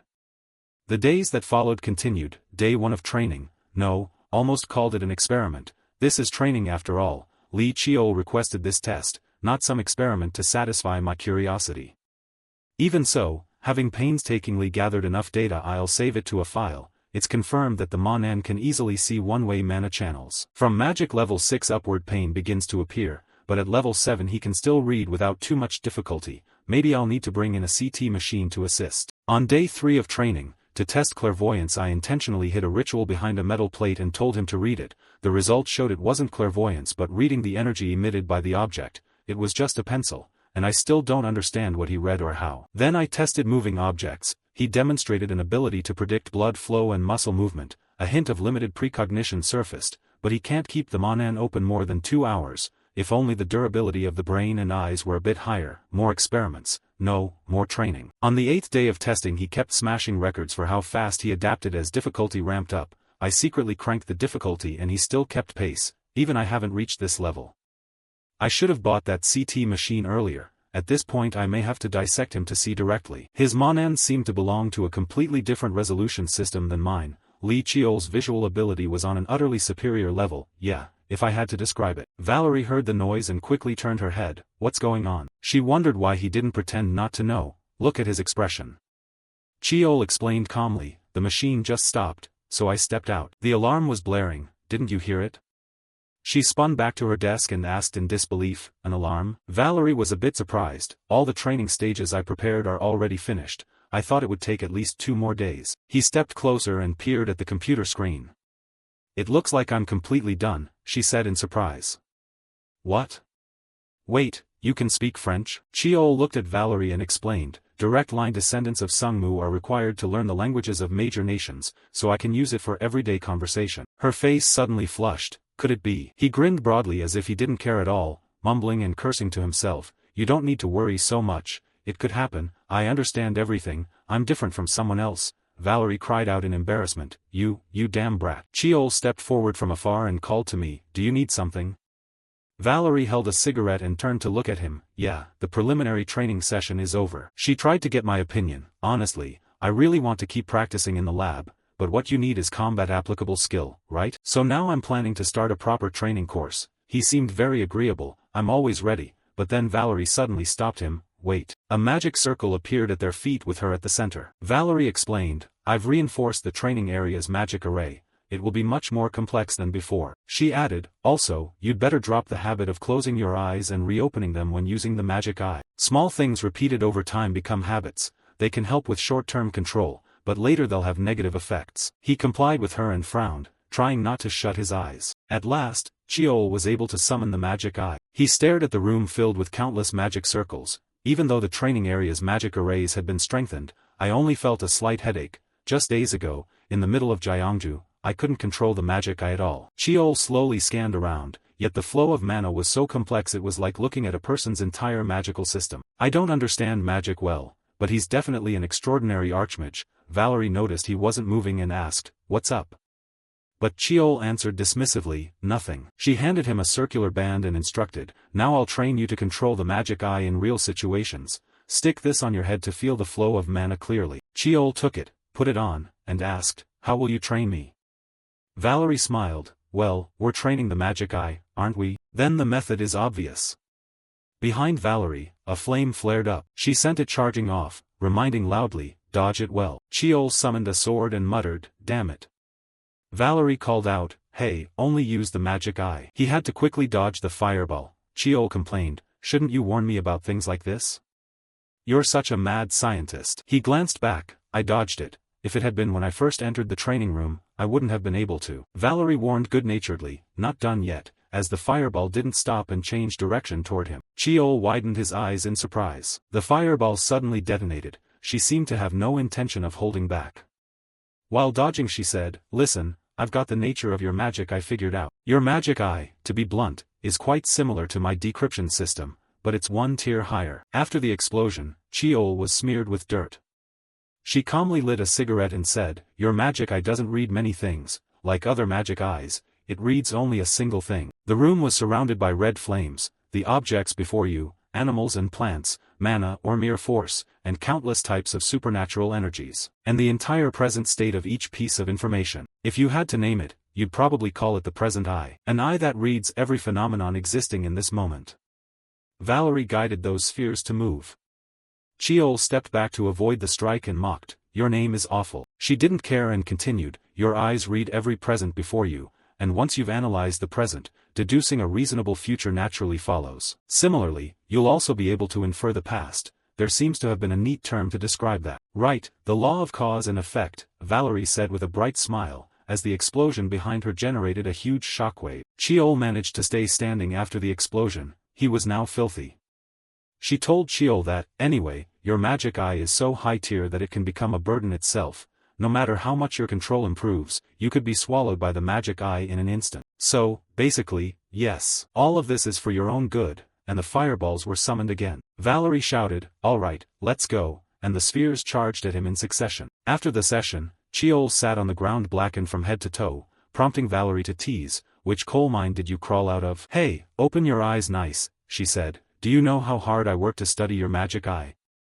He replied without any emotion, I appreciate that, and she sighed. But hey, your magic eye was unlocked through Sungmu's special ritual. Is it slow to manifest because it's not a normal magic eye, or are you simply an exception? He chose to remain silent. Valerie didn't press further and stood up. Either way, I probably can't figure it out on my own, sorry. She broke into a sly smile. Maybe we need a detailed scan, or we might have to cut it open to find out. Seeing that look, Cheol panicked. No, it's fine, one day we'll understand it.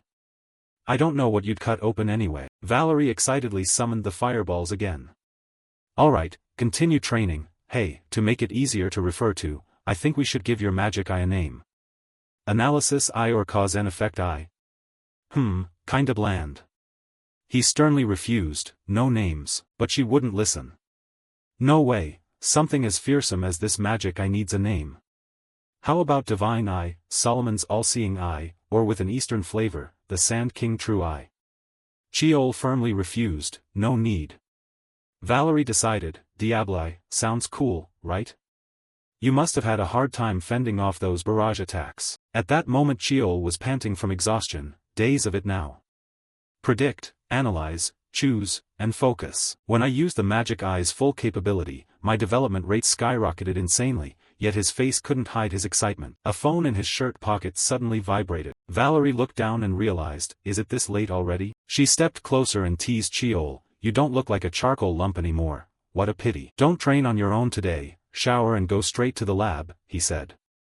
What do you mean? Valerie winked and announced, because the deciphering job is finished. There were a few books on the table. The whole room was cluttered with books. Cheol asked suspiciously, when did I leave this place?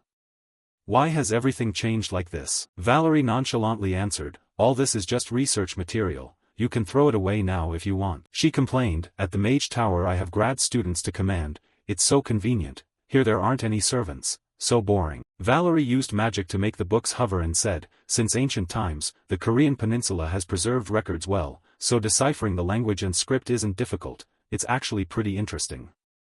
Come sit here and take a look at this first. Cheol picked up an object and noted, the slab's shape is different from before. She explained that because some constellations and characters had faded, she had restored them. From now on I'll explain it to you. Valerie took out a document and placed it on the table. She pointed to the image and asked, have you seen this constellation? He immediately answered, no, I haven't. So Valerie laid out 2 pictures like that. Told you. Right now that constellation looks like this. She pointed to one of them, the problem is here, why did the ancients group these constellations together? Look below, this is actually an imaginary constellation. The order of these stars is the key to decoding it. I was fooled by the camouflage for a bit, but it's neither the moon's orbit nor a star chart, so what is it, exactly? Cheol began to ponder, I feel like I've seen this somewhere before. Then he suddenly gasped as if he'd remembered. Cheol asked tentatively, can I tear this to test it? Valerie let out a light laugh, no need to tear it, it's right here. This is a map of the entire ley line network of the Korean peninsula, not stars at all, but a map of the energy nodes spread across the land. The map has points marked and connected with bold black ink. In the laboratory, Valerie, an astute female intellectual with alluring wavy brown hair, is working with Kyung-ho to decipher a major secret. She realizes this stele is not an ordinary star map but a diagram of energy nodes across the Korean peninsula. Valerie further explains that, according to Eastern philosophy, the world is a living body, and the ley lines are the mana currents running through the earth. Kyung-ho studies the ancient stele closely.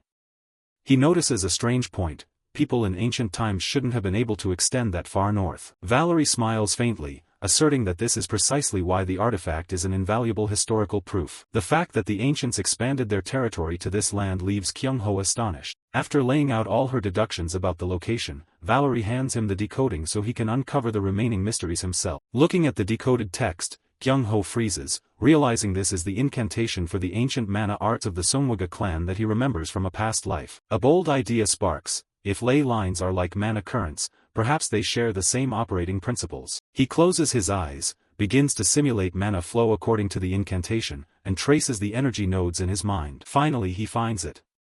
A confident smile forms as the exact coordinates appear, Tohamsan Mountain in Gyeongju. That is the burial site of Martial King Lee Hyang-seon, the second head of the legendary Sungwaga clan. A few days later, at a cafe, Valerie relaxes with her familiar long pipe and sees that Kyung-ho is ready to depart. With a giant hiking pack on his back, he is prepared to face the perilous journey ahead. Before leaving, Valerie doesn't forget to ask about the trick he used to beat her in the 3 questions game the other day. But he keeps the secret, leaving this tough big sister visibly huffy at his stubbornness. Valerie grows serious and warns him to be extremely careful, because Tohamson is a highly dangerous place. She begins rattling off warnings about everything, from lost spirits to curses and monsters lurking in the ancient ruins. Seeing her overly worried, Kyung-ho teases softly, "Are you worried about me?" The question clearly embarrasses Valerie. She immediately denies it with her trademarked Sundra expression, scolding him as an arrogant brat.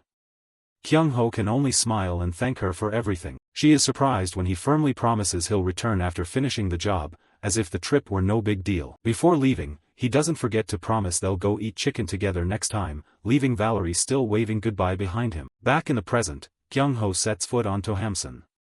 He wipes sweat from his brow, realizing he's been searching continuously for 2 hours. The terrain has changed so much from the 1,000-year-old map that finding the entrance is more difficult than expected. Fortunately, his mystic eye ability is refined enough for him to sustain clairvoyance longer, letting him see through the veil of mystery shrouding the ancient mountain. At that moment he halts, sensing a powerful fluctuation. Right beneath his feet, rivers of golden mana begin to rise and coil, ready to reveal the millennia-old secret before him. Kyung-ho, commonly called Kyung-ho, is stunned by the brilliant mana currents unfolding before him. He holds the old map, comparing it to this uncanny reality. The energy streams twist like dragons and phoenixes dancing through the underbrush, guiding him toward the hidden place. Breathing heavily after a long trek, Kyung-ho finally stands before the ceiling rock formation where mana is most concentrated. Beneath his feet, the ground trembles as magical circles begin to activate and dry leaves are swept up by a powerful wind. He sets his pack down, realizing the scale of the seal is far larger than he imagined. No way. He thinks. He touches the stone engraved with the constellation mark, confirming this is the entrance to his ancestor's tomb. Then, Kyung-ho focuses his mind, preparing to perform the ritual to unseal the door. A deep blue mana surge erupts, surrounding Kyung-ho among the ancient stones, creating a solemn, mysterious spectacle. Energy ripples strongly across the ground, awakening mechanisms that have been dormant for millennia. The characters on the stone begin to glow brilliantly under the influence of the pure mana flowing from him. He identifies this as the sealing door into the tomb. Now it's time to channel mana into the stones in the exact order of the constellations. Starting from the north and moving clockwise, Kyung-ho painstakingly channels energy into each stone one by one. Sweat starts to stream down his forehead. The process consumes a massive amount of mana, far beyond his initial estimates. Each time he touches the cold stone surface, he feels the tomb's ancient weight and power. This won't be easy. Even as he begins to tire, Kyung-ho keeps a determined smile. From deep within the forest, pillars of light rise, signaling the return of a long-forgotten relic. And this is the final stone. Just a little more, and the 1,000-year secret will be revealed before him. Suddenly, an immense backlash explodes the moment the seal is fully lifted. A blinding light engulfs the entire area, the colossal power washing out the surrounding landscape. Why is it suddenly this strong? Kyung-ho is driven back by the terrifying pressure. He recoils in horror as he realizes the mana stored in Tohamson has been violently reacting to his own mana flow. His vision begins to blur. The overwhelming force makes it impossible for him to stay on his feet any longer. With a strangled cry, Kyung-ho is pulled deep into the darkness of the newly opened entrance. Lying in the silent dark, Kyung-ho pants, trying to compose himself after the fall, feeling as if he has returned from the brink of death. A terrifying silence begins to envelop the space. He realizes in shock that depleted mana has rendered his mystic eye completely useless, leaving him blind inside the pitch-black tomb. In the tomb's still darkness, Kyung-ho holds his flashlight firmly. He breathes a small sigh of relief when he doesn't immediately sense any dangerous presence nearby. The weak yellow beam sweeps across damp rock walls. Kyung-ho inspects every nook and cranny, his eyes constantly searching for clues to his family's legacy. Suddenly, the light falls on the fierce face of an ancient stone statue. For an instant he jumps, thinking he'd been attacked by a living creature. Seeing the vast scale of the chamber, Kyung-ho realizes this place is too massive to be an ordinary tomb. It seems a labyrinth lies ahead. He stops before an old stone stele. It records the strange note that they bought the land from the earth spirit for burial, a secret that would astonish practitioners if they learned of it. Opposite it is the tombstone of martial King Li Hyangxian of the Li clan, who rested here at the age of 122. Kyung-ho begins to piece together the information he has. However, as he studies the ancient lines more closely, he suddenly notices an unusual detail hidden within them. Any living or dead who intend to enter, turn back. Beyond this point there is only darkness. This cold warning confirms that something extraordinarily important is being protected inside. Although his remaining mana is low, Kyung-ho decides to activate Mystic Eye. He needs to see through the veil of secrecy shrouding this gloomy space. Ugh! A pained groan escapes. Bolts of energy erupt inside his already blazing eyes, sending a searing pain through him. Kyung-ho staggers back, covering his aching eyes. He realizes he has hit a massive energy barrier, something Mystic Eye has never encountered before. He suddenly recalls his past life, when his eldest brother said he was the one who concealed the tomb's location. Fragments of memory begin to make Kyung-ho doubt his brother's true motives. Why would he do that? Out of remorse? No, if that were the case, he wouldn't have left such careless information. It doesn't match the cautious nature he usually displays. A chilling thought occurs to Kyung-ho: could this be an intentionally laid trap? At that moment, strange noises begin to come from behind the statues. Kyung-ho spins around instantly. His combat instinct surges as he senses the energy pressure in the chamber spiking. Phantom flames burst from the void, banishing the darkness and revealing the terrifying scene unfolding before him. The giant guardian statues of the tomb are actually moving. They are not decorations but true grave sentinels awakened to eliminate any intruder who dares enter. Two colossal guardian statues suddenly awakened, radiating an oppressive aura and a cold warning: humans, leave this place immediately. Soo-hyun froze. In his memory there was never any mention of guardians at this tomb. He hurriedly drew his sword, preparing for an unexpected fight. Even after activating his Mystic Eye, Soo-hyun couldn't detect any mana or souls controlling them. These stone statues moved without any energy, which completely defied natural law. Impossible! Astonishment flashed in his sharp gaze. Without energy, how could those massive boulders move so nimbly? A gust of wind howled past his neck. Soo-hyun instinctively sensed imminent danger. He spun to dodge. A strange point of light suddenly flared within the statue's chest. It seemed Soo-hyun had found the monster's heart. Bam! A crushing blow landed, pulverizing the ground where Soo-hyun had just stood. That force was no joke. Soo-hyun barely evaded the strike. He thought that with a bit more time to prepare the outcome would have been different. This battle began far too suddenly. His mana was rapidly depleting. A prolonged fight was impossible. He had to finish it quickly with the little mana he had left. Soo-hyun lunged like an arrow, tearing through flying shards of rock to close the distance. Leave now! The Guardian's roar shook the space, but it couldn't shake Soo-hyun's resolve. In a flash collision, Soo-hyun's sword slashed into the hard stone, sending brilliant sparks flying. He quickly recognized their weakness. Although powerful, the statue's movements were crude and simple. He could predict their patterns. Wasting no time, Soo-hyun activated the Mujin technique, first awakening, Chiakma. A cold blue aura enveloped his blade, granting piercing power. The stone beast roared in fury, trying to swat away the small challenger that dared defy its majesty. Soo-hyun knew keeping his distance would only put him at a disadvantage. He chose to gamble, charging into the creature's chest to finish it. His sword screamed through the air, carving a perfect arc aimed straight at the statue's weak point. They collided with such force the ground beneath them caved in. Soo-hyun braced himself against the 1,000-weight pressure of the giant fist. Stone cracked and splintered.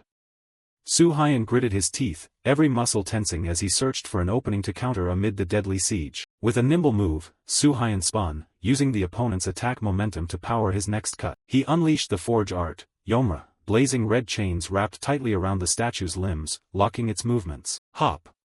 Soo-hyun shouted, pouring every remaining drop of mana into the blade's mysterious glow. A razor-sharp slash cut across the statue's neck. In an instant, the Guardian's head detached and fell to the ground. The giant body collapsed, triggering a powerful tremor that kicked up a white cloud of dust, officially ending the life-or-death confrontation. Soo-hyun braced his sword against the ground to steady himself, trying to regulate his increasingly chaotic breathing. The battle was over, but exhaustion washed over him, making the air feel heavier than ever. Soo-hyun inhaled rapidly, sweat streaming down his tense face. He felt utterly drained as his mana had been nearly siphoned dry after channeling his spirit energy. Controlling mana in this strange place was far harder than he had expected. However, his seasoned experience quickly made him notice the oddities around him. Despite being deep underground, the air circulated oddly, indicating the tomb wasn't completely sealed. Moreover, the ancient guardian statues showed no rust or signs of age, as if they'd been placed there just yesterday. Soo-hyun's gaze hardened with suspicion. He narrowed his eyes and observed closely. A gut feeling told him the fight wasn't truly over, or that something even more mysterious was hiding behind those lifeless stones. Suddenly, the shards of the statue he'd felled began to emit a brilliant golden light. Tiny motes floated in the air, creating a scene both magical and fraught with uncertainty. The two giant guardian statues stood towering in that glow, but now they no longer looked threatening. Instead they were enveloped in a shimmering, mystical veil. This isn't good. Su-Hyun worriedly peered inside. His mana was slowly recovering but remained far too low for him to be ready for another large-scale confrontation right now. I still need to be sure, he murmured. Focusing intently, he activated his mystic eye once more to see through the strange energy fluctuations unfolding before him. Through the ocular art, he saw the motes beginning to gather on the statue's surfaces, hopping about and emitting distinctive energy vibrations. Don't tell me it's... A bold thought flashed through Su-Hyun's mind. He couldn't believe what he was seeing as he realized the true nature of what was controlling these stone guardians. His hand tightened on the hilt of Black Knight. If his guess was right, he'd have to use this sword to strike straight into the core inside and end it decisively. But then, a sudden chorus of chittering voices shattered the tense atmosphere. What is that? A black sword. The black sword is gross. Su-Hyun froze, bewildered as his sword became the focus of those strange remarks. The motes flew chaotically around him, cries of sorry. Sorry. Echoing through the cavern. It turned out these entities didn't want to attack him, they seemed terrified of something about Su-Hyun. They were the mystics, the fairy clan, pure magical entities known for their mischief and love of children and animals. Their presence in a solemn place like this tomb was truly an unexpected variable to Su-Hyun. Su-Hyun sheathed his sword and barked in irritation. What are you doing meddling in the middle of a fight? The tiny fairies jumped, trembling before his fearsome blade. Aya. Kaya. That sword is scary. We're sorry, we're so sorry. To make up for it, we'll heal you. The little fae chirped, their glow enveloping Su-Hyun. He felt a warm energy seep into his flesh, miraculously restoring his exhausted body. So they attacked because they thought I was the bad guy. He realized as they explained the misunderstanding caused by the sword. When he asked why they were here, the fae cheekily replied, don't know. Not telling. Oh yeah? I kinda feel like swinging this sword for a bit, unless you start talking nicely. Su-Hyun smirked, feigning menace. The tactic worked immediately. The fae panicked and squealed. Humans are terrifying. Eventually, the mystics revealed the truth. They had formed a pact lasting over 1,000 years to guard this place. As beings tied to nature, being bound to a cold tomb for a millennium had been no easy duty. Hearing this, Su-Hyun's tone softened. It must have been grueling, guarding this place for so long. His words of comfort eased the tension noticeably. The tiny fae giggled and thanked him, grateful he no longer held the frightening sword. You're so kind for not keeping that sword. But, is that even a sword? Their naive questions left Su-Hyun half amused, half exasperated. Su-Hyun pressed them about who had made the pact. The little fae began whispering among themselves, should we tell him? I think yes, look, his hair and eye color are exactly like that person's. Their remarks made Su-Hyun intensely curious about the identity of the predecessor. A small fairy manifested more clearly before the great stone door, excitedly recounting, that person promised that if we guarded this place, they would protect us too. We were injured then, and that person helped us a lot. Su-Hyun pondered and asked, protect you from what? The fairy clan's answer chilled the air by a few degrees. Terrifying things, things that never die. Things that are truly, truly horrifying. You attacked us because you thought he was one of them. The grim warning made Su-Hyun shudder at the thought of the dangers waiting inside. The fae's words reminded Su-Hyun of similar warnings the mountain guardian had given. It seemed every clue pointed to the same terrible threat. Still, he knew he had no choice but to step inside to seek the truth. Su-Hyun moved up close to the giant tomb door, clearly feeling the vibration from the black sword in his hand. The fae's reminder about the final trial echoed in his ear. To pass here, you must prove yourself with your own blood. Only truly inherited bloodline can unlock this 1,000-year secret. Taking a deep breath to steady himself, Su-Hyun slowly raised his hand. Standing between the present and an ancient legacy, he understood that once this blood ritual began, his fate, and that of his clan, would forever turn a tumultuous new page. Su-Hyun stood before the towering ancestral tomb door, his eyes set with determination. He knew this was a crucial turning point to lay hands on his ancestors' heritage. Resolutely, he pressed his blood-stained palm onto the ancient sigil circle. Immediately, the old characters reacted violently to the royal martial bloodline, erupting in a blazing, authoritative red light. Boom! The 1,000-year-old giant door finally shuddered and moved, opening a deep passage into an all-encompassing darkness that held the oldest secrets. Alright, let's go. Su Hyan drew a deep breath and stepped inside. He had no idea that while he explored the tomb, horrific events were beginning to erupt in the outside world. The scene cut to a modern laboratory in Gyeongju. A female researcher sat exhausted with her head on the table amid piles of Manhwa research documents, sighing in frustration at the overwhelming workload. Ugh, why is everything so bad today? She muttered in annoyance, even considering ordering fried chicken to soothe her irritation after an unsatisfying day. Suddenly, a piercing alarm tore through the lab's silence. She startled upright, a professional's instinct signaling that something was wrong. On the city map display, a bright red dot appeared as an alert.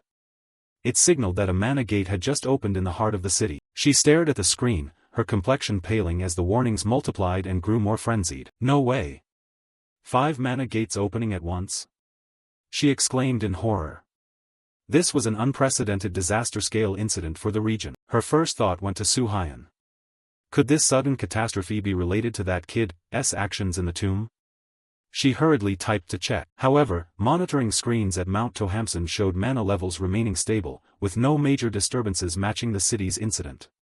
That only deepened the mystery. There's no time to hesitate. She quickly packed up her gear and magical weapons.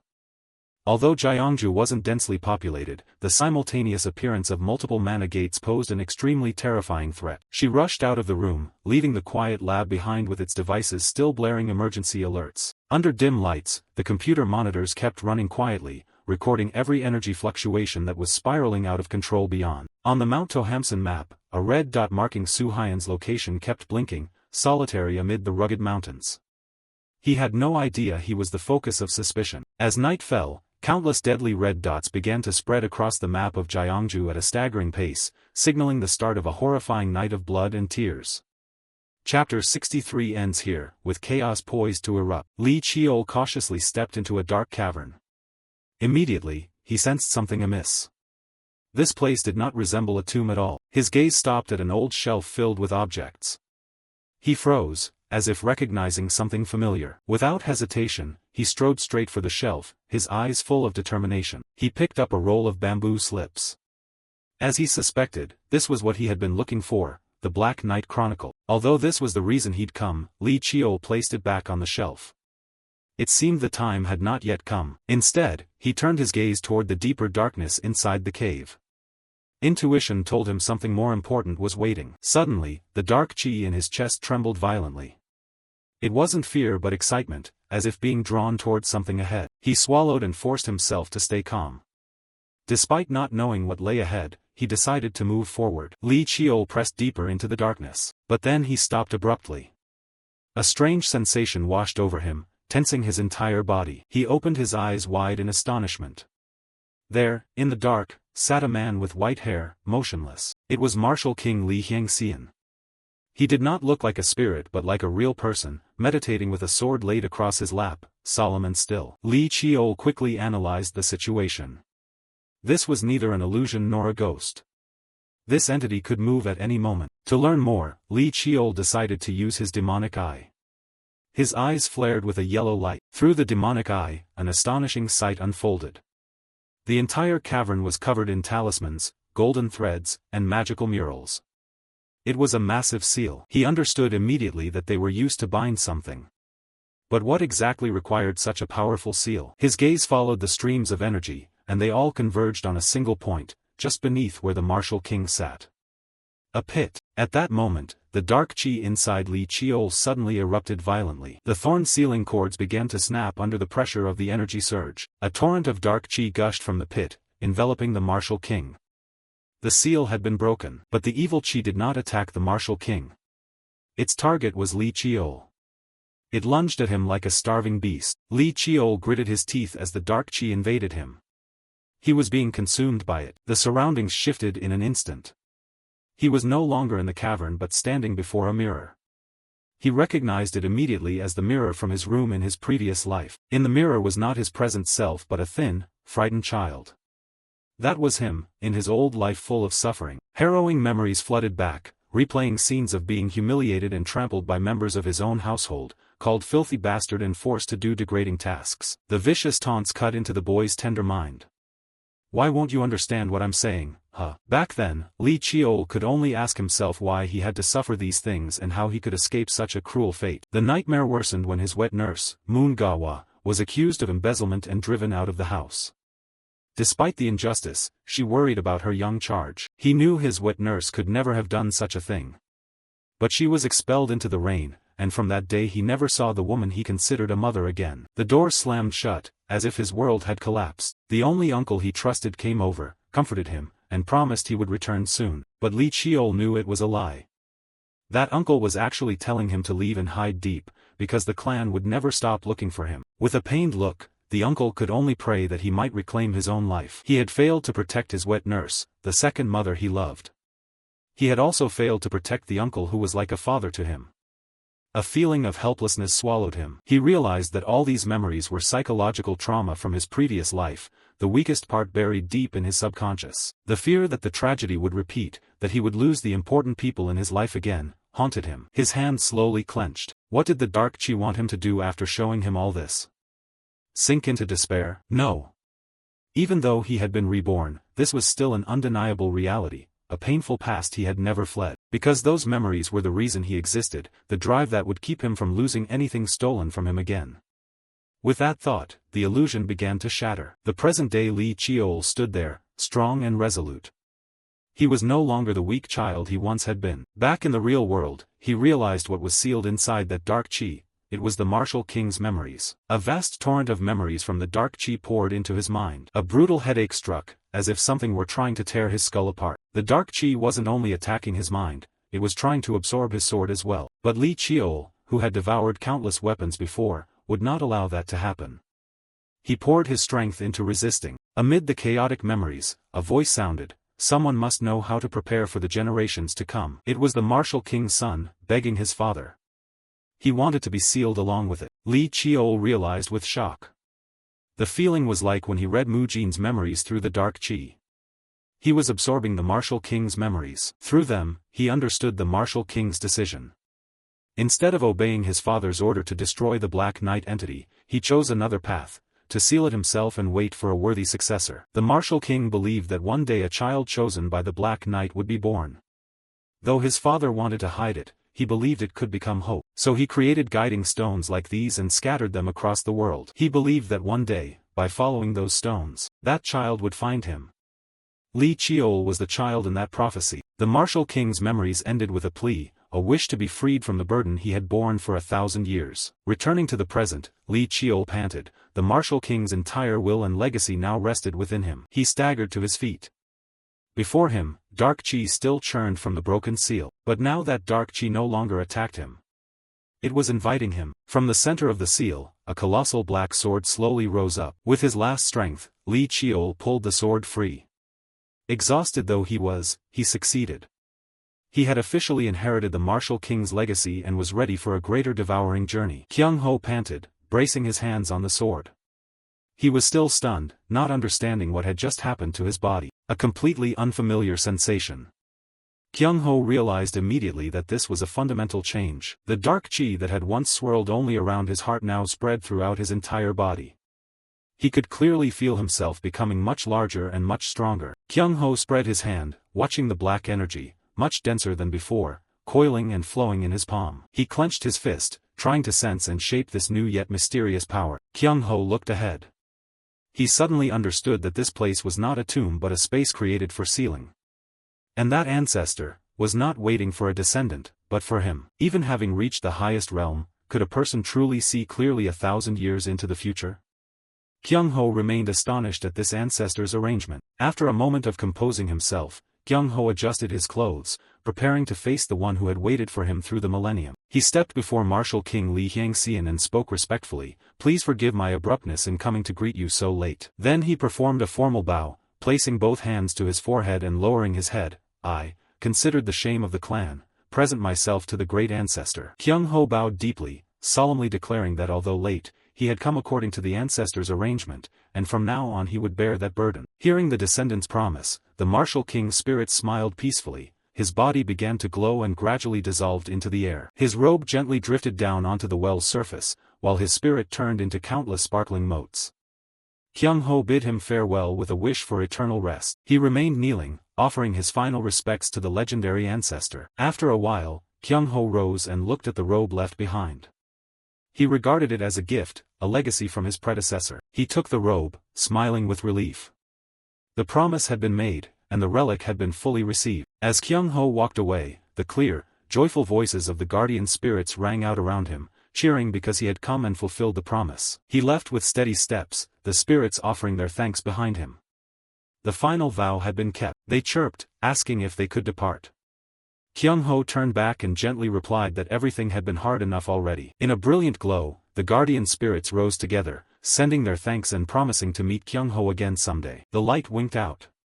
Kyung-ho looked at the empty space and muttered teasingly, "Leaving without cleaning up, huh?" Just as he thought, the place began to decay quickly once the spirits left. He clicked his tongue, not sure how he'd report this to the clan. He thought better of it, slung his backpack back on, and decided to brush it off. Whatever, they'll figure it out. Suddenly, a whirl of blue teleportation light spun open before him. Clearly it hadn't been there before. Kyung-ho realized this was his exit. Without hesitation, Kyung-ho straightened, bracing himself to return to the outside world. The moment he stepped through the portal, Kyung-ho was immediately flung out into open space. He lost his balance and slammed headfirst into the ground in a not-so-gentle landing. Rubbing his head as he stood up, Kyung-ho grumbled. No matter how many times he went through it, he still couldn't get used to such rough teleportation. Kyung-ho looked up at the lightning sky. He realized he'd been in the tomb for a long time, and now it was dawn. But then the peaceful morning air was shattered. A sudden, icy murderous intent swept in, putting Kyung-ho on high alert. Without a second's hesitation, he instantly took a defensive stance, his sword ready for any attack. He sensed the presence of many enemies hiding in the surrounding brush. In the blink of an eye, a swarm of figures in black cloaks surrounded him. An ambush had been laid. Kyung-ho squinted. Who were these people?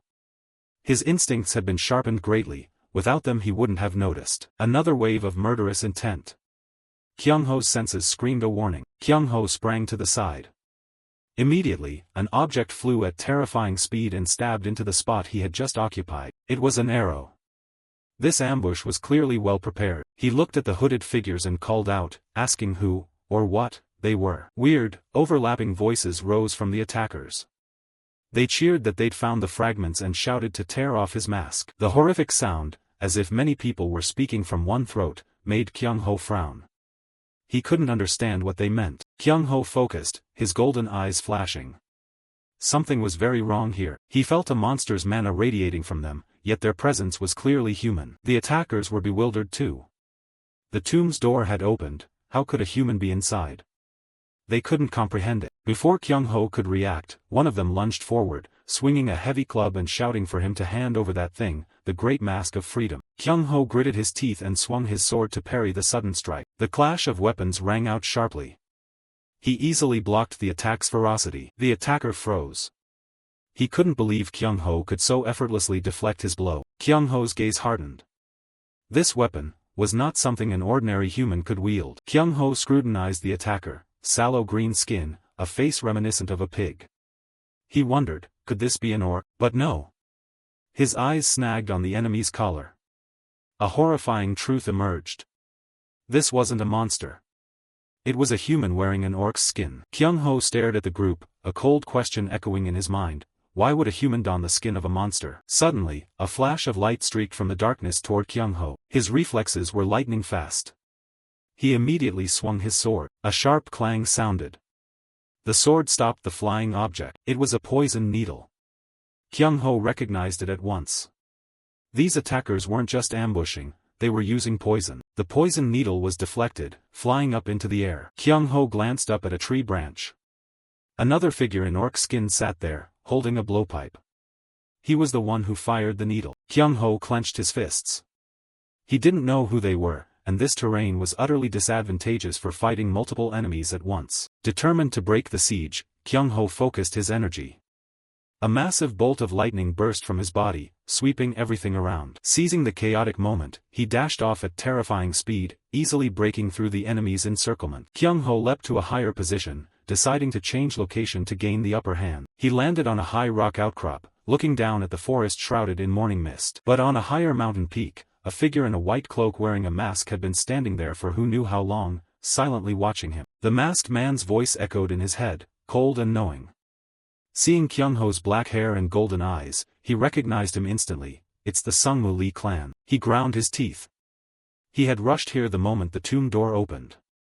The hatred in his voice was unmistakable, a cursed bastard who deserves to die. The small golden whistle at his throat trembled softly with each breath. Against the blazing backdrop, the white-masked one uttered a venomous oath toward Kyung-ho. "Oh, you who have imprisoned true freedom. I will personally strip away your last masks." The terrifying declaration rang through the night, signaling an unavoidable confrontation. In the silent forest under the moonlight, the air suddenly grew tense. Kyung-ho panted, his demon eye sensed the presence of about 30 enemies hiding around. The cloaked assassins gradually appeared. He realized they were clearly human, yet using monster power, a grotesque hybrid existence. Fortunately, their movements were extremely chaotic, even constantly getting in each other's way. Kyung-ho analyzed that although they used human weapons, their movements were amateurish, rushing in to attack recklessly. He decided not to just defend. "I'll capture one and find out the rest."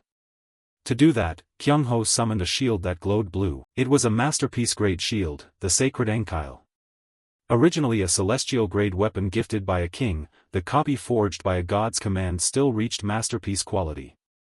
It was the reward he received after sparring with his sixth sister. Immediately, one of the assassins lunged forward, delivering a powerful strike into the ground. Another dropped from above, diving down and swinging a weapon at Kyung-ho. Kyung-ho showed no hesitation. He swung his sword and parried the attack with precision, and countered immediately. A sharp slash sent the enemy's blood spraying. Kyung-ho's gaze remained cold and focused. He finished the enemy with a decisive blow, sending him collapsing where he stood. But as soon as one fell, the others surged in from all sides. Kyung-ho noticed something unusual. Their attack style had changed. They began coordinating combos, which showed they hadn't completely lost their minds. But to him, that didn't matter. The shield in his hand began to shine more intensely. Kyung-ho unleashed the shield skill, Demon Soul Barrier. A massive wave of blue energy spread outward. He swung his sword, channeling the barrier's energy to create powerful slashes. A storm of energy blades swept the battlefield, easily cutting down the enemies in its path. The attack cleared out almost all the foes. The survivors stood frozen, trembling as they watched Kyung-ho from a distance, too afraid to move forward. Seeing the remaining ones hesitate, Kyung-ho narrowed his eyes. "If you won't come, then I'll come to you." He charged forward, taking the initiative to attack. After a while, Kyung-ho captured one. He had broken the prisoner's arms and legs to prevent any tricks. Kyung-ho began analyzing the captive. He had dull eyes and emanated the aura of a monster, but it didn't look like brainwashing or a curse. To examine further, he decided to inject his mana into him. But just as he was about to act, a strange, piercing sound suddenly echoed through the forest. Kyung-ho had to cover his ears from the brain-numbing noise. The prisoner suddenly erupted into a wild, hysterical laugh. His body began to transform gruesomely, tearing through the cloak. The rope binding him was ripped apart as well. Kyung-ho froze, not understanding what was happening. Before him now stood a giant monster, like an armored lizard. He could only gasp, "What is this?" At the same time, elsewhere, Valerie flew over the city sky. She felt something was wrong. Why was it so quiet around her? She reasoned that if a gate had formed, monsters would have already flooded everywhere. Valerie landed on a deserted street. The unusual silence made her uneasy. In front of her stood a massive spatial gate. Strangely, nothing was coming out of it. Valerie's eyes flashed violet as she began to analyze the gate. She quickly realized it was an artificially created gate produced by destabilizing mana. Valerie called it an act of terrorism, a madness beyond limits. But she was even more puzzled. If this were an act of terror, why was it so unnaturally quiet? Valerie suddenly froze as a thought flashed through her mind. She realized this was not an ordinary gate. It resembled a passage, a teleportation circle. Stranger still, it was a one-way teleportation circle, allowing travel in only a single direction. Trying to analyze it further sent a sharp pain through her head. Valerie sighed, admitting the phenomenon was beyond her understanding. This wasn't ordinary magic, and she couldn't fully analyze it right now. She decided to leave and check other locations. However, when she arrived, the military had cordoned off the entire area around the gate. Valerie hid behind a wall, wavering over whether to rush in and demand to inspect the gate, but she quickly dismissed the idea. She couldn't reveal that she was in Korea, and her master had told her not to disclose her identity. The mystery of the artificial gate lingered, leaving her deep in thought. In the end, she decided it was best to return and do more research. Back in the lab, Valerie collapsed onto the sofa, exhausted. As the tension faded, she grew hungry and craved chicken. Just then, an alert beep sounded from her computer array. Valerie sprang up, worried it might be another gate appearing. She hurried to the control monitor. Staring at the data on the screen, she froze and stammered, "What is this?" The screen displayed a series of glowing dots on the topographic map. Valerie was stunned. She had never seen mana waveforms like these before. She muttered as she typed. Normally, gates are red and monsters are black. But these signals were gray, labeled unknown. Her hand halted. 31 unidentifiable mana signals. A terrifying hypothesis sprang to mind. Wait, don't tell me. Valerie's eyes widened in horror. She realized. It's them. The ones who passed through the gate, or who created it. Then she remembered something dreadful. Lee Cheol had told her that he would go to Tohamson Mountain. Her gaze frantically scanned the screen. There, in the center of the cluster of 31 gray dots, was a single gold dot shining, the signal of a demon eye user. Valerie sprang up, her face drained pale with fear. She screamed. Lee Cheol was in extreme danger. Lee Cheol realized an odd truth. The enemies before him, though shaped like monsters, had an entirely different nature. He observed a lizard man. Clearly it had a monster's body, but the flow of mana inside matched a human's exactly. Something incredibly illogical. Suddenly, a massive tail lashed toward him. Lee Cheol dodged while analyzing. Their movements had become noticeably more natural, as if they had grown accustomed to these new bodies. A hooded figure appeared, exuding a dark aura. Lee Cheol realized they were fighting like humans, with clear tactics. Abruptly, a surge of energy hit. Lee Cheol froze, realizing his mana was being restricted. He immediately recognized the familiar energy, the aura emanating from the very sword he held. While he was still stunned, the lizard man seized the moment and lunged to attack. A brutal impact flung Lee Cheol, slamming his back into a tree. Cornered, Lee Cheol gritted his teeth and tried to steady himself. Then he felt something odd at his feet. A slime had latched onto him unnoticed, and worse, it was draining his mana. Blatantly siphoned of his energy, Lee Cheol couldn't help but feel irritated. He realized the monsters no longer charged blindly. They stood watching, waiting for an opening. Their intelligence had clearly increased. Unable to wait any longer, Lee Cheol decided to strike first. He drew his black sword. His body was wrapped in a green aura. His eyes glowed as Lee Cheol lunged straight at the enemy. He unleashed the skill aura art, Cutting Gale, a powerful slash aimed directly at the lizard man. Lee Cheol was confident that with such a deep cut, the lizard man would be taken down. But then he froze. His eyes widened in astonishment. Yet his attack seemed ineffective. The lizard man showed no harm and instead struck back forcefully, sending him sprawling. From the ground, Lee Cheol stared up in shock as the deep slash across its chest rapidly sealed itself. It turned out it possessed regeneration. Lee Cheol pieced everything together. The slime drained energy, the lizard man regenerated, and the wraith suppressed mana. A deadly, perfect combination. Even in a past life, he'd never seen anything like it. He clenched his teeth. Whatever the mana reserves or whatever else, he couldn't allow himself to be backed into a corner like this. Regardless of the consequences, Lee Cheol resolved to give it everything, shouting that he would cut them all down. He released a massive surge of energy, creating an electrical wave that swept through the entire forest. The attack hit its mark. The lizard man was stunned by the electric shock. Not giving his opponents a breath, Lee Cheol leapt into the air, swinging both swords to finish them off. He growled, eyes cold. This time he aimed straight for its head to see if it could still regenerate. A decisive slash came down with no hesitation. The headless body of the lizard man collapsed to the ground. It seemed finished, but then a strange sound suddenly rang out. Lee Cheol startled and spun around, wondering where the sound had come from. He panicked, thinking there might be a remaining enemy he hadn't noticed. But in front of him was not an enemy, it was a giant fireball hurtling toward him, leaving him speechless. He realized another force was colliding with the fireball. Two enormous energies faced off in the sky. A horrific explosion occurred, blowing everything around it away. The ground shook, leaving a large, charred crater. Through the smoke and dust, a lone figure gently landed. High heels struck the ground with decisive force. Valerie appeared with an ostentatious entrance. She raised her wand and declared, "Your hero has arrived." She stepped forward and cheerfully asked if Li Chiol was hurt. Li Chiol brushed the dust off himself and replied with an emotionless face. He sarcastically said he was fine, apart from nearly dying because of her grand entrance. He complained, asking if she could land a bit less dangerously. Valerie immediately protested, sounding offended, saying she was only overly worried about him. Still worried, Valerie asked again in a slightly sulky tone whether he thought she was trying to assassinate him. Watching Valerie smile carefree, Li Chiol could only sigh. He silently apologized to his aunt for comparing her to this mad scientist. Putting aside the small talk, Valerie changed the subject and asked about the two remaining enemies. Li Chiol coldly replied that anyone could tell they were foes just by looking. Then he said something that stunned Valerie: these were originally humans turned into monsters.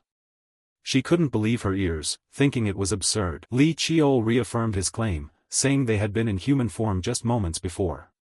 Valerie was completely shocked, wondering who he really was to know such things. Their conversation was cut short by a piercing scream from the wraith. A burst of dark energy exploded. Both Li Chiol and Valerie clutched their heads in pain. The psychic attack was too sudden. Valerie recoiled in horror as she realized her entire mana system had been violently shaken.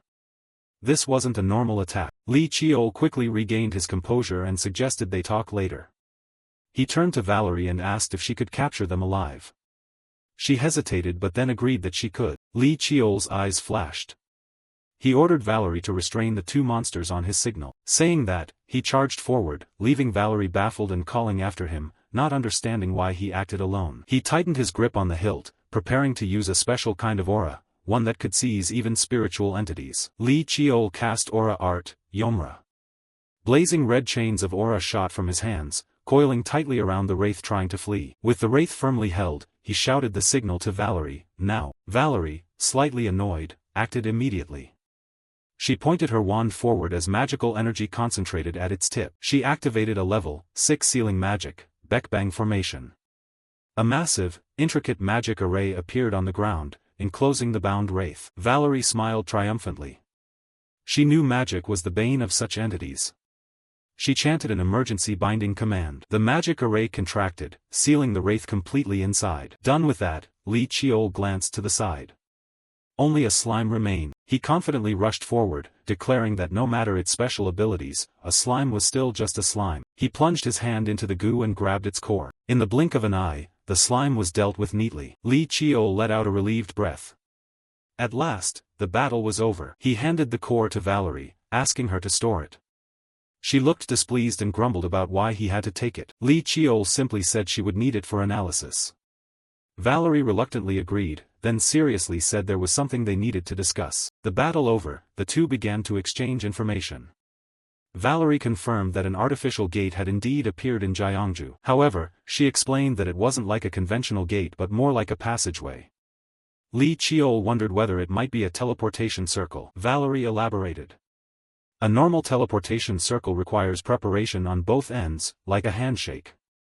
But this was different. It forcibly transported everything from point A to point B. Rather than a mutual handshake, it was like a one-sided hand grabbing and dragging things roughly away. A completely coercive act, Valerie concluded in an extremely serious tone. With humanity's current level of technology, creating something like that is utterly impossible. Valerie stared straight at the decapitated monster corpse. She continued, "The principle behind the gate's creation has been clarified, but actually using that principle is impossible. With today's human tech, it's just not feasible." Hearing that, Li Chiol fell into deep thought. If even she said that, it really must be impossible. In this world, there are countless powers that logic can't explain. Even so, he never expected that not even Valerie's analysis could grasp the exact theory. Valerie twirled her wand as she confirmed the gate and headed back to her workshop. The detector had picked up something very strange, which was why she turned around and came straight here. Li Chiol glanced at the monster corpse. Probably the things the detector scanned were these guys. Valerie still wondered, so what exactly are they? He answered cautiously and concisely, like I said earlier, humans that turned into monsters.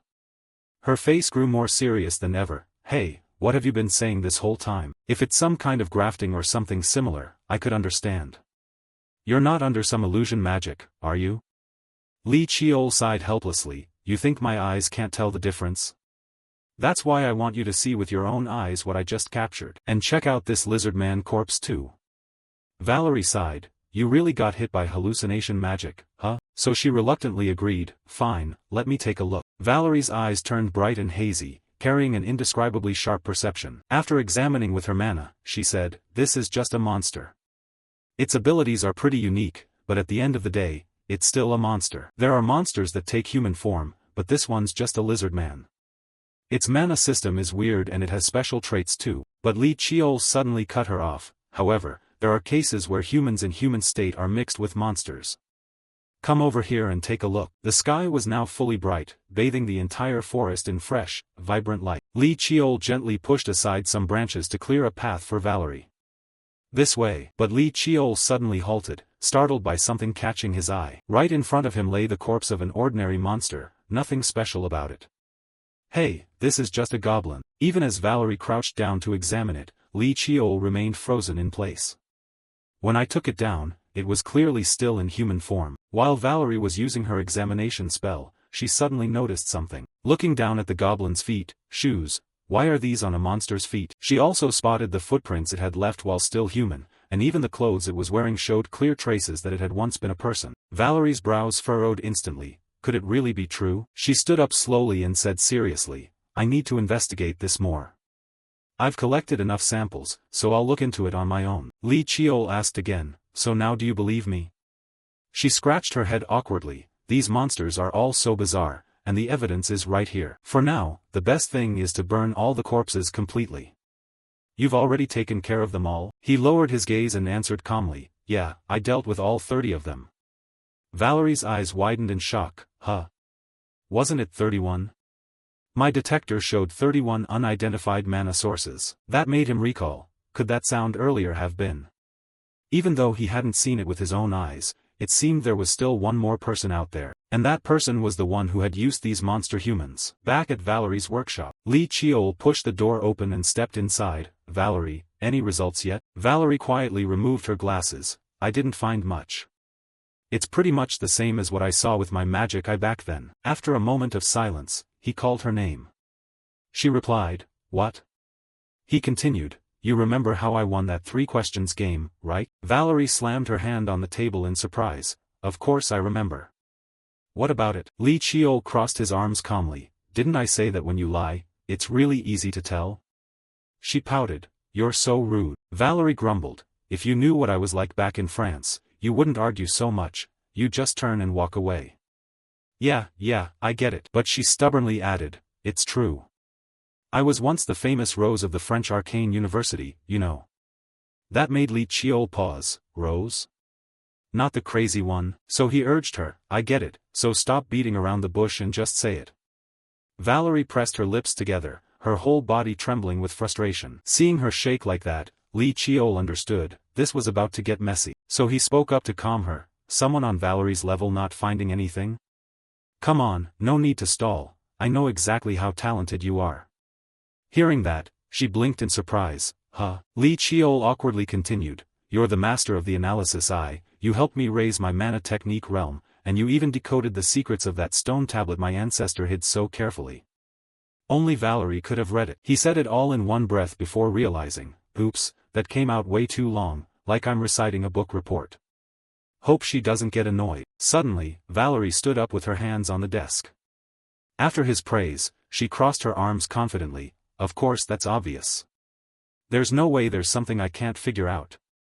Seeing that, Li Chiol felt satisfied. That was easy. Valerie stayed serious. Before I say anything, I have one question. Her expression darkened slightly. The monster humans that attacked you this time, they were targeting you from the start, right? Li Chiol thought for a moment. Probably, since I couldn't communicate with them, I couldn't be sure. But noticing his hesitant tone, Valerie grew more curious. Did you discover something at the stone tablet site? Do you know what those people were after? Now he was sitting beside her after she mentioned someone earlier. Li Chiol replied calmly, I gathered a few things, but explaining everything would be difficult. I trust Valerie, but this is a different matter. As you know, that stone tablet belongs to my clan, I can't just reveal it to anyone. That made her fall silent in deep thought for quite a while. He also wondered why she was asking this. Valerie leaned back in her chair. Remember, this is just my speculation. You can treat it like you're listening to a sci-fi novel. During the Great War, there was an organization that fought on a massive scale. The war, often called the World War, began with a large-scale monster invasion. But as the conflict escalated, it stopped being just humans versus beasts. Humans, other races, and monsters, all their gains and losses converged in one place, turning the world into a sea of blood. In that bloodthirsty era, answering the call of the times, countless things that had been dormant beneath the surface emerged. 6 organizations appeared like that. They were bizarre, full of mystery, yet incredibly alluring. Each had different locations, forms, and ways of influencing the world. Because of their shared strangeness, people grouped them together and called them the 6 Knights. Valerie crossed her legs. They're very hard to find in history books. Actually, I only know the name because my master told me. Even though people lumped them together, apparently they didn't see each other as allies. Li Chiol asked, "Are you saying what I encountered is one of those organizations you mentioned?" She pursed her lips. "Among them is one called Behemoth. The story I heard from my master matches what you described quite a bit. Their ideology is actually very simple: escape from rationality." Valerie rubbed her chin. Humans should live by the unconscious or instinct.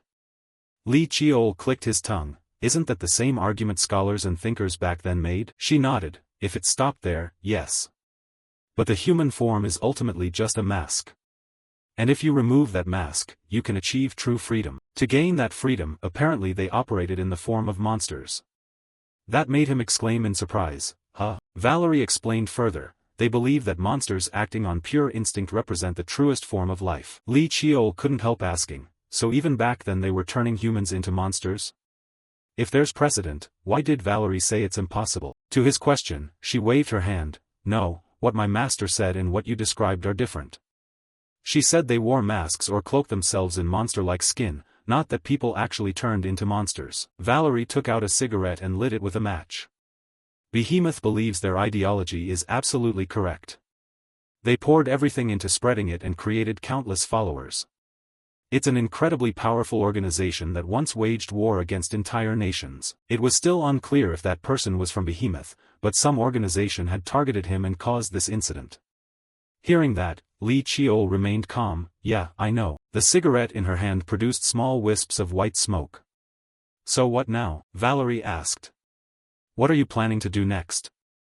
Honestly, I'm a little worried. He stayed composed and stated his strategy firmly. I'll continue my training journey as is.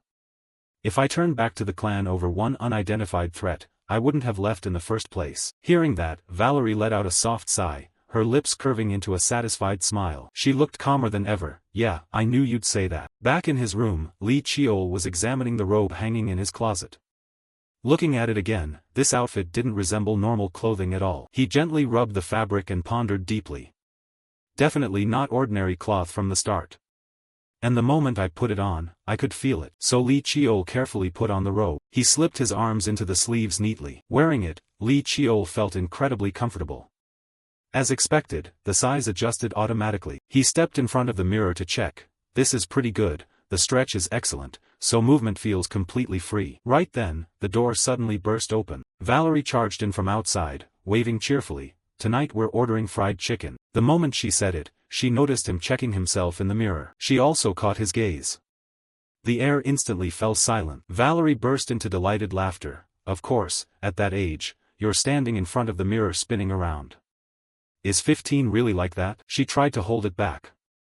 Last time I invited you to go clothes shopping, you said no? Valerie suddenly rushed over to Li Chiol, exclaiming in shock. What are you wearing? He was confused. Why are you reacting like that? Suddenly she grabbed the robe and examined the magic patterns closely. Wait, let me see this for a second. When Li Chiol pulled away, Valerie's body trembled. This? Where did you get this? Did you go there just to take this? He still didn't get it. Why are you so surprised? You saw it last time. She fumbled. It was dark then, so I didn't look closely. Valerie's eyes fixed on the robe. This is definitely heavenly silkworm thread. The patterns are definitely incantations, but I don't feel any magic resistance. Li Chiol was still puzzled. Heavenly silkworm thread? She lowered her gaze. Don't tell me you don't know. It's silk produced by a sacred silkworm-like spirit called the Heavenly Divine Silkworm. From what I know, it takes decades of hardship to produce even one thread, and people use it to make clothes. Lee Cheol hadn't expected it to be that precious. Valerie clicked her tongue. Just precious? If the whole thing is heavenly silkworm thread, it's basically heavenly grade equipment. That shocked him. Heavenly grade? Did Valerie misunderstand something?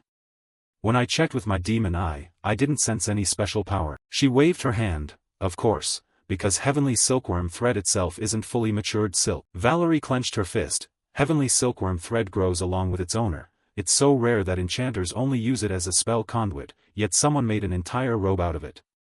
This is terrifying equipment that human history will never see again. She pleaded, can I try it on just once? Lee Cheol refused, not that many threads. Valerie looked desperate. Just one thread? No, 2 threads. Only 2 threads. He had to step back in surprise. Wait a second. A moment later, Valerie let out a relieved sigh. I didn't expect it to have already acknowledged its owner. She hugged the robe excitedly. It's gained sentience already. This is insane. Totally insane. Of course Lee Cheol wasn't happy. How long are you planning to keep doing that, Valerie? Hearing him, she quickly snapped out of it. Yeah, sorry, I just finished checking. Valerie handed him something and said, here, read this. When the book was opened, it contained information about the Heavenly Divine Silkworm, a spirit creature that feeds on mana and grows in places of perfect yin-yang balance, producing a cocoon once every 10 years after 20 years of maturation. The silk is created by melting that cocoon in a spiritual elixir called Heavenly Spirit Water. That's Heavenly Silkworm Thread. Heavenly Silkworm Thread has sentience, recognizes its owner on its own, absorbs mana, regenerates from cuts by drawing in mana even if severed by blades, doesn't get wet in water, and recovers instantly from fire damage. Lee Cheol took the robe from her hands. So equipment can have consciousness too? Valerie replied calmly, it's a little different, but pretty close. Look here. She pointed to a pattern on the robe. The most important thing is that this is equipment with no limits. Its mana resistance is practically 0, even pure mana cloaked over someone wouldn't reach this level. Valerie sighed, even a third-rate enchanter with this could become first-rate. If it were mine, I'd have begged for just 1 thread already. After hearing all that, Lee Cheol unconsciously looked down at the robe. I knew it was special, but I didn't think it was to this extent. Valerie asked next, what's the name of this set?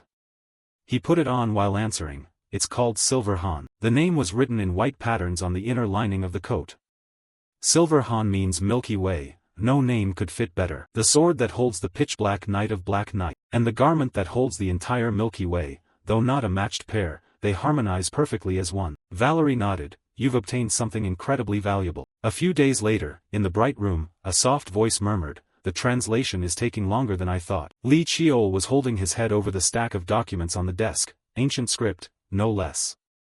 If he gave them to Valerie, she'd translate easily, but since this involved clan secrets, he couldn't let her see them. He gently rubbed the back of his neck. Anyway, getting these books was all thanks to Valerie. Let's try translating again. In his mind, the translated words appeared. I leave this line for future generations. Recording the story of Black Knight goes against my father's wishes. That made him think, was this written by the second ancestor, Li Hyangxian? The book continued, I'm not even sure if these records will safely reach later generations. If I do this, it will be. Lee Cheol flipped to another bamboo book here. The other contents were perfectly intact. Why only these parts? Aside from a few specific characters, nothing else is blurred. Did someone deliberately erase them? Was there someone who coveted this before me? No, impossible. The ancestor's tomb showed no signs of tampering. His expression was deeply contemplative. Moreover, the ancestor had written as if predicting this very thing. Records written in this style may not survive. Lee Cheol rubbed his chin and continued thinking. The explanation about the sword seal isn't as detailed as I expected, only to the level that Big Brother discovered and made public. Was this written by ancestor Li Hyangxian? No wonder it only records up to the seal level. Thinking this far, he let out a sigh. So Big Brother wasn't deliberately hiding anything after all. Lee Cheol's fingers gently traced over the book cover. He unconsciously spoke aloud. Black Knight is the sword forged by a god to cut down to here. Lee Cheol froze. I didn't misread that, right? A sword forged by a god? Right then, his phone buzzed. What the hell is this? He quickly pulled it out. The name on the message made Lee Cheol startle slightly. Jinsu Zhong. Out of the blue, the screen showed, there's an issue. I need to meet you for a moment. By now he had packed his things and was preparing for the next journey. He sent thanks to Valerie, thanks for everything during this time. She puffed out her chest smugly. Of course, I researched your demon eye, decoded the stone tablet, and even told you about the robe. Seeing her like this, he frowned and thought inwardly, here we go again. Then he sighed, later on, I'll introduce you to a few people. That piqued her curiosity. Introduce who? He continued, one is my aunt. I think you two would get along great. After saying that, he turned to leave, saying goodbye, then I'm off. He was about to go when she quickly called out, wait. She shyly held out a gem, take this. It's not anything amazing. Wait, no, it actually is amazing. I poured my heart into making this stone. I enchanted it with a simple protection and evil warding spell, not sure how effective, but it's pure exorcism charm. Taking the stone, he smiled, thanks, Valerie, I'm always just receiving stuff from you. She shook her head, no, actually I haven't even. Before she finished, he interrupted, what? You too, Valerie, are you hiding something from me? She awkwardly looked away and shook her head, nothing. She thought to herself, I can't say it out loud. In the thesis on Li Chiol's demon eye, I named it Strongest Superhuman and Evil Mana King's True Eye. Remembering that moment, she got all giddy inside. If he doesn't find out, it's not a crime, right? He probably doesn't read those theses anyway, only the magic nerds holed up in their rooms do that stuff. He sighed, it's a bit bitter, but whatever, I'll take it as is.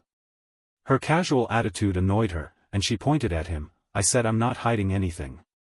What's with the take it as is? Then she switched back to the main topic, more importantly, what are you planning to do now? He answered, probably head back to Seoul for a bit. Hearing that, she held out her hand, alright, see you next time then. He smiled warmly, and shook her hand, thanks again. Scene shift to the outskirts of Seoul. The moment they met, Jinsu Jong greeted him with a tired face, it's been a while, young master. He scanned Jinsu Jong with sharp eyes and asked, you don't look so good. Jinsu Jong replied, just a bit overwhelmed with work. Then he gestured inside the office, this way, please. He added sheepishly, I'm a little embarrassed for you to see this, but things are slowly getting on track. Observing the place, he thought inwardly, for an office, it's a bit small, I thought the investment was enough. But the employees' expressions look pretty good. Seeing him standing thoughtfully, Jinsu Jong turned back, are you a little disappointed? He answered, at first, yeah, but now I think I get it. You deliberately started small like this, didn't you? Jinsu Jong nodded, yes, exactly. He brought 2 cups of tea and continued, when you said you needed money, I thought long and hard, whether you wanted quick profits, or a solid foundation for an organization. So I recruited people with knowledge and talent but lacking real-world experience. I plan to nurture them step by step so they can handle big deals later. We don't have major achievements yet, but growth is slow and steady. Observing him, he thought inwardly, even though I gave him a huge sum, he chose to build the foundation instead. And that's exactly what I wanted. A satisfied smile tugged at the corner of his mouth. Jinsu Jong placed a hand over his chest, was I too presumptuous? He replied immediately, I already told you, do whatever you think is right. Even without concrete results yet, just keep going down the path you believe in. Seeing the worried look on his face, he thought inwardly, if I praise him now, he'll just double down on this direction. Better to let him fully unleash his abilities without pointless constraints. While looking over the stack of documents, he asked, by the way, what are all these papers? He answered, documents to legalize the black market funds and turn them into your assets. Since the amount isn't small, we have to do it this way. Please review and sign them. He observed for a while, thoughts forming, even after basic laundering, it's still black market money at its core. The tax bureau isn't stupid. A new company with unclear cash flow will definitely get investigated. But if they know it's from me, they won't dig too deep. He continued, essentially, you want me to be the official representative here, right? Jinsu Jong nodded, exactly, I'm just the one managing the capital for you, young master. He smiled, so you're planning to leverage my family background? He replied, you said to do as I see fit, so I'll use every card I have. Hearing those words, he exhaled softly and thought inwardly, he's trying to clearly define the master-servant relationship here. This is the chain binding Jinsu Jong, and his declaration of loyalty. Without hesitation, he signed the papers, alright, go ahead with it. Now to the main issue.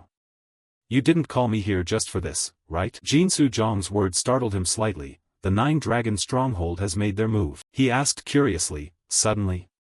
Why the Nine-Dragon stronghold? Jinsu Zhang explained, during the money laundering, I discovered ties to the Nine-Dragon stronghold. It seems Beek Cheol Su received some backing from them. He stroked his chin thoughtfully. Beek Cheol Su connected to the Nine-Dragon stronghold? That's not entirely unreasonable. The Nine-Dragon stronghold is a power on par with the Sungmu clan, but unlike Sungmu, they're willing to get their hands dirty with illegal activities. Jinsu Zhang continued, once I learned of their involvement, I kept quiet observation, but then I heard you mobilized personnel. Thoughts raced through his mind, they can't act openly. Korea is Sungmu territory, so they can't approach publicly, plus the one handling the case is supposedly the seventh brother. So the target can only be one person, and that's Jinsu Zhang. Scenes shift to nighttime, with thunder rumbling outside. The atmosphere turned somewhat eerie. In some hallway, a man was hurrying along. The moment he stopped, a silver-haired man spoke, "You're late." The other replied, "I was delayed handling orders from the stronghold." The silver-haired man said something that made the young man flinch in fear. "I know full well the stronghold never issued any official order." The young man answered, "It was a commission from the elders." The man continued, "The kid who used to scrape through trash heaps has really grown up, now he wants to play with swords instead of making a living?" He replied clearly, "Precisely because I scraped through trash, I'm curious what's on top." The man went on, already cozying up to the elders playing politics, "Your tongue is sharper than your sword now." He tossed a letter straight at the young man, who caught it and began reading. The man explained, "Since I'm your master, should help my disciples' ambitions, right? This is a commission from the stronghold. Seems the Council of Elders stirred up something and messed it up. Unfortunately it involves the Sungmu clan, so they want eyes on the situation. The punk in charge needs a blade to wield. Want to go on a trip?" He thought for a few seconds, then clasped his hands in respect. "This unworthy disciple Jiang Han thanks master for your concern." Looking at the teacup in his hand, the man warned, "Be careful. If you think the Sungmu clan is just some minor nation's power, you'll pay dearly. In any case, they're just a bunch of hypocrites who love pretending to be noble." Receiving the order, the young man showed a face full of determination and turned to leave.